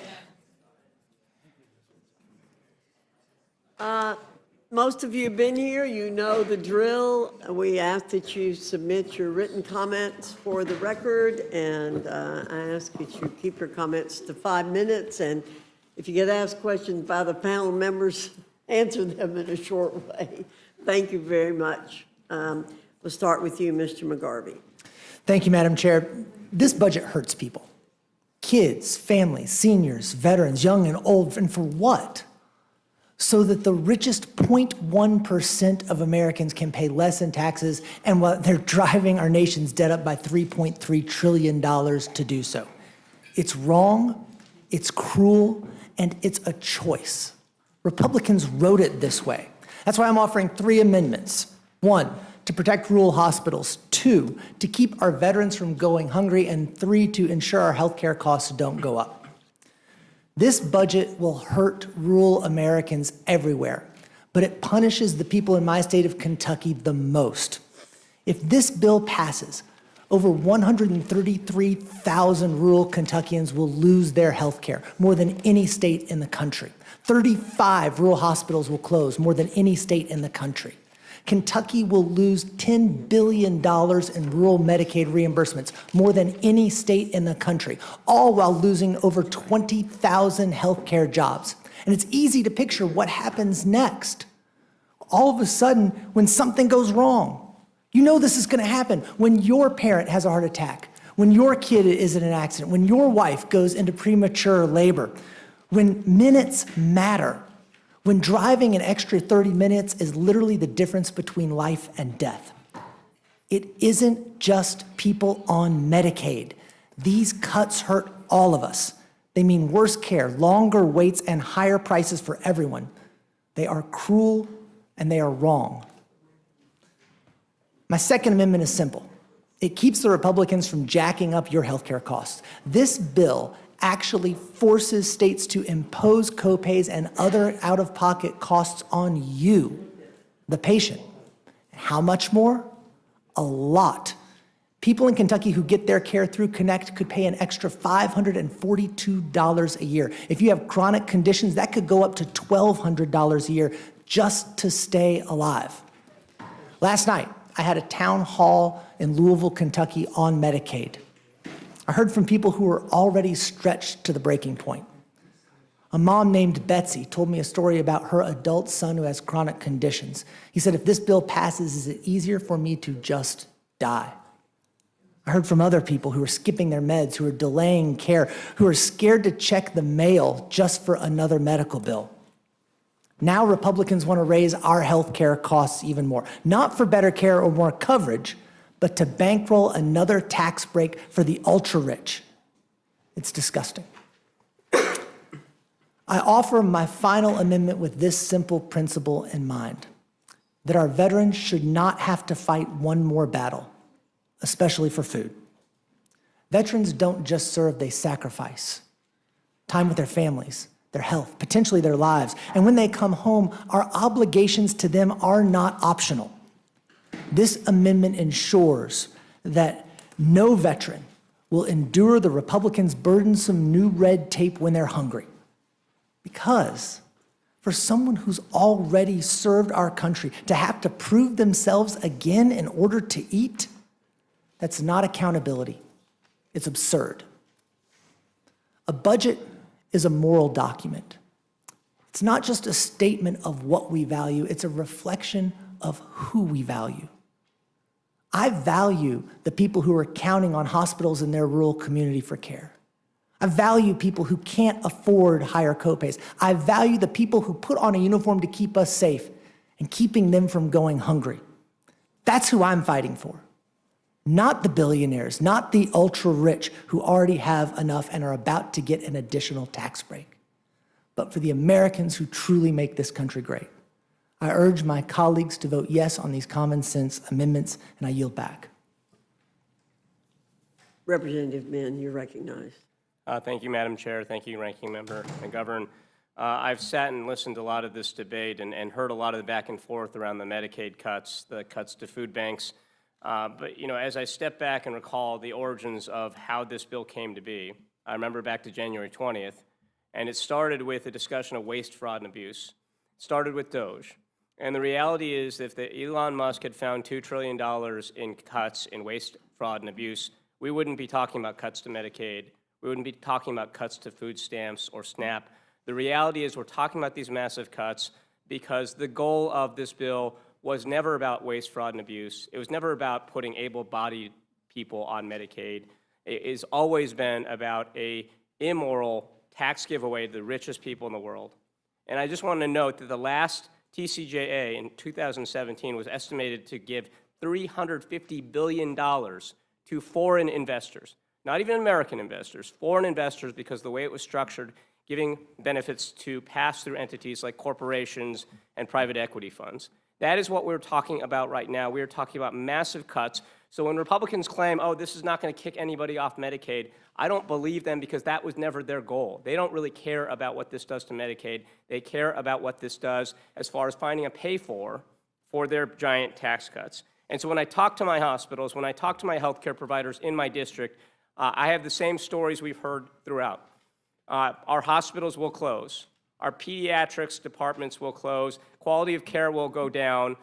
People that are struggling right now to find care are worried that they will die. And that is the reality in districts across America right now. And that is what is happening with this horrendous abomination of a bill that is the most immoral bill I've ever seen in my lifetime. And I will just note that while our families are struggling across this country, what this effectively means is that if Jeff Bezos decides to get a divorce, marriage doesn't work out, he can get married like 10 more times and have 10 more weddings like the one he just had, all on the dime of American taxpayers. That's what this is about. Immoral. Now, I've got 7 amendments. I will try to briefly go through them. They're more targeted. I've got 3 relating to the environment. The first is number 76, oil and gas financial assurances. And this bill amendment would prevent the ugly bill from reducing oil and gas royalty rates until there's a full accounting of the industry's untold environmental liabilities. We know that big oil has gotten away with a ton of liabilities that they're leaving on the backs of taxpayers, including off the coast of California, which I represent. And what this bill would do is ensure accountability for the oil industry. My second amendment, number 114, wind and solar in national energy policy, would prohibit the Secretary of the Interior from conducting any fossil fuel lease sales under this bill until the Trump administration's national energy policy no longer discriminates against wind and solar energy. If Republicans are honest about their claiming that they want an all-of-the-above approach to energy, we should not be getting rid of the cheapest and most effective forms of energy, particularly when they're already online. Adding penalties of the kind that this ugly bill purports to do kneecaps us. And it kneecaps us in a way that is backward-looking, not forward-looking. Everyone around the world knows that the economy of the future is going to be built on clean energy, not fossil fuels. We could be investing in 8-tracks and beta, VHS players and the fax machine as well, but that would be terrible economic policy. By doubling down on fossil fuels and abandoning the clean energy economy of the future and ceding it to China, we are making a huge economic mistake, a huge foreign policy mistake, because this is a national security matter as well. And at the very least, we ought to make sure that the playing field is level. My third amendment is number 160, fitness to operate for offshore drilling.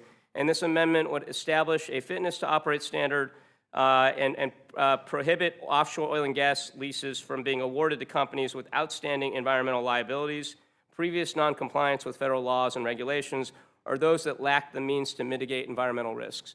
Too often, offshore leases are resold to wildcat companies that are not able to pay for the liabilities that are incurred. We've seen this happen time after time off the coast of California. They leave taxpayers holding the bill. They declare bankruptcy, give dividends right before then. We need to put a stop to that. This amendment would effectively hold those oil companies accountable. Number 197, this amendment would block federal funding for special government employees in DOGE, including former employees like Elon Musk, until the Departments of the Interior, Agriculture, and Commerce determine that these individuals have not violated financial conflicts of interest law. We have seen too many people playing too fast and loose with the rules. We don't have any full accounting or transparency, whether Elon Musk or Big Balls or any of the other people associated with DOGE have actually complied with the rules that they're supposed to comply with. Do they have conflicts of interest? Have they cut spending in ways that, or reallocated spending in ways that have benefited their own pecuniary interests? We don't know the answers to that. It's about damn time we figure this out. This is a question of good government, and at the end of the day, the rule of law still needs to hold in the United States of America. My next amendment is number 231, and this is based on a bill that Representative Liccardo and Representative Vindman and I have put forward, the POCA bill, which would create a private right of action for violations of the Impoundment Control Act, potentially with the ability to sue perpetrators personally if they act in bad faith. And this is important because what we've seen right now is a blatant disregard for the rule of law by members of this administration, including Elon Musk, Big Balls, and the people involved with DOGE. For too long, they have just sat there and decided that willy-nilly they're going to ignore the law, cut funding in ways that harms real people, including people I represent, people that you represent, and it's about time that we had accountability here. What? Okay, sure, I'm trying to. Okay, two more amendments here. My next amendment is very simple. This is number 232, no new tax cuts for Americans earning $100 million. And this would basically just say that there would be no new tax cuts for anyone making $100 million or more. My last amendment is number 285, and this would prohibit ICE agents from wearing masks and require them to identify themselves. We have seen in my district and across Southern California, ICE agents wearing jeans and sneakers and masks. They look more like gang members than they do like law enforcement agents, and they're jumping out of unmarked vans. It's hard to tell if they're actually law enforcement agents. It's about time that they adhere to the same standards that other law enforcement agents do. We don't see our local police masking up, hiding their identities, refusing to identify who they are. Thank you very much, Madam Chair. I yield back.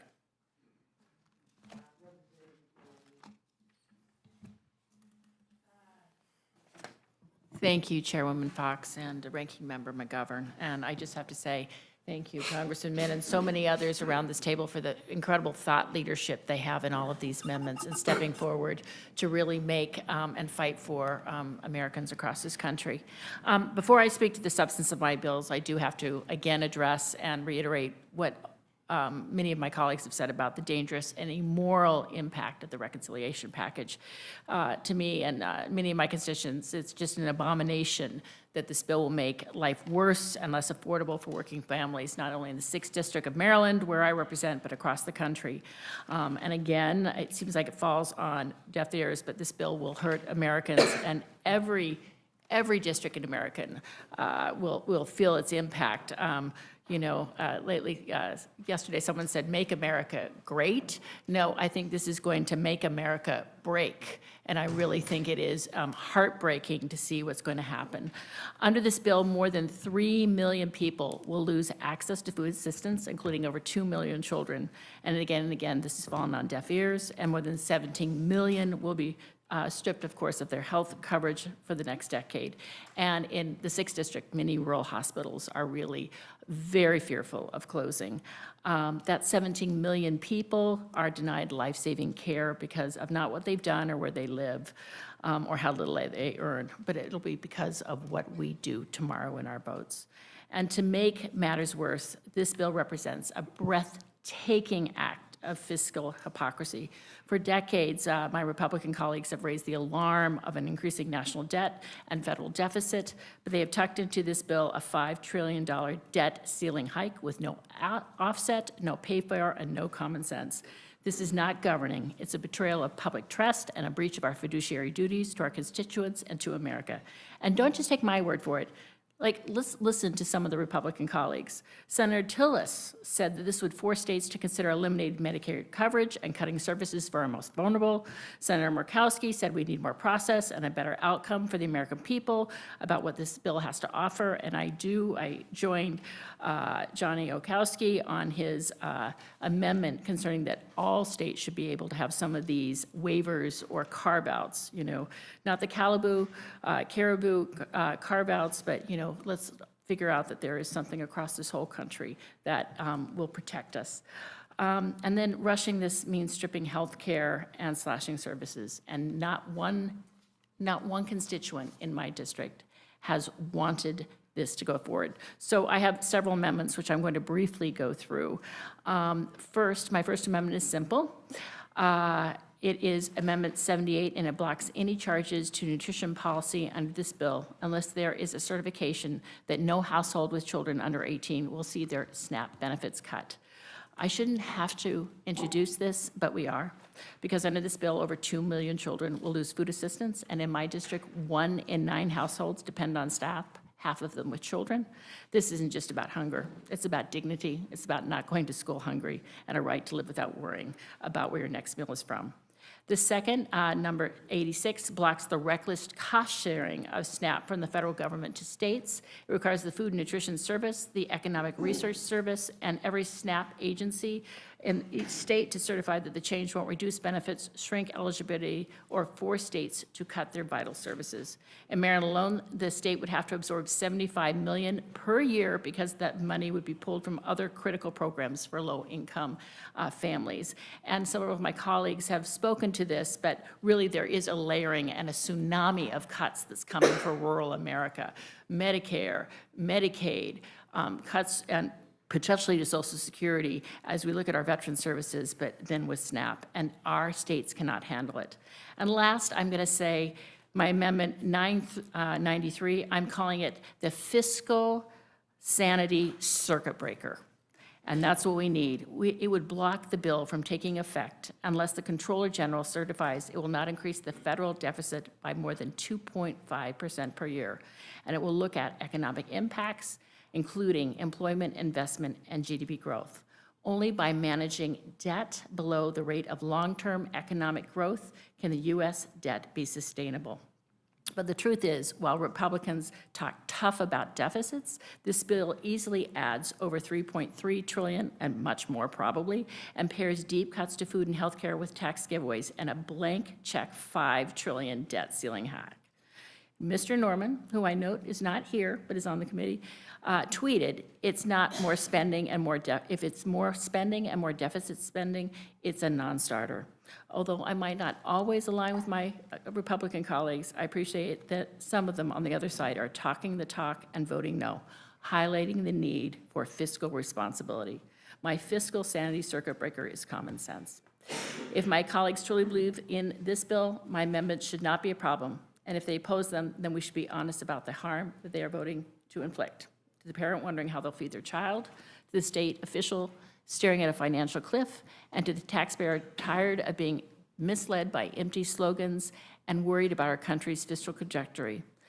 That's who I'm fighting for. So I urge my colleagues on both sides of the aisle to support these amendments. Let's show the American people that this chamber can still act with decency, with honor, with honesty, and with courage. I urge support on them, and I will last say this vote will be one of the most important, if not the most consequential vote of our entire public service careers. This vote will follow us always. It will define us, our priorities, and our values, and our country will remember it. Thank you, and I yield back. Representative Crockett, you're recognized for 5 minutes. Thank you so much, Madam Chair, and to the ranking member. I appreciate an opportunity, and I don't know that I'll have time to go through all 8 of my amendments, but I did submit 8. Amendments 121, 149, 196, 258, 314, 325, 342, and 355. I would respectfully ask that they all be ruled in order. Now, let me tell you why I'm here. I'm here fighting for people in my district because Republicans are willing to sell out working and struggling folks in my district, and frankly, there's two, to appease billionaires and big corporations. Now, I know we've had a lot of talk about how much SNAP costs a day, and the fact is that it's only $6 a day that a person gets when they get SNAP benefits, but we've not talked about the cost of Medicaid. It costs approximately $10 a day to ensure a kid gets health care through Medicaid. So we're talking about to take care of kids, let's say they've got SNAP and Medicaid, only $16 a day. But another thing we've not really put into perspective, we've talked about these billionaires, and we've talked about the fact that this is all to benefit them. No one has talked about how many billionaires we actually have in this country. We have more billionaires in the United States than any other country, but the total number is 83.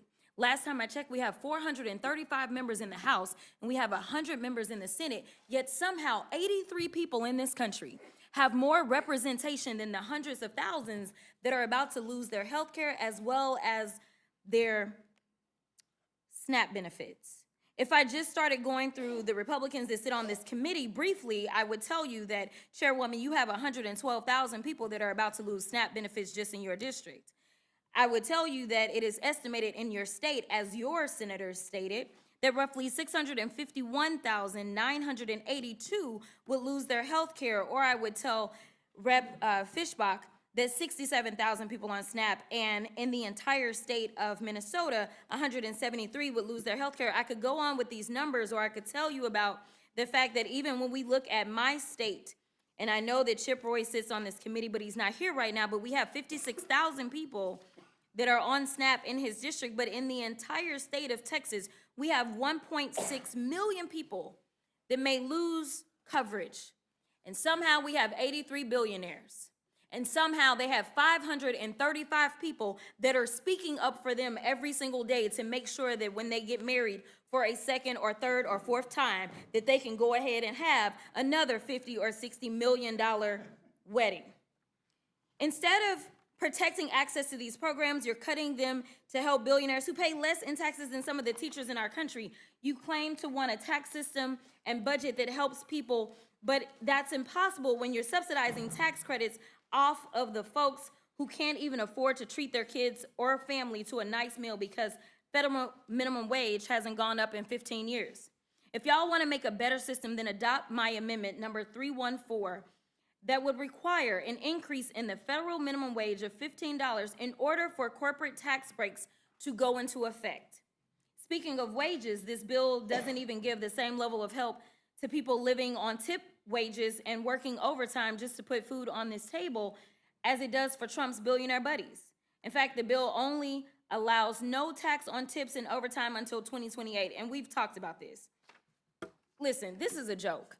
This was nothing more than a campaign scheme. This was about saying, you know what, I'm gonna make this promise to you. And we can talk about the fact that there have been a lot of promises made, yet a lot of promises broken. In fact, that was one of the reasons it seems like that, you know, Senator Tillis has decided that he's done and he's gonna get out because he understands that there's nothing but broken promises that are being made, broken promises that look like, say, I'm going to deport the bad guys only, and then we end up with children with cancer or Americans or undocumented taxpayers that contribute more than $100 billion in taxes.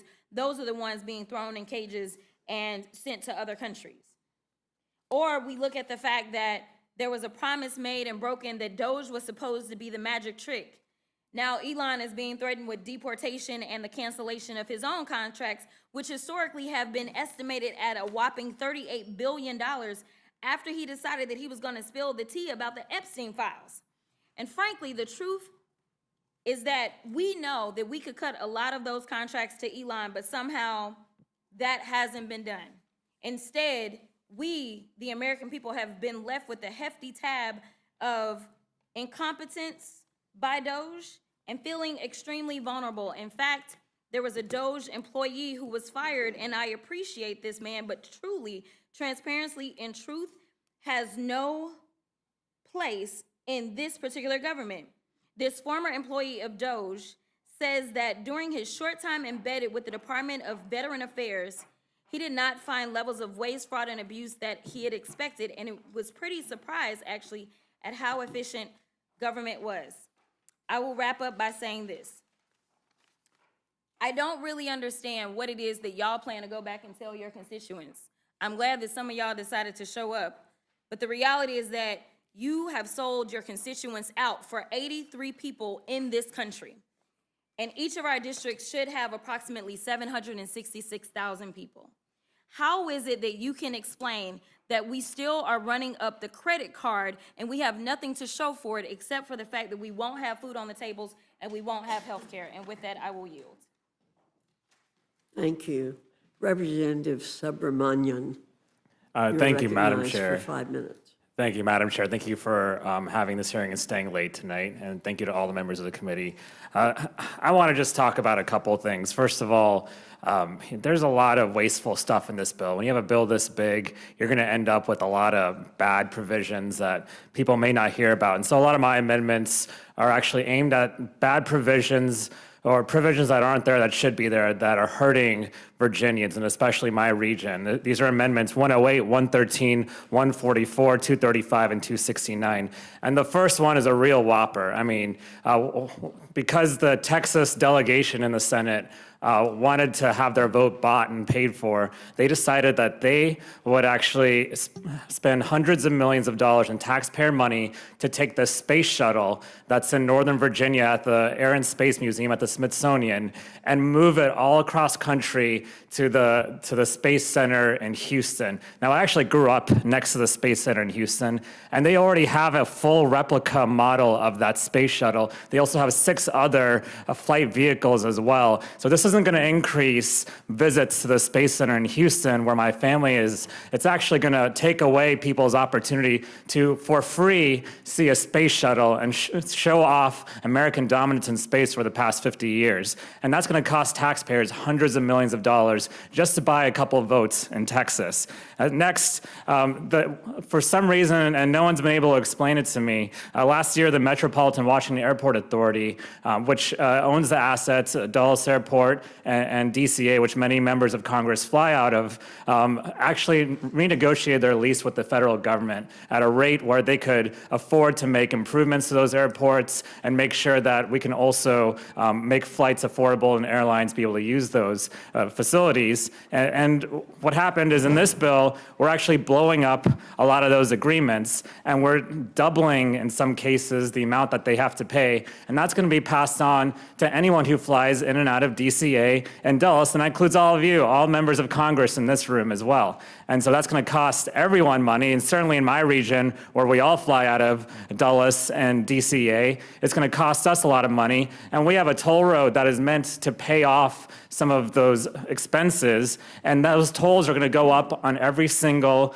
person who uses those tolls. I'm talking about the Dulles toll road. And so we have a lot of issues with the fact that we already have very high tolls in our region in Virginia, and they're just going to go up because of this bill, and no one's been able to explain to me why that is. And then finally, one of the president's branded golf courses is in my district, and he likes to come out there and golf, and that's fine, but then he golfs a lot, and I didn't realize this. He golfs almost more than 20% of his free time, his time actually, and not free time, his actual time, he's awake, is spent golfing. And he comes golfing so much that it's costing our region a lot of money, and it's costing our local sheriffs and local police a lot of money to make sure that that area is secure for his golf trips. And so what I'd really like to do is just make sure that we can at least reimburse my region for all the golf trips that the president is costing us. And so finally, there's a 9-figure slush fund for DOGE as well, and for Russell Vogt and the OMB. And no one's been able to explain to me why, to capture waste, fraud, and abuse, we need a 9-figure slush fund for them. Now, the last time I checked, some of the stuff that they were using money on was to set up sleeping pods in the GSA's building while firing half the people in that building. And so these are a lot of examples of waste and fraud. They hurt my region, but I can assure you that everyone can look through this bill, and I've read through most of it, if not all of it at this point, and you'll find that your region will be hurt by some of the waste in here. And the second thing I'll say is, I agree with this notion of this bill, this big, ugly bill being about broken promises. I mean, just look at what some of the stuff the president has said. He said about Medicaid and cuts to Medicaid, we're not going to touch it, right? And he said he would veto a bill that would cut Medicaid, and yet this bill kicks millions of American citizens off of Medicaid, 17 million, nearly 17 million. And he said that cuts to food assistance program are going to give everybody more food, but this bill puts 5 million people at risk of losing some or all of their food assistance. That includes 300,000 children in Virginia. And let's be clear, this bill is also going to make energy more expensive. He said that, the president said, we're going to get your energy prices down by 50%, but the studies have shown that this bill is going to spike energy costs up to $250 billion nationwide. In Virginia alone, we're going to see an 8% increase in energy costs. And finally, the biggest whopper of all is that this bill is supposedly going to reduce our deficit, and we know that that's not true. In fact, it's going to add $3 to $5 trillion to our national debt. It's going to hurt our deficit, and it's going to mortgage our children's future. This bill is bad. Our Virginians and Americans deserve better than these broken promises. I yield back. Thank you. Representative Sewell, you're recognized. Thank you, Madam Chairwoman and Ranking Member. My amendment would extend the Affordable Care Act's premium tax credit to Americans who are caught in the coverage gap, as well as Americans who will lose their Medicaid coverage as a result of this horrible bill. We must extend the premium tax credits for low-income citizens below 138% of the poverty line. I have heard from countless constituents who fall in the coverage gap, and they are desperate to keep their health care. I recently spoke with one of my constituents. Her name is Kiana, and Kiana was caught in the coverage gap. She lost her Medicaid coverage following the end of the COVID public health emergency. When she tried to qualify for Medicaid again, she was told that she made too much money. She made more than the $295 a month to qualify. In my state of Alabama, we have a bare bone Medicaid program. It's so bad that you have to really be P-O. You can't afford the O or the R. So people like Kiana are really scared about this cost shifting. The cost shifting will mean that Medicaid will not happen in the state of Alabama. The fact of the matter is they're not going to pay for it. They're just simply not going to pay for it. Madam Chair, I firmly oppose this so-called big, beautiful bill that has come to us from the Senate. Let me be clear, there's nothing beautiful about stripping health care from working families. There's nothing beautiful about taking food off the table of our most vulnerable neighbors. And there is certainly nothing beautiful about putting rural hospitals on life support. Madam Chair, this bill will gut Medicaid as we know it. It will slash funding for millions of children, seniors, veterans, and people with disabilities. Medicaid is a lifeline. It is a bill. This bill will cause 17 million Americans, including 170,000 Alabamians, to lose their health care. And it doesn't stop there. This bill will also gut SNAP benefits, a program that puts food on the table for hardworking families, for children who need breakfast before school, for seniors who are choosing between groceries and their medicine. In Alabama, it means 750,000 Alabamians could lose their nutrition benefits or worse, see them reduced. The cuts in this bill are not just numbers on a page. They are empty cupboards and shuttered clinics. There are hospital wings closed in small towns already struggling to keep their doors open. They are parents lying awake at night wondering how they're going to be able to afford medicine for a sick kid. We should be strengthening the safety net, not shredding it. We should be investing in the health care and well-being of our most precious commodity, our people, not ripping it away from them in order to pay tax cuts for billionaires. This bill is not a blueprint for prosperity. It is a roadmap for further inequality, for deeper poverty, for rural communities left to fend for themselves while the powerful walk away with more. Madam Chair, we were sent here to stand up for those people, not to abandon them. Let us stand together and reject this careless, heartless bill. Let us build something truly beautiful, an America where health care is a right, not a privilege for the few. A right. No child goes hungry and no community is left behind simply because of their zip code. I oppose this horrible bill, and I ask that my amendment, which will make it a little bit better, is considered by all. Thanks. I yield back the balance of my time. Thank you, Ms. Sewell. Mr. Liccardo, you're recognized. Thank you, Madam Chairwoman. I have 4 amendments to H.R. 1, and I appreciate the committee's consideration. But rather than delving into the complexities of these amendments, I'd like to take a step back. I'd like to step back from whatever we're going to tell the public in press releases tomorrow if this bill passes. I'd like to talk about what we'll tell our children and our grandchildren a decade from now if this bill passes.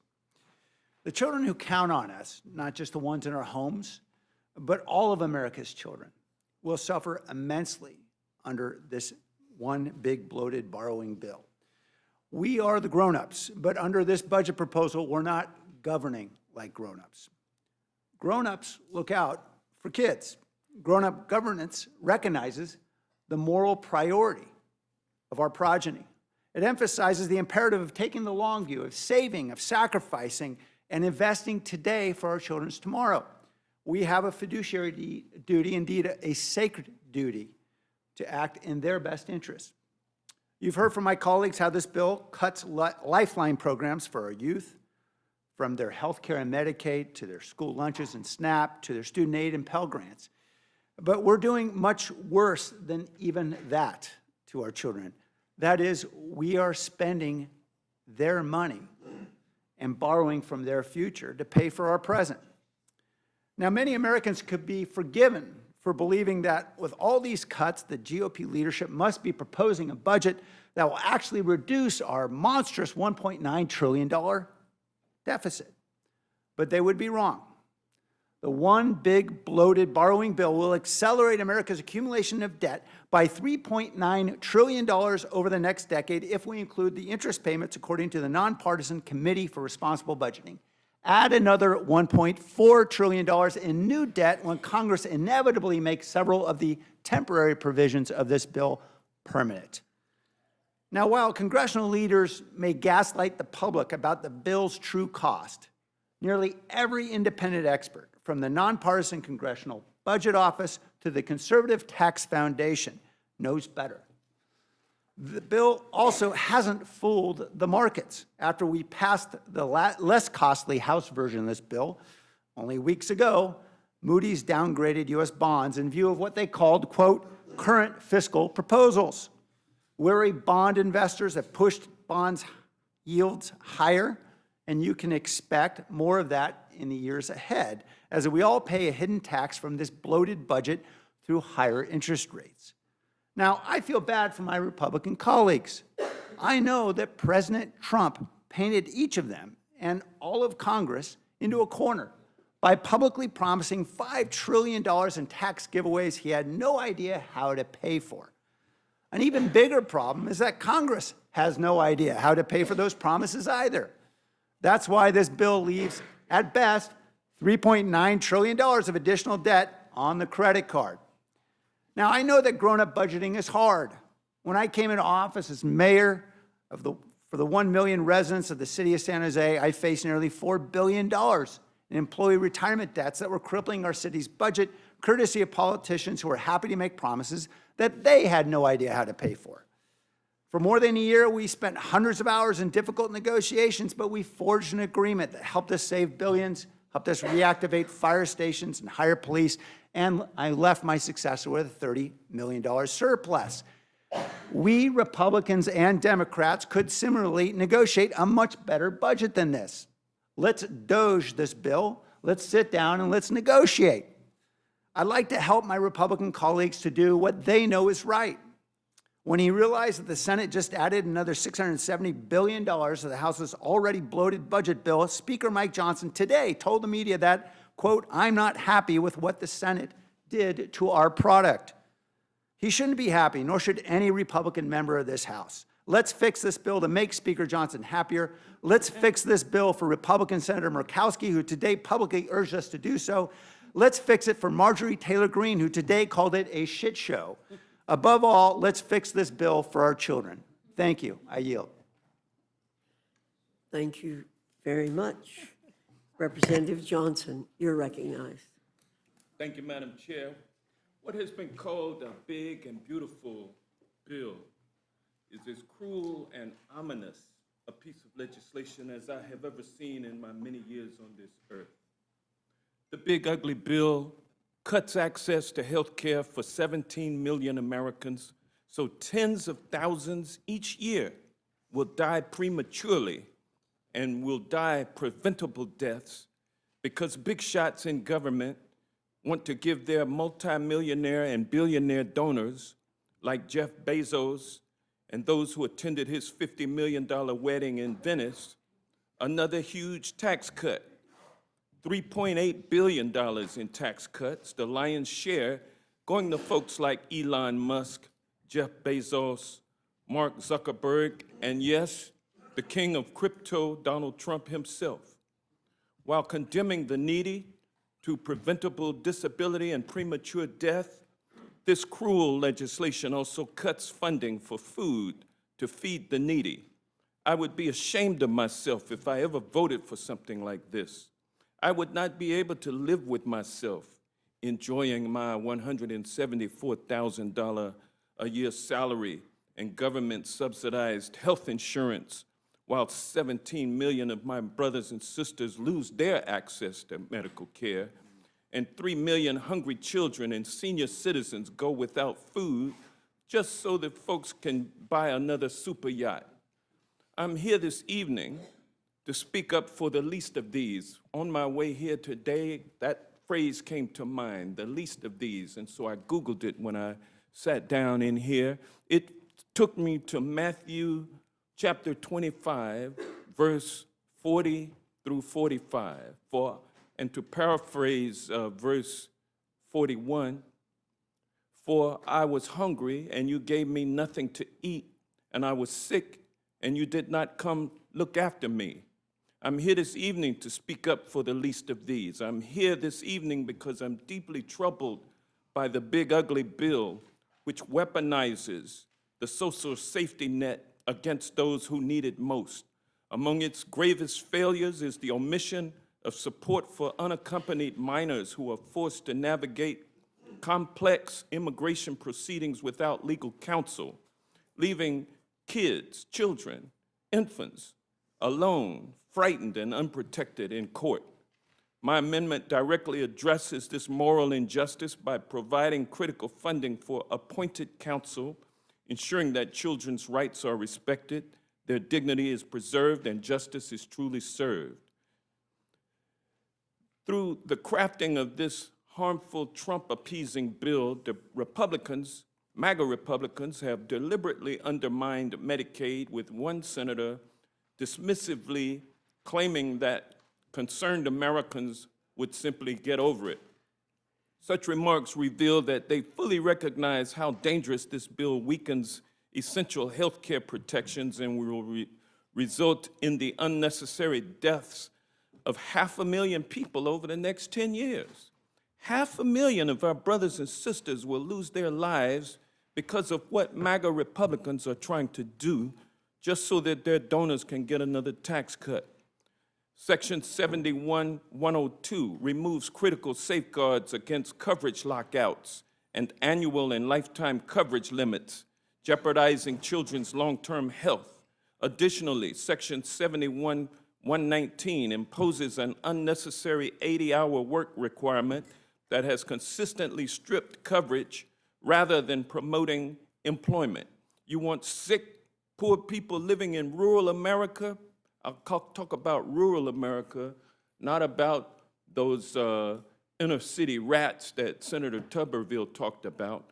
I'm going to talk about my brothers and sisters in rural America who would be forced to get up from their sick beds and find a way to get to town or out to the fields so that they could find a job and work a minimum 20 hours a week, 4 hours a day, 5 days every week before they could become eligible for coverage that would enable them to get well so that they could work again.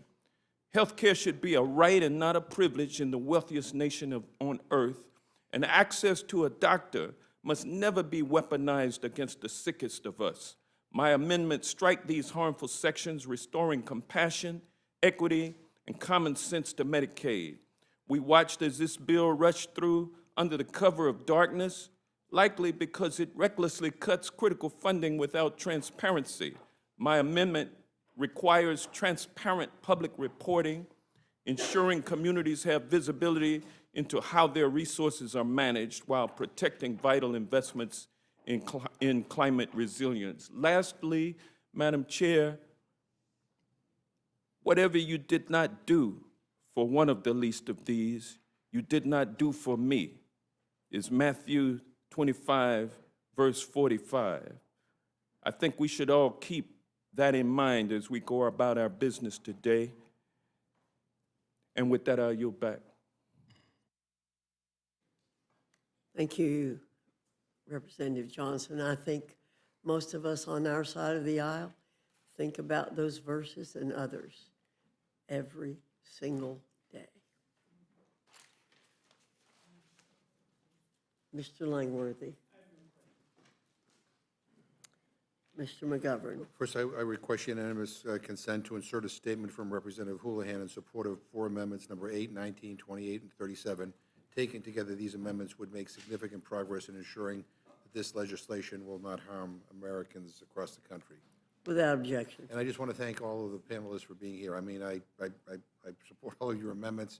I share your concerns. I mean, I really am deeply disturbed by the fact that this is a bill that's going to hurt the most vulnerable in our country, and it could reward those who are well off and well connected. If we are lucky enough to be in the majority again, I hope one of the things that we will look seriously into is honest-to-goodness campaign finance reform, because there's too much damn money in politics. And you look at some of these provisions, and you can tie it directly to contributions. And I don't think that's what the American people want, and that's what has corrupted the system. But I have no questions. I just want to thank you all for being here.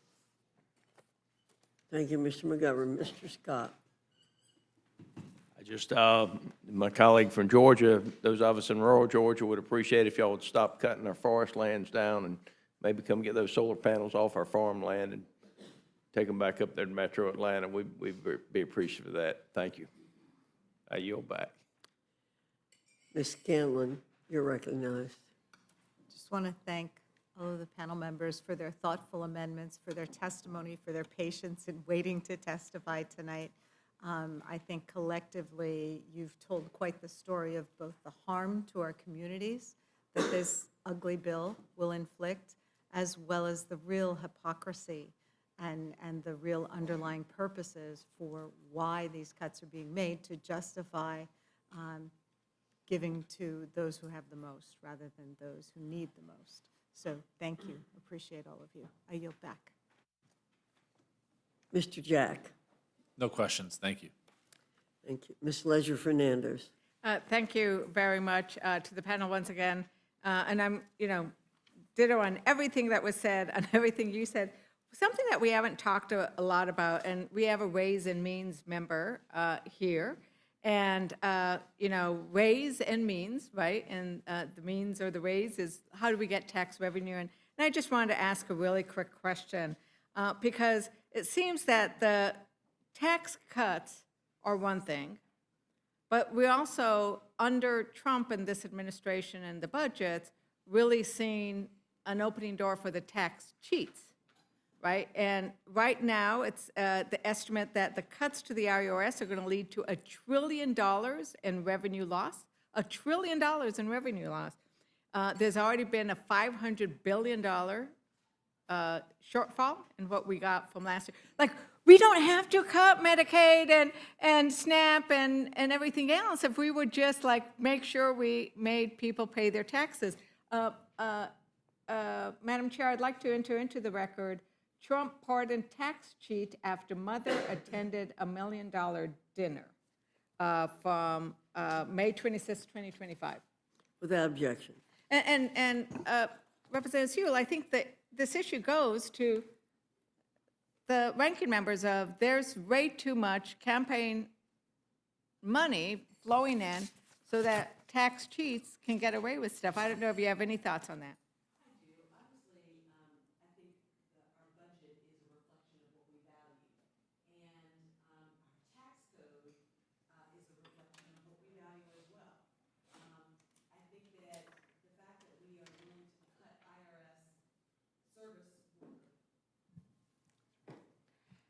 The fact that we would be willing to cut IRS service workers by such a big amount, I think it was $700 million they're going to take away, means that we don't have the agents to go in there to find these tax cheats. Instead, I've seen in my district, the low-hanging fruit is to question someone's child tax credit or earned income tax credit, not to go after all of the complicated tax, things that would really bring us a lot of money and a lot of revenue, to your point. We wouldn't have to cut so much of our Medicaid if we just taxed the very wealthy and then pay their tax, not figure out ways and loopholes not to pay their taxes. And so, You know, in terms of campaign finance, I think that the article that you submitted to the record is really atrocious. It was a person who was convicted as a January 6th rioter and literally was able to get a pardon after his mother paid $1 million to go to Mar-a-Lago and attend a $1 million per person dinner with our president. And miraculously, 3 weeks later, that person was given a pardon.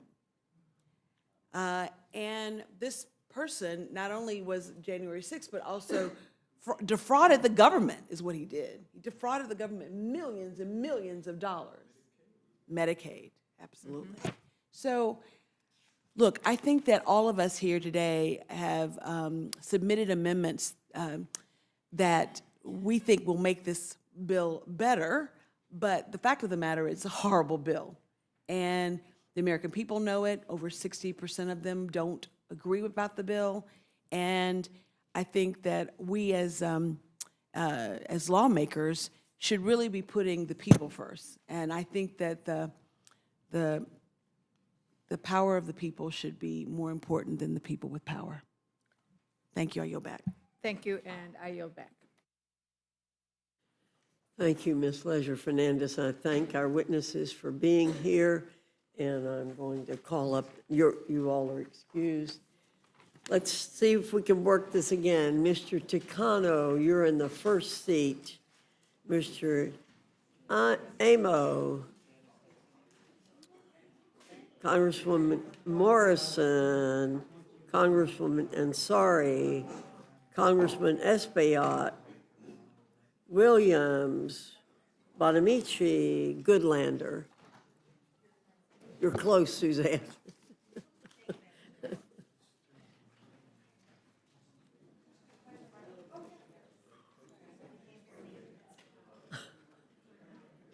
You didn't have to move far. You might.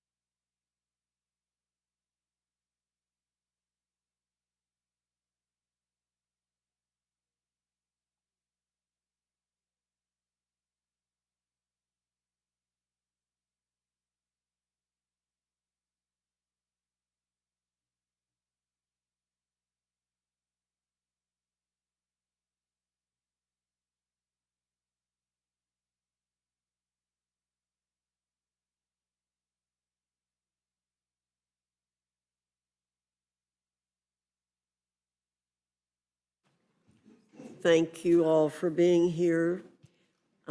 Your written comments will be, may be submitted for the record, and I ask you to keep your spoken comments to 5 minutes. Mr. Takano, you're recognized. Thank you, Madam Chair.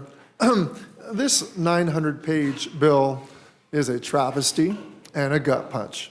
It puts the interests of the richest and most connected billionaires, polluters, and tech companies over every other American who is just trying to get by. It decimates health care. It literally takes food off the table of the vulnerable, and it even stoops so low that it actively harms veterans. This big, ugly betrayal undermines our shared American values and allows this administration to continue its brazen efforts to strip our great nation for parts to be auctioned to the highest bidders. And it boggles the mind that the Republican Party wants to deny 17 million people health care. Republicans have chosen to decimate health care infrastructure in rural and underserved communities. Republicans have chosen to harm seniors by forcing them to choose between basic necessities and health care. Republicans have chosen to callously hurt disabled people who need long-term care. No one is spared from this monument to greed, and that includes veterans. To allow my colleagues a modicum of course correction, I'm offering several amendments to try and blunt the impact of this devastating billionaire handout. and to blunt the impact on our veterans. First, I've introduced an amendment to exempt veterans from the new Medicaid work requirements. This is something that Senator Murkowski tried to achieve for all the people of Alaska. She only was able to achieve waivers of work requirements for SNAP recipients, but she did indeed she was concerned about both. And it was because of the obstrusities of the Byrd rule and the workarounds that they could not achieve that. But nevertheless, her concern is something that I think all Americans should also share, that these terrible work requirements that are really, as my colleague Sarah McBride called them, trickle-down cruelty, a golden shower of benefit cuts. You're trying to impose this paperwork, this intended inefficiency, intended government inefficiency in order to cause people to not get their benefits because we'll just lose many, many people through the cracks. Currently, 1.6 million veterans rely on Medicaid. And while the bill may exempt veterans with 100% VA disability ratings, it would still subject as many as 1 million other veterans to bureaucratic red tape just to keep their health care. We shouldn't be doing this to our veterans. We shouldn't be doing this to anybody who is going through a complicated set of life experiences, whether it might be taking care of a loved one, being a caregiver, or any number of different things that we could imagine.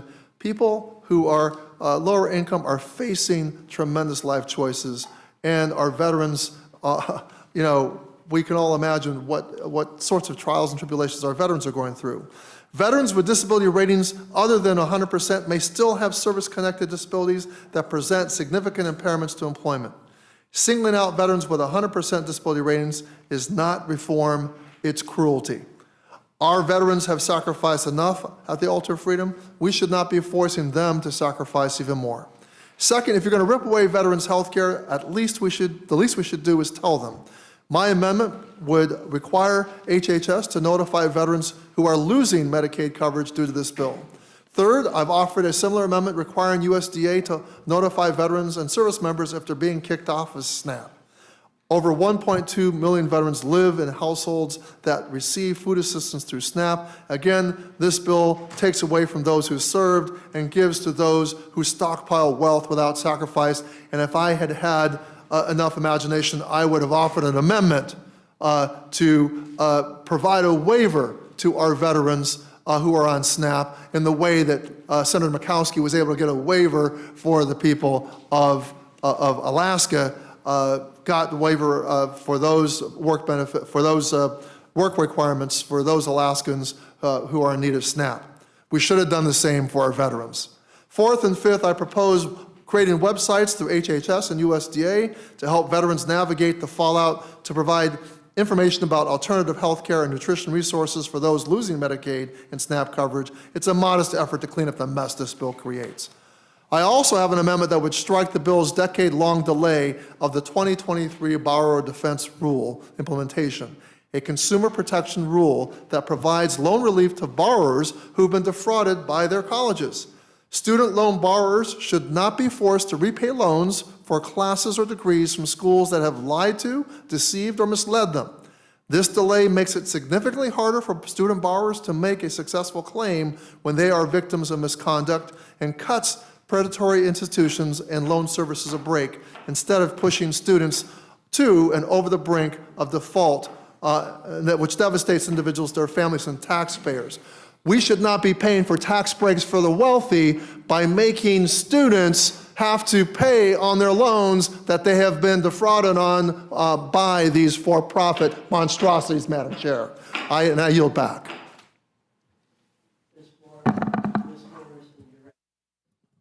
Thank you, Madam Chair, Ranking Member, members of the committee.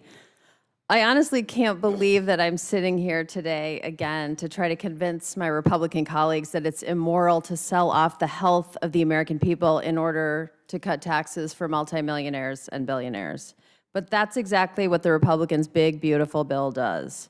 Unfortunately, the Republicans' budget is even worse than the last time I sat here before this committee and pleaded with the Republicans to not make the largest cut to Medicaid in our nation's history and upend our nation's healthcare system.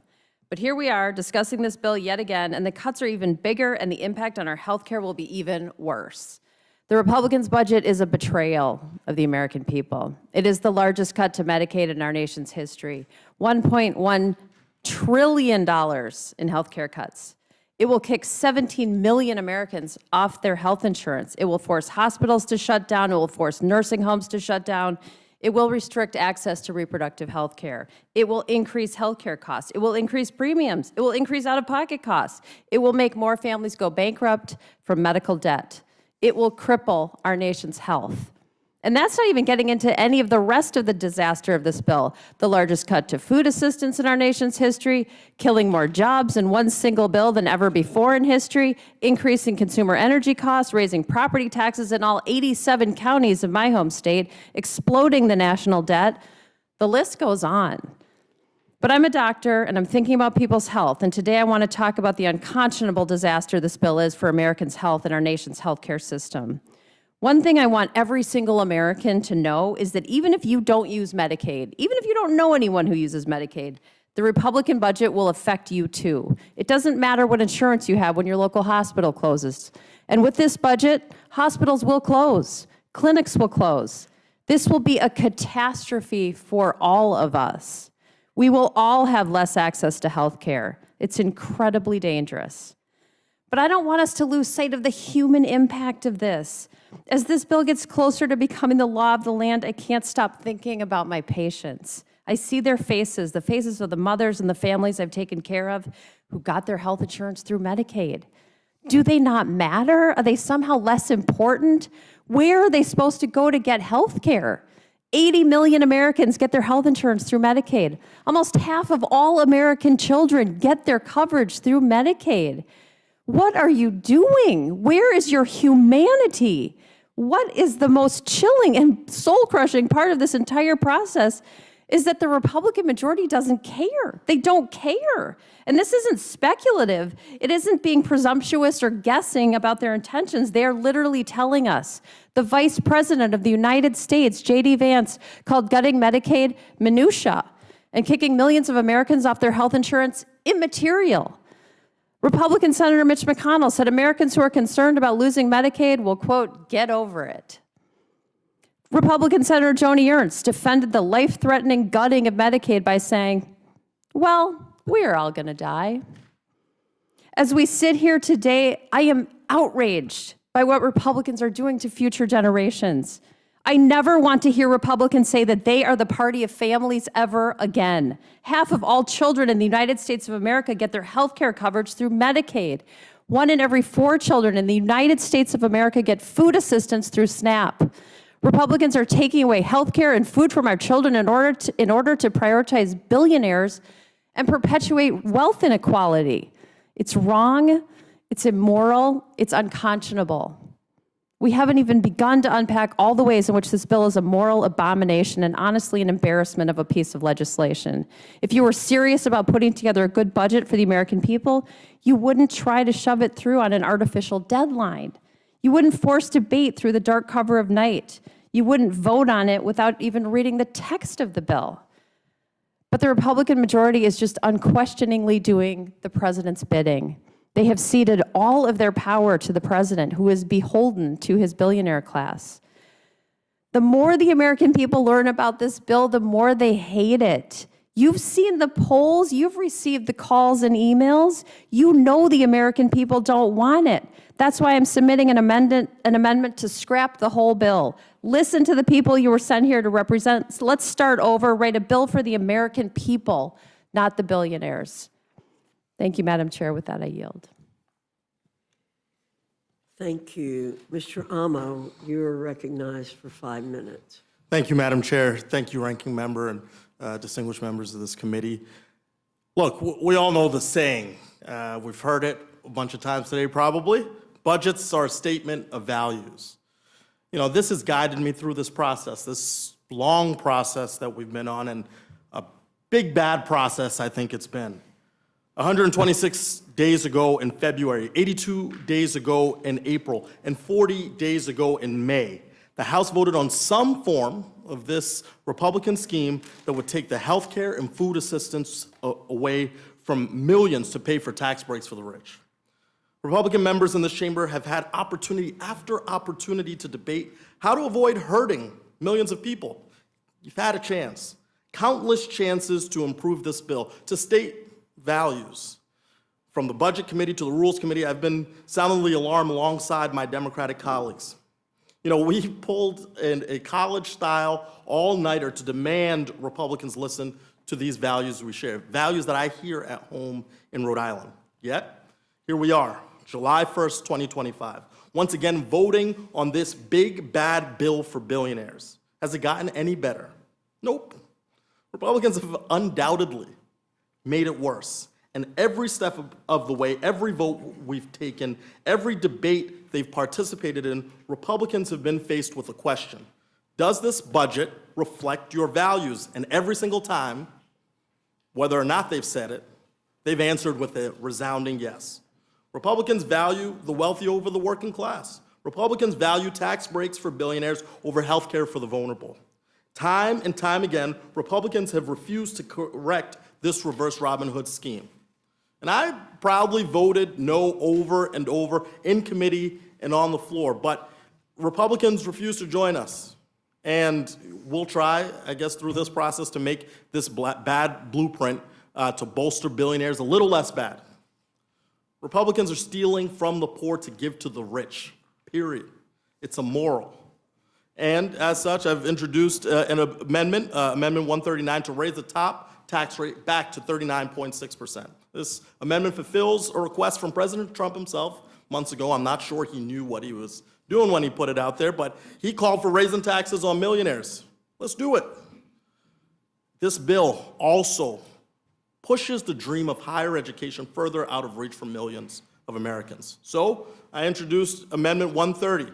I think it originally saw light in the Senate with one of my home state senators, Senator Sheldon Whitehouse, to index the maximum Pell Grant to inflation.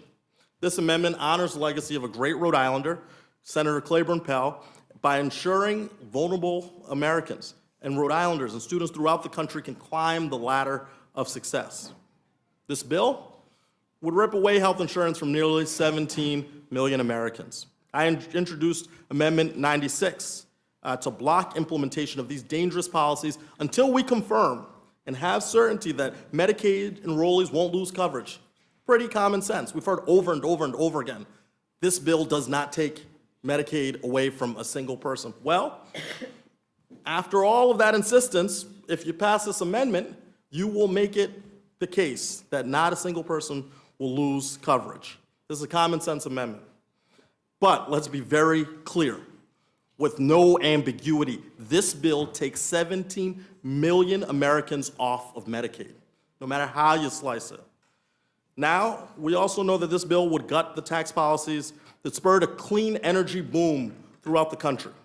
This will increase Rhode Islanders, people in the Northeast, people across this country already sky-high energy bills and eliminate thousands of jobs. So I introduced Amendment 106. I know this also was led in the Senate by another one of my senators, Jack Reed, and it blocks bad policies from taking effect until we confirm electricity prices will not be increased for any American household. Make a commitment to the American people that the priorities that Republicans have put forth for months and months and months that they've articulated actually have a potential of seeing the light of day. But I don't think that will be the case. And this bill would eliminate two taxes on gun silencers, short-barreled rifles and short-barreled shotguns. This would make Americans less safe from gun violence and cost $1.7 billion over 10 years. There is no better definition of a lose-lose. And yet, this found its way into this big, ugly bill. So I'm proud to co-lead Congressman Mike Thompson's Amendment 146, which would strike this dangerous and expensive provision. These amendments won't solve everything. They will blunt the brunt of the big bad bill's betrayal for the American people. So I'll leave you with this. This bill is worse now. I'm an emphatic hell no, and I beg you, vote no. I yield back. Thank you. Representative Ansari, you're recognized. Thank you, Madam Chair. Since 8 a.m. this morning, I have been leading a read-in for our future, joined by students, joined by labor unions, joined by advocates, other members of Congress, to read the almost 1,000 pages of the big, ugly bill and expose just how cruel and egregious it is. I have spent all day hosting readers for this. We started outside the Capitol. Now people are still downstairs trying to get through this bill, and it still is going to take another couple of hours. So to my Republican colleagues, I have a genuine question for you. I'm sure all of your constituents would like to know, have you read this bill? I mean, have you taken the time to even try to look at it, try to skim it? I mean, new text came out today. And if you have, does all of us being here right now, sitting here, mean that you're okay with everything that's in it? Are you okay with millions of people losing their health care as a result of this bill? Are you okay with people losing their homes as a result of this bill? Are you okay with millions of jobs being lost because of the clean energy rollbacks? Are you okay with billions of dollars going to ICE to rip families away from one another, to allow and enable Donald Trump to continue to break the law and to cement himself as a dictator of what is now an authoritarian regime? Either way, honestly, I don't know which one is worse, but I know that either way, your constituents and Americans deserve so much better than this. I'm here today offering 9 amendments to mitigate the drastic impacts that this bill would have in this country. I would like to highlight 3 of those amendments. My first amendment would prevent the natural resources title of this bill from taking effect until all subsidies for the fossil fuel industry are eliminated from the federal government. By even the most conservative estimates, the federal government gives $20.5 billion of fossil fuel subsidies to big oil annually. But Americans are not getting a fair return on their investment. In fiscal year 2022, direct subsidies to big oil exceeded revenue by $2.1 billion. Beyond dollars, the human toll of the climate crisis is staggering. Extreme heat, which is a deadly issue in my district, is already claiming 1,300 lives annually. By the way, extreme heat actually kills more people than tornadoes, floods, and the majority of natural disasters combined. Researchers estimate that if we continue to heavily rely on fossil fuels, extreme heat deaths could rise to 26,575 lives lost annually. We have to turn away from fossil fuels. They're a bad investment for our future, both from a fiscal and a human health perspective. I'm also offering an amendment that would require the Secretary of Interior and Comptroller General to ensure that this bill would not result in increased energy costs for Americans. Instead of investing in clean, renewable energy, Donald Trump and Republicans in Congress are using this big, ugly bill to continue giving handouts to big oil and fossil fuel polluters at the expense of working families. I serve on the Natural Resources Committee. We have had a number of hearings titled Unleashing American Energy Dominance. But then when you get into the weeds of it, there's no discussion of renewable energy. There's all of this talk about unleashing oil and gas all across the country when we already produce more oil and gas than any country in the world at any point in our history. At a time when energy prices are soaring and so many Americans are struggling to pay their bills, the last thing that we should be doing is enacting policies that will increase energy prices even further. Unfortunately, that's exactly what this bill does. If my Republican colleagues are serious about lowering costs for Americans, they should have no problem supporting my amendment to ensure that this bill does not result in higher energy costs before it takes effect. And lastly, I'm submitting an amendment that would utilize any alleged savings made by cuts to education funding to fill budget shortfalls in the Pell Grant program. The Congressional Budget Office projects that the Pell Grant program will have a shortfall of about $2.7 billion at the end of fiscal year 2025, which would widen to $9.9 billion by the end of 2026. It would then widen by $7 billion every year. This big, ugly bill tries to solve this problem by stripping Pell Grant eligibility from single parents and workers who need to go to school part-time. Pell Grants make getting a degree possible for people, for rural families, working families, students who are the first in their families to ever be able to go to college. These are future teachers and nurses and doctors and innovators. We cannot make school even more unaffordable and out of reach for them. This bill is a massive step backward for our future. It sells out our communities, guts our healthcare, and slashes programs that millions of Americans depend on. Letting this bill pass will be a death sentence for many in this country. And the fact that you can all sit here so callously, not caring at all, and doing whatever it is that Donald Trump tells you to do is disgusting. I yield back. Representative Espaillat, you're recognized. Thank you, Chairwoman Fox, Ranking Member McGovern, and members of the committee.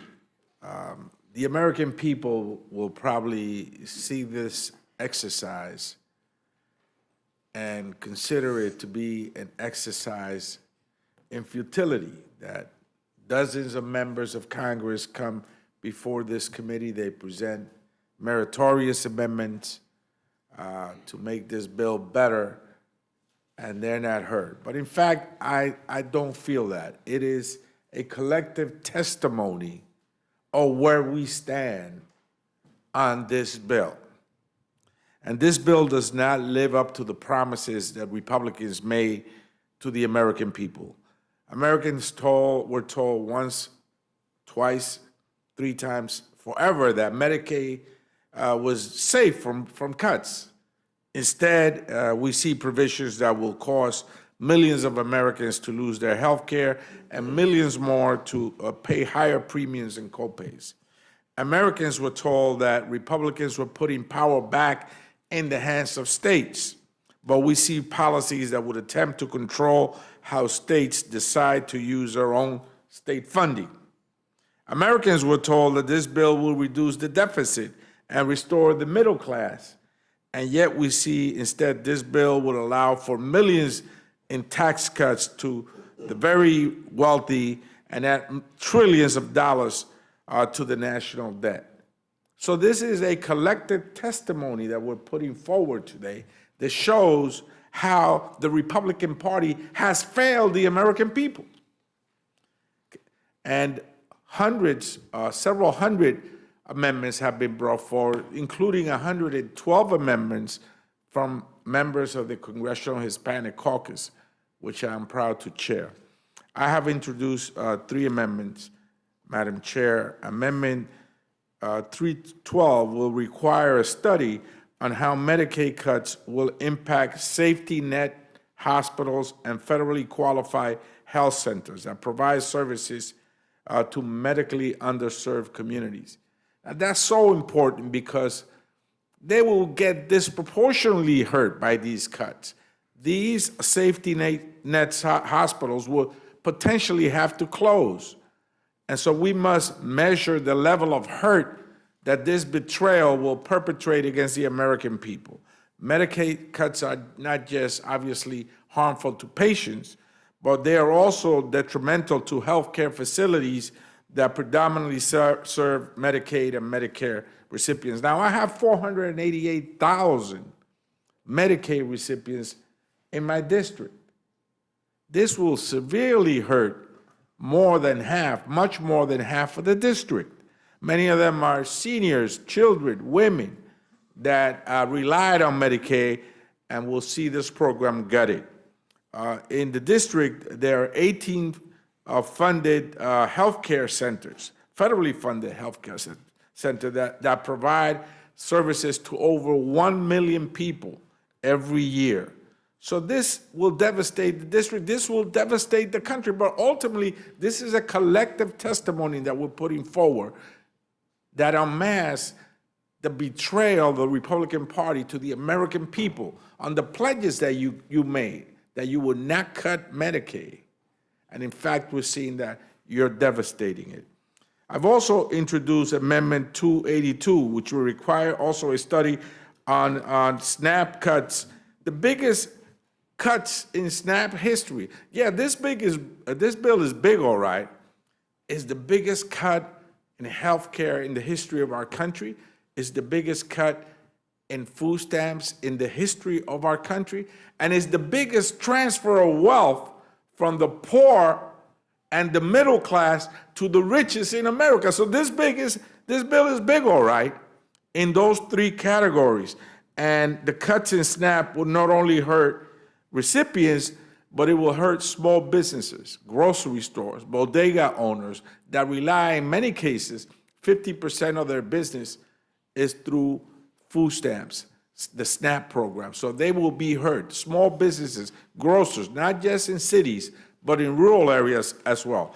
And finally, Madam Chair, I have Amendment 320, which will prohibit funds from being used to conduct immigration enforcement in houses of worship, in churches, in synagogues and temples across America. You should not be afraid to be arrested and deported when you go pray to your God. 65% of the American people believe so. These are the three amendments. People don't want this bill. I urge the adoption of the amendments. And I yield back. Representative Williams, you're recognized. Thank you, Madam Chair, and thank you, members of the committee, for being here to listen to us after a very long day. Y'all, I'm at the Rules Committee for the second time this Congress to try and fix the billionaire bailout budget, the most expensive single bill in American history, transferring wealth from working people to billionaires. I thought back in May that this bill just couldn't get any worse, but the Senate said, just wait, and they actually proved me wrong because the bill is actually worse. The first time the House debated and passed this bill, my Republican colleagues tried to hide it from the American people, debating it in the middle of the night, hoping that folks back home wouldn't notice what they were doing. This time, their cruelty has been on display in broad daylight all day long. My Republican colleagues are forcing a bill through that, Madam Chair, most of your colleagues haven't read this bill. They're voting to take food from the mouths of millions of families without even reading the bill. Democrats and Republican families alike who rely on SNAP, and y'all need to understand that the reliance on SNAP and the strain on food banks, they serve meals to millions across this country, not my constituents, but across all districts. When SNAP is slashed, food banks feel the pain in real time. Higher demand, increased strain on volunteers and donated supplies.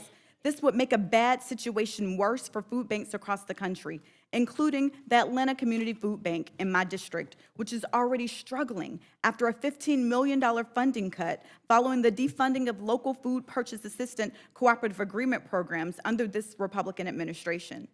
But I need to be clear, just because the Atlanta Community Food Bank is headquartered in my district, it serves 14 districts across the state.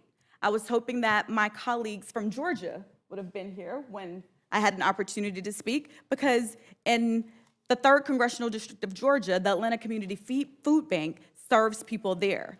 And I know that some of my other Republican colleagues in Georgia, 4 of them, also are served by the Atlanta Community Food Bank. Real people, like my constituent Denisha, will suffer, Madam Chair.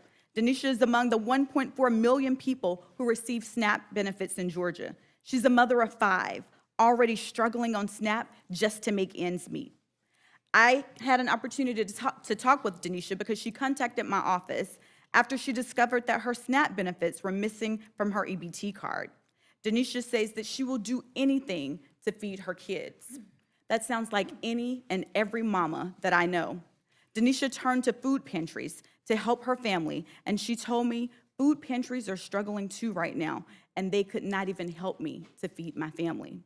When SNAP is threatened, food banks are often the only place families can turn.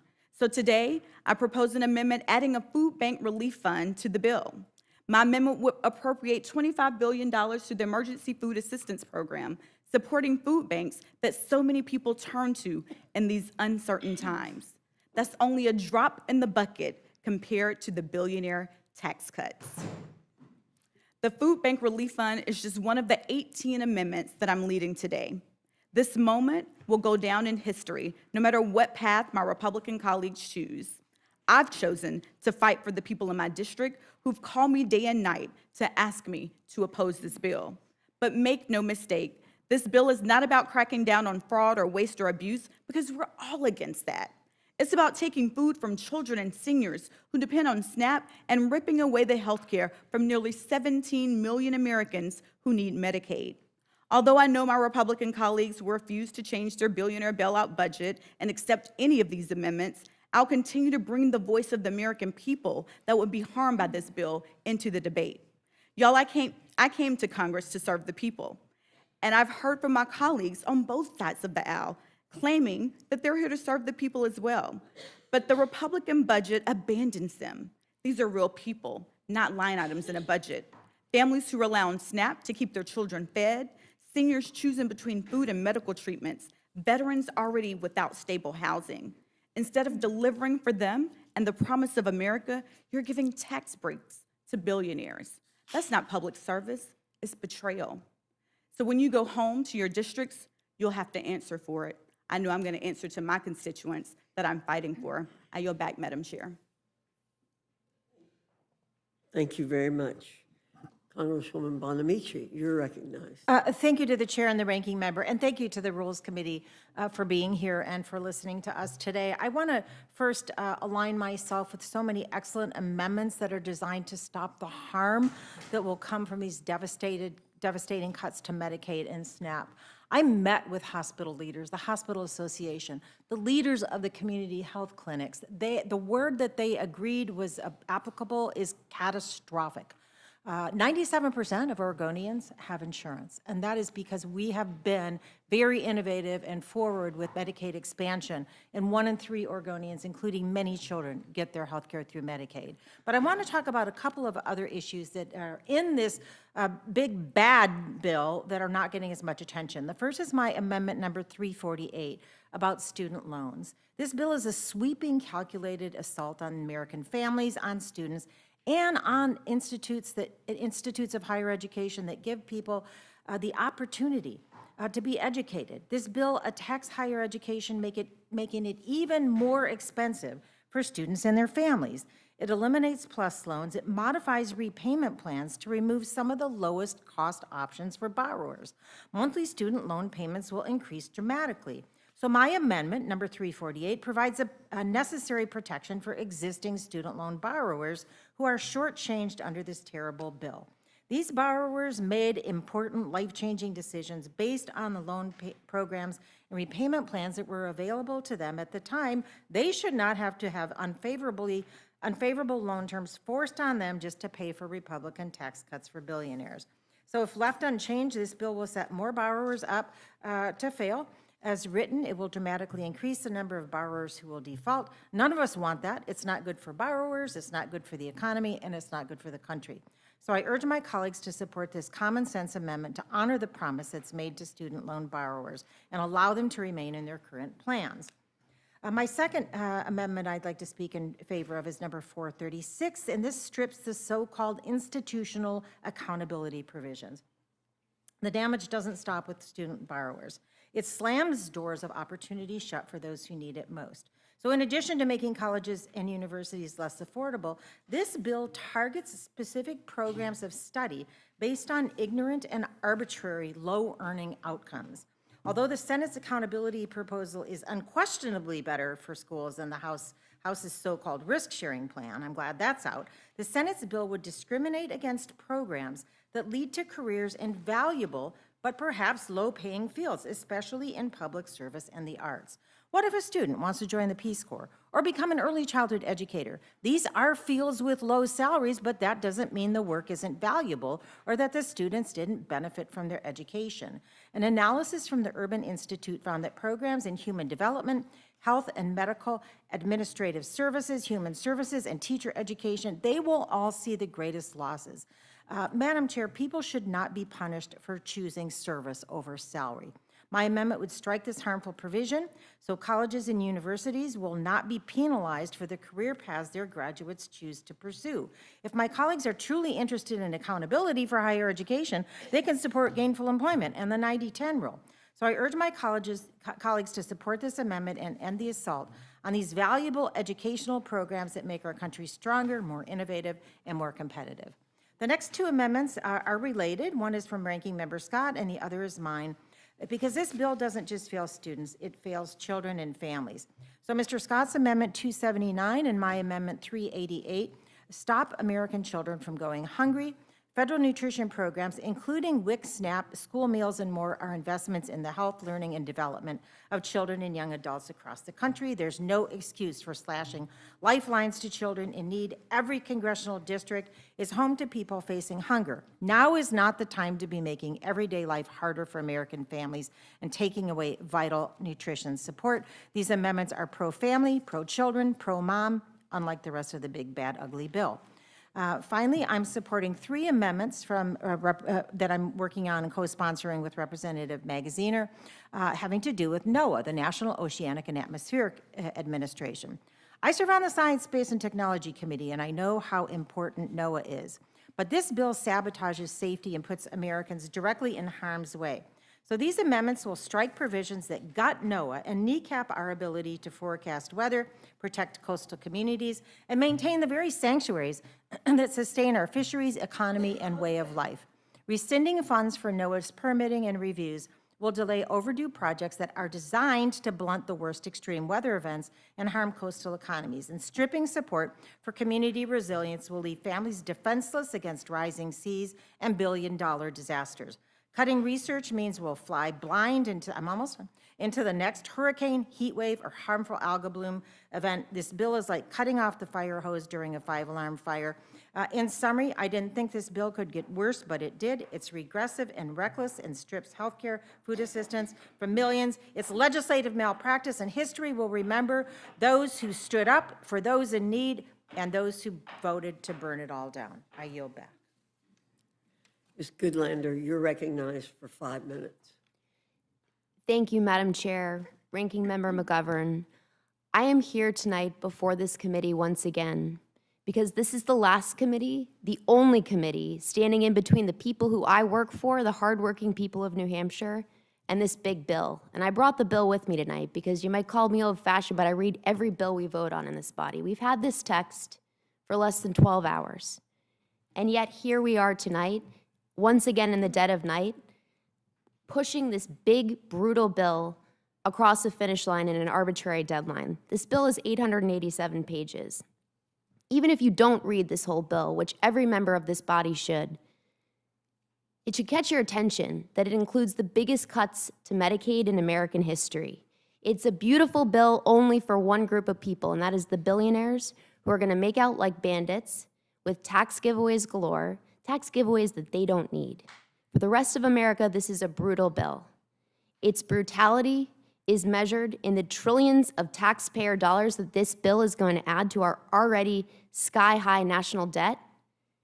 Its brutality is going to be measured in the costs that millions of fellow Americans will pay in dollars and in their lives that are going to be upended by this bill. Look, we had very little time, way less time than any deliberative body should have to introduce amendments. I've introduced common sense amendments that try to go directly to the costs that this bill is going to impose on millions and millions of Americans. Energy costs and housing costs, healthcare costs and food costs.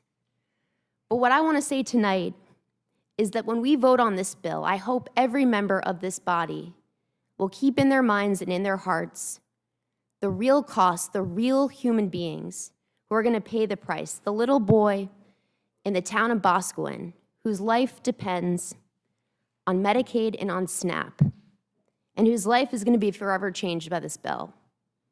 He will be in my heart and on my mind when we vote on this bill. The cancer survivor in the city of Keene, who literally would not be here today if this bill, this big, brutal bill, were law today. She will be in my heart and on my mind. The patriotic healthcare providers in the North Country of my state who've come to me with tears in their eyes because they know that this bill is going to shut down critical access hospitals and people will die. They will be in my heart. And so too will the extraordinary people I sat with this afternoon. The last thing I did before I came down here to this committee was to sit with a group of extraordinary people who are trying to do the Lord's work in providing health care to those who need it most. They will be in my mind and in my heart as we vote on this bill.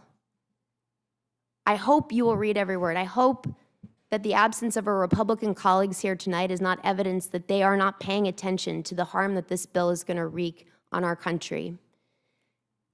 I urge this committee to adopt the common sense amendments that have been put forth tonight, but no amendments can fix the damage that this bill is going to cause to our country, and that is why I'm a hard no. With that, I yield back. Thanks to all of our witnesses. Mr. Austin, do you have any questions you would like to ask? I'm sorry, Mr. Scott. Yep, Mr. Scott. Mr. McGovern. I want to thank all of you for being here. Your words are powerful, and I think it reflects what the American people are thinking right now. I think people are really scared and frightened, and especially those who have benefited from some of the programs that seem to be targeted. So we will do everything we can on this committee to be wind at your backs to try to advocate for your amendments. I'm not going to ask any questions, but I do want to ask unanimous consent to insert in the record a letter that we just received from the Congressional Budget Office, basically telling us that this big, awful bill got more expensive. Since coming, it has added an additional $110 billion to the Senate, original Senate bill. So now it would increase the deficits up by over $3.4 trillion, not $3.3 trillion. So every time we deal with this, it gets more expensive. So in any event, I ask unanimous consent. Without objection. And I thank you again. I yield back. Thanks. Mr. Griffith. Okay, Ms. Scanlon. Thank you. I just want to echo the ranking member's thanks to all of you, the passion which you have brought to this discussion, and each of you telling the stories of your constituents and trying to help people understand the problems with this bill, each of you in a different way. I think together the tapestry is really, really powerful. I know some folks took some unusual measures to make sure that everybody knows what's in the bill, and that's a huge undertaking as well. So thank you, everyone, for all your work. I yield back. Thank you. Mr. Neguse? Thank you, Madam Chair. I don't have any questions. I would echo the sentiments of the ranking member and Representative Scanlon with respect to thanking the witnesses for their impassioned testimony, and certainly believe all of their amendments should be considered by the committee. Hope springs eternal that perhaps we'll be able to convince our colleagues in the majority to consider them. I guess one note that I think bears mentioning, and it's in response to Dr. Morrison's testimony, just because it's rare that we have an opportunity to have someone who has spent her entire career serving patients and ultimately closest to the people who will be devastated by this bill. I'm curious if you've heard from hospitals in Minnesota in the last, I guess, 24 hours here, 12 hours since the passage of the Senate bill. And the reason I ask that question is I've certainly heard from Colorado hospitals, and we're kind of collating a lot of these statements that are now being issued this evening and earlier today from hospital associations across the country. I was just reading one from Virginia and just detailing the impacts to Southeast and Southwest Virginia, in particular the rural hospitals that are going to be closing if the Senate language ultimately is signed into law. So I wonder if that's consistent with what you're hearing? Well, it certainly is. And I think it reflects everyone's experience. The hospitals in my district and across the state of Minnesota are literally panicking. Some of the there are two kind of main safety net hospitals in Minneapolis, and they both are concerned that they will have to shut their doors. And the implications for the Minneapolis-St. Paul metro area, the state, the region are catastrophic. We've used the word catastrophic a few times tonight. So yes, I've been hearing from hospitals, from providers, from patients. Panic.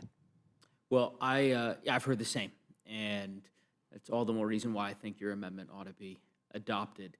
I also look forward to the debate on the floor tomorrow, because there are a number of our colleagues on the other side of the aisle who made a lot of noise in advance of the Senate's consideration of this bill, making the case that the Senate's approach to hospital provider fees was in their view, far less compassionate approach. And there are many of our colleagues who signed letters to that effect, directed to members of the United States Senate, Republican members of the House, who made the case that they simply could not support the approach that the Senate was taking because it would close rural hospitals in their districts. And now they're going to have an opportunity to perhaps test the adage of, action speaking louder than words, because they'll have an opportunity to vote up or down on this bill, it seems. So in any event, thank you for all the witnesses, and I'll yield back, Madam Chair. Thank you, Mr. Neguse. Ms. Leisure-Fernandez.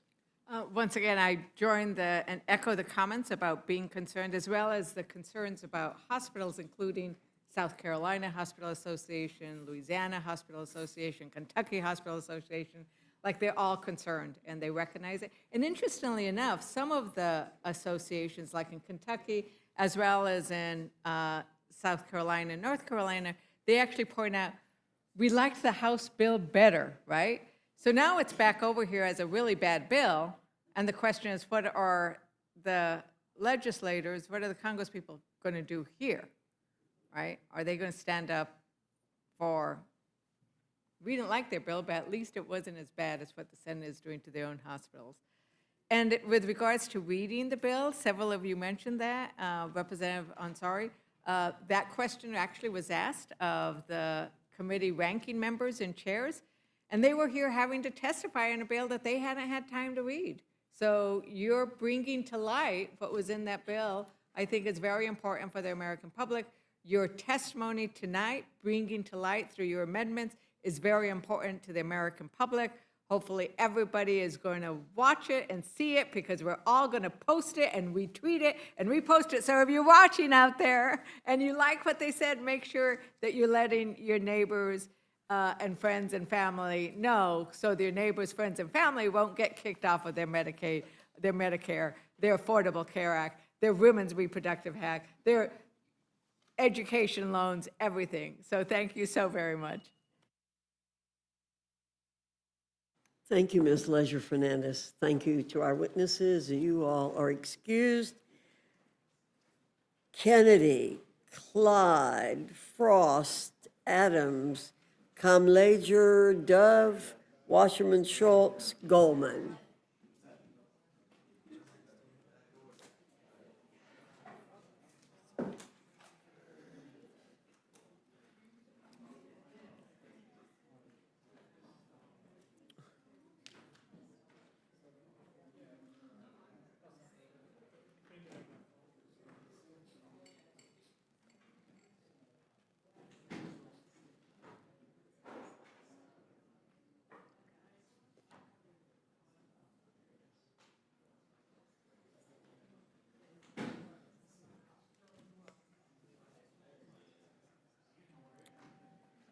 Alma?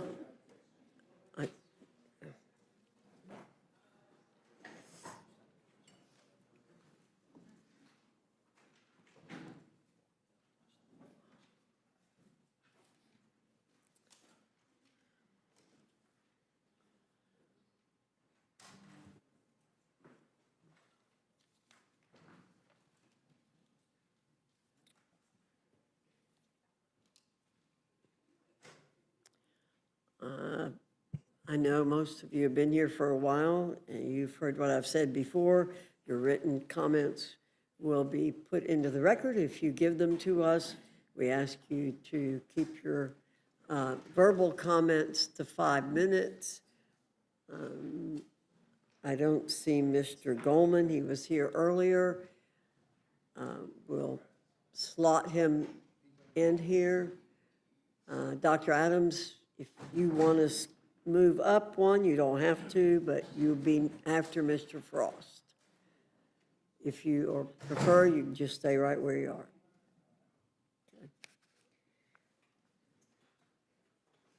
Mr. Kennedy, I think you win the prize for being here the longest, I'm not sure. Thank you.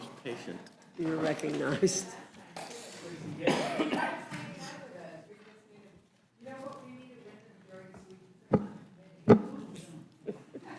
Duly noted. Duly. He might have something to say about that after tonight.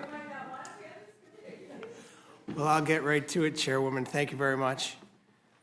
Chairwoman Fox, Ranking Member McGovern, and members of the committee. Today I offer a critical amendment to strike Section 71-113, which targets and defunds community health centers that provide family planning services, even in states where those services are protected by law. The broader provisions in the underlying legislation, the big ugly bill, include the massive cuts to Medicaid, which would decimate access to care for millions of Americans, particularly low-income women, children, and seniors. In May, when we convened at 1 in the morning in this very room, I sat here the entire night and listened. I listened to my colleagues on both sides of the aisle talk about the implications of this bill. When it was finally my turn to speak around 11 a.m. that morning, I stood up and sounded the alarm, and one by one, so did my Democratic colleagues. We highlighted the consequences of moving forward with this dangerous legislation and exactly who would be harmed in all communities across the country. In response, the Republican majority shoved this legislation through anyway, with many members later claiming they were unaware of what was actually even in the bill. And now here we are again. After the Senate Republicans somehow managed to make this legislation worse. This isn't just the largest health care cut in American history, it's a direct attack on Americans. This legislation cuts more than $1 trillion from Medicaid, Medicare, and the Affordable Care Act, leaving nearly 17 million Americans uninsured. As a representative of a community with 285,000 people who depend on these services, including 110,000 children, let me focus on what's at stake with the Medicaid provisions outlined in this bill. Since the passage of the Affordable Care Act in 2010, nearly 25 million Americans nationwide have gained access to care through the Medicaid expansion. That means moms have access to prenatal and postnatal care, children can get regular checkups, and people struggling to put food on the table can still see a doctor before minor issues become emergencies. It means those in rural areas, often far from major hospitals, can visit clinics, access telehealth services, or get prescriptions filled without having to travel hours for basic preventative care. In New York, expanding Medicaid has given over 1 million people access to care. With this bill, New York will face billions of dollars in new costs, while other states could see their expansions repealed entirely. This will cost every single state in this country dearly, both financially and in the human cost. I cannot understand why members of this majority would rip life-saving care away from their constituents in the name of tax breaks for billionaires. It's unconscionable. As an occupational therapist myself, I've worked with patients, young and old, people who rely on Medicaid for necessary care. Without access to care, our healthcare system will become destabilized, and these same patients will suffer. And for those not on Medicaid, who can afford private health insurance, they'll be sent back to the bad old days, forced to deal with overcrowded emergency rooms, more expensive premiums, higher copays, and more costly deductibles. Everybody gets hurt. In the meantime, hospitals, nursing homes, and community health centers will close. Congressional Republicans are forcing families to choose between life-saving medicine and going hungry. And they're putting lives at risk. This Republican bill shifts the burden to states, to hospitals, and to the people who can least afford it.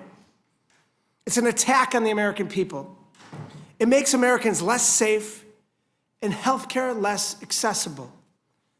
Healthcare is a human right, not a luxury reserved for the few. I urge my colleagues to support my amendment, and I'll be voting no on this big, ugly bill. I yield back. Thank you, Mr. Kennedy. Representative Clyde, you are recognized. Thank you, Madam Chair. I appear before you today to testify in support of my amendment to eliminate the tax registration requirements for suppressors and short-barreled firearms under the National Firearms Act. House Republicans have a once-in-a-lifetime opportunity to deliver real conservative constitutional change in Washington.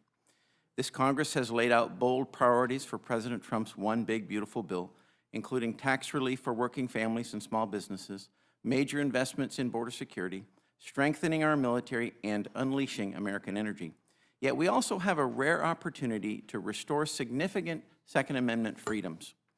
For 91 years, yes, 91 years, the National Firearms Act has unjustly subjected American gun owners to unconstitutional infringements on our Second Amendment freedoms. When I came to Washington, I promised to not only protect and defend my constituents' Second Amendment rights, but to restore these God-given freedoms that have been taken from us. Removing the National Firearms Act taxation and registration of suppressors and short-barreled firearms provides a tremendous step towards achieving this critical goal.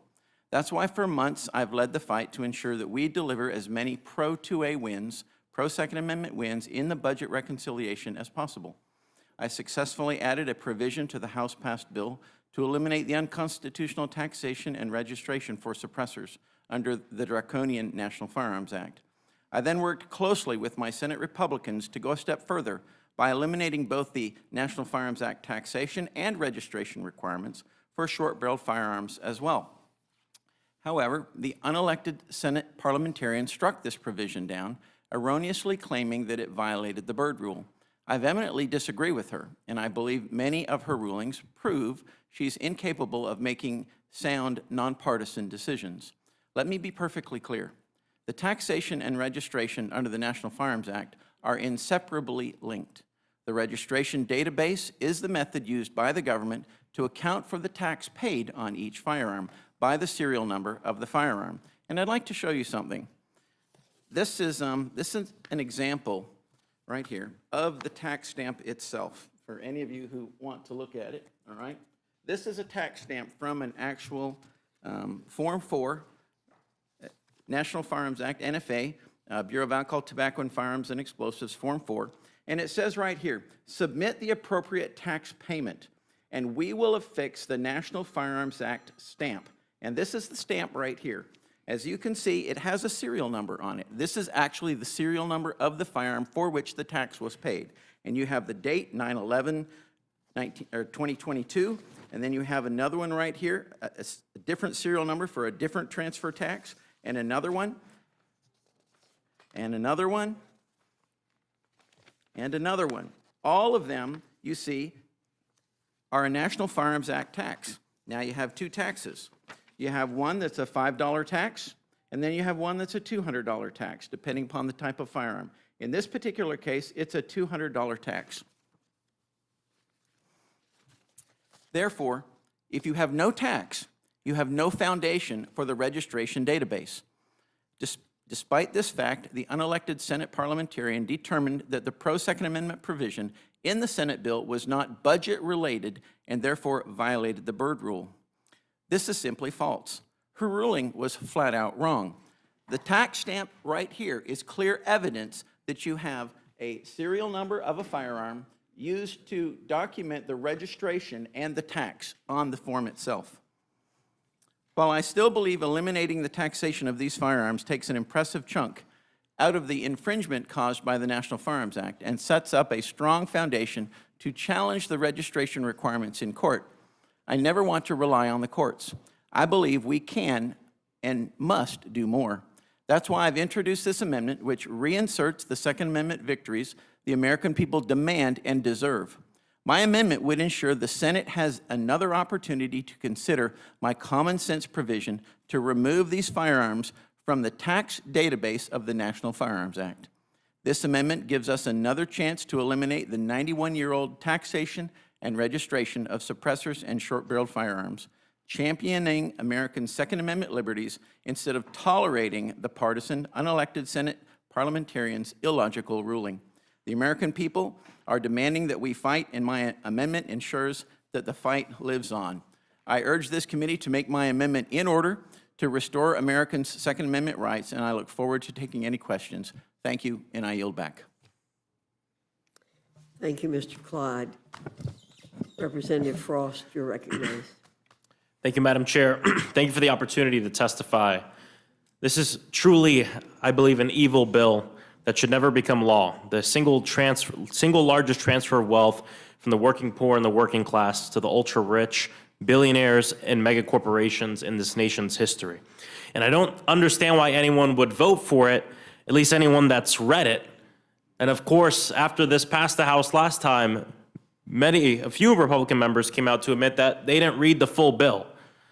Well, I did, and this list of unacceptable policies I think are important to bring up, things that we should definitely strike. I mean, this bill is big and is evil, taking away health care coverage from nearly 17 million people, 11.8 million people who would lose their care due to cuts on Medicaid, approximately 5 million people who would lose their care due to Republicans sabotaging the Affordable Care Act. And in Florida alone, more than 1.9 million people could lose their health care. Children eligible for the Children's Health Insurance Program, CHIP, will be out of coverage and have annual and lifetime limits set on their care. Organizations Planned Parenthood is defunded, leaving many people with nowhere to go for cancer screenings and prenatal care. Hundreds of billions of dollars will be cut from Medicare, reducing access to care for seniors. States will be stripped of the ability to raise funding to provide health care to their lowest income residents. Hospitals and nursing homes will be closed, especially those in rural and underserved communities. In fact, studies show 1 in 4 nursing homes will be forced to shut down. Nursing homes will be less safe by dramatically reducing staffing and safety standards by closing 338 rural hospitals and 579 nursing homes. Co-pays for people on Medicaid will increase. Those able to stay on the marketplace coverage would see annual premiums nearly double to $1,300 or $3,000 for families. Monthly health insurance premiums for millions of families will spike by failing to extend the ACA enhanced premium tax credits that expire at the end of 2025, and as a result, 4.2 million more Americans will become uninsured. The Thrifty Food Plan, which helps people on tight budgets eat healthy, will shrink. Free school meals that are jeopardized by threatening SNAP eligibility for millions of children, literally taking the food out of children's mouths in schools. Food banks will be further strained, and they're already at a breaking point. Millions would lose their SNAP benefits, single mothers and families trying to feed themselves and their children. Grocery costs could rise for 40 million Americans. Energy bills will increase by up to $400 per year for families across the country and 10% for businesses. This puts nearly 400,000 jobs at risk. It can push mortgages to increase by more than $1,000 a year and small business loans by more than $800 a year. Taxes will increase for nearly 100 million families who pay an average of $1,000 or more a year. Meanwhile, the top 0.1, not 1%, the top 0.1%, the billionaires, will gain $309,000 in 2027 alone. That's $847 a day. Certain clean energy tax credits from the Inflation Reduction Act will end, which reverses progress on combating the climate crisis and climate change. The climate collapse will be sped up by requiring a minimum of 4 oil and gas leases each year in each of the 9 western states. Support for our national parks and other federal recreation land will be cut. A permanent unlimited tax credit for private school vouchers will be created, and this tax credit would give private schools 2 to 3 times the tax benefit of other nonprofit organizations such as houses of worship, veterans groups, and homeless shelters, literally taking food from our public education system and putting it in the hands of the private system. Borrowers, student loan borrowers' ability to pause student loan payments when experiencing unemployment or financial hardships will end. Monthly student loan payments will be even more expensive for borrowers due to eliminating the SAVE plan and replacing all income-driven repayment plans with a new, more expensive repayment assistant plan. The Consumer Financial Protections Bureau will be dramatically slashed by capping the amount of money from 6.5% down to 12%, making it easier for banks and creditors and other huge corporations to rip off our people. And there's so much more in this bill that harms our constituents, that harms people across this country. I urge people to read the bill and vote no on it. And I do have to bring up one thing, because Representative Hank Johnson earlier brought up some Bible verses about taking care of each other and the poor. And Madam Chair, you looked at him and said, you read those verses, which is great that you read them. I read them too. James 2:26 says, faith without works is dead. So we can read the Bible verses all you want, but until you stand up for the health care of people, the poor, the people in our communities, those works are dead. I yield back.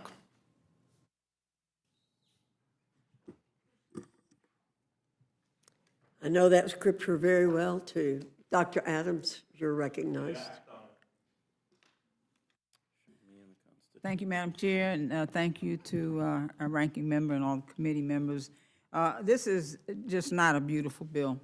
It's backwards. It's beyond beautiful. As a matter of fact, it's a betrayal to the American people, and it's going to hurt a lot of beautiful people.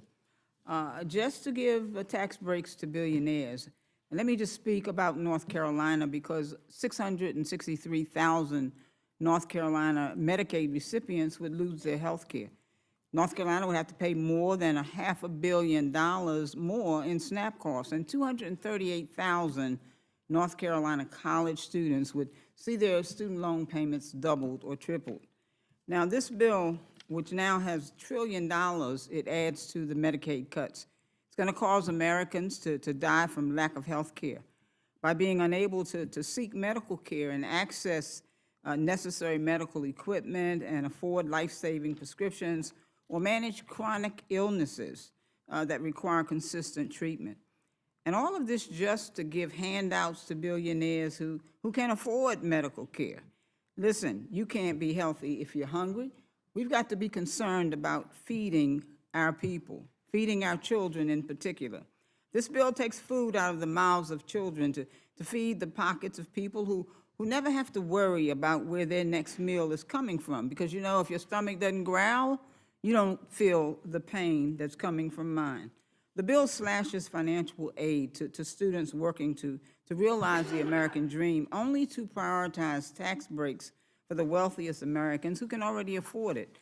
No tax on tips and overtime, well, that's a little disingenuous, because this bill expires in 2028, and it will cap how much you can receive. It's going to make tax breaks for the wealthy permanent. And this bill doesn't cap the tax breaks for billionaires, nor does it place a time limit on the wealthy tax breaks. So why does it do that for other workers? Well, it's backwards. It's a big, ugly, backward bill. It moves our country backwards while adding $3.4 trillion to our debt. And I introduced an amendment that would change the definition of the gross income of student loans that's currently in the bill for student loan repayments. The Senate version basically says that if you're married, your spouse's income can be factored into the calculation of loan repayments, which would mean higher payments. My definition would simply get rid of that loophole. And so we know that higher loan repayments limits the ability for students to achieve the traditional life milestones, such as buying a home or starting a family. It keeps people from the American dreams. It's going to hurt a lot of beautiful people. Overall, this bill goes against our American values. It does not make America great. And with great fear and disgust of what this bill will mean for Americans across this country, I cannot support it. We've got to continue to make sure that we provide for the least, the lost, and the left behind. We've got to make sure that we do the right thing for the right people at the right time. Now is the time. This is a bad bill. It's ugly, it's mean, it's evil. And Madam Chair, I'm not going to support it. I yield back. Thank you, Dr. Adams. Ms. Kamlager-Dove, you're recognized. Thank you, Madam Chair, and thank you, Ranking Member McGovern. You know, I too am going to start with some scripture. Deuteronomy 24, verse 14, 15. Do not take advantage of a hired worker who is poor and needy. Pay them their wages each day. Otherwise, they may cry to the Lord against you, and you will be guilty of sin. You know, I started my day in my district, actually trying to protect constituents of mine from getting kidnapped by the federal government. And these are people who are working, these are people who own businesses, and they are also people who do not have criminal convictions. And while that was happening, the Senate passed this betrayal of a bill. And then I got a call from a working mother who has a child with special needs. And she is not on Medicaid, but she sees a really good doctor who is able to see her child and take care of her child because that doctor sees Medicaid patients. And then I went to the airport so that I could come here to this Doom room and talk about this bill. And I ended up talking to a mother with a very young child, and the child had a leg lengthener. The child was also on Medicaid. And I couldn't help but think, what's going to happen to this child when these Republicans pass this bill? What is going to happen to this child's health care? What is going to happen to this child's future? I'm from California, Los Angeles, and in my district of 700,000, 410,000 of my constituents are on Medicaid. 7 out of the 10 highest Medicaid enrollment districts in this country are in my state. My district, Los Angeles, is number 4, but Republicans represent the top 1, 2, and 3 highest Medicaid enrollee districts in the country. And I'm wondering, what happens when you all pass this bill and those constituents get cut? I mean, and they die. Do they not matter? Do your constituents not even matter? Because trust me, if they don't show up in the morgue, they will show up in urgent care or in the emergency room, and that is going to cost all of us so much more. But this bill is not just about cutting Medicaid or SNAP or getting rid of baby formula for new mothers. This bill is also about cutting Pell Grants, access to student loans, deferment options for young people who are trying to get an education. This bill will eliminate jobs because, trust me, if hospitals and community clinics and doctors' offices close, jobs will go too. And this bill cheats working Americans by giving the richest of the rich permanent tax cuts while not doing the same for those who are just getting by. And that is why I am offering an amendment that does something my Republican colleagues claim they want to do, but apparently just can't bring themselves to the finish line, making the overtime tax exemption permanent. You see, Republicans have been busy tweeting about no tax on overtime as if it's some eternal gift from the heavens. But when you read the fine print, which I know isn't as fun as tweeting, you find out that their provision actually expires after just a few years. And this bill doesn't even include all overtime. If your hourly rate is $10 and your overtime rate is $15, then you're only allowed a deduction of $5, not the full $15 you've earned. So I have to ask, are no taxes even in the room with us? Yet again, their false god, Trump, fails to deliver for the American people. To be clear, they want workers to believe they're getting a forever tax break, but they quietly snuck in a sunset clause. That's not a real promise. That's a bait and switch. It's a cheap headline at the expense of hardworking Americans who deserve better, who deserve the truth. My amendment does the honest thing. It strikes the sunset clause and makes the overtime tax exemption permanent. Simple, straightforward, and without an expiration date, because working people deserve more than tweeted out promises. They deserve to actually keep what they earn, all of it. If my colleagues really believe in honoring hard work, if they truly believe that every extra hour a worker puts in should be rewarded, not taxed away, then this is their chance to put their votes where their tweets are. Let's stop the performative politics. Let's actually deliver permanent, real relief for workers and show them that Congress can be a place of action, not just empty words. You know, this bill will make America more sick, more hungry, and more broke. At least it will do that for the majority of working Americans, because we are all connected. If you close a hospital in somebody's district, it impacts those who are on Medicaid as well as those who are not. It impacts those people who have jobs there, and it will certainly constrict the economy in those districts because there will be fewer jobs to go around. I'm going to end the way I started, with Proverbs 13:5. The righteous hate what is false, but the wicked make themselves a stench and bring shame on themselves. I will not be voting for this bill, and I yield back. Gentlelady yields back. Now recognize Gentlelady Ms. Wasserman Schultz of Florida for her 5 minutes. Thank you, Mr. Chairman and Ranking Member McGovern. Here we are, back in the Rules Committee in the dead of night, talking about a bill that hardly anyone has read yet. I'm proud to join my House Democratic colleagues tonight to shine a light on this disastrous, big, ugly bill that is nearly 1,000 pages. I have several amendments filed on this bill to make lives more affordable for the American people and to root out waste, fraud, and abuse in the federal government for real, not the pretend, fake way that Republicans are saying their bill does. Amendment number 16 adds a new subsection requiring the Secretary of Health and Human Services to certify in writing that the reductions and rescissions made by this act will not affect cancer survivors currently on Medicaid or Medicare. It's a tiny bit personal to me, Mr. Chairman, because as a cancer survivor, I can tell you that it is unfathomable for me to imagine that in addition to getting a diagnosis where you are staring down the barrel of your life and whether it will continue, that you would also, after this bill passes, have to worry about whether or not you're going to actually be able to be cared for by a doctor or get any health care at all. There are thousands of people prior to the Affordable Care Act or who have not been able to access Medicaid who actually die as a result of not having that kind of health care coverage because they get cancer and their symptoms worsen and the cancer eats them alive and they die because they can't get basic access to health care. When you catch cancer early, we know we can save people's lives. When you don't, when they don't have health care, then you are literally killing them. So that's on you. This amendment should be a non-controversial common sense policy, protect the health care of cancer survivors. If Trump and Republicans truly want to root out waste, fraud, and abuse, this should be a no-brainer.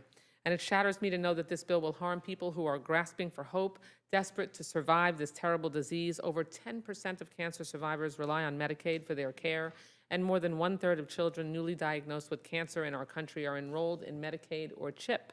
Medicaid is a lifeline to so many cancer survivors, and they don't need any obstacles or uncertainty to accessing their care, nor do they need to struggle just to stay alive. Or also, Republicans can stuff more big tax breaks into the pockets of the big corporations and the super rich. This is truly inexplicable. Survivors who rely on Medicaid will die because of this bill. My next amendment, number 184, requires the Secretary of Agriculture to certify that no students will be made ineligible for free or reduced school lunches. Why are you okay with kicking children off of their school lunches? My governor of my home state refuses to take federal funds so that kids can have free breakfast in the summer. This abject cruelty and complete lack of caring about people who are less fortunate is mind-blowing. But you certainly demonstrate how much you care about the fortunate. Amendment number 200 prohibits funds from being used to construct new ICE detention facilities near environmentally sensitive areas like the Everglades in my home state of Florida. Democratic and Republican administrations alike have invested in the protection and rehabilitation of the Everglades, which is an economic driver for Florida. By constructing any new facilities in this protected space without consultation with tribes or to understand the impacts on the decades-long Everglades restoration efforts, spending billions of dollars for the last 25 years is totally wrong. Talk about waste. I mean, nothing spells waste like just lighting on fire hundreds of billions of dollars because we are now dropping a detention facility in the middle of the sensitive ecosystem that we've spent billions of dollars on that has an airstrip on it that was supposed to be a much larger airport, abandoned decades ago because it was deemed too environmentally sensitive to put infrastructure there. To say nothing about the human rights violations that would occur, putting humans in cages without regards to human rights. I'm also proud to join an amendment offered by Representative Thompson of California, striking Section 70436 from the bill, which would give tax breaks to people buying suppressors. How does this provision do anything to uplift the middle class or lower prices? It doesn't. Republicans are about to ram through a slew of awful policies that will weaken our country, economy, communities, and families everywhere. This bill is downright evil, as my colleague from Florida said. It's shameful. You want to talk about saving taxpayer dollars? Then fund early screening, fund treatment, fund prevention for advanced stage cancer, because we all know that preventing diseases like cancer and catching it early is far less costly than treating it when it is advanced and spread. Access to insurance saves lives and lowers costs. I know you know that, but you simply don't have the courage to stand up to Donald Trump and defend your constituents for fear he'll tweet you a primary opponent. And spare me the excuse this bill only kicks off ineligible people from Medicaid. That's malarkey. In the words of one great American, this is false and you know it. This moment calls for courage, not self-interest. It requires a heart, not a headline. There are 109,929 people who rely on Medicaid for their health care in my district. That includes 68,732 children under the age of 19 and 27,000 seniors. That's who I'm here for tonight at almost midnight to stand up for, because you won't. I yield back. Gentlelady yields back. Now recognize the gentleman from New York, Mr. Goldman, for 5 minutes. Thank you, Mr. Chairman, Ranking Member McGovern. I'm here today to support two of my amendments to this big, ugly bill, but I want to say a couple of things first about how absolutely dreadful and devastating this draconian bill is, and that it's gotten so much worse since you all passed it out of the House by one vote and sent it over to the Senate. Now, 17 million Americans, more than 5% of this country's population, will lose their health care. $1 trillion, up from $800 billion, will be cut from Medicare. Many more jobs will be lost, hospitals will close, emergency rooms will be overstuffed, and care will be dramatically reduced. And we're only dealing with this bill because the Senate carved out those terrible, terrible policies from Alaska to buy Senator Murkowski's vote. This bill is going to reduce SNAP by 30%, $250 billion. I know, for one, I just looked this up, that there are 90,000 constituents in Mr. Langworthy's district in our shared home state of New York, 30% of whom will potentially be losing their SNAP benefits. This bill does not eliminate the SALT deduction cap, as many of my Republican colleagues in New York promised, and it goes back to the same $10,000 cap in just 5 years, which of course prevents anyone from planning in the future and potentially buying a house. It eliminates so many clean energy subsidies, and this one is baffling, because you can think climate change is a hoax. Fine, let's not even focus on that. Let's talk America first. America first is American manufacturing, is lowering energy prices, at least that's what I hear. Well, there have been over 200,000 jobs that have been created in this country by the clean energy subsidies from the Inflation Reduction Act. Over $400 million has been invested. And most of that's been in red districts. It's your own districts. And Trump, as you will remember on the campaign trail, asked oil executives to give him $1 billion and he would take care of them. Well, this bill is taking care of them, because you're killing the growing American-made clean energy industry in your own districts that helps meet our energy needs just to throw a bone to the oil industry. Now, it'd all be better, at least you'd have an argument to say, oh, these are dramatic cuts, but we have to do it to get our fiscal house in order. Well, of course, this bill doesn't do that. It increases the deficit now by $3.3 trillion, up almost $1 trillion from the House bill. There are some members of this Rules Committee who have said over and over and over again they will not accept a dollar more into our deficit than the House bill. This is $1 trillion more and much more than that when you factor in the interest payments. And 80% of these tax benefits go to the top 10% of earners. The lowest 20% of earners would lose $1,000 a year on average. Going back for a second to Mr. Langworthy's district, the House version of the bill that you voted for was estimated to kick more than 34,000 of your own constituents off of health care. And this bill is worse. What are you going to tell them? That you took their health care so you could give tax cuts to Donald Trump and Elon Musk? And this is actually fewer people than your other Republican colleagues in New York, including Mr. Lawler, Ms. Maliotakis, and Mr. Lalota. And then finally, ICE funding. Notwithstanding all these cuts, we're increasing ICE funding by tens of billions of dollars, including, most importantly, by giving the plainclothes, unidentified, masked ICE agents an average of a $40,000 bonus. So if you can be part of the secret police, you get paid an extra $40,000. And so my first amendment would address this increase in ICE funding, Amendment 278, which just simply says that no funding may be used to prevent the members of Congress from conducting their statutorily authorized oversight of immigration enforcement and detention facilities. I, for myself, have been denied access to ICE facilities that are housing immigrants in violation of the law and the Constitution. And this one is simple. Do my Republican colleagues believe in congressional oversight? Do you think that the Department of Homeland Security should be accountable for these billions? Do you think that so little of people who are not citizens in this country that you will let them live in squalor for weeks? Have you no decency? And I will submit my other amendment for the record, but I do hope that you will make them both in order. Thank you. Thank you, Mr. Goldman.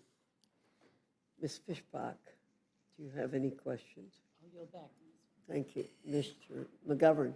I want to thank you all for being here at this late hour, and I want to thank you again for your passion and for standing up for people, quite frankly, who don't have a lobby and who don't have a lot of money to come to Washington and go to fundraisers and hobnob with members of Congress and members of the Senate. So I thank you.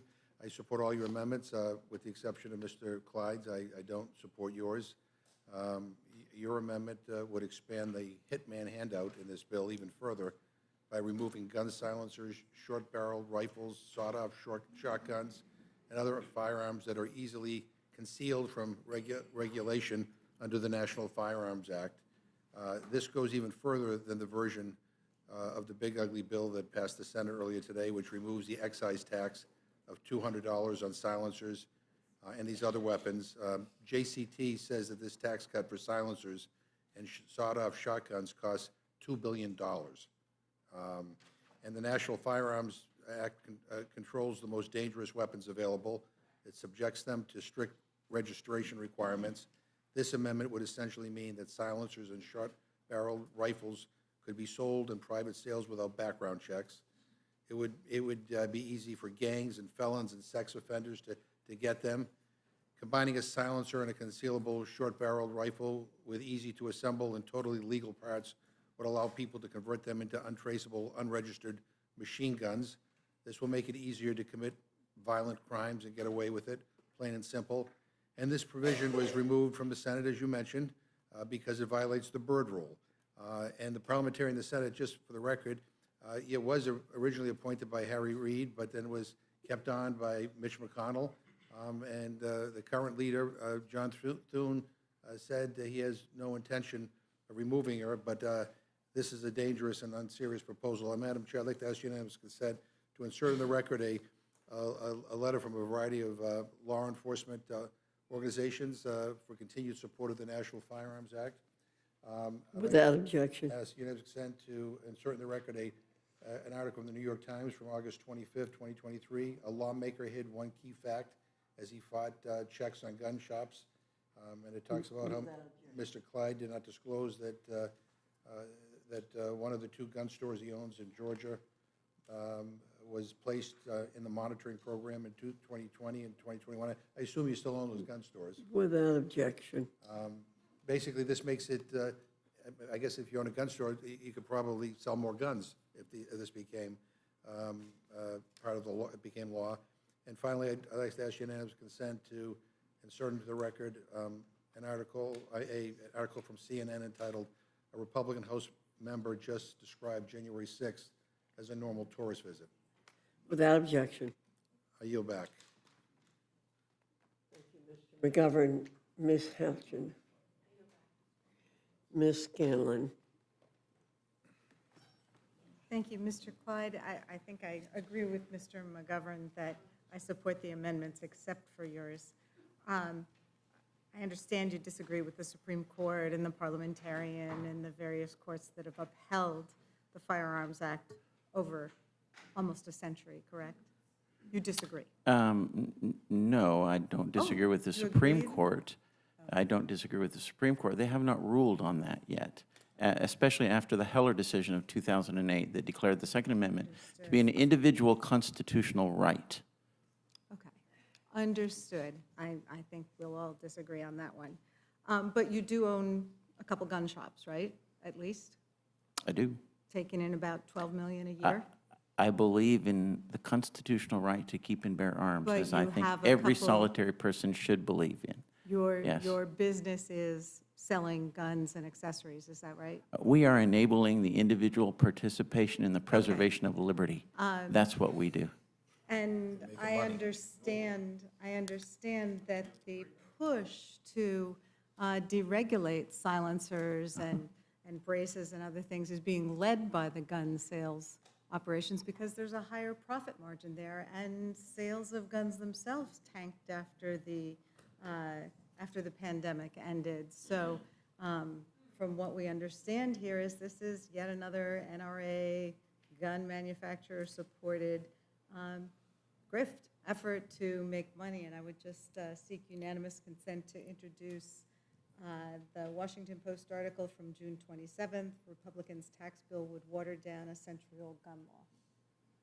Without objection. Thank you. I yield back. Thank you. Mr. Langworthy. Thank you. Mr. Neguse. Thank you, Madam Chair. Thank you to all the witnesses for your testimony. I certainly agree with the ranking member and Ms. Scanlon in supporting all of the amendments with the exception of yours, Mr. Clyde. But I appreciate everyone being here, and clearly you all are impassioned about the amendments that you've submitted. And I guess one question would be, and I'm going to start with you, Mr. Kennedy. I take it, you're here at midnight. As Chairwoman Fox said, you've been here perhaps longer than just about any other member. I think it's probably safe to assume you're prepared to use, every tool, legislative tool that you can to oppose this bill. Is that fair estimate? Yeah, I think this bill is the worst budget bill ever proposed in American history. It is a bill that creates the largest shift of wealth in American history. Some refer to it as the reverse Robin Hood, stealing from the poorest Americans to give to the richest Americans, increasing the debt by over $3 trillion, updated tonight by our ranking member to $3.4 trillion now. And that's just the tip of the iceberg.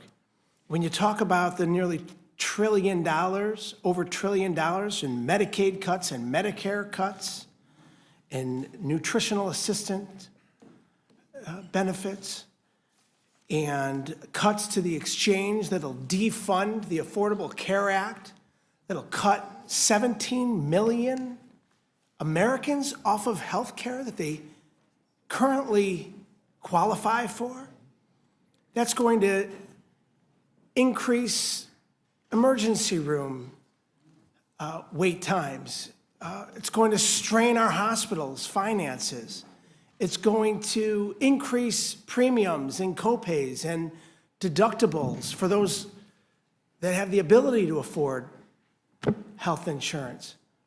It's going to cut funding for education. It's going to cut funding for every aspect of our lives that make our economy run. People are going to be hurt.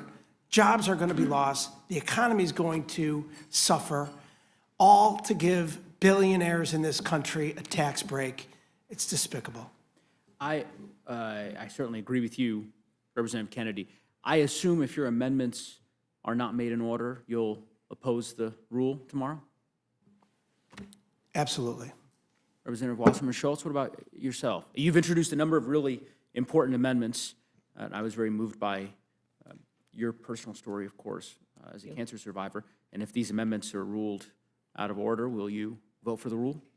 This bill is an abomination, whether my amendments are made in order or not. I came to Congress not to destroy lives, but to build them and to lift people up. And there are apparently some people who came to Congress for a different reason.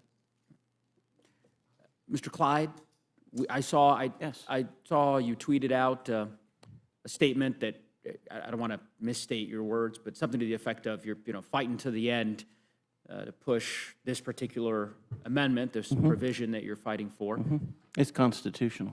So I assume, yeah, I hear you. So given that, given your passion for that, I assume you're going to vote against the rule when this amendment is excluded? How I vote, you'll find out when I vote, okay? But I'll tell you this, that my amendment would certainly make the bill much better. Well, but do you realize your amendment's not getting ruled in order? I mean, that's not, you don't actually think that it is getting ruled in order? We shall see. Well, I mean, I hope you'll stick around. So, because you've testified before this committee before, so I mean, I know you understand this. We're going to finish here in just about 5 minutes. That's fine. And then as the members depart the room, the chairwoman is going to call up the rule. There are going to be no amendments to this bill. So this is kind of theater here. Unless you're willing to vote against the rule tomorrow in 9 hours, I guess, if you feel so passionate about this amendment, you said it's constitutional. It is. You clearly are impassioned Well, about if you don't ask, the answer is no. What was that? If you don't ask, the answer is no. But you know the answer is no. Chairwoman, are you going to rule Mr. Clyde's amendment in order? Am I mistaken on this? Is that? I thought this was a closed rule. Just like Mr. Clyde said, you'll have to wait and see. So I guess in 7 minutes, we all will find out, lo and behold, that your amendment and all the other amendments that have been submitted are not going to be entertained. And I guess I would just say, Mr. Clyde, if you feel this passionate about it, because some of your other colleagues, Mr. Massey, for example, are very passionate about particulars with respect to this bill and willing to vote against the rule to ultimately ensure that his worldview is reflected. So insofar as you believe this is, a sacrosanct constitutional principle, as you've described, I would think that you'd vote against the rule. But in any event, I hope you'll stick around for a couple minutes for the chairwoman to announce that your amendment has not been made in order. But Mr. Mayor? Yeah, I just want to reemphasize a point that Mr. Neguse is making. It's not just up to this committee. You have some power over this process. You can vote to block your own amendment, or you can vote against the rule that blocks your own amendment. And maybe Mr. Clyde knows something we don't know. After all, this is not a bill, his amendment is not about feeding hungry children or making sure people have health care or making sure people have access to monies to be able to get a good education. This is about restoring a guns constitutional and gun right. silencers and gun store owners making more money. So maybe that's more in line with what they might make in order. But in any event, you do have power over this. I thank the So I thank the ranking member. Well, thank you for acknowledging that Republicans have power over it. Yeah, I think he's, in any event, we've belabored the point. As I said, I hope you and all the members will stick around for a couple minutes so that you can tweet out that your amendment that you fought so vigorously for here was not ruled in order, which we all knew was going to be the case. But in any event, I yield back. Thank you, Mr. Neguse. Mr. Scott. Yes, ma'am. Mr. Clyde, they're great at trolling. I'm glad you're smart enough not to take the bait that they try to wave in front of everybody where they, do these things. But I want to, many of us don't believe that any of the things that you talk about would be available to anybody in America without the Second Amendment. Right.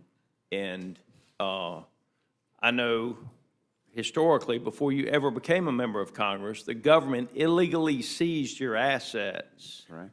And there's actually a law written that has your name on it. That's correct. That Doug Collins wrote that went through the House, the Senate, was signed by the President because of the way you were treated by the federal government. That's correct? That's correct. And everyone here who was around in 2019 voted for it. So thank you very much. Because of the way Mr. Clyde was treated by abusive individuals in the federal government. If I did a Google search or an eBay search for solvent trap right now, what would it bring up, Mr. Clyde? Well, it would bring up something that screws onto the end of a rifle where you can clean a rifle with it, and it traps the solvent that drains out of the barrel of a rifle. And maybe it could hold a Napa 4003 or a Wix 24003. Perhaps. Not legally, but if I wanted to use something to suppress the sound of a rifle in a crime, if I was going to commit a criminal act, that would do it, wouldn't it? Well, pretty much the same thing that I pay $1,000 for, the same end result. If I go to a gun store, I go through the process with tax stamp and everything else, I'm gonna have somewhere between $800 and $1,000 and a good suppressor. I can do it for $50 right now. Not legally. Correct, not legally, not legally. But you can still make your own suppressor legally. It's called an ATF Form 1. $200. That's correct. Right, I can do the filing fee. So you know more about this issue than pretty much anybody else out there in Congress. And now I want to get back to what Mr. McGovern said. He said it would allow you to make a machine gun. Is that correct? No, that is not correct. No. It doesn't say anything about select fire weapons? No, this amendment has nothing to do with select fire firearms. That's right. And that is, I want to make that very clear. This is not about, this has absolutely nothing to do with machine guns. It does not allow anybody to manufacture a machine gun, which requires a certain license. That's correct. Through the ATF to actually manufacture the license, manufacture the weapon, not just own it. If you've got anything else you want to say, Mr. Clyde, I'll give you the 2 minutes I got left, and then again, if you're still here watching this on TV, I appreciate it, but just understand this. If you're disabled, you're exempt from any of the changes that are made to Medicaid and SNAP. So, I would like to add something, because the whole point here is that the registration scheme of the federal government is a registration of the tax, okay? They're inseparable, the two are. And there's a decision by the Fifth Circuit, all right? I believe it was in 2000. It says, following Szynski versus the United States, which was 1937, numerous courts have held that the registration provisions of the NFA, including 5861 Delta, are permissible incidents to the legislative taxing power because registration facilitates the collection of taxes on the making and transfer of firearms. That's the Fifth Circuit Court. So it's registration and the taxation are inseparably linked. When you get rid of the taxation, you must get rid of the registration. It goes on to say, the test of validity is whether on its face the tax operates as a revenue-generating measure, and the attendant regulations are in aid of a revenue purpose. That's section 5861 Delta. Making possession of an unregistered weapon unlawful is part of the web of regulations aiding enforcement of the transfer tax provision. 5811. Mr. Clyde, I've got 27 seconds. I just want to make this final point. The parliamentarian does play politics from time to time. They did that in the, what y'all call the horrible thing y'all did, the American Rescue Plan and the Inflation Reduction Act, when they allowed the Democrats to specify an old definition of socially disadvantaged farmers, and by allowing the Democrats to use the non-current definition of socially disadvantaged farmers, which did include women, it allowed the Democrats to exclude all white people from eligibility for the payments through their two pieces of legislation. The federal courts overturned that. The parliamentarian played politics with it. And with that, Madam Chair, my time's expired. And Thank you, Mr. Scott. Ms. Leisure Fernandez. I'll begin by yielding time to the ranking member. Two things. One is if you don't believe this violates the bird rule, then you can put it back in. You're on the Rules Committee, you can do that. Secondly, you know, it just blows my mind that there's more passion and energy when it comes to talking about guns than about making sure people with cancer have access to health care. That tells you all you need to know about the difference between Republicans and Democrats on this. I thank the gentlelady, and I yield back. Thank you. And I'd also point out that Democrats, you know, what we see a lot is the treat no, but vote yes, right? That you have these convictions.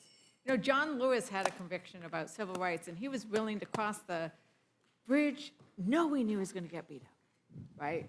You have the ability, you don't even have to do that. You can just say, my amendment's not in order, this is a constitutional issue, I am voting no on this rule. It's not even that hard, right?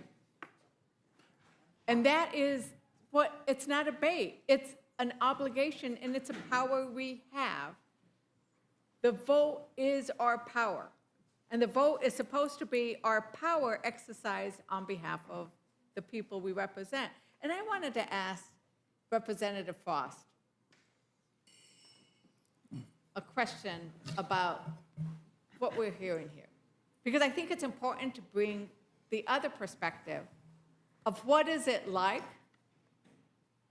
to have been a victim and to have lived through and counseled and worked with so many other victims of gun violence, because they never acknowledge the number of people who are killed on a daily basis, on an hourly basis, utilizing guns often secured by those who should not be holding them.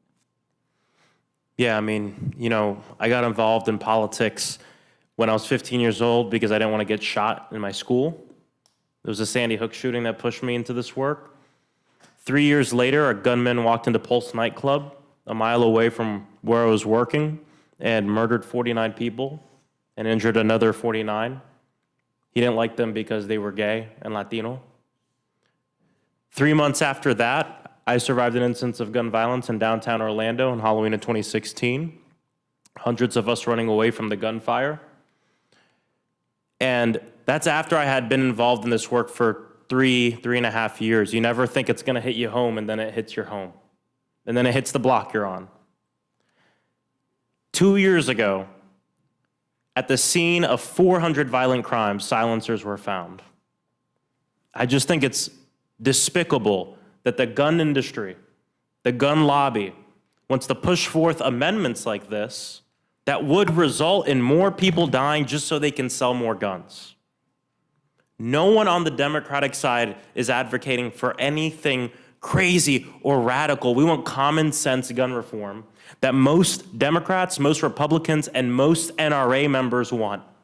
But it just goes to show you that organizations like the NRA don't even represent daily gun owners. They represent daily gun manufacturers and the people who sell the guns. They have no problems with more people dying as long as they can sell more guns. And if we want to talk about a safe America, over the last 3 years, because of the Bipartisan Safer Communities Act passed by Democrats, signed by Joe Biden, and the White House Office of Gun Violence Prevention, in the last 3 years, gun violence has gone down more than it has in our country's history.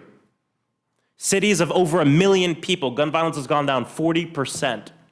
This year, we're on track to have a reduction of 20% from last year.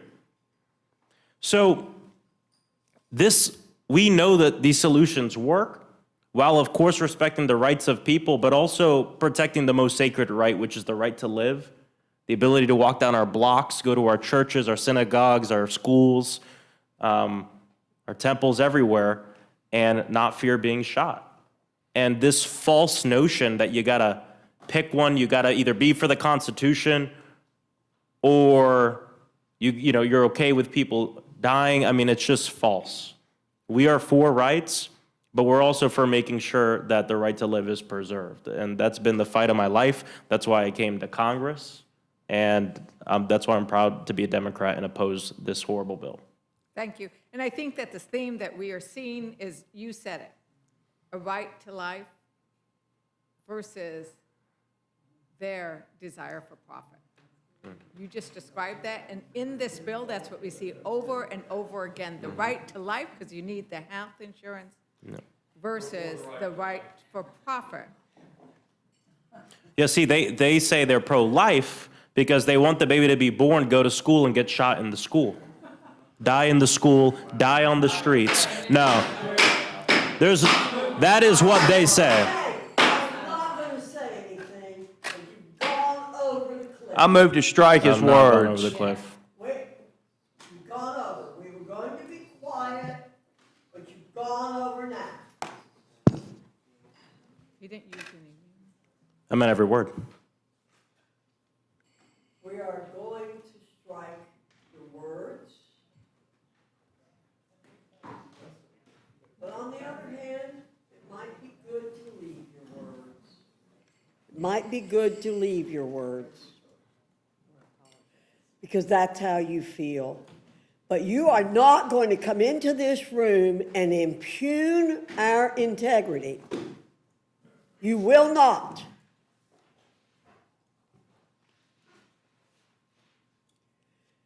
We are pro-life people from conception to natural death. Most of us are.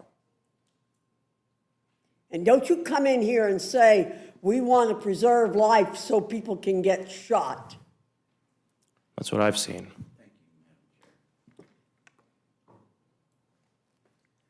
Are you through, Ms. Ledger-Fernandez? I hope so. Well, Madam Chair, I want to thank all of our witnesses for coming in and laying out the distinct perspectives and approaches between how we believe this bill will affect Americans, their ability to get health insurance, which is essential to their ability to both live a healthy life and to continue to live. And with that, Madam Chair. Madam Chair, I did make a motion that has not been acted on. If you would like for me to withdraw that motion, I will withdraw it. Mr. Scott, I think it's better to leave those words in the That's fine. in the Let's let record them know how they feel. than You to did not make a take them proper out. motion, just for the record. You're withdrawing your motion. Thank you. Thank you. The panel is dismissed. Thank you very much.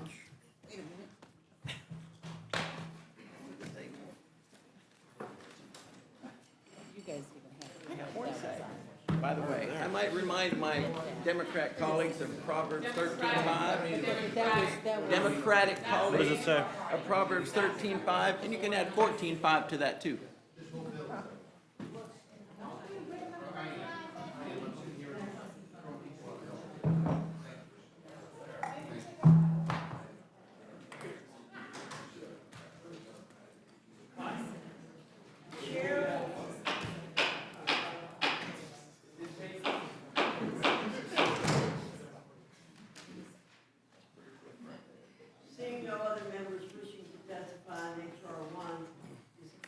Seeing no other members wishing to testify on H.R. 1, this closes the hearing portion of our meeting. The chair will be in the receipt of a motion from the gentleman from Virginia, Mr. Griffith. Madam Chair, I move the committee grant a rule providing for the consideration of Senate Amendment to H.R. 1. The rule makes an order of motion offered by the chair of the Committee on the Budget or his designee that the House concur in the Senate Amendment to H.R. 1. The rule waives all points of order against consideration of the motion and the Senate Amendment. The rule provides that the Senate Amendment and the motion shall be considered as read. Finally, the rule provides 1 hour of debate on the motion equally divided among and controlled by the chair and ranking member of the Committee on the Budget or their respective designees, and the chair and ranking minority member of the Committee on Ways and Means or their respective designees.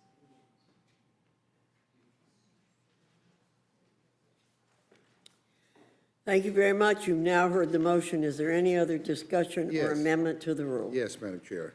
Mr. McGovern. 1 hour of debate on this? On the rule. Yeah. No, this is, provides 1 hour debate. Yeah. 1 hour debate. 1 hour of debate on this whole thing? Yes. I mean, you got to be kidding me. I have an amendment to the rule. I move the committee provide 4 hours of debate for the motion to concur, equally divided and controlled between the chair and ranking member of the committees on Budget, Ways and Means, Energy and Commerce, and Agriculture. CBO says that 17 million people will lose their health care because of this bill. Shouldn't Energy and Commerce get at least an hour to debate that massively consequential policy on the floor? Millions of people will lose food support due to the SNAP cuts, and you can't spare an hour for the Agriculture Committee to discuss the ramifications of those cuts? The bill has trillions of dollars in tax cuts, but you aren't giving an hour for Ways and Means to discuss them on the House floor, not to mention all the other provisions in this bill on everything from immigration to Alaskan whaling to professional gambling to coal subsidies. I don't know about you, but my office is buried in requests from members who want to debate this bill on the floor, and we're having to turn lots of them away. This 4th of July deadline is completely self-imposed, but 3 extra hours of debate won't interfere with it. So I urge a yes vote on my amendment, and I yield back the time. Is there any further discussion? Hearing none, the question's on the amendment. All those in favor signify by saying aye. Aye. Those opposed say no. No. No. In the opinion of the chair, the noes have it. I The ask for a amendment. roll call on that one.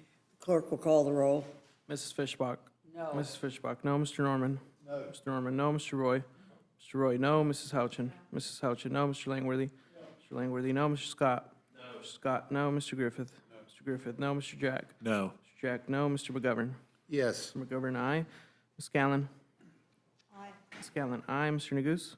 Aye. Mr. Neguse, aye. Ms. Ledger Fernandez?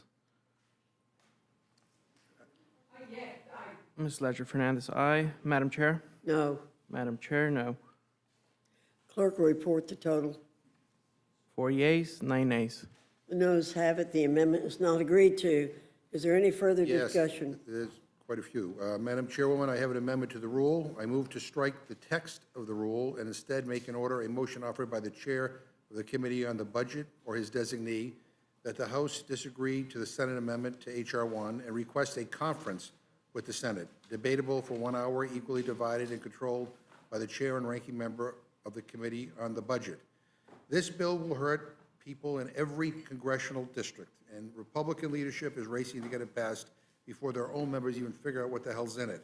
There's no real deadline we're working against, none. July 4th is just an arbitrary marker that Trump made up. We're rushing not because the country demands it, but because he wants to throw himself another party. This isn't policy, this is ego management. So why not slow down? Why not actually do the work to fix all of the problems we've spent so many hours in this room discussing? Why not fix the problems instead of pretending we're in the middle of some 5-alarm emergency? I understand that the Senate and the Speaker are trying to jam all of you, but you don't have to be complicit. And remember, a conference has a big advantage. It forces an actual agreement, so you don't have to trust the Senate anymore. Even Chairman Arrington seemed to want to go to conference when I asked him earlier. That's your budget, Chairman. He's supposed to be in charge of this process. I urge a yes vote on my amendment, and I yield back. Is there any further discussion on the amendment? Hearing none, the question's on the amendment. All those in favor signify by saying aye. Aye. Those opposed say no. No. In the opinion of the chair, the noes have it. The amendment is not agreed to. Ask for a roll call, Madam Chair. Clerk will call the roll. Mrs. Fishbach? No. Mrs. Fishbach, no. Mr. Norman? No. Mr. Norman, no. Mr. Roy? Mr. Roy, no. Mrs. Houchin? Mrs. Houchin, no. Mr. Langworthy? Mr. Langworthy, no. Mr. Scott? No. Mr. Scott, no. Mr. Griffith? Mr. Griffith, no. Mr. Jack? No. Mr. Jack, no. Mr. McGovern? Aye. Mr. McGovern, aye. Ms. Scallon? Aye. Ms. Scallon, aye. Mr. Neguse? Mr. Neguse, aye. Ms. Ledger Fernandez? Aye. Ms. Ledger Fernandez, aye. Madam Chair? No. Madam Chair, no. Clerk will report the total. 4 yeas, 9 nays. The noes have it. The amendment is not agreed to.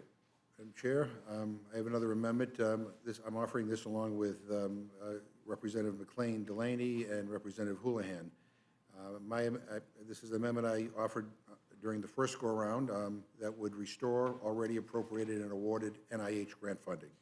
As of June 4th, 2025, 2,282 NIH grants awarded to institutions in the U.S.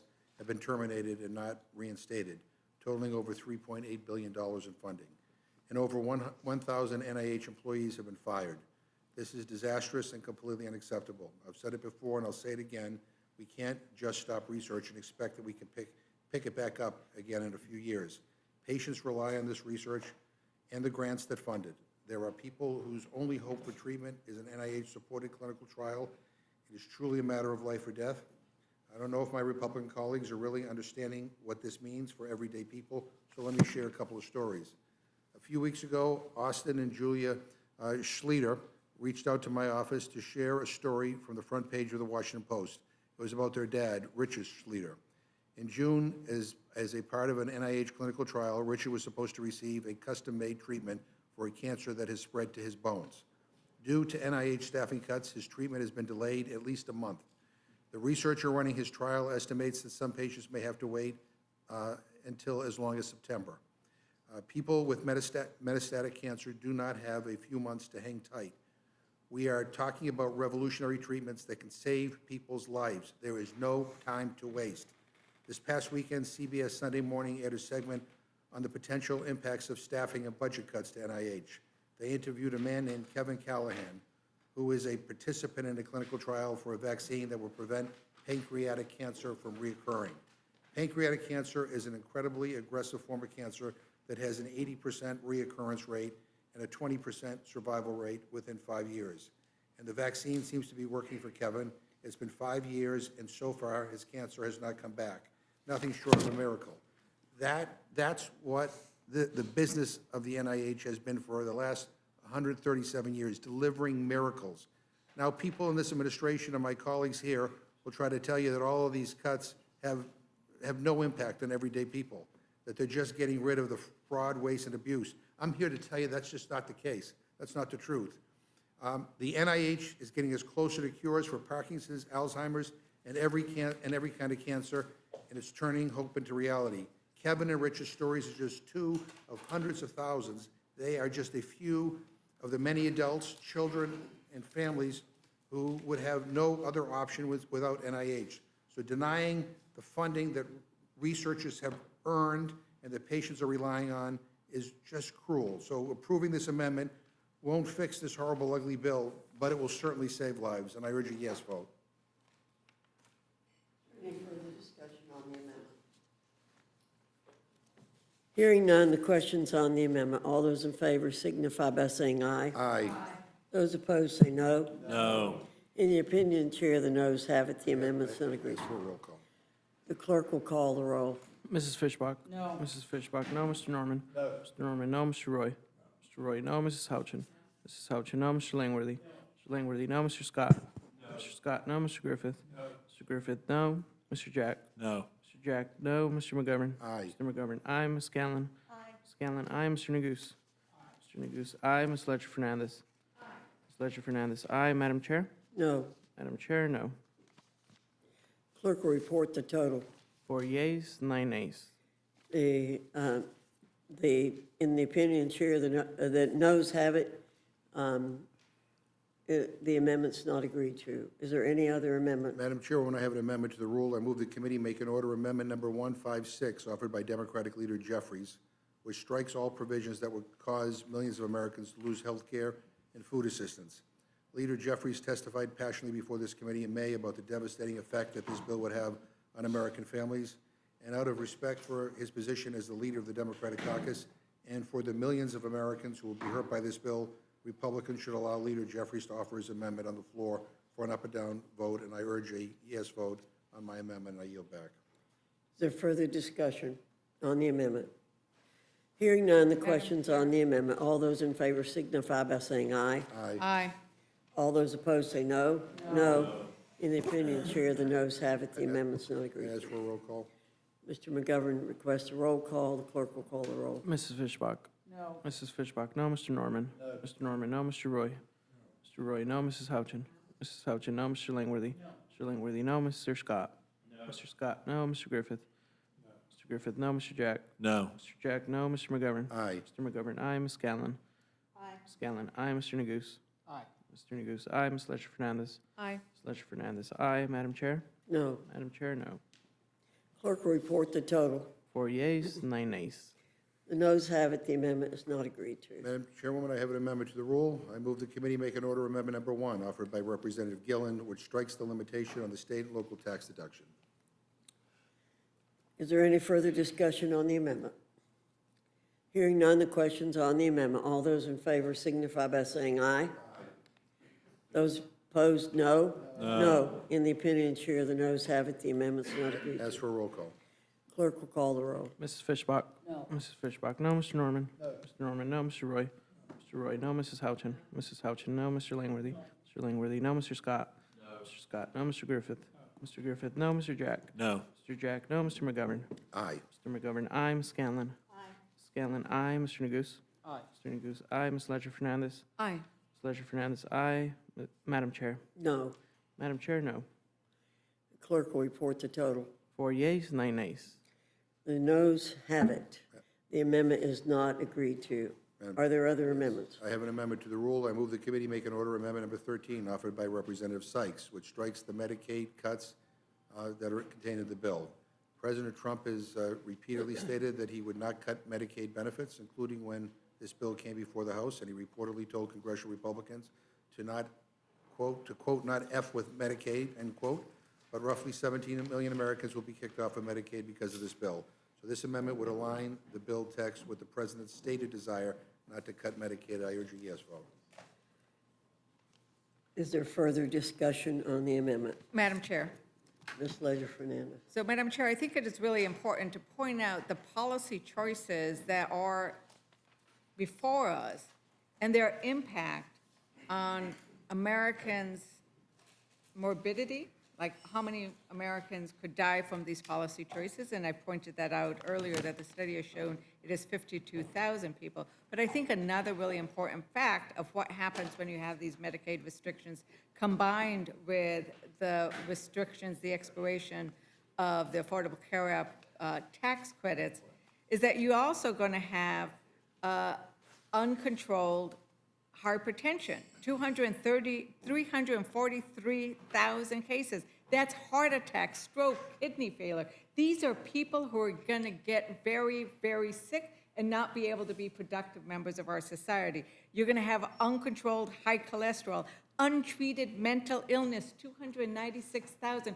300,000 people will not get assistance, health care for their mental illness, untreated substance use disorder, excess cases of uncontrolled diabetes, 288,000 people. These are diseases that you know.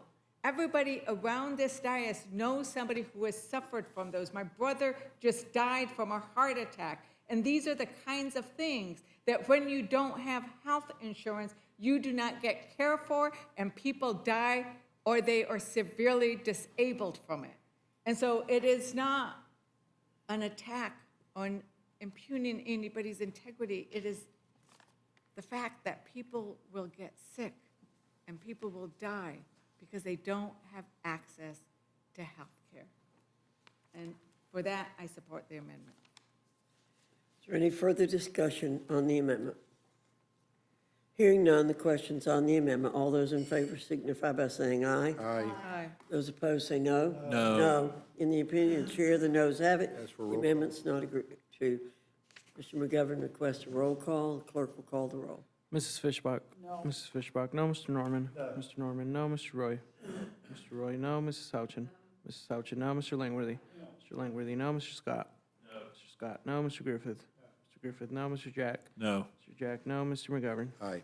Mr. McGovern, aye. Ms. Scanlon? Aye. Scanlon, aye. Mr. Neguse? Aye. Mr. Neguse, aye. Ms. Ledger Fernandez? Aye. Ms. Ledger Fernandez, aye. Madam Chair? No. Madam Chair, no. Clerk will report the total. 4 yeas, 9 nays. The noes have it. The amendment is not agreed to. Madam Chair, I have an amendment to the rule. McGovern? I move the committee make an order amendment number 124, offered by Representative Hayes, which strikes harmful provisions that would slash food assistance for children, seniors, and veterans. This bill is a disaster. It's a disaster for the 16 million children, 8 million seniors, and 4 million people with disabilities, and over 1 million veterans who rely on SNAP to put food on the table.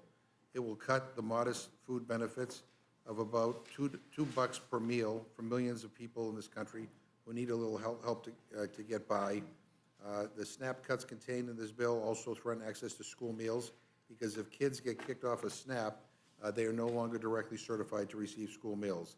So, again, you heard the case, why this is important. I hope my colleagues will vote to make this an order. I yield back. Is there further discussion on the amendment? Hearing none, the question's on the amendment. All those in favor signify by saying aye. Aye. Those opposed say no. No. No. In the opinion, Chair, the noes have it. As for a roll call. Mr. McGovern requests a roll call. Clerk will call the roll. Mrs. Fishbach? No. Mrs. Fishbach, no. Mr. Norman? No. Mr. Norman, no. Mr. Roy? No. Mr. Roy, no. Mrs. Houchin? Mrs. Houchin, no. Mr. Langworthy? No. Mr. Langworthy, no. Mr. Scott? No. Mr. Scott, no. Mr. Griffith? Mr. Griffith, no. Mr. Jack? No. Mr. Jack, no. Mr. McGovern? Aye. Mr. McGovern, aye. Ms. Scanlon? Aye. Scanlon, aye. Mr. Neguse? Aye. Mr. Neguse, aye. Ms. Ledger Fernandez? Aye. Ms. Ledger Fernandez, aye. Madam Chair? No. Madam Chair, no. The clerk will report the total. 4 yeas, 9 nays. The noes have it. The amendment's not agreed to. Madam Chair, I have an amendment to the rule. I move the committee make an order amendment number 2 offered by Representative Brown, which strikes the ineffective SNAP time limits. This big ugly bill strips food assistance from veterans, young people just aging out of foster care, homeless individuals struggling to get back on their feet, families, and older adults. It takes food away from families with kids and older adults who face incredible barriers to work. The new time limits in SNAP don't force people to work, they make people hungrier. What this bill does is especially cruel. It eliminates the time limit exemption that was put into place to protect the modest nutritional assistance for veterans, former foster youth up to age 25, and homeless individuals. As I mentioned before, and the chairman seemed to have forgotten this, but Chairman of the Ag Committee actually celebrated these exemptions at our committee's markup on this ugly bill. And now he's done a complete about-face, which I don't quite understand. If you want to protect veterans, former foster youth, homeless individuals, families, and older adults from losing access to SNAP, you should support this amendment. And again, if you lose access to SNAP, you lose it for 3 years. I urge a yes vote. Is there further discussion on the amendment? Madam Chair, we did not speak enough about the impact of these restrictions. I think we talked about veterans, and everybody can relate, but on foster kids who are aging out. Think about it. These are kids, they don't have parents. And once they age out, they are all on their own. There's nobody who can catch them. And so to allow them to be able to have access to $6.16 a day worth of nutritional assistance as they go through Job Corps, some way to get to where they can be and should be, I think, is really important. And so for that reason, I'm very glad that this amendment has been proposed, and I urge its adoption. Is there any further discussion on the amendment? Hearing none, the question's on the amendment. All those in favor signify by saying aye. Aye. Those opposed say no. No. In the opinion of the chair, the noes have it. The amendment is not agreed Ask for a to. roll call. Clerk will call the roll. Mrs. Fishbach? No. Mrs. Fishbach, no. Mr. Norman? No. Mr. Norman, no. Mr. Roy? Mr. Roy, no. Mrs. Houchin? Mrs. Houchin, no. Mr. Langworthy? Mr. Langworthy, no. Mr. Scott? No. Mr. Scott, no. Mr. Griffith? Mr. Griffith, no. Mr. Jack? No. Mr. Jack, no. Mr. McGovern? Aye. Mr. McGovern, aye. Ms. Scanlon? Aye. Ms. Scanlon, aye. Mr. Neguse? Aye. Mr. Neguse, aye. Ms. Ledger Fernandez? Aye. Ms. Ledger Fernandez, aye. Madam Chair? No. Madam Chair, no. Clerk will report the total. 4 yeas, 9 nays. The noes have it. The amendment's not agreed to. Madam Chair, I have an amendment to the rule. I move the committee make an order amendment number 279, offered by ordered by Ranking Member Scott and myself, which prohibits the bill from going into effect unless cuts to Medicaid and SNAP would not result in fewer families being eligible for free school meals. Again, this awful bill becomes law. Millions of kids could lose access to free school meals. Because of the way SNAP interacts with school meals, children who lose SNAP benefits also lose direct eligibility for free and reduced meals at school. And so, Again, I urge a yes vote on this amendment, especially if you want to protect school meals for kids. Is there further discussion on the amendment? Yes, Madam Chair. Yeah, this provision has been a particular concern in my district. We have several schools that have the community feeding waivers so that they can provide free school lunches to everyone in the district. And if the SNAP cuts cut too many kids off this, then they won't be able to provide the school-wide lunches, and that means more kids will go hungry, which means they will not learn as well in school. So I think this is a really important amendment, and I'd urge everyone to support it. Is there further discussion? Hearing none, the question's on the amendment. All those in favor signify by saying aye. Aye. Those opposed say no. No. In the opinion of the chair, the noes have it. The amendment's not agreed to. Ask for roll call vote, please. Clerk will call the roll. Mrs. Fishbach? No. Mrs. Fishbach, no. Mr. Norman? No. Mr. Norman, no. Mr. Roy? Mr. Roy, no. Mrs. Houchin? Mrs. Houchin, no. Mr. Langworthy? Mr. Langworthy, no. Mr. Scott? No. Mr. Scott, no. Mr. Griffith? No. Mr. Griffith, no. Mr. Jack? No. Mr. Jack, no. Mr. McGovern? Aye. Mr. McGovern, aye. Ms. Scanlon? Aye. Ms. Scanlon, aye. Mr. Neguse? Aye. Mr. Neguse, aye. Ms. Ledger Fernandez? Ms. Ledger Fernandez, aye. Madam Chair? No. Madam Chair, no. The clerk will report the total. 4 yeas, 9 nays.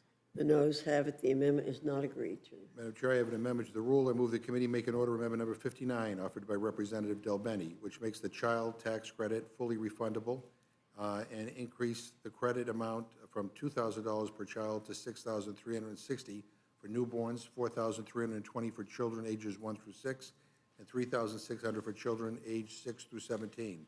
The Democrats passed an historic change to the child tax credit in 2021, cutting child poverty in half.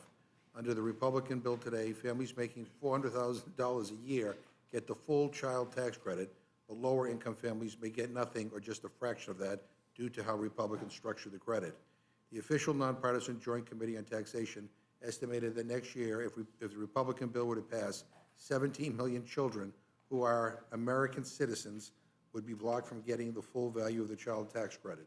I urge a yes vote on my amendment, and I yield back. Is there further discussion on the amendment? Yes, please. Ms. Scanlon? Thank you. I mean, we've heard a lot of testimony today about the fact that this bill is going to result in a wealth transfer from our poorest Americans to the wealthiest. The bill does not provide meaningful tax relief for working families in the middle class. It slashes benefits that millions rely upon to make ends meet.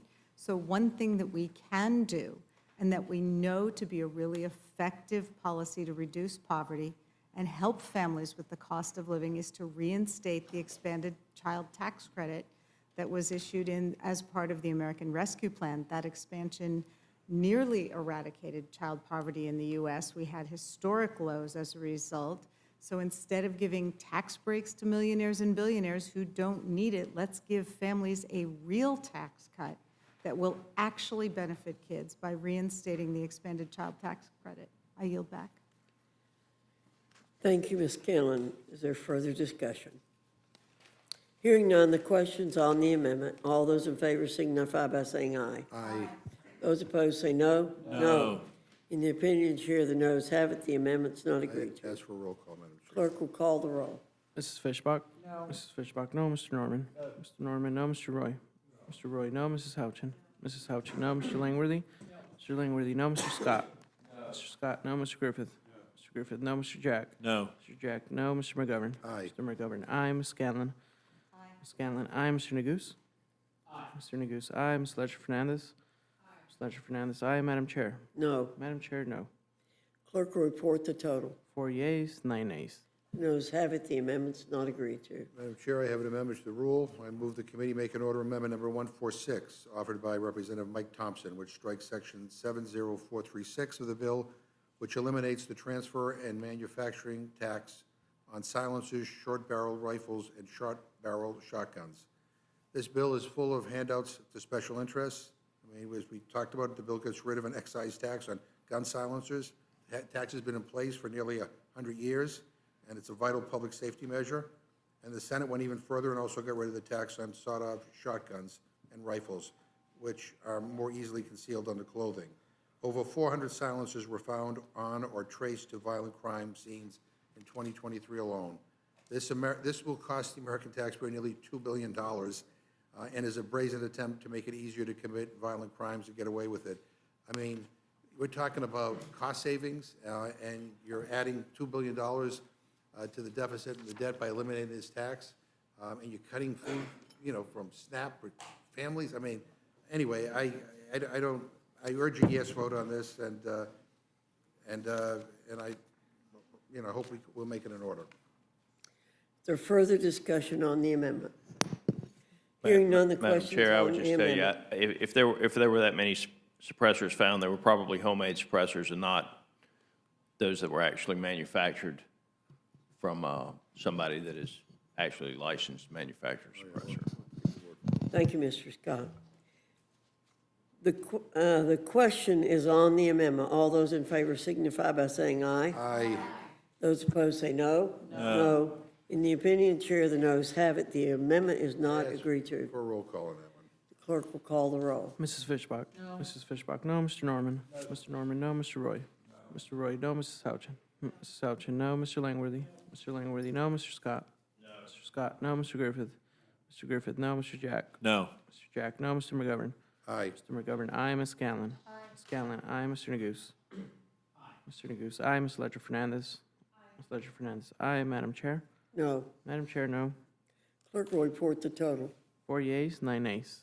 The noes have it. The amendment's not agreed to. Madam Chair, I have an amendment to the rule. I move the committee make an order, amendment number 102, offered by Representative Chu, which prevents federal contributions to Trump accounts for children of taxpayers who earn at least $1 million. I mean, this is, her amendment would place a very modest guardrail around the Trump accounts proposed in this bill. Again, I think this is the right thing to do, and I would urge a yes vote. Is there further discussion on the amendment? Hearing none, the question is on the amendment. All those in favor signify by saying aye. Aye. All those opposed say no. No. In the opinion, Chair, the noes have it. The amendment's not agreed As for a to. roll call. Clerk will call the roll. Mrs. Fishbach? No. Mrs. Fishbach, no. Mr. Norman? No. Mr. Norman, no. Mr. Roy? Mr. Roy, no. Mrs. Houchin? Mrs. Houchin, no. Mr. Langworthy? Mr. Langworthy, no. Mr. Scott? No. Mr. Scott, no. Mr. Griffith? No. Mr. Griffith, no. Mr. Jack? No. Mr. Jack, no. Mr. McGovern? Aye. Mr. McGovern, aye. Ms. Scanlon? Aye. Ms. Scanlon, aye. Mr. Neguse? Aye. Mr. Neguse, aye. Ms. Ledger Fernandez? Aye. Ms. Ledger Fernandez, aye. Madam Chair? No. Madam Chair, no. Clerk will report the total. 4 yeas, 9 nays. The noes have it. The amendment's not agreed to. Madam Chair, I have an amendment to the rule. I move the committee make an order, amendment number 42, offered by Representative Doggett, which reduces the cost of the bill by about half by ensuring only the 98% of taxpayers earning $400,000 or less each year receive a tax break, and the 2% of taxpayers earning over $400,000 do not receive any new tax breaks. And again, if Republicans want to put their money where their mouth is and provide tax relief for working families, not millionaires or billionaires, they should support this amendment. And again, this alone would save the American taxpayers trillions of dollars, and I urge a yes vote on my amendment. Is there any further discussion on the amendment? Hearing none, the question's on the amendment. All those in favor signify by saying aye. Aye.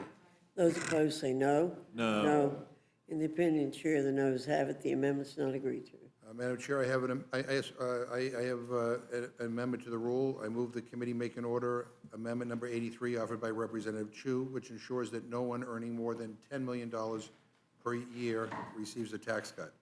So Republicans just voted down a motion to protect tax relief for families making under $400,000 a year. This new amendment would ensure that those making over $10 million per year would not get a tax cut. Under this bill, people making over $1 million a year would get an average of $96,000 tax cut compared to those making less than $50,000 who will get less than $1 per day. And so the question is, do you want to spend hundreds of billions of dollars on tax giveaways to those making over $10 million a year? That's what this vote is about. I urge a yes vote on my amendment. Is there any further discussion on the amendment? Hearing none, the question's on the amendment. All those in favor signify by saying aye. Aye. Those opposed, no. No. No. In the opinion, Chair, the noes have it. The amendment's not I ask for agreed a roll to. call on that. Mr. McGovern asked for a roll call. The clerk will call the roll. Mrs. Fishbach? No. Mrs. Fishbach, no. Mr. Norman? No. Mr. Norman, no. Mr. Roy? Mrs. Houchin? Mrs. Houchin, no. Mr. Langworthy? Mr. Langworthy, no. Mr. Scott? No. Mr. Scott, no. Mr. Griffith? Mr. Griffith, no. Mr. Jack? No. Mr. Jack, no. Mr. McGovern? Aye. Mr. McGovern, aye. Ms. Scanlon? Aye. Ms. Scanlon, aye. Mr. Neguse? Aye. Mr. Neguse, aye. Ms. Ledger Fernandez? Aye. Ms. Ledger Fernandez, aye. Madam Chair? No. Madam Chair, no. Clerk will report the total. 4 yeas, 8 nays. Madam Chair, The noes have it. The amendment is not agreed to. I have an amendment to the rule. I move the committee make an order amendment number 304 offered by Representative Gomez, which establishes a 39.6% tax bracket for income over $1 billion. Okay, so for those following along at home, Republicans have voted down our amendment to limit tax cuts to those making under $400,000 per year, and they blocked another amendment to ensure people making over $10 million a year won't get a tax cut.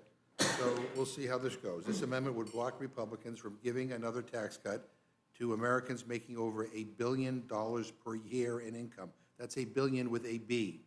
Republicans are kicking millions of Americans off their health care and SNAP benefits in order to finance tax cuts for,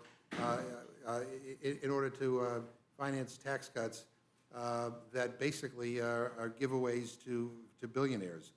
I'm giving my friends one last chance to redeem themselves by voting in favor of this amendment. Again, this would prevent tax cuts for people earning over $1 billion a year. Is there any further discussion on the amendment?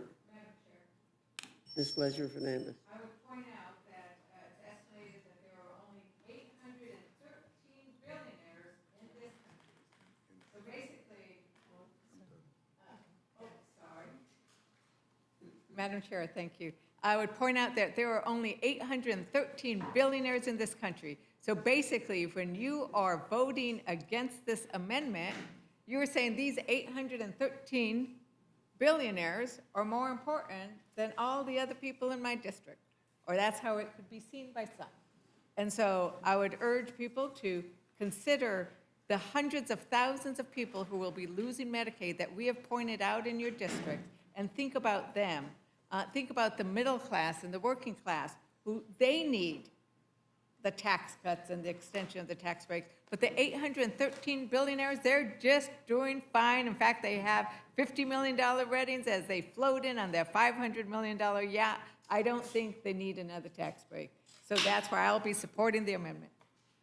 Is there any further discussion on the amendment? Hearing none, the question's on the amendment. All those in favor signify by saying aye. Aye. Those opposed say no. No. In the opinion of the chair, the noes have it. The amendment's not Roll agreed call on to. that.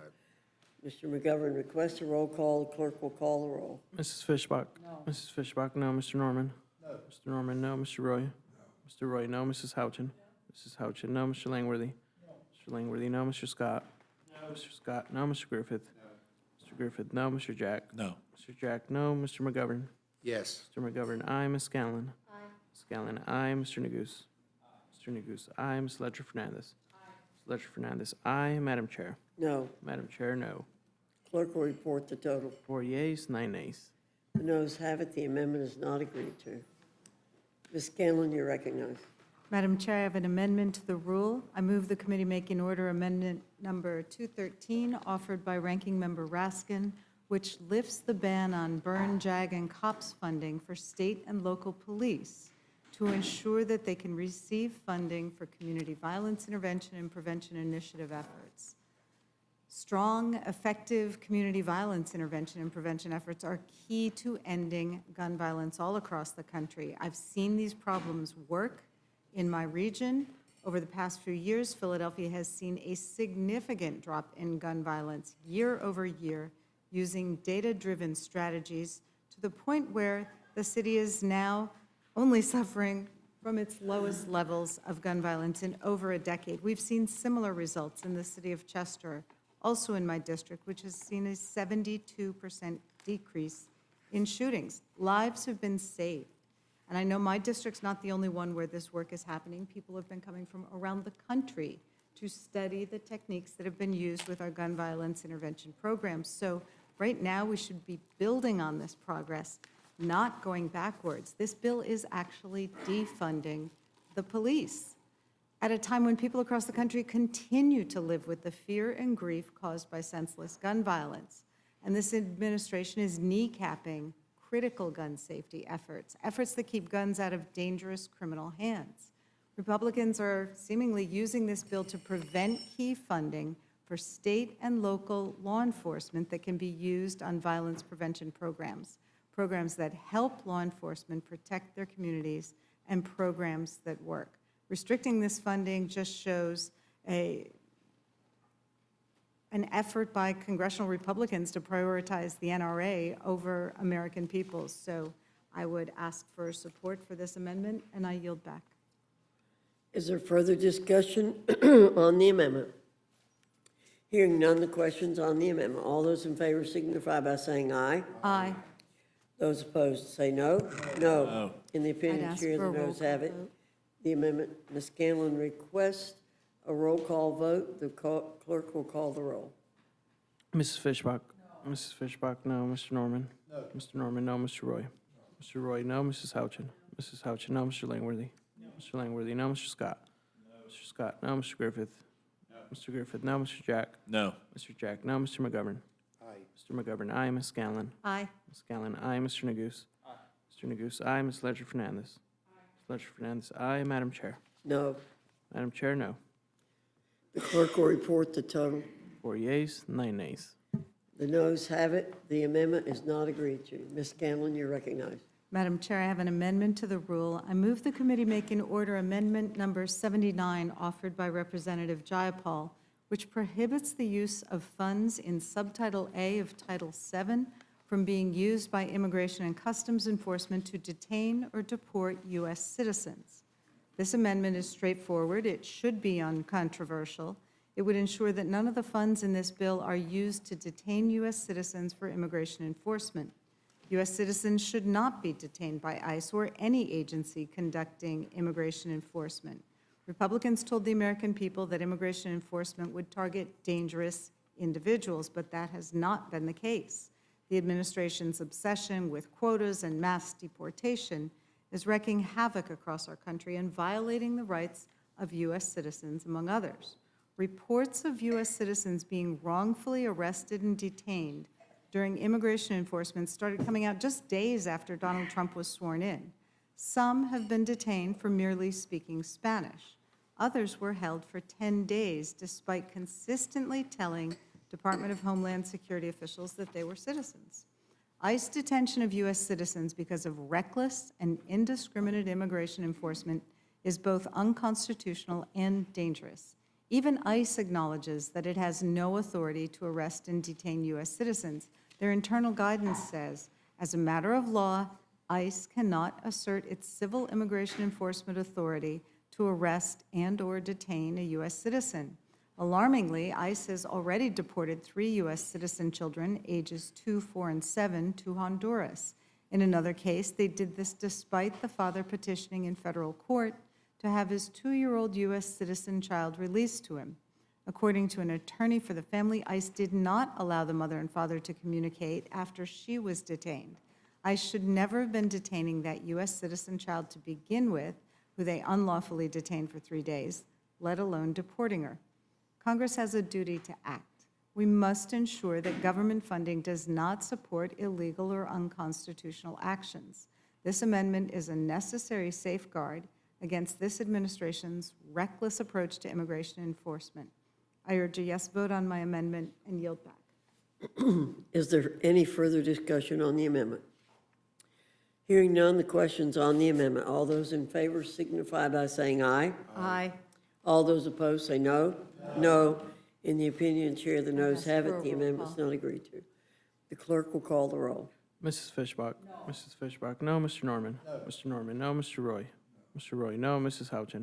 No. Mrs. Houchin, no. Mr. Langworthy? Mr. Langworthy, no. Mr. Scott? No. Mr. Scott, no. Mr. Griffith? No. Mr. Griffith, no. Mr. Jack? No. Mr. Jack, no. Mr. McGovern? Aye. Mr. McGovern, aye. Ms. Scanlon? Aye. Ms. Scanlon, aye. Mr. Neguse? Mr. Neguse, aye. Ms. Ledger Fernandez? Ms. Ledger Fernandez, aye. Madam Chair? No. Madam Chair, no. Clerk will report the total. 4 yeas, 9 nays. The noes have it. The amendment's not agreed to. Ms. Scanlon, you're recognized. Madam Chair, I have an amendment to the rule. I move the committee make an order amendment number 201 offered by myself, which directs the Secretary of Agriculture to reinstate the Local Food Purchase Assistance Cooperative Agreement Program and the Local Food for Schools Cooperative Agreement Program. We've heard a lot today about the impact that SNAP cuts are going to have on children and particularly school lunches. I want to point out yet another slap in the face to both working families and local farmers. The Trump administration canceled $1 billion in funding for two critical programs that do exactly what Republicans like to claim they're in favor of, supporting our communities, our farmers, and our kids. First, the White House gutted $470 million from the Local Food Purchase Assistance Program, which helps states, tribes, and territories buy fresh local food from nearby farmers and get it to food banks and hunger relief programs. This isn't a case of waste, fraud, and abuse. It's real food from real farmers going to real people in need. Then the administration went after the Local Food for Schools program, which helps schools buy healthy local food for school meals from small and underserved producers. Cutting this program hurts both kids and farmers. Let's be clear, this wasn't about saving money.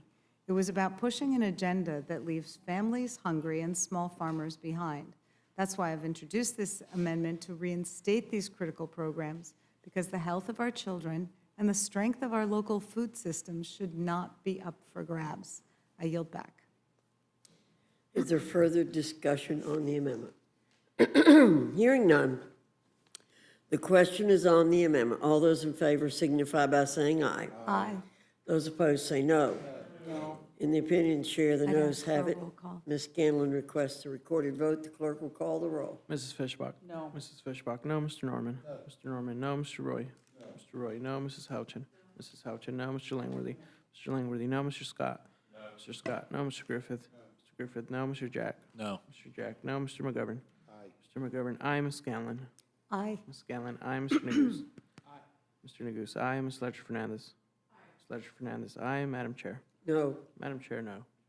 Clerk will report the total. 4 yeas, 9 nays.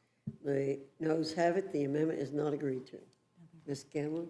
Madam Chair, I have an amendment to the rule. I move the committee make an order amendment number 210 offered by myself, which prohibits funds from Title 10, Subtitle A from being used to implement or defend Executive Order 14160 entitled Protecting the Meaning and Value of American Citizenship.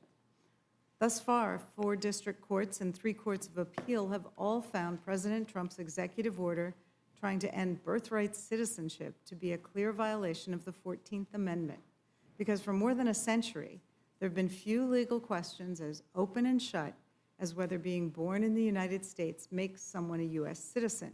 And to suggest otherwise is nothing but an un-American attempt to rewrite both our history and our Constitution. Now this president and some of his allies are claiming victory because Trump's Supreme Court refused to confront the merits of this attempt to undo birthright citizenship. But the legal challenges are not over, and the blatant unconstitutionality of this executive order remains exactly the same. So my amendment would make clear that no funds in this bill can be used to enact or defend the Trump administration's unconstitutional effort to end birthright citizenship. I yield back. Is there any further discussion on the amendment? Hearing none, the question's on the amendment. All those in favor signify by saying aye. Aye. All those opposed say no. No. No. In the opinion chair, the noes have it. Ms. Scanlon requests a recorded vote. The clerk will call the roll. Mrs. Fishbach? No. Mrs. Fishbach, no. Mr. Norman? No. Mr. Norman, no. Mr. Roy? No. Mr. Roy, no. Mrs. Houchin? Mrs. Houchin, no. Mr. Langworthy? Mr. Langworthy, no. Mr. Scott? No. Mr. Scott, no. Mr. Griffith? Mr. Griffith, no. Mr. Jack? No. Mr. Jack, no. Mr. McGovern? Mr. McGovern, aye. Ms. Scanlon? Aye. Ms. Scanlon, aye. Mr. Neguse? Mr. Neguse, aye. Ms. Ledger Fernandez?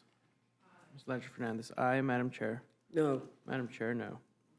The clerk will report the total. 4 yeas, 9 nays. The noes have it. The amendment's not agreed to. Ms. Scanlon? Madam Chair, I have an amendment to the rule. I move the committee make an order amendment number 187 offered by myself, which strikes the section of the bill that repeals the authorization and rescinds funding for addressing air pollution at schools. This amendment would strike a provision that cuts funding to help communities address air pollution in and near schools. It's sickening that this program is on the chopping block, a program that for a minor sum helps schools address air pollution that worsens asthma, harms brain development, and leads to more sick days. It's particularly important when so many of our public schools are decades old, sometimes centuries old, and really have serious air quality issues. In the region that I represent, 1 in 4 kids suffers from childhood asthma, so it's even more important. Our children spend nearly 1,000 hours a year at school. If their air isn't safe, their learning suffers and their health is at risk. This program is just common sense. I would hope we could agree that nothing is more important than the health of our children. So please support this amendment, protect our kids, and keep our air clean. I yield back. Thank you. Is there any further discussion on the amendment? Hearing none, the question's on the amendment. All those in favor signify by saying aye. Aye. Those opposed say no. No. In the opinion of the chair, the noes And have ask it. for a The roll amendment's not agreed to. The clerk will call the roll. Mrs. Fishbach? No. Mrs. Fishbach, no. Mr. Norman? Mr. Norman, no. Mr. Roy? Mr. Roy, no. Mrs. Houchin? Mrs. Houchin, no. Mr. Langworthy? Mr. Langworthy, no. Mr. Scott? Mr. Scott, no. Mr. Griffith? Mr. Griffith, no. Mr. Jack? No. Mr. Jack, no. Mr. McGovern? Mr. McGovern, aye. Ms. Scallon? Aye. Ms. Scallon, aye. Mr. Neguse? Mr. Neguse, aye. Ms. Ledger-Fernandez? Aye. Ms. Ledger-Fernandez, aye. Madam Chair? No. Madam Chair, no. Clerk will report the total. 4 yeas, 9 nays. The noes have it. The amendment's not agreed to. Madam Chair? Ms. Ledger Fernandez, you're recognized. I have an amendment to the rule. I move the committee make an order amendment number 474 offered by myself, which would strike section 70101 as presently written and replace it with section 70101, maintain middle-class tax rates and increase rates on the rich. We had discussion earlier today about how Democrats stand with the importance that we will support the extension of the middle-class tax cuts. But we are not in favor of providing additional tax cuts and tax breaks to the wealthiest people and richest corporations who funded many Republican campaigns. They say a budget reflects your values, and a budget reflects who you prioritize. With this bill, Republicans are prioritizing those wealthiest corporations and people. But they're not just prioritizing billionaires. They're also throwing working and middle-class families under the bus. The top 0.01% will receive $309,000 in tax breaks under this bill. That's more than $847 a day. My amendment makes clear that Democrats support tax cuts for working and middle-class Americans, but it just asks the richest Americans to pay their fair share. Very straightforward, the amendment.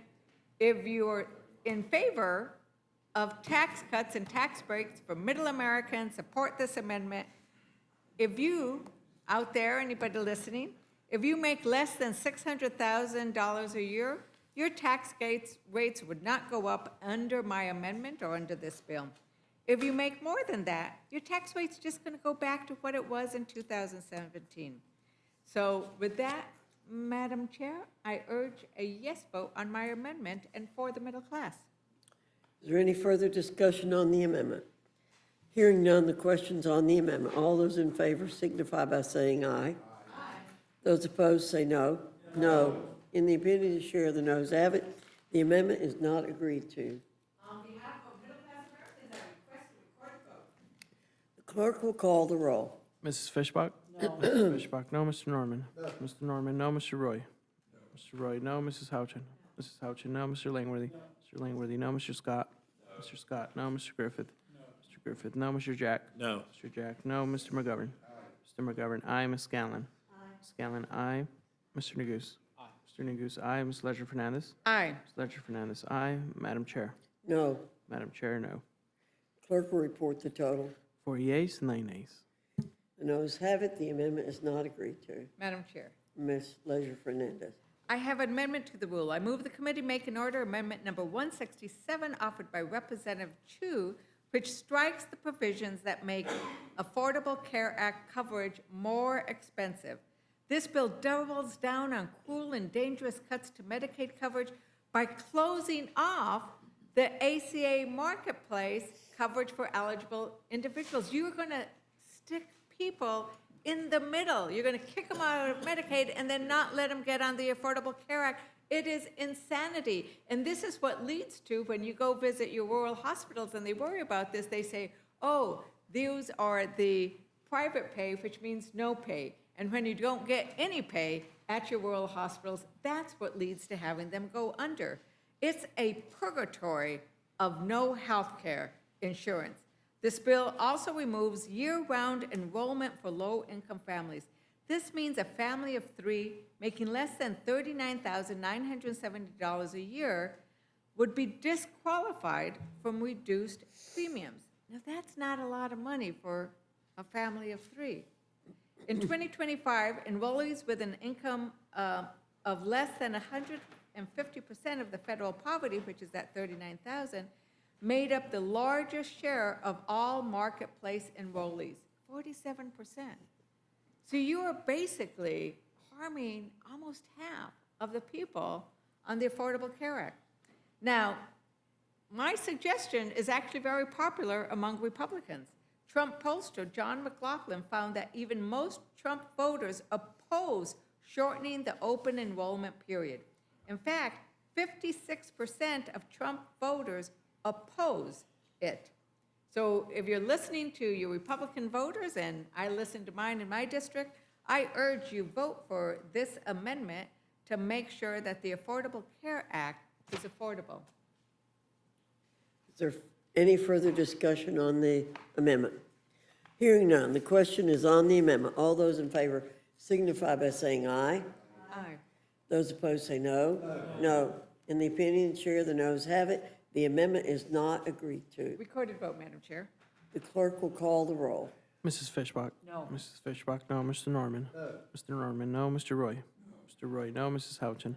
Mrs. Houchin, no. Mr. Langworthy? Mr. Langworthy, no. Mr. Scott? Mr. Scott, no. Mr. Griffith? Mr. Griffith, no. Mr. Jack? No. Mr. Jack, no. Mr. McGovern? Mr. McGovern, aye. Ms. Scanlon? Ms. Scanlon, aye. Mr. Neguse? Mr. Neguse, aye. Ms. Ledger-Fernandez? Aye. Ms. Ledger-Fernandez, aye. Madam Chair? No. Madam Chair, no. Clerk will report the total. 4 yeas, 9 nays. The noes have it. The amendment is not agreed to. Madam Chair, I have an amendment to the rule. I move the committee make an order amendment number 192 offered by Representative Underwood, which makes the Affordable Care Act enhanced premium tax credits permanent. Now, this is one of those tax credits that we should be making permanent, not just the tax cuts that go to the wealthy, because these premium tax credits are critical in making health coverage in the Affordable Care Act marketplace more affordable. And they're going to expire at the end of 2025. About 22 million people, including 5 million small business owners and self-employed workers, will see their coverage costs skyrocket, or they'll lose coverage altogether because they can't afford it. They'll make the decision that when their health insurance goes up, if you are a 60-year-old couple and you're making $82,000 a year, your health insurance is going to go up from $581 to $2,364. And that's if you live in Wisconsin, or Wisconsin Congress people might be worried about this. If Pennsylvania, Arizona, these are serious numbers. And if you're a 40-year-old, it's also very scary. It triples. So it's really bad if you're a 60-year-old. It's really bad if you're a 40-year-old. So without this, the extension of this valuable credit, an estimated 4.2 million people will be uninsured in 2034. 4.2 million. These are the kind of people we're talking about that we need to make sure we get covered. I want to inform my colleagues that the expiration of these healthcare subsidies are widely unpopular, once again, even among Republican voters. In fact, Trump pollster John McLaughlin found that 77% 77%, including 73% of Trump voters would likely vote for a candidate who voted to preserve those premium tax credits which help low and middle income Americans pay for the Affordable Care Act plans. Most Americans and Trump voters are also less likely to vote for congressional candidates whose vote causes more than 17 million people to lose their health insurance. Once again, what you guys are doing is widely unpopular, even among Republicans, but here is an opportunity to help 4.3 million people continue to get their health covered. I urge a yes vote on my amendment. Is there any further discussion on the amendment? Hearing none, the question's on the amendment. All those in favor signify by saying aye. Those opposed say no. No. In the opinion of the chair, the noes have it. The amendment is not agreed to. The clerk, A recorded vote, Madam Chair. and clerk will call the roll. Mrs. Fishbach? No. Mrs. Fishbach, no. Mr. Norman? Mr. Norman, no. Mr. Roy? Mr. Roy, no. Mrs. Houchin? Mrs. Houchin, no. Mr. Langworthy? Mr. Langworthy, no. Mr. Scott? Mr. Scott, no. Mr. Griffith? Mr. Griffith, no. Mr. Jack? No. Mr. Jack, no. Mr. McGovern? Mr. McGovern, aye. Ms. Scallon? Ms. Scallon, aye. Mr. Neguse? Aye. Mr. Neguse, aye. Ms. Ledger Fernandez? Aye. Ms. Ledger Fernandez, aye. Madam Chair? No. Madam Chair, no. Clerk will report the total. 4 yeas, 9 nays. The noes have it. The amendment is not agreed to. Madam Chair, Ms. Leisure Fernandez. I have an amendment to the rule. I move the committee make an order amendment number 125 offered by Representative Morrison, which will restore funding for Planned Parenthood. This bill will force the closure of 1/3 of Planned Parenthood clinics. That cuts access to not just essential reproductive health care, but prenatal care. So if you care about making sure that women who are pregnant get the kind of prenatal care they need so they can have healthy babies, you want to support the Planned Parenthood centers that often operate in deserts. Yet the Yale School of Public Health today, they have provided us with the information that says that these closures will lead to about 100 additional maternal deaths every year. 100 women who would not have to die except for this bill. I'd also point out that they noted that there were going to be 42,952 uninsured births. Now, when you have an uninsured birth, it means that likely that woman hasn't gotten the kind of prenatal care that will lead to a healthy baby. And let's think about where these Planned Parent centers are at worst. Greeley Health Center in Congressman Gabe Evans' district in Colorado 8, Flemington Health Center in Congressman Keene's district, New Jersey 7, Allentown's Health Center in Congressman Ryan McKenzie's district in Pennsylvania, and then clinics in Eau Claire, Las Croix, and Wisconsin Rapids in Congressman Derek Van Orden's district. These clinics are also in places where there are not other facilities close by. Defending Planned Parenthood really means more women with undiagnosed cancers, more STIs going untreated, and fewer options for birth control. This is a backdoor attempt to get abortion banned, but you are hurting women's health in the process. So if you care about women's life, about women's health, and you want to make sure there is access in underserved areas, I encourage you to vote for my amendment, and I yield back. Is there further discussion on the amendment? Hearing none, the question's on the amendment. All those in favor signify by saying aye. Aye. Those opposed say no. No. In the opinion of the chair, the noes have it. The amendment is not agreed to.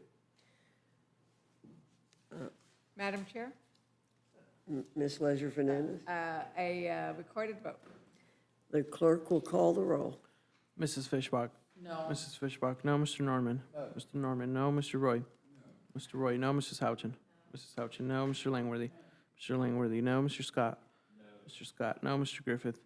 Mr. Griffith, no. Mr. Jack? No. Mr. Jack, no. Mr. McGovern? Mr. McGovern, aye. Ms. Scanlon? Ms. Scanlon, aye. Mr. Neguse? Mr. Neguse, aye. Ms. Ledger Fernandez? Aye. Ms. Ledger Fernandez, aye. Madam Chair? No. Madam Chair, no. Clerk will report the total. 4 yeas, 9 nays. The noes have it, the amendment is not agreed to.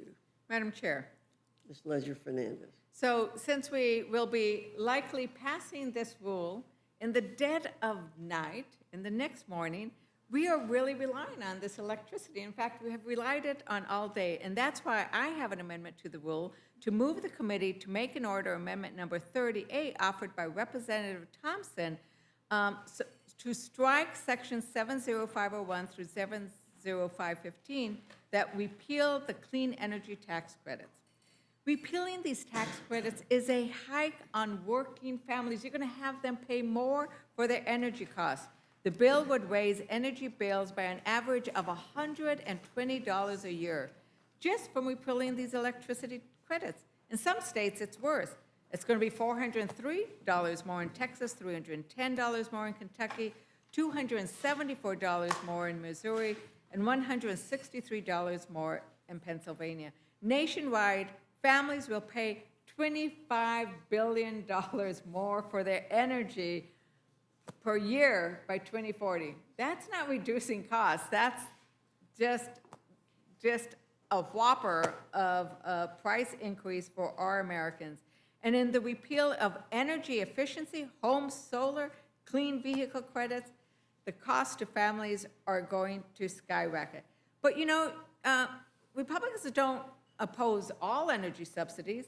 They only like subsidies that go to big oil. In 2022, fossil fuel companies received $3 billion in direct subsidies, and we heard earlier today that it is actually higher when you consider all the subsidies. I think the figure was about $22 billion.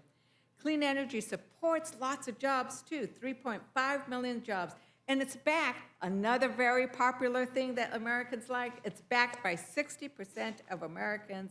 And while we debate and Republicans move to kill it, China is leaving us behind in the race to lead the $2 trillion global clean energy economy.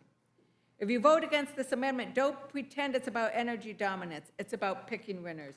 And you're picking billionaires and dirty fossil fuels over working families. And with that, I yield back. Is there further discussion on the amendment? Hearing none, the question's on the amendment. All those in favor signify by saying aye. Aye. Those opposed say no. No. In the opinion of the chair, the noes have it. The amendment is not agreed to.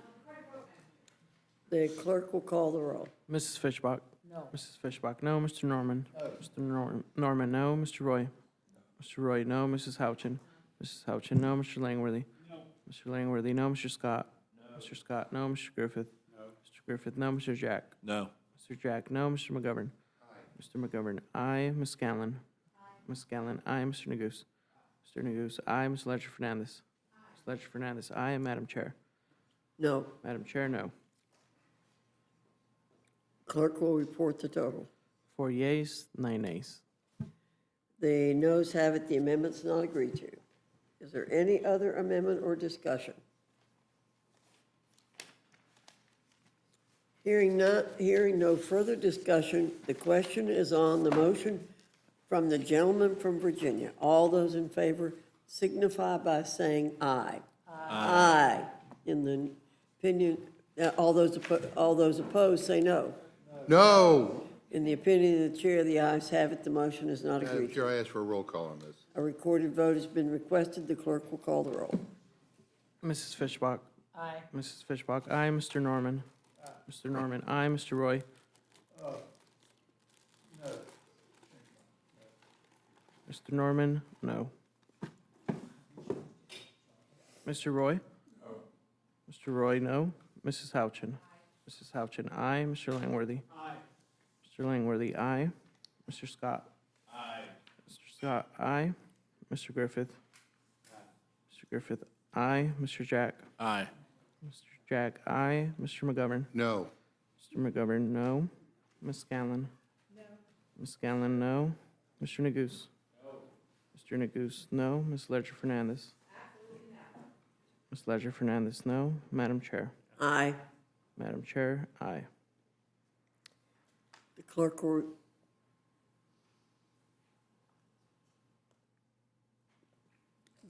report the total. 7 yeas, 6 nays. The ayes have it. The motion to report is agreed to. Accordingly, I'll be managing this rule for the majority. And I'll be doing it for the Mr. McGovern will read for the minority. Without objection, the committee is adjourned.